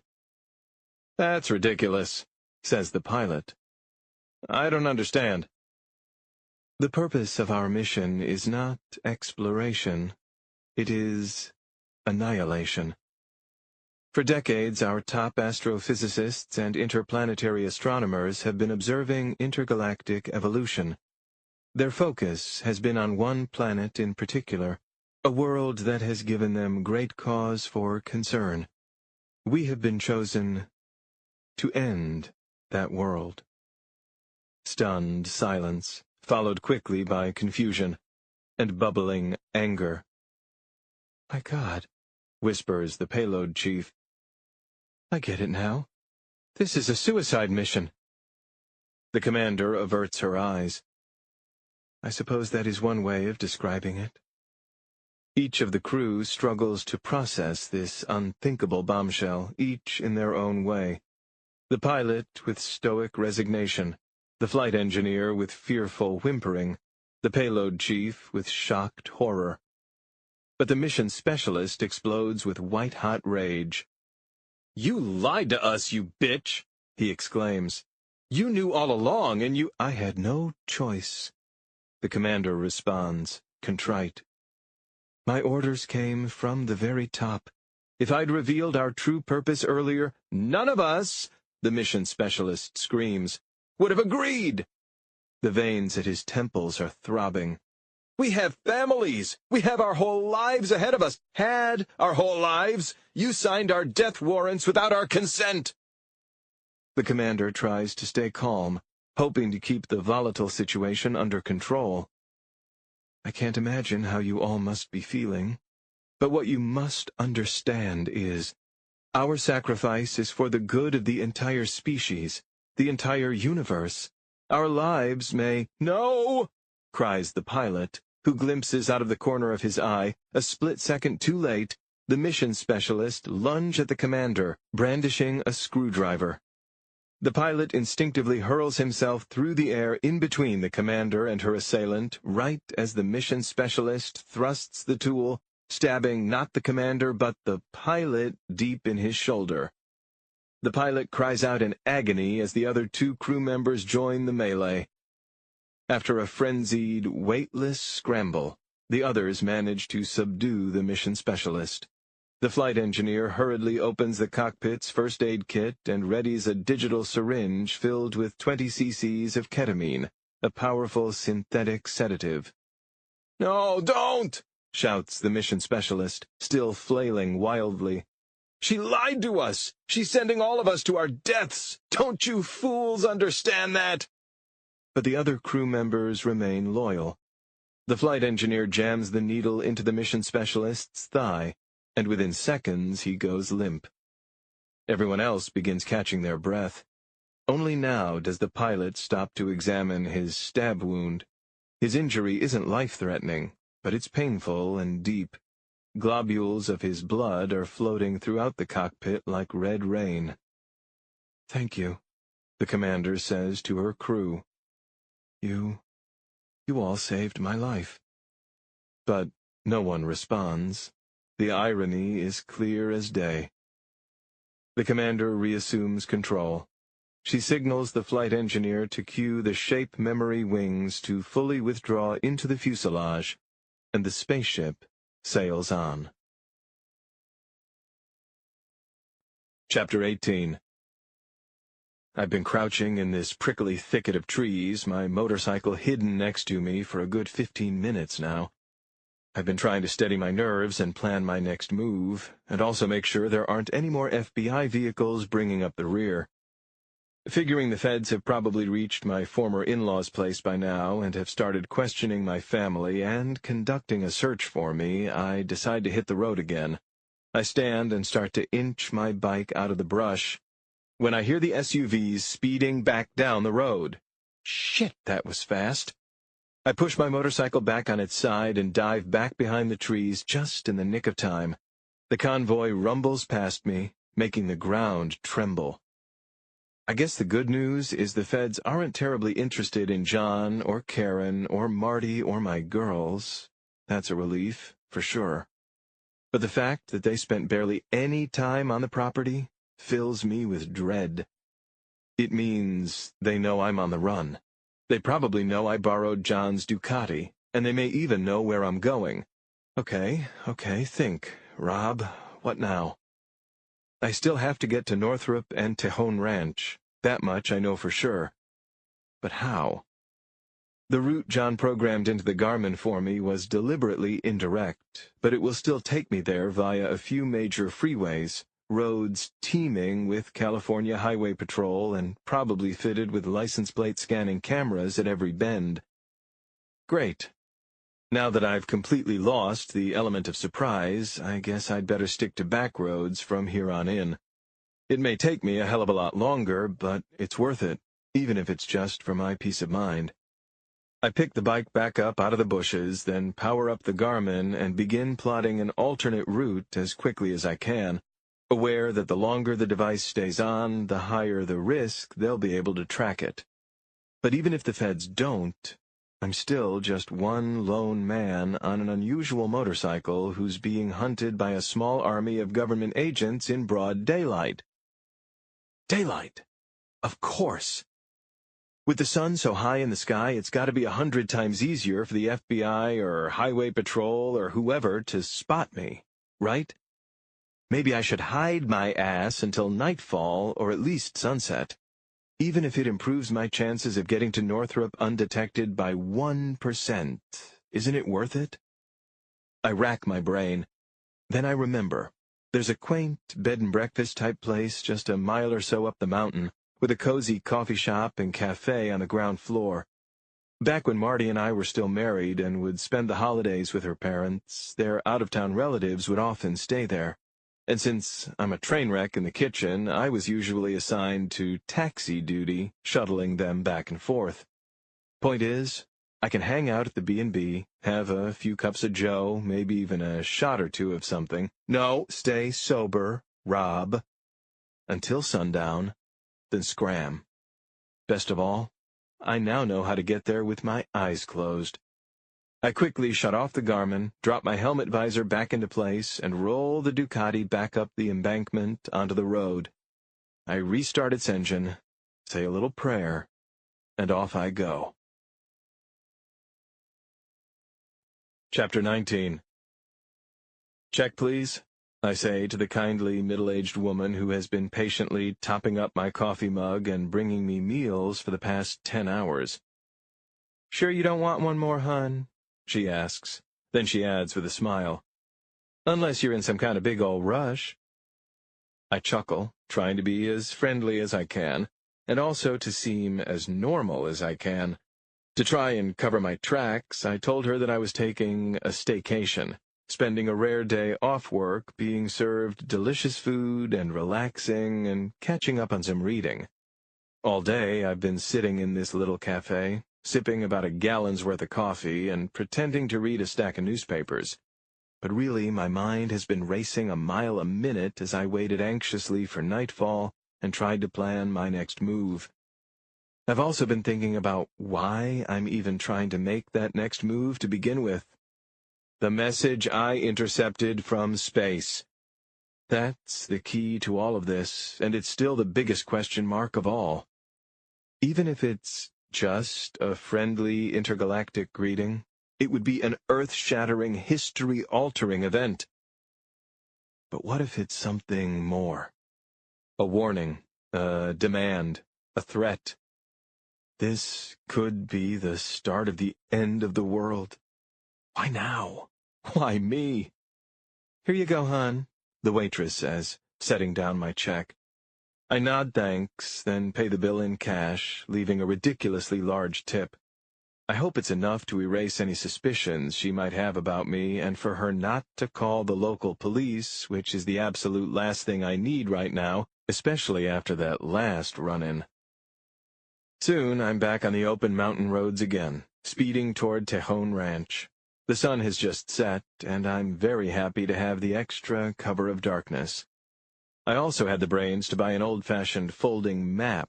Remember those? Back at the bed and breakfast. So now I can keep my Garmin off for good. I'm relieved to be off the grid. Unless the feds have figured out a way to track paper, too. I'm only joking, but then again, I wouldn't put it past them. After about 90 minutes of driving, I flip my visor up and let the cool, pine-scented evening air hit my face. It feels like I'm flying, cruising along this high-altitude road and with the lights of Santa Clarita twinkling below, both calming and exhilarating. But then a different kind of light catches my eye. The low fuel indicator on the Ducati's dashboard is on. Seriously? John did tell me to top up, but it completely slipped my mind. I've only got another 50 miles or so to Northrop. I wonder, can I make it? No, not a chance. And it's definitely not worth the risk of getting stranded in the middle of nowhere. Cursing under my breath, I pull over on the gravelly shoulder and whip out the paper map. There's a gas station just half a mile away, off a route labeled Spunky Canyon Road. Who comes up with these names? Whatever, I'll take it.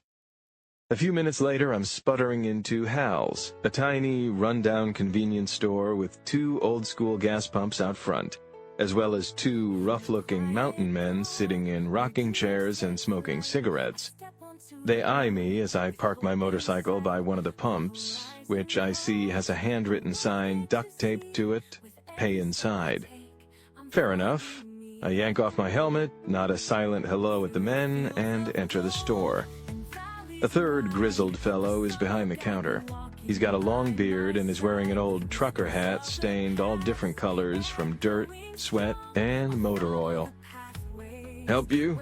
he huffs, absorbed in what I can see is a nudie magazine. I place a crumpled 20 on the counter. "I need about $15 on pump 2, please. I'll come back for my change." The man gives me an unnervingly long look. Is he suspicious? Did I say or do something wrong? Did the cops put out a description of me already? Finally, the man grunts, snatches up my money, and punches some keys on the antique cash register, the kind that actually dings with a real bell when it opens. Back outside I go. I unscrew the gas cap, insert the nozzle, squeeze the handle, but nothing happens. I guess the cashier hasn't turned on the flow yet. I glance back inside. Sure enough, he's on his cell phone. He looks back at me and holds up a finger as if to say, "1 second." I see him flip a switch under the counter. I try the gas pump again, and thankfully the fuel starts to flow. Under the uncomfortable watch of all 3 men, I fill up the tank. It comes to just over $13. I debate whether I should forget my 7 measly bucks and just hop on my bike and burn rubber, because something about this whole situation just isn't sitting right. But then I worry that that might look even more suspicious, so I casually saunter back into the store. "Sure is a nice bike you got there," the cashier says. I can see he's holding my change, but he doesn't give it to me. Mind if I ask where you got it? Thanks, I reply. I'll be honest, it's not mine. It's on loan from a friend. The man nods, but still doesn't hand me my money. You lost or something? Lost? Not at all. It's a beautiful night. I'm just out for a ride. Thing is, we don't usually get too many folks of your type around here. I don't like where this is going. Not one bit. What do you mean, my type? I ask, as innocently as possible. You don't live in the mountains, do you? No, you look to me like some kind of brainiac. Let me guess. Accountant, maybe. Computer whiz. I shrug. You got me. I live in L.A., and, yeah, I guess you could say I stare at computer screens all day. Could I have my change now, please? But still, the man doesn't give it to me. Now I'm really getting nervous. Even though I'm sure this guy is probably just a lonely dude making conversation, my mind runs through a dozen grim scenarios. Why don't you hang around a minute, he says. I've got somebody on his way over wants to talk to you. Well, shit. Now I know this is bad news. He's been trying to stall me. Whoever wants to chat, I can guarantee the feeling won't be mutual. Sorry, I say, turning and heading for the exit. I'm kind of in a hurry. Keep the change. A hurry? The man repeats. I thought you said you were just out for a ride. Just keep going, I think. Get out of here, Rob. Get on your bike and go. So I try to do just that. Without responding, I push open the store's door, stride over to my Ducati, mount it, and start the engine, when I see the ominous strobing of a red and blue bubble light. A Santa Clarita Sheriff's Department cruiser is pulling in, blocking my escape. Chapter 20. Not good. This is not good. I know I haven't done anything wrong here, but of course I'm not about to speed away with a cop 5 feet in front of me. But now what? Just be cool, Rob, I tell myself, and think. A 40-something officer climbs out of the Chevy Charger, beer belly first. His lip is fat with a wad of chewing tobacco. He strolls over to me, tugging his duty belt higher on his hips, then resting a hand on his sidearm. Evening, sir, he says. Can I see some ID, please? ID? Shit. If Officer Friendly here runs my license through his system, you better believe it will send up a giant red flag in the FBI's system, too. Those suits will be on me faster than the speed of light in a vacuum. Even under stress, I can't help the nerdy science joke. Of course, sir, I say, slowly reaching into my back pocket and fishing out my wallet. Mind if I ask what this is all about? I just like keeping tabs on folks coming and going in this neck of the woods. Make sure the unsavory ones stay out. You understand, don't you? Well, sure, I reply. Except last I checked, keeping tabs doesn't give you sufficient probable cause to stop someone and ask for identification, does it? The deputy's face hardens. I'm not trying to be a smartass here, honest. The last thing I want is to piss this guy off. But I do want him to know that I know my rights, which might just be enough for him to think twice and let me go. Not likely, but... Save it for a judge, the deputy says, spitting a gob of brown tobacco juice on the concrete just inches from my feet. Am I going to have to ask you again? Hey, it was worth a shot. No, sir, I say as I hold out my license. The officer angrily snatches it away, then waddles back toward his car. If I'm going to make a break for it, it's now or never. Don't you move a muscle, he snaps. And reluctantly, I obey. Instead of running, I just stand there, frozen, watching him through the windshield typing my info into his mobile laptop. I'm trying desperately to maintain my best poker face, even though I can feel my forehead, neck, and underarms all growing damp with sweat. Meanwhile, watching me are those two guys out front in rocking chairs, along with the third man inside the store. I can tell they're getting a kind of sick pleasure from this whole scene, which only makes my blood boil hotter. The cop seems to be taking a terribly long time. His screen is probably flashing a message like, "National security threat! Detain! Detain!" My heart is beating right out of my chest as I imagine the sheer hell that is about to rain down on me. A throng of federal agents swooping in, all armed to the teeth. A black helicopter roaring across the sky. A burlap sack being thrown over my head. Getting hurled into the back of a van and whisked off to a black site for the rest of my life, all because I devoted it to following my dream. The suspense is killing me. Just get it over with already. Finally, after what feels like forever, the deputy heaves himself out of his vehicle. "My apologies for wasting your time, Mr. Barnett," he says, politely holding out my license. "Wait, what?" "Hal behind the register over there," he continues. "He's a buddy of mine. Had 2 separate holdups in the last 4 months, so he can be a little jumpy. Thought you looked like one of the suspects, so he called me on my cell. I told him the chances of a bad guy coming back to a place he robbed and actually paying were pretty slim. But that's what friends are for." I take my ID with trembling hands and slide it back in my wallet. "So, you're saying I'm free to go?" The deputy flashes me a big dumb grin. "Unless you've got a warrant out for your arrest my computer doesn't know about, or you've committed some other crime you'd like to confess to." I laugh, maybe a little too hard. "No, sir. Thank you, sir. Have a good night, sir." The cop gives me a quick wave, then gets back in his car, reverses, and drives off. Holy shit. I don't believe it. I just dodged another bullet. But how? How is it even possible? Doesn't matter. I'll worry about it later, like when I'm accepting my Nobel Prize. I'm not going to push my luck anymore. I'm a man on a mission to decode an alien message. As I tug my helmet back on and gaze up briefly at the beautiful canopy of stars up above, so rich and dazzling this far away from the bright lights of L.A., I'm reminded of its importance. I've got, in my possession, the world's first message from another world. But what the hell are they trying to tell us? It's up to me and me alone to get it to Northrop and find out. Now. Chapter 21. According to my trusty paper map, I'm only a few miles away from Tejon Ranch. So close. If I were driving on normal city streets, it might only take me a couple minutes to cover that distance, but on this narrow, increasingly winding mountain pass, I'm probably looking at closer to half an hour, which is fine. I've made it this far. I'm definitely not stopping now. I am going to translate that message.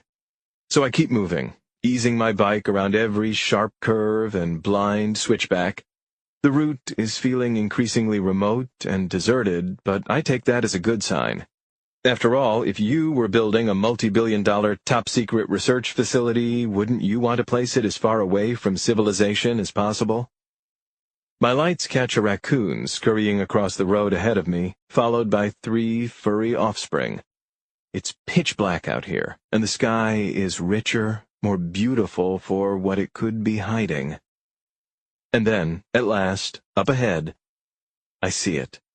Not the ranch itself. I'm still about a quarter of a mile from the perimeter. At least, I think I am. Instead, I see some kind of preliminary security checkpoint. A tiny shed with a light on inside and a retractable arm blocking access to the road beyond. Instinctively, I slow down my bike and start to panic. This isn't how it was supposed to happen. John told me to go in through the main gate, that he'd have people there waiting for me, people to escort me inside. He didn't say anything about an outer gate. True, I took a different route to get here than he suggested, but this is still the only road that leads to the front entrance. Maybe Northrop added this extra layer of security since John was last at the ranch. That's the only explanation I can think of. And indeed, as I get closer, I notice that the gatehouse looks prefabricated, almost like a metal tool shed you could buy at Home Depot, and the arm seems rather thin and flimsy, like it was made out of balsa wood. It's quite possible, I'd even say it's likely, that this entire checkpoint was put up in the recent past. Not like that does me any good tonight. So what do I do? Well, like I said, I didn't make it this far to stop now. I consider using one of the burner phones John gave me to call him and ask his advice, and to make sure he really did get in touch with his pals inside the ranch, before I try to get in. But I'm positive the feds have tapped his cell and landline. I'd be giving them my exact location wrapped up in a bow. That would be a death sentence. So I guess I'm on my own. Here goes nothing.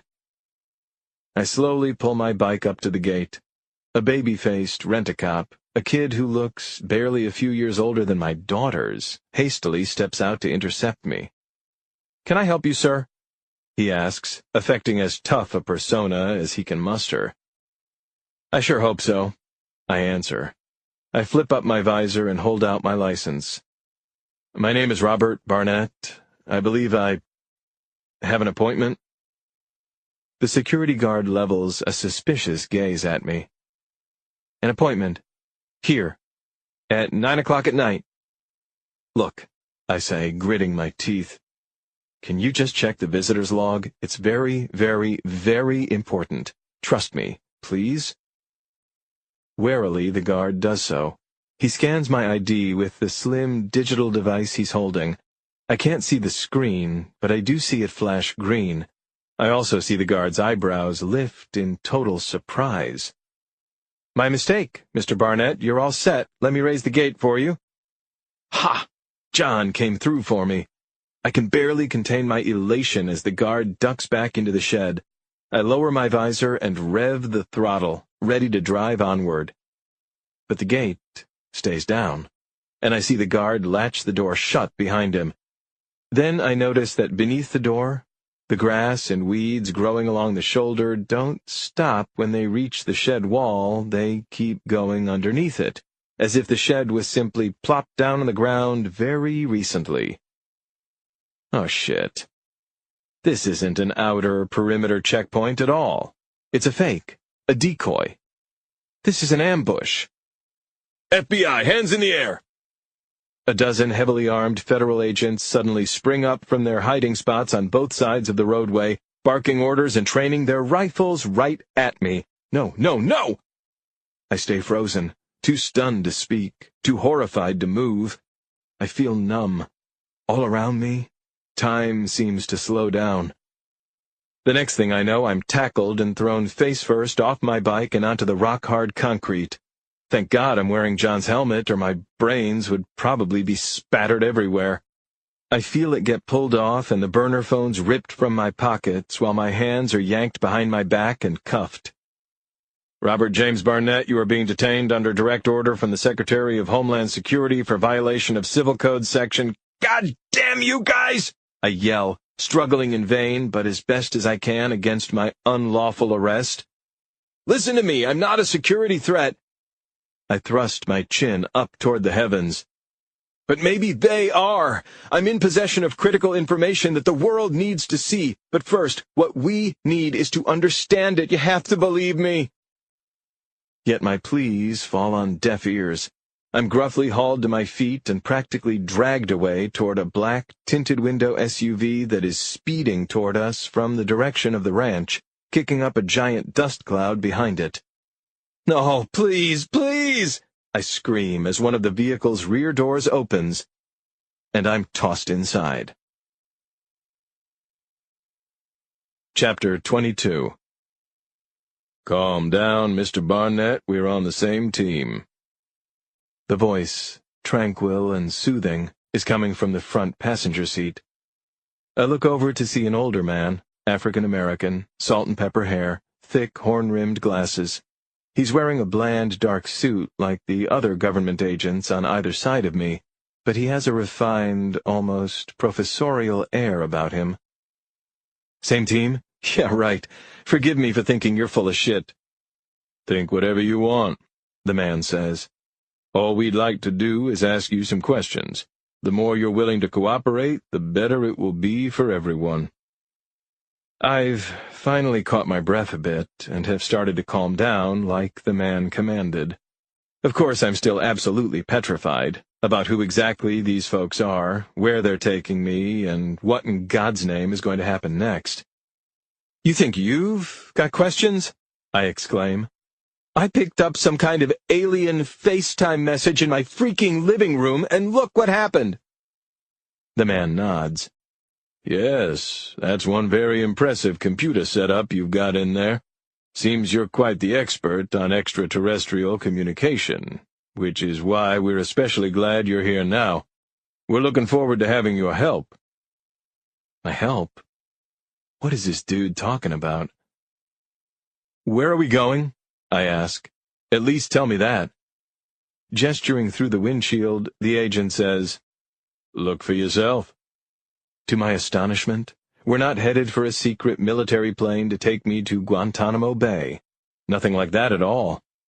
We're arriving at the Tejon Ranch main gate, which is being opened for us. We ride along in silence for a few moments through what does indeed look like an old, abandoned military facility. We finally reach a giant, rusty hangar. The SUV stops, all the agents exit, then my door opens and they escort me out as well. This way, please, the man in the glasses says, as if I really had a choice. Strangely, inside the hangar is an elevator, a modern one. We step in and the metal doors close. Then we begin to descend, lower and lower, until finally we exit into what can only be described as a laboratory of the future.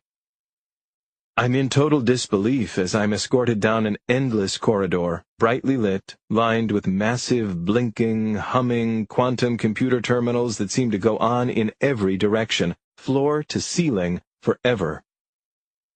My name is Special Agent Stephen McKinley, the man says as we walk. I'm assigned to a little-known division of the FBI that handles unconventional threats. Well, I'm not exactly the most conventional guy myself, I reply with a smirk. McKinley actually cracks a smile. Trying to piggyback on his goodwill, I say, Hey, think we could take these cuffs off? I mean, if we're on the same team and all? I watch as McKinley gives a subtle okay to one of the other agents escorting us, who unlocks the restraints.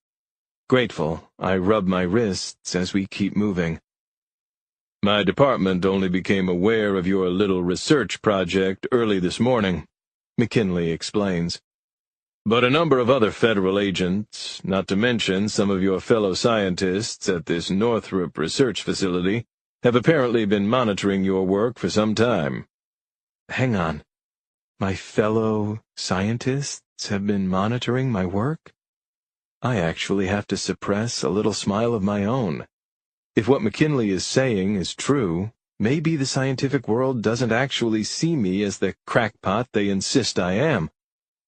McKinley places his face up to some kind of small lens mounted beside a steel-reinforced door. It bathes his features with a flash of white light, a high-tech facial recognition scanner.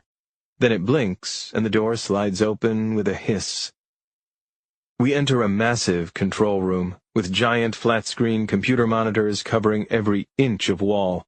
The space is buzzing with scientists and agents who barely register our entrance. Rob, meet your new colleagues, McKinley says, as three painfully geeky techies approach us. My kind of people. Dr. Leo Conrad, Dr. Seth Chan, and Dr. Raphael Axon. Dr. Conrad speaks first, offering a limp but excited handshake. Wonderful to make your acquaintance, Mr. Barnett. Let me be the first to say the cosmic data you managed to capture and recognize on your home system was highly impressive. Thanks, Doc, I reply. Slowly but surely, my fear is morphing into pride. You're obviously no criminal, McKinley interjects. But you did obtain what we believe is an extraordinarily sensitive message from an intelligent being from outer space, which we quickly accessed and copied for ourselves. Because the Bureau believed you planned to go public with that discovery, hopefully you can understand why we felt the urgent need to track and detain you. I do. Take a look around, Dr. Conrad says. What you're seeing is every single drop of quantum computing power we have being used to try to decipher your data. Due to the uniqueness of your home setup, there are a few elements of its algorithmic expression we were hoping you could help clarify. And then, says Dr. Chan, barely able to contain his enthusiasm, we can hopefully finish our translation, because right now, we are very, very close. Chapter 23. The mission specialist is starting to wake up. He's groggy, disoriented, and his reflexes and reaction time will be impaired for quite a while. Still, having proven himself to be an unpredictable threat to the crew's safety, none of them is taking any chances. He's tied down to a chair in the cockpit with some spare electrical cords while the others take over his tasks. The pilot is floating nearby with another syringe of sedative just in case. After checking her console, the commander slowly turns to face her colleagues. Everyone, she says solemnly, we will soon be locked in on our final destination. I am going to connect with my family and attempt to say some kind of farewell. I invite all of you to do the same, if you so choose. The commander watches her team begin to disperse. She is still conflicted about having lied to them, but is beginning to forgive herself. Yet, she is aching to her very core, knowing she will never see her family again.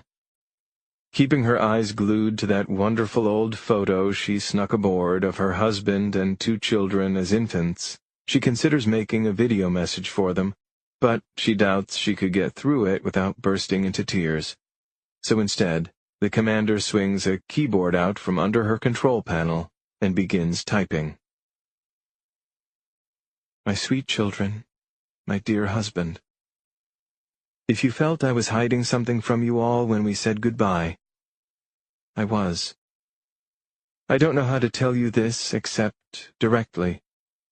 I am not returning home from this mission.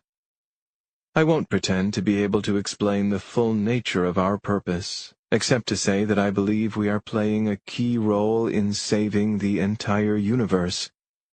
I am weeping with sorrow, but I am also honored and humbled to be making such a sacrifice. I know that one day you all will join me, wherever it is we go next. Until then, please carry my deep love for all of you in your hearts, and know that I will be watching over you, always. Your loving wife and mother. It is all the commander can do to hold herself together. She has never felt so out of control. The pilot sees this and reaches over to her, placing his hand on her forearm. Their eyes meet, and their kindred souls connect once again. He tries, silently, to offer her a kind of reassurance born from their years of training and similar experiences, and from the grim fate they now share. It helps, but only so much. And so the commander recommits herself to the mission's latest tasks at hand, trusting that her family, history, and the entire universe will ultimately understand why she made the decision that she did. The Epsilon Eridani continues cruising within the L1 point, orbiting the Sun, stabilized by the gravitational pulls between that star and the ship's target planet, a mere 1.5 million kilometers away. The commander's current priority is to review their latest communications, both sent and received. The contents of these communications will determine what happens next. Chapter 24. Doctors Conrad, Chan, and Axon are huddled around an enormous tower of computer monitors and quantum processors. Agent McKinley is observing from nearby. I'm watching in awe as a torrent of numbers and symbols flutter across the screens. As you can see, Dr. Barnett, Dr. Conrad says, we're using a fault-tolerant quantum computation model to minimize decoherence, but this is where we keep getting stuck. Any ideas? Asks Dr. Chan. You know this data better than anybody. At first, I say nothing. Not because I don't have any ideas, but because my lips are frozen in a big, dopey grin. I may not technically hold a PhD, but I'm certainly not going to correct them. I just can't express how amazing it feels, after all these agonizing years, to finally be taken seriously by some fellow scientists. But I force myself to snap out of it. No time for pride. This is deadly serious stuff. Let me take a look, I reply, nudging my way between the trio to a free keyboard. I hit a few keys and quickly skim the data readouts. I see the problem immediately, and I realize that this remarkable computer system can probably handle my complex solution. Okay, I say. I think you're on the right track, but the noise threshold is still too high. I'd also double your density matrices to match my qubit input rate, like this. I execute the commands, and within seconds the streaming data begins to ebb and pulse like a river changing course. Soon the data flow changes again. It actually looks like numbers and symbols are starting to rearrange themselves into some kind of order. I think it's working. Barnett, you did it, Dr. Chan says. But Doctors Conrad and Axon are too stunned to make a sound. And so am I. Because before our eyes it appears as if the data is turning into letters, I blurt out. Look! Yes, it's deciphering, exclaims Dr. Chan. We're getting our first word. We're all watching something we simply can't believe. Something that defies all earthly logic as we know it, every bit of scientific research ever done. A message, or at least the start of one, sent from outer space, emerging painstakingly slowly, one letter at a time. M. Oh my God, says Dr. Axon. That's an M. It is, clear as day. And it leaves me absolutely dumbstruck. E. An E? Holy shit! Exclaims Dr. Axon. R. An R? Asks Dr. Chan. Are they spelling Mercury? Hang on, Dr. Conrad says, typing furiously. It's not complete yet. C. Ah, C! Shouts Dr. Chan.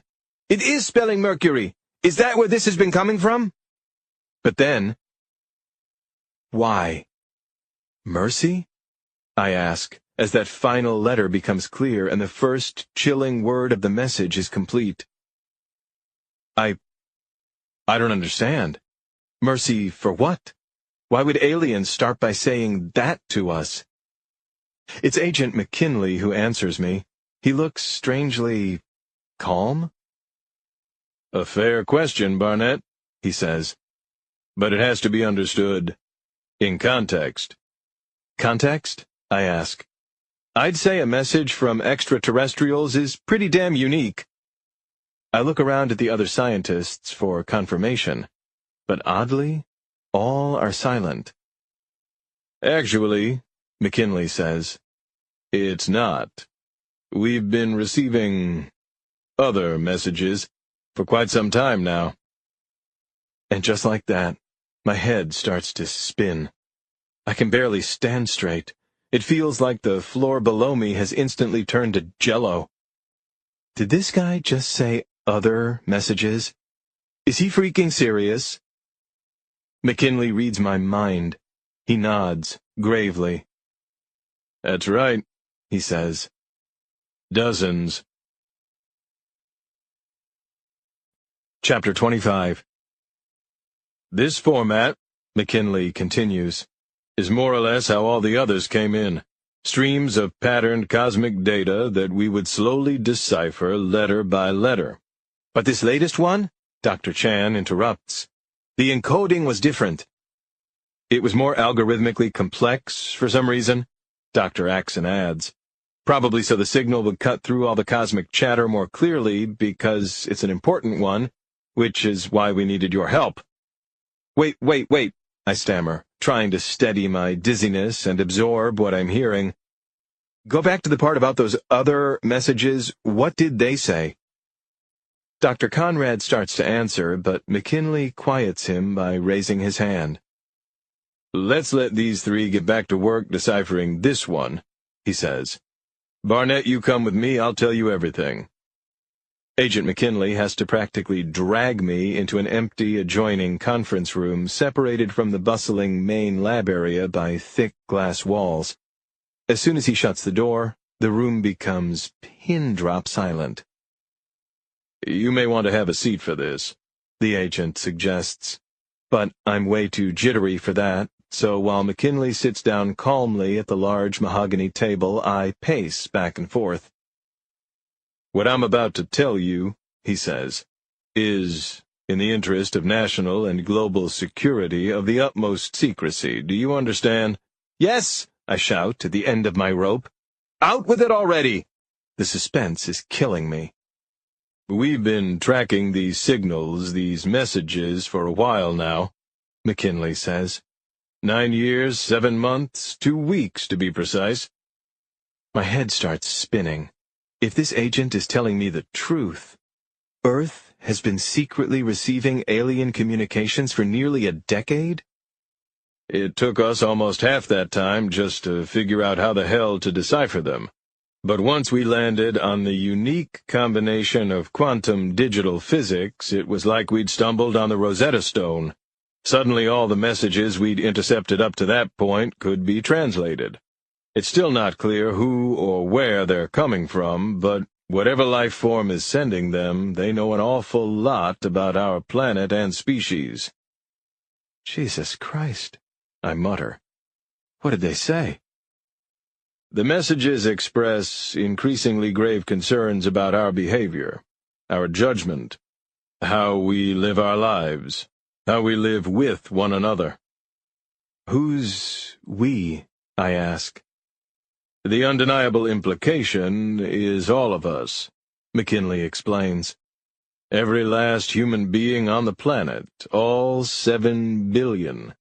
According to these messages, the human race, by both our actions and inactions, is guilty of engaging in perilous endeavors.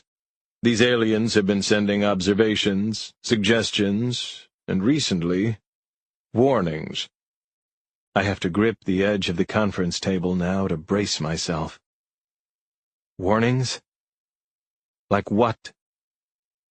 Like we've been tempting fate by allowing our global nuclear capabilities to grow unchecked. Like we've been destroying our own environment. Like our worsening disagreements over culture, religion, and resources have not just halted humanity's development, but have actively put our species' future in jeopardy, and thus, by extension, other species' futures as well. I'm left absolutely aghast, and utterly terrified, because I'm slowly starting to understand. Dysgenics, I say. That's the opposite of evolution, the passing down of harmful traits and other disadvantages to future generations. Correct, McKinley says. But these life forms don't just see human beings as harming ourselves. They view us as a threat to the rest of the universe. Their messages have been warning us that unless we change our ways, we may be facing human extinction. My legs start to give out. Finally, I take that empty seat at the conference table. Fine. Okay, so you guys have been getting all these messages, I say. What the hell have you been doing about them? Since they first started coming in 9 years ago, we've been sharing the data streams directly with the White House, our closest allies, and a secret select committee at the United Nations. We've hoped they'd be willing to abide by the aliens' recommendations and take on some of our species' challenges. We've tried, certainly. But look at our messed-up planet, Barnett. We haven't exactly made much progress. Now, my gut is in an absolute knot. I try to speak, but my throat is too dry to make a sound. I try to think, but my mind is too frenzied. Just then, the glass conference room door opens and Dr. Axon pokes his head in. I notice right away his face is as white as a sheet. "Agent McKinley?" he says, his voice quivering with fright. "We've finished deciphering the complete message. You really need to see this." Chapter 26. It's 2 a.m. on the East Coast. Most of the country is fast asleep.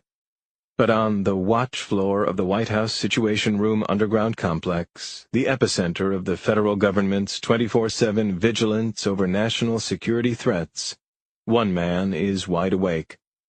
Byron Stannis, a stout, compact fellow with decades of military and intelligence experience, is in charge of the watch team's overnight shift. He has also been a key member of Operation Obsidian Sky, the government's top-secret monitoring of the ominous extraterrestrial messages that have been incoming for nearly 10 years. Stannis is currently seated in front of 2 tiers of curved computer monitors, participating in a secure video conference with representatives from the Pentagon, the National Security Council, NORAD, the cyber ops team stationed at Northrop's classified quantum computer lab at Tejon Ranch in Southern California, including crackpot amateur scientist Robert Barnett, whom Stannis has been monitoring for months, and various Allied leaders from around the globe. And joining, from aboard Air Force One, is the President of the United States. "What you are seeing, ladies and gentlemen," says Dr. Chan at Tejon Ranch, "is our complete rough translation of what appears to be their final message." Stannis was given this intel just minutes earlier, and reading it left him gut-struck. He can't imagine what will happen when the content is actually spoken aloud. "And needless to say," Agent McKinley chimes in, "given the escalating tone of recent similar messages, we believe this warning should be taken extremely seriously." "Yes, I think we can all agree on that," the President says. "Let's hear it." Dr. Conrad clears his throat, and from his tablet reads the most difficult, most momentous few sentences of his entire life. "Mercy is no longer an option," he says, as every person on the video conference lets out a horrified gasp. "We have sent you innumerable messages about your planet, about your species, about your future. We have made our concerns clear to your leaders. We have implied them to select individuals. We have tried to help you, but you have not listened. You have not changed. You have only gotten worse. Therefore you leave us no choice. Goodbye." And with that, the video conference turns deafeningly silent. The National Security Advisor slumps in her seat, shaking her head in shock. The Admiral, representing the Joint Chiefs of Staff, crosses his arms and sets his jaw in a furious grimace, not used to feeling so helpless. Stannis leans back and covers his face, as if that might somehow remove him from this utter nightmare that is all too real. Finally, the Secretary of Defense looks directly into the President's eyes. "Sir, what could that mean?" The President's expression is grim but stoic, resigned but brave. "It means only an act of God can save us now." Chapter 27. You leave us no choice. The commander has just read, for practically the 100th time, the complete text of the final message that her home planet's leaders recently beamed down to Earth. A copy was relayed to her vessel when the Epsilon Eridani first entered the Milky Way galaxy a few hours earlier, but the commander did not know what the contents of that message would be before she opened it. It has confirmed her worst fears. The commander was never involved in the top-level discussions that brought about this decision. She holds a high rank in her home world's starship fleet, but such matters are way above her pay grade. She was certainly aware of the High Council's ongoing deliberations regarding the Earth problem, as it was called, along with the various methods they employed to try to fix it. Homo sapiens are a relatively young alien race, similar in many ways to her own. They possess incredible potential, for both good and bad, but their capacity to do harm was projected to be much more likely. Their civilization's ruling classes were given years of warnings to improve their behavior, ample time to change course. Hundreds of ordinary human beings were selected too, and were sent cryptic, individualized messages. These were never as explicit, nor did they reveal their alien origin, but they were laden with great personal meaning. Familiar songs, inspiring aphorisms, touching images. They were intended to encourage the receivers to re-examine their lives and make small changes to their behavior. But, by and large, this failed as well. The commander, for years, had secretly rooted for the human race to heed her leader's calls, or show even the slightest signs of improvement. Yet when she was tapped to lead the mission that would vaporize the blue planet, she knew that their window of opportunity had closed. Humans' days were numbered, and so were her own. You leave us no choice. Is she doing the right thing? Is their annihilation justified? She believes so, but how can she be completely sure? The High Council might have decreed Earth's destruction, but it will be up to her to order the launch of the nuclear warhead that actually does it. Her finger on the button. Until the very last possible moment before she presses it, the commander will be hoping for a miracle. And not just for the human race. For her ship, which will be engulfed in the warhead's cosmic inferno.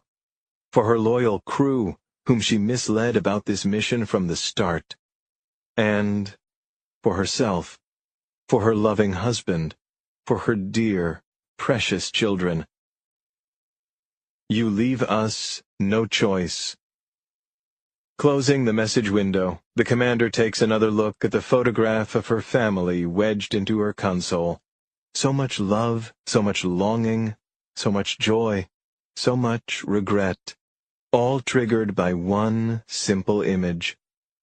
She swore an oath to carry out her orders to the best of her ability, and she will. It just kills her that this is how it has to be. With tears brimming in her eyes, the commander keys her comlink. She speaks slowly and steadily, trying with all her might to keep her voice from wavering. "Attention, all crew," she says.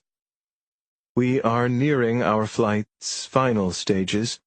Our primary mission objective appears to be a go. Commence launch initiation sequence." A chorus of "aye ayes" comes back at her through her headset. Her crew, even the formerly livid mission specialist, is now courageously embracing their fate. She couldn't be prouder of them or more moved. As the blue planet comes into view now through the Epsilon Eridani's windshield, the commander steels herself for what's ahead. She has made her peace with the grim calculus that requires her to kill so many humans for the good of billions of other species throughout the universe. But she is still torn up inside at having to kill her innocent team and herself. If only there was another way. Chapter 28. What's happening doesn't seem real. It can't be real, but it is.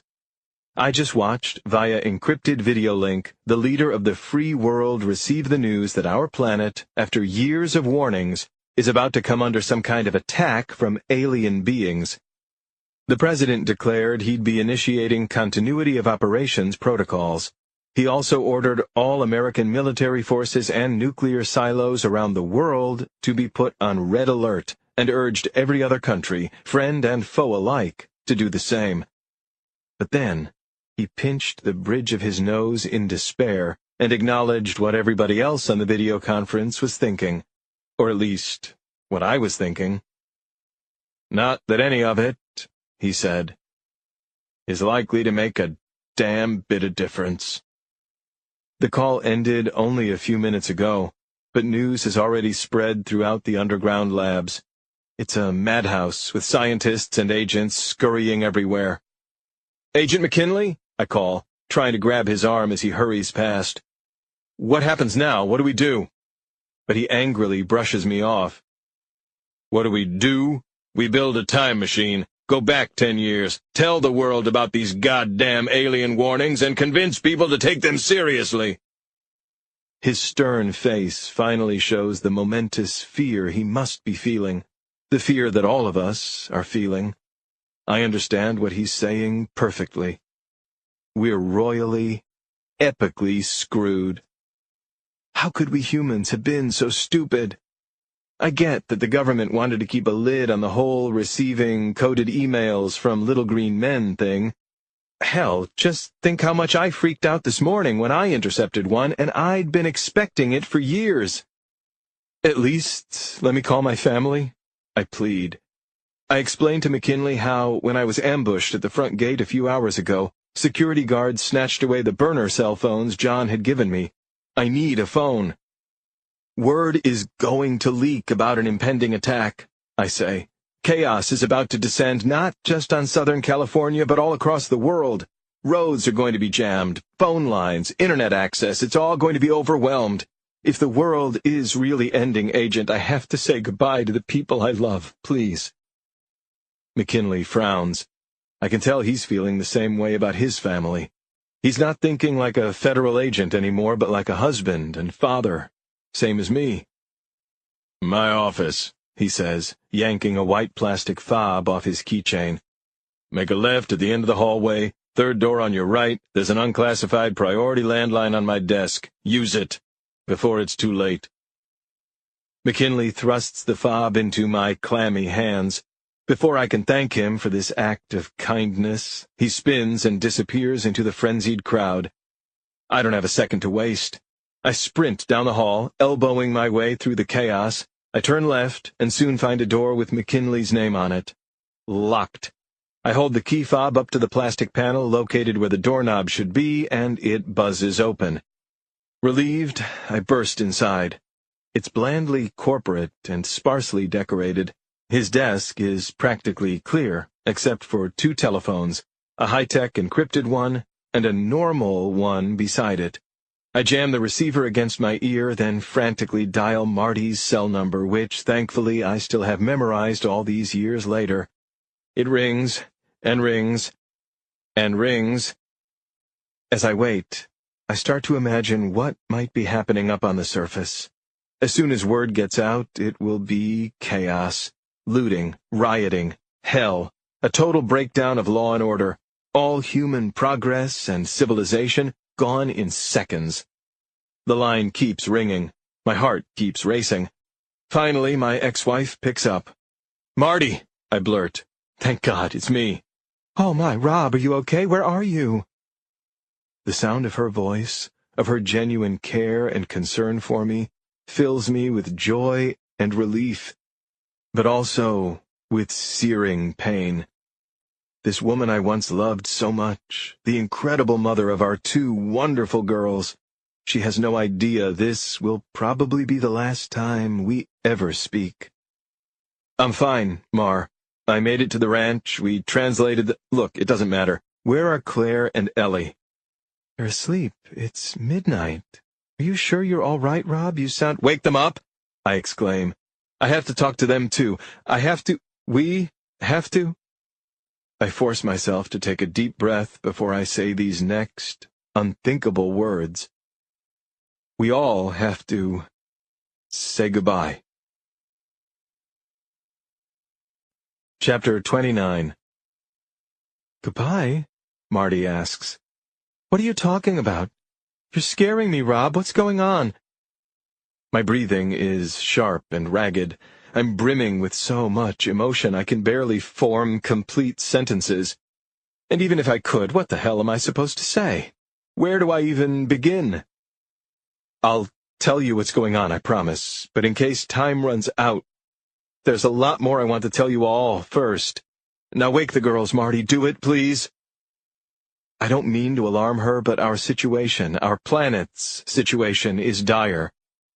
Okay, hang on. I hear rustling on the other end as she heads to the second-floor guest room with the red wooden bunk beds where Claire and Ellie are fast asleep. I spent so much time in her parents' house when we were together.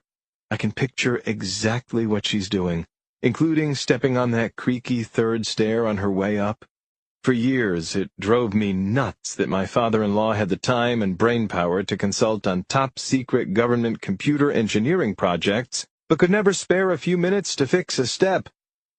Now, I'd give anything to be back in that house, bounding up that old rickety staircase, able to hug all three of my girls one final time.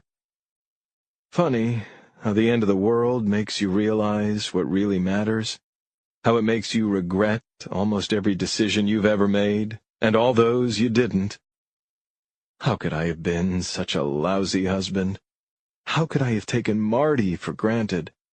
What the hell was I thinking, searching for alien life instead of focusing on the incredible life we created? Why did it take a goddamn message from outer space to make me realize how much I miss and adore my precious family? And how could the human family have screwed this up so much? A tiny part of me thinks maybe we do deserve what's coming. Girls, wake up, I hear Marty saying. It's your father. He needs to talk to us. Claire and Ellie utter groggy hellos. Hearing Marty's voice when I called got me choked up, but hearing my little girls makes my eyes wet almost instantly. Hey, you guys, I say, trying to sound upbeat and disguise the overwhelming fear and dread I'm struggling with. I just wanted to tell you how much I love you, and how I always will, no matter what happens, now and forever. I couldn't be prouder of you guys, and I always will be. Do you understand? Daddy, are you crying? Asks Claire. I can hear in her voice that her little lip is quivering. She was always so smart and empathetic. I know I can't lie to her. I am, I say, smearing a tear across my cheek. But I'm crying because I'm happy. Very, very happy to talk to my little angels. Which is the truth. There's no one in the world I'd rather be speaking to right now. Especially since the world is ending. We love you too, Daddy, says Claire. Yeah, and we're proud of you too, squeals Ellie. We miss you. Tears are streaming down my face now. It's all I can do to whisper. Okay, you two. Back to bed. Will you be home soon, Daddy? Asks Ellie, the one I can't lie to. What do I say? I hope so, sweetie. But I promise I'll see you soon. Somewhere. Somehow. Marty takes back the phone. As she walks into the hall and closes the bedroom door, I can hear her sniffling. I haven't told her anything about the other messages, the aliens, the impending attack. But I know immediately my brilliant ex-wife has figured out everything. How much time do we have left, Rob? She asks, quietly. I tell her the truth. I don't know, but not much. Then I tell her how much she means to me, how she and our girls are the very best thing that's ever happened in my otherwise pathetic life. Marty, sobbing hard now, tells me she loves me too, that my life isn't pathetic because it's rich and full of meaning, because my family loves me and my work paid off and I've helped make a difference in so many people's lives. I'm moved beyond words. There's so much more I want to say, when I notice a growing commotion in the hallway outside. Scientists and agents are rushing all around, shoving one another to get through, barking frantic orders, terror in their eyes. It's sheer pandemonium, which can only mean one thing. Mar, I gotta go. I love you. I force myself to hang up, one of the hardest things I've ever done, but there's no time to think about that now. I rush out into the hall and join the stream of people. It seems an even mix of some folks hurrying back toward the main lab, others running for their lives. "Hey!" I scream, trying to get anyone's attention. "What the hell is happening? Where's everybody going?" A young lab assistant finally takes pity on me.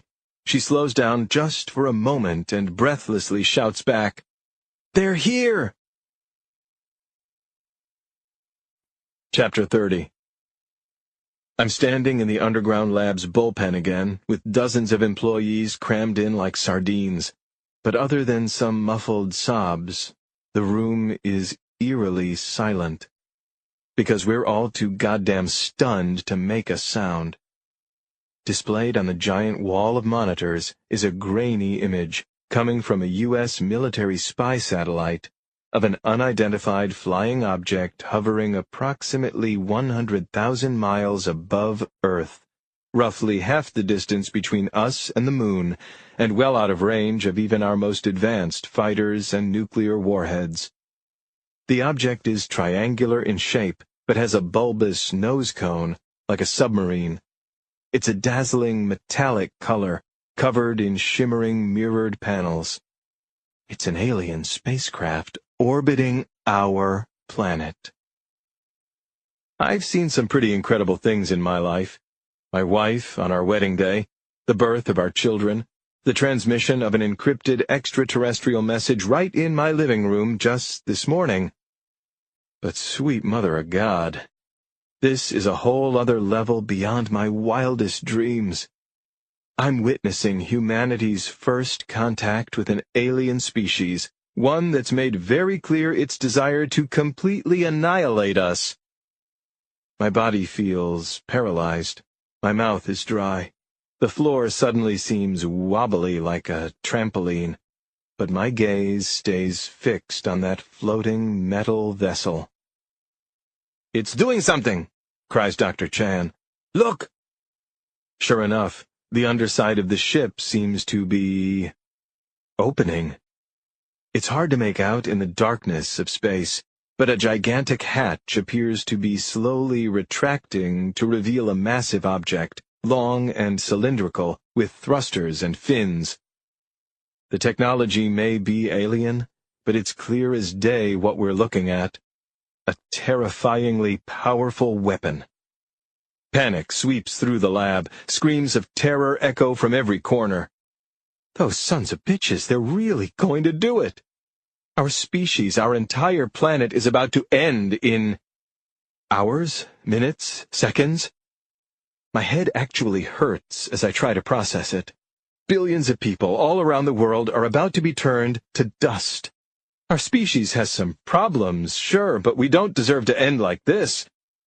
Especially not all those children. So innocent. It's the thought of them losing their lives that pains me the most.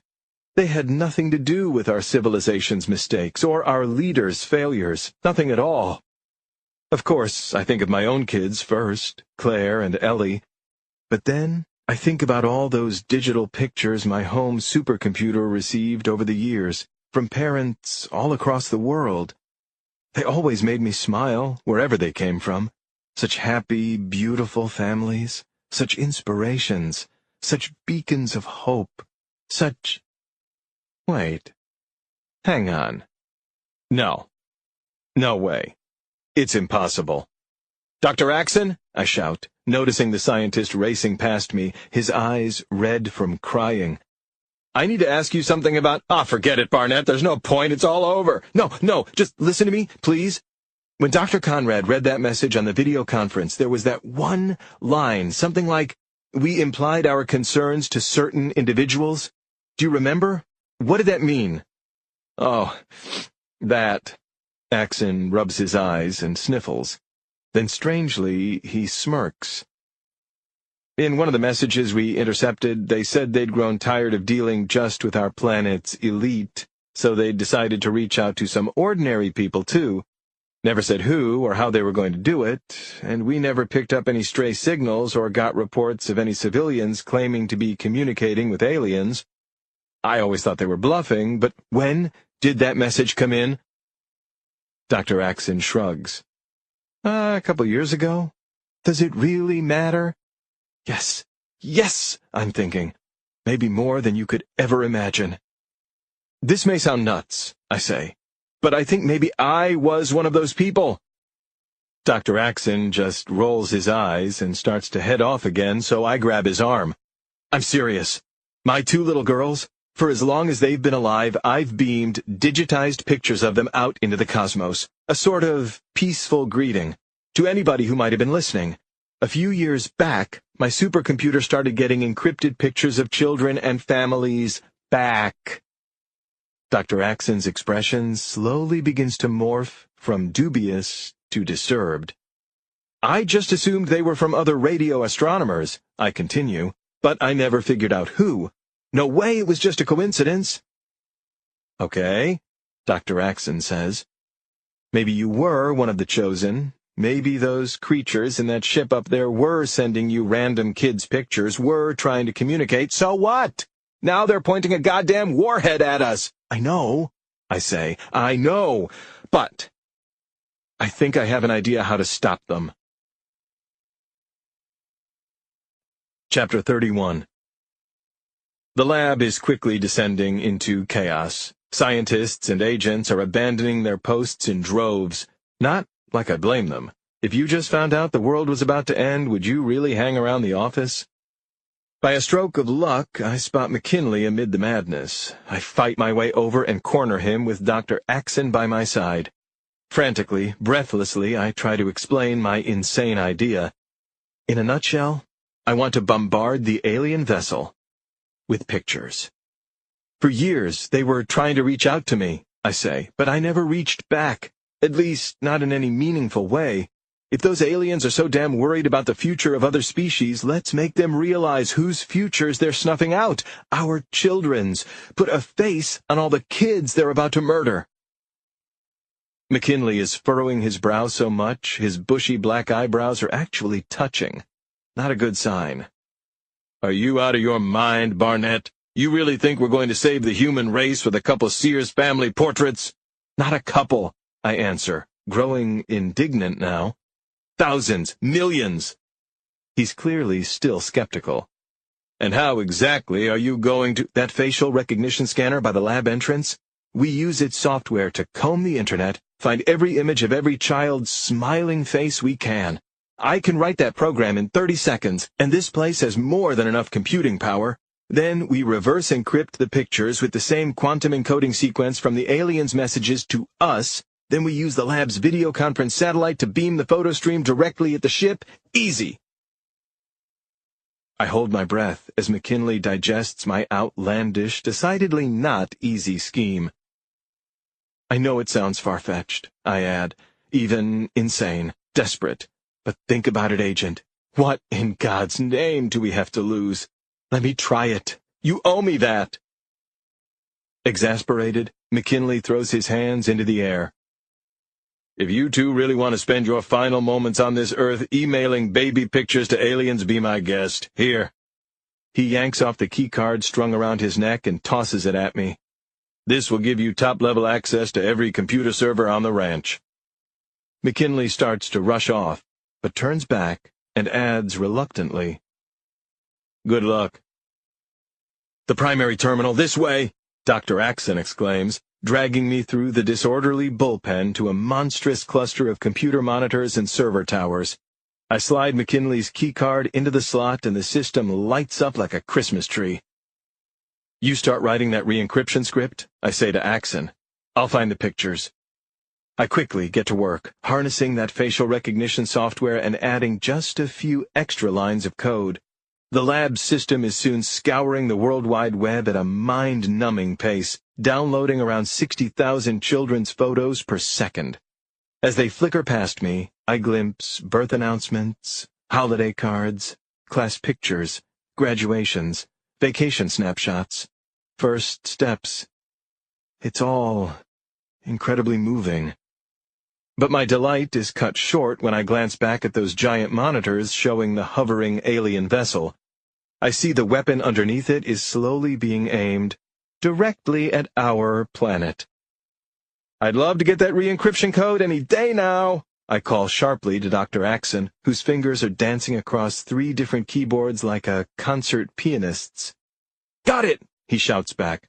Start transferring the photos.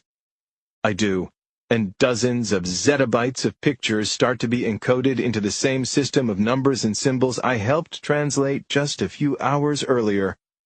Immediately, I begin uploading them into the video conference satellite system, then beam them out into space. I use the same wavelength frequency I did for Claire's and Ellie's pictures all those years, a few of which were certainly included among the millions of others that are uploading right now. And then, I sit back and exhale, and let the quantum computer do its thing. All around me is pandemonium, screaming, crying, a total breakdown of order, and that's inside a secure underground facility filled with seasoned professionals. I don't even want to think about the hell that must be breaking out on the surface. I just hope that Marty and the girls are staying calm and safe. Picturing my beautiful kids is the only thing keeping me going right now. And maybe, just maybe, the images of millions of kids will spare our species from annihilation. That's the last of them, Dr. Axon shouts over the chaos, lifting his hands from his keyboard as if it were a hot stove. They're all encoded. Now what? I look back at the dark image of the spacecraft. The weapon underneath is still poised for firing. Now, I say wistfully, wiping a tear from my eye, we wait and hope. Chapter 32. Missile is armed for launch, says the payload chief. Trigger coming online. The commander nods solemnly as a small, red plastic box emerges from her console. Inside is a single black knob. A quick twist of her wrist, and the weapon strapped to the underside of their vessel, a 5 million megaton nuclear warhead, will fire, obliterating an entire world. Obliterating themselves as well. The horrific nuclear vortex that will be created when Earth is vaporized will be inescapable for hundreds of light years. Highly advanced as it is, the Epsilon Eridani will not be able to outrun it, nor can the missile be fired from a practical, safe range. The crew's one and only choice is suicide. Closing her eyes to think of her husband and kids once more, the commander touches her hand a final time to the photograph of her family. This will be the last time she sees their image with mortal eyes. So this is how she wants to remember them. Their very happiest, their very purest, with the rest of their beautiful lives still ahead of them. With her other hand, the commander opens the trigger box and grips the black knob. It Marty be done. Brace for launch in 5, 4, 3. Wait! Cries the flight engineer. Don't fire! Don't fire! The commander's blood pressure skyrockets. What is it? She demands. The flight engineer is working the touch controls on her panel in a frenzy. We're being hailed. An incoming visual distress message overloading our comms frequency. Multiple zettabytes of data. Are the rest of you seeing this? Their own control panels buzzing and flashing, the crew confirms that they are. Is it from the High Council? The commander asks with cautious hope. Maybe they've changed their mind. Maybe they're calling off No, explains the flight engineer. It's coming from Earth. The commander is completely befuddled. Nowhere in the mission briefing did her superiors say to expect any communication attempt from the blue planet, nor is there any set protocol for handling it.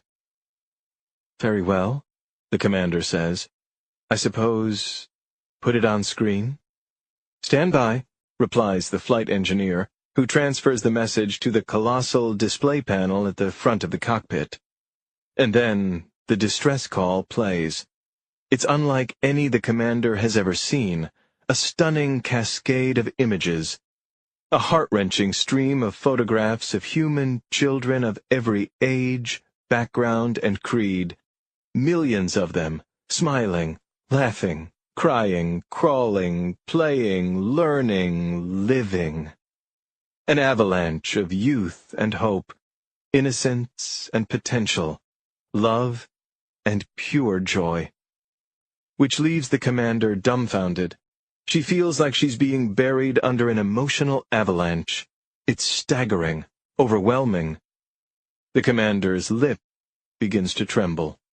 Soon her whole body follows.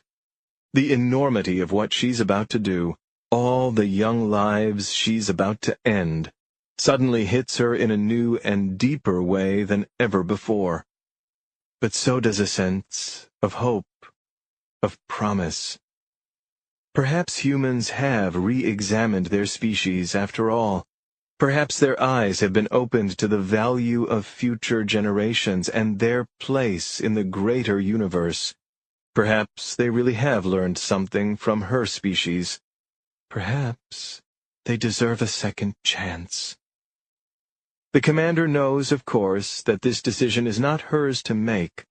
All her training is telling her to twist that black knob as she was originally ordered, or at the very least, communicate this development to the High Council to ask for their input. But the commander has had enough. She can no longer in good conscience carry out her mission. It may cost her her career, but it will save her life, and those of billions of others. It will keep these human children united with their parents, just as she will soon be reunited with her own. Attention crew, she says, as the pilot, flight engineer, payload chief, and mission specialist all listen, rapt. Our primary mission objective has changed. We will be firing our payload, but not at Earth. Instead, we will use it as thrust to slingshot us back home. Plot a return course and flight nav. Launch on my command. It takes her flabbergasted but overjoyed crew a few solid seconds to fully register what's happening, but they quickly oblige, snapping into action. A new flight path is charted, and the warhead is re-aimed. Missile is again armed for launch, says the payload chief. Trigger online. With ineffable admiration for her team, unshakable belief in the power of hope, and unimaginable excitement to return home, the commander grips the black knob. Brace for launch in 5, 4, 3, 2.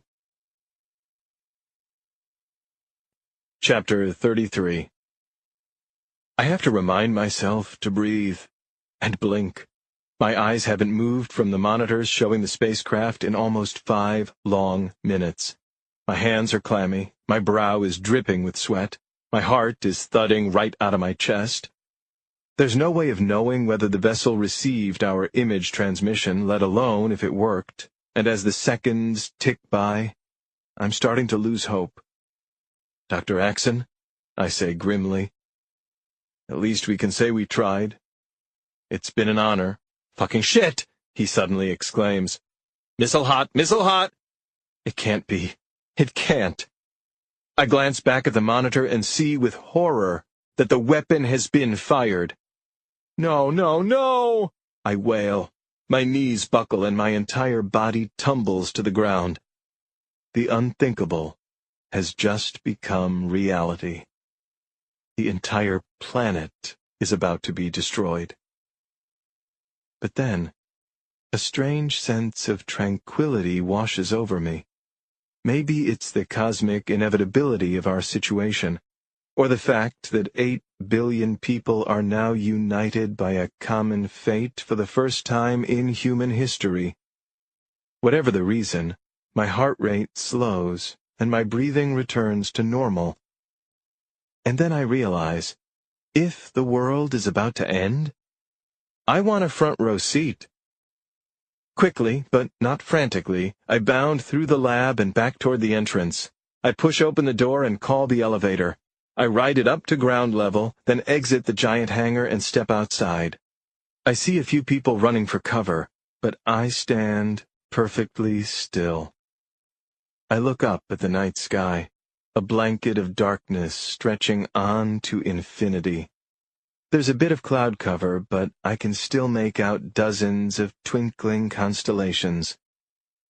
Then I gaze in the direction where I know the alien spacecraft is hovering, and from which the weapon is hurtling toward us, even though both are way too tiny and far away to see with the naked eye.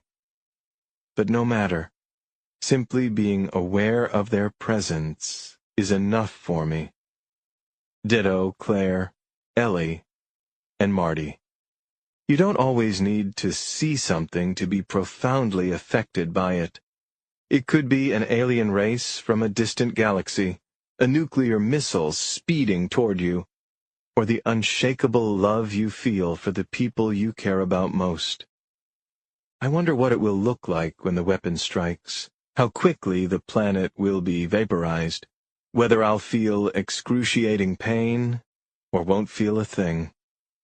I take one long, final, deep breath of the crisp California air, and then I see it.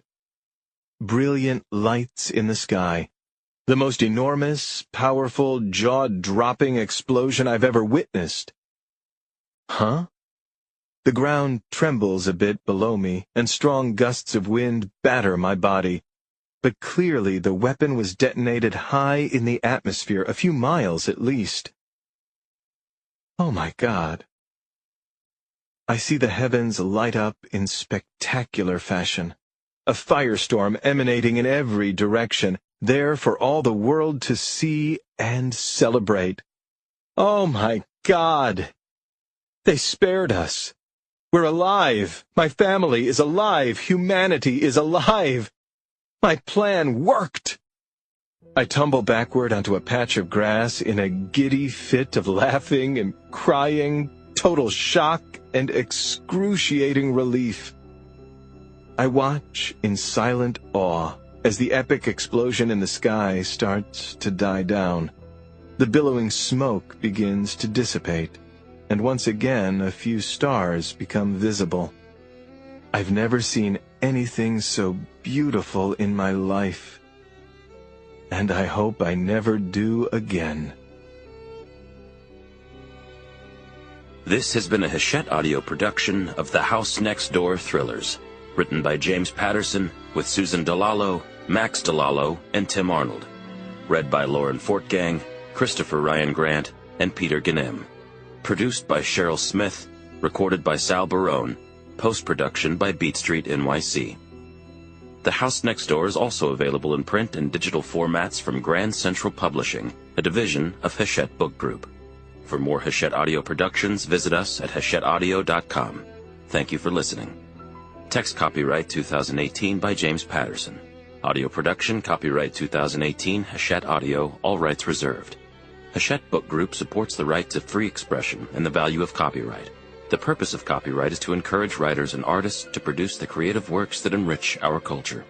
The duplicating, uploading, and distribution of this audiobook without permission is a theft of the author's intellectual property. If you would like permission to use material from the audiobook, other than for review purposes, please contact permissions@hbgusa.com. Thank you for your support of the author's rights. This audiobook is a work of fiction. Names, characters, places, and incidents are either the product of the author's imagination or are used fictitiously, and any resemblance to actual persons, living or dead, events, or locales is entirely coincidental. Audible hopes you have enjoyed this program.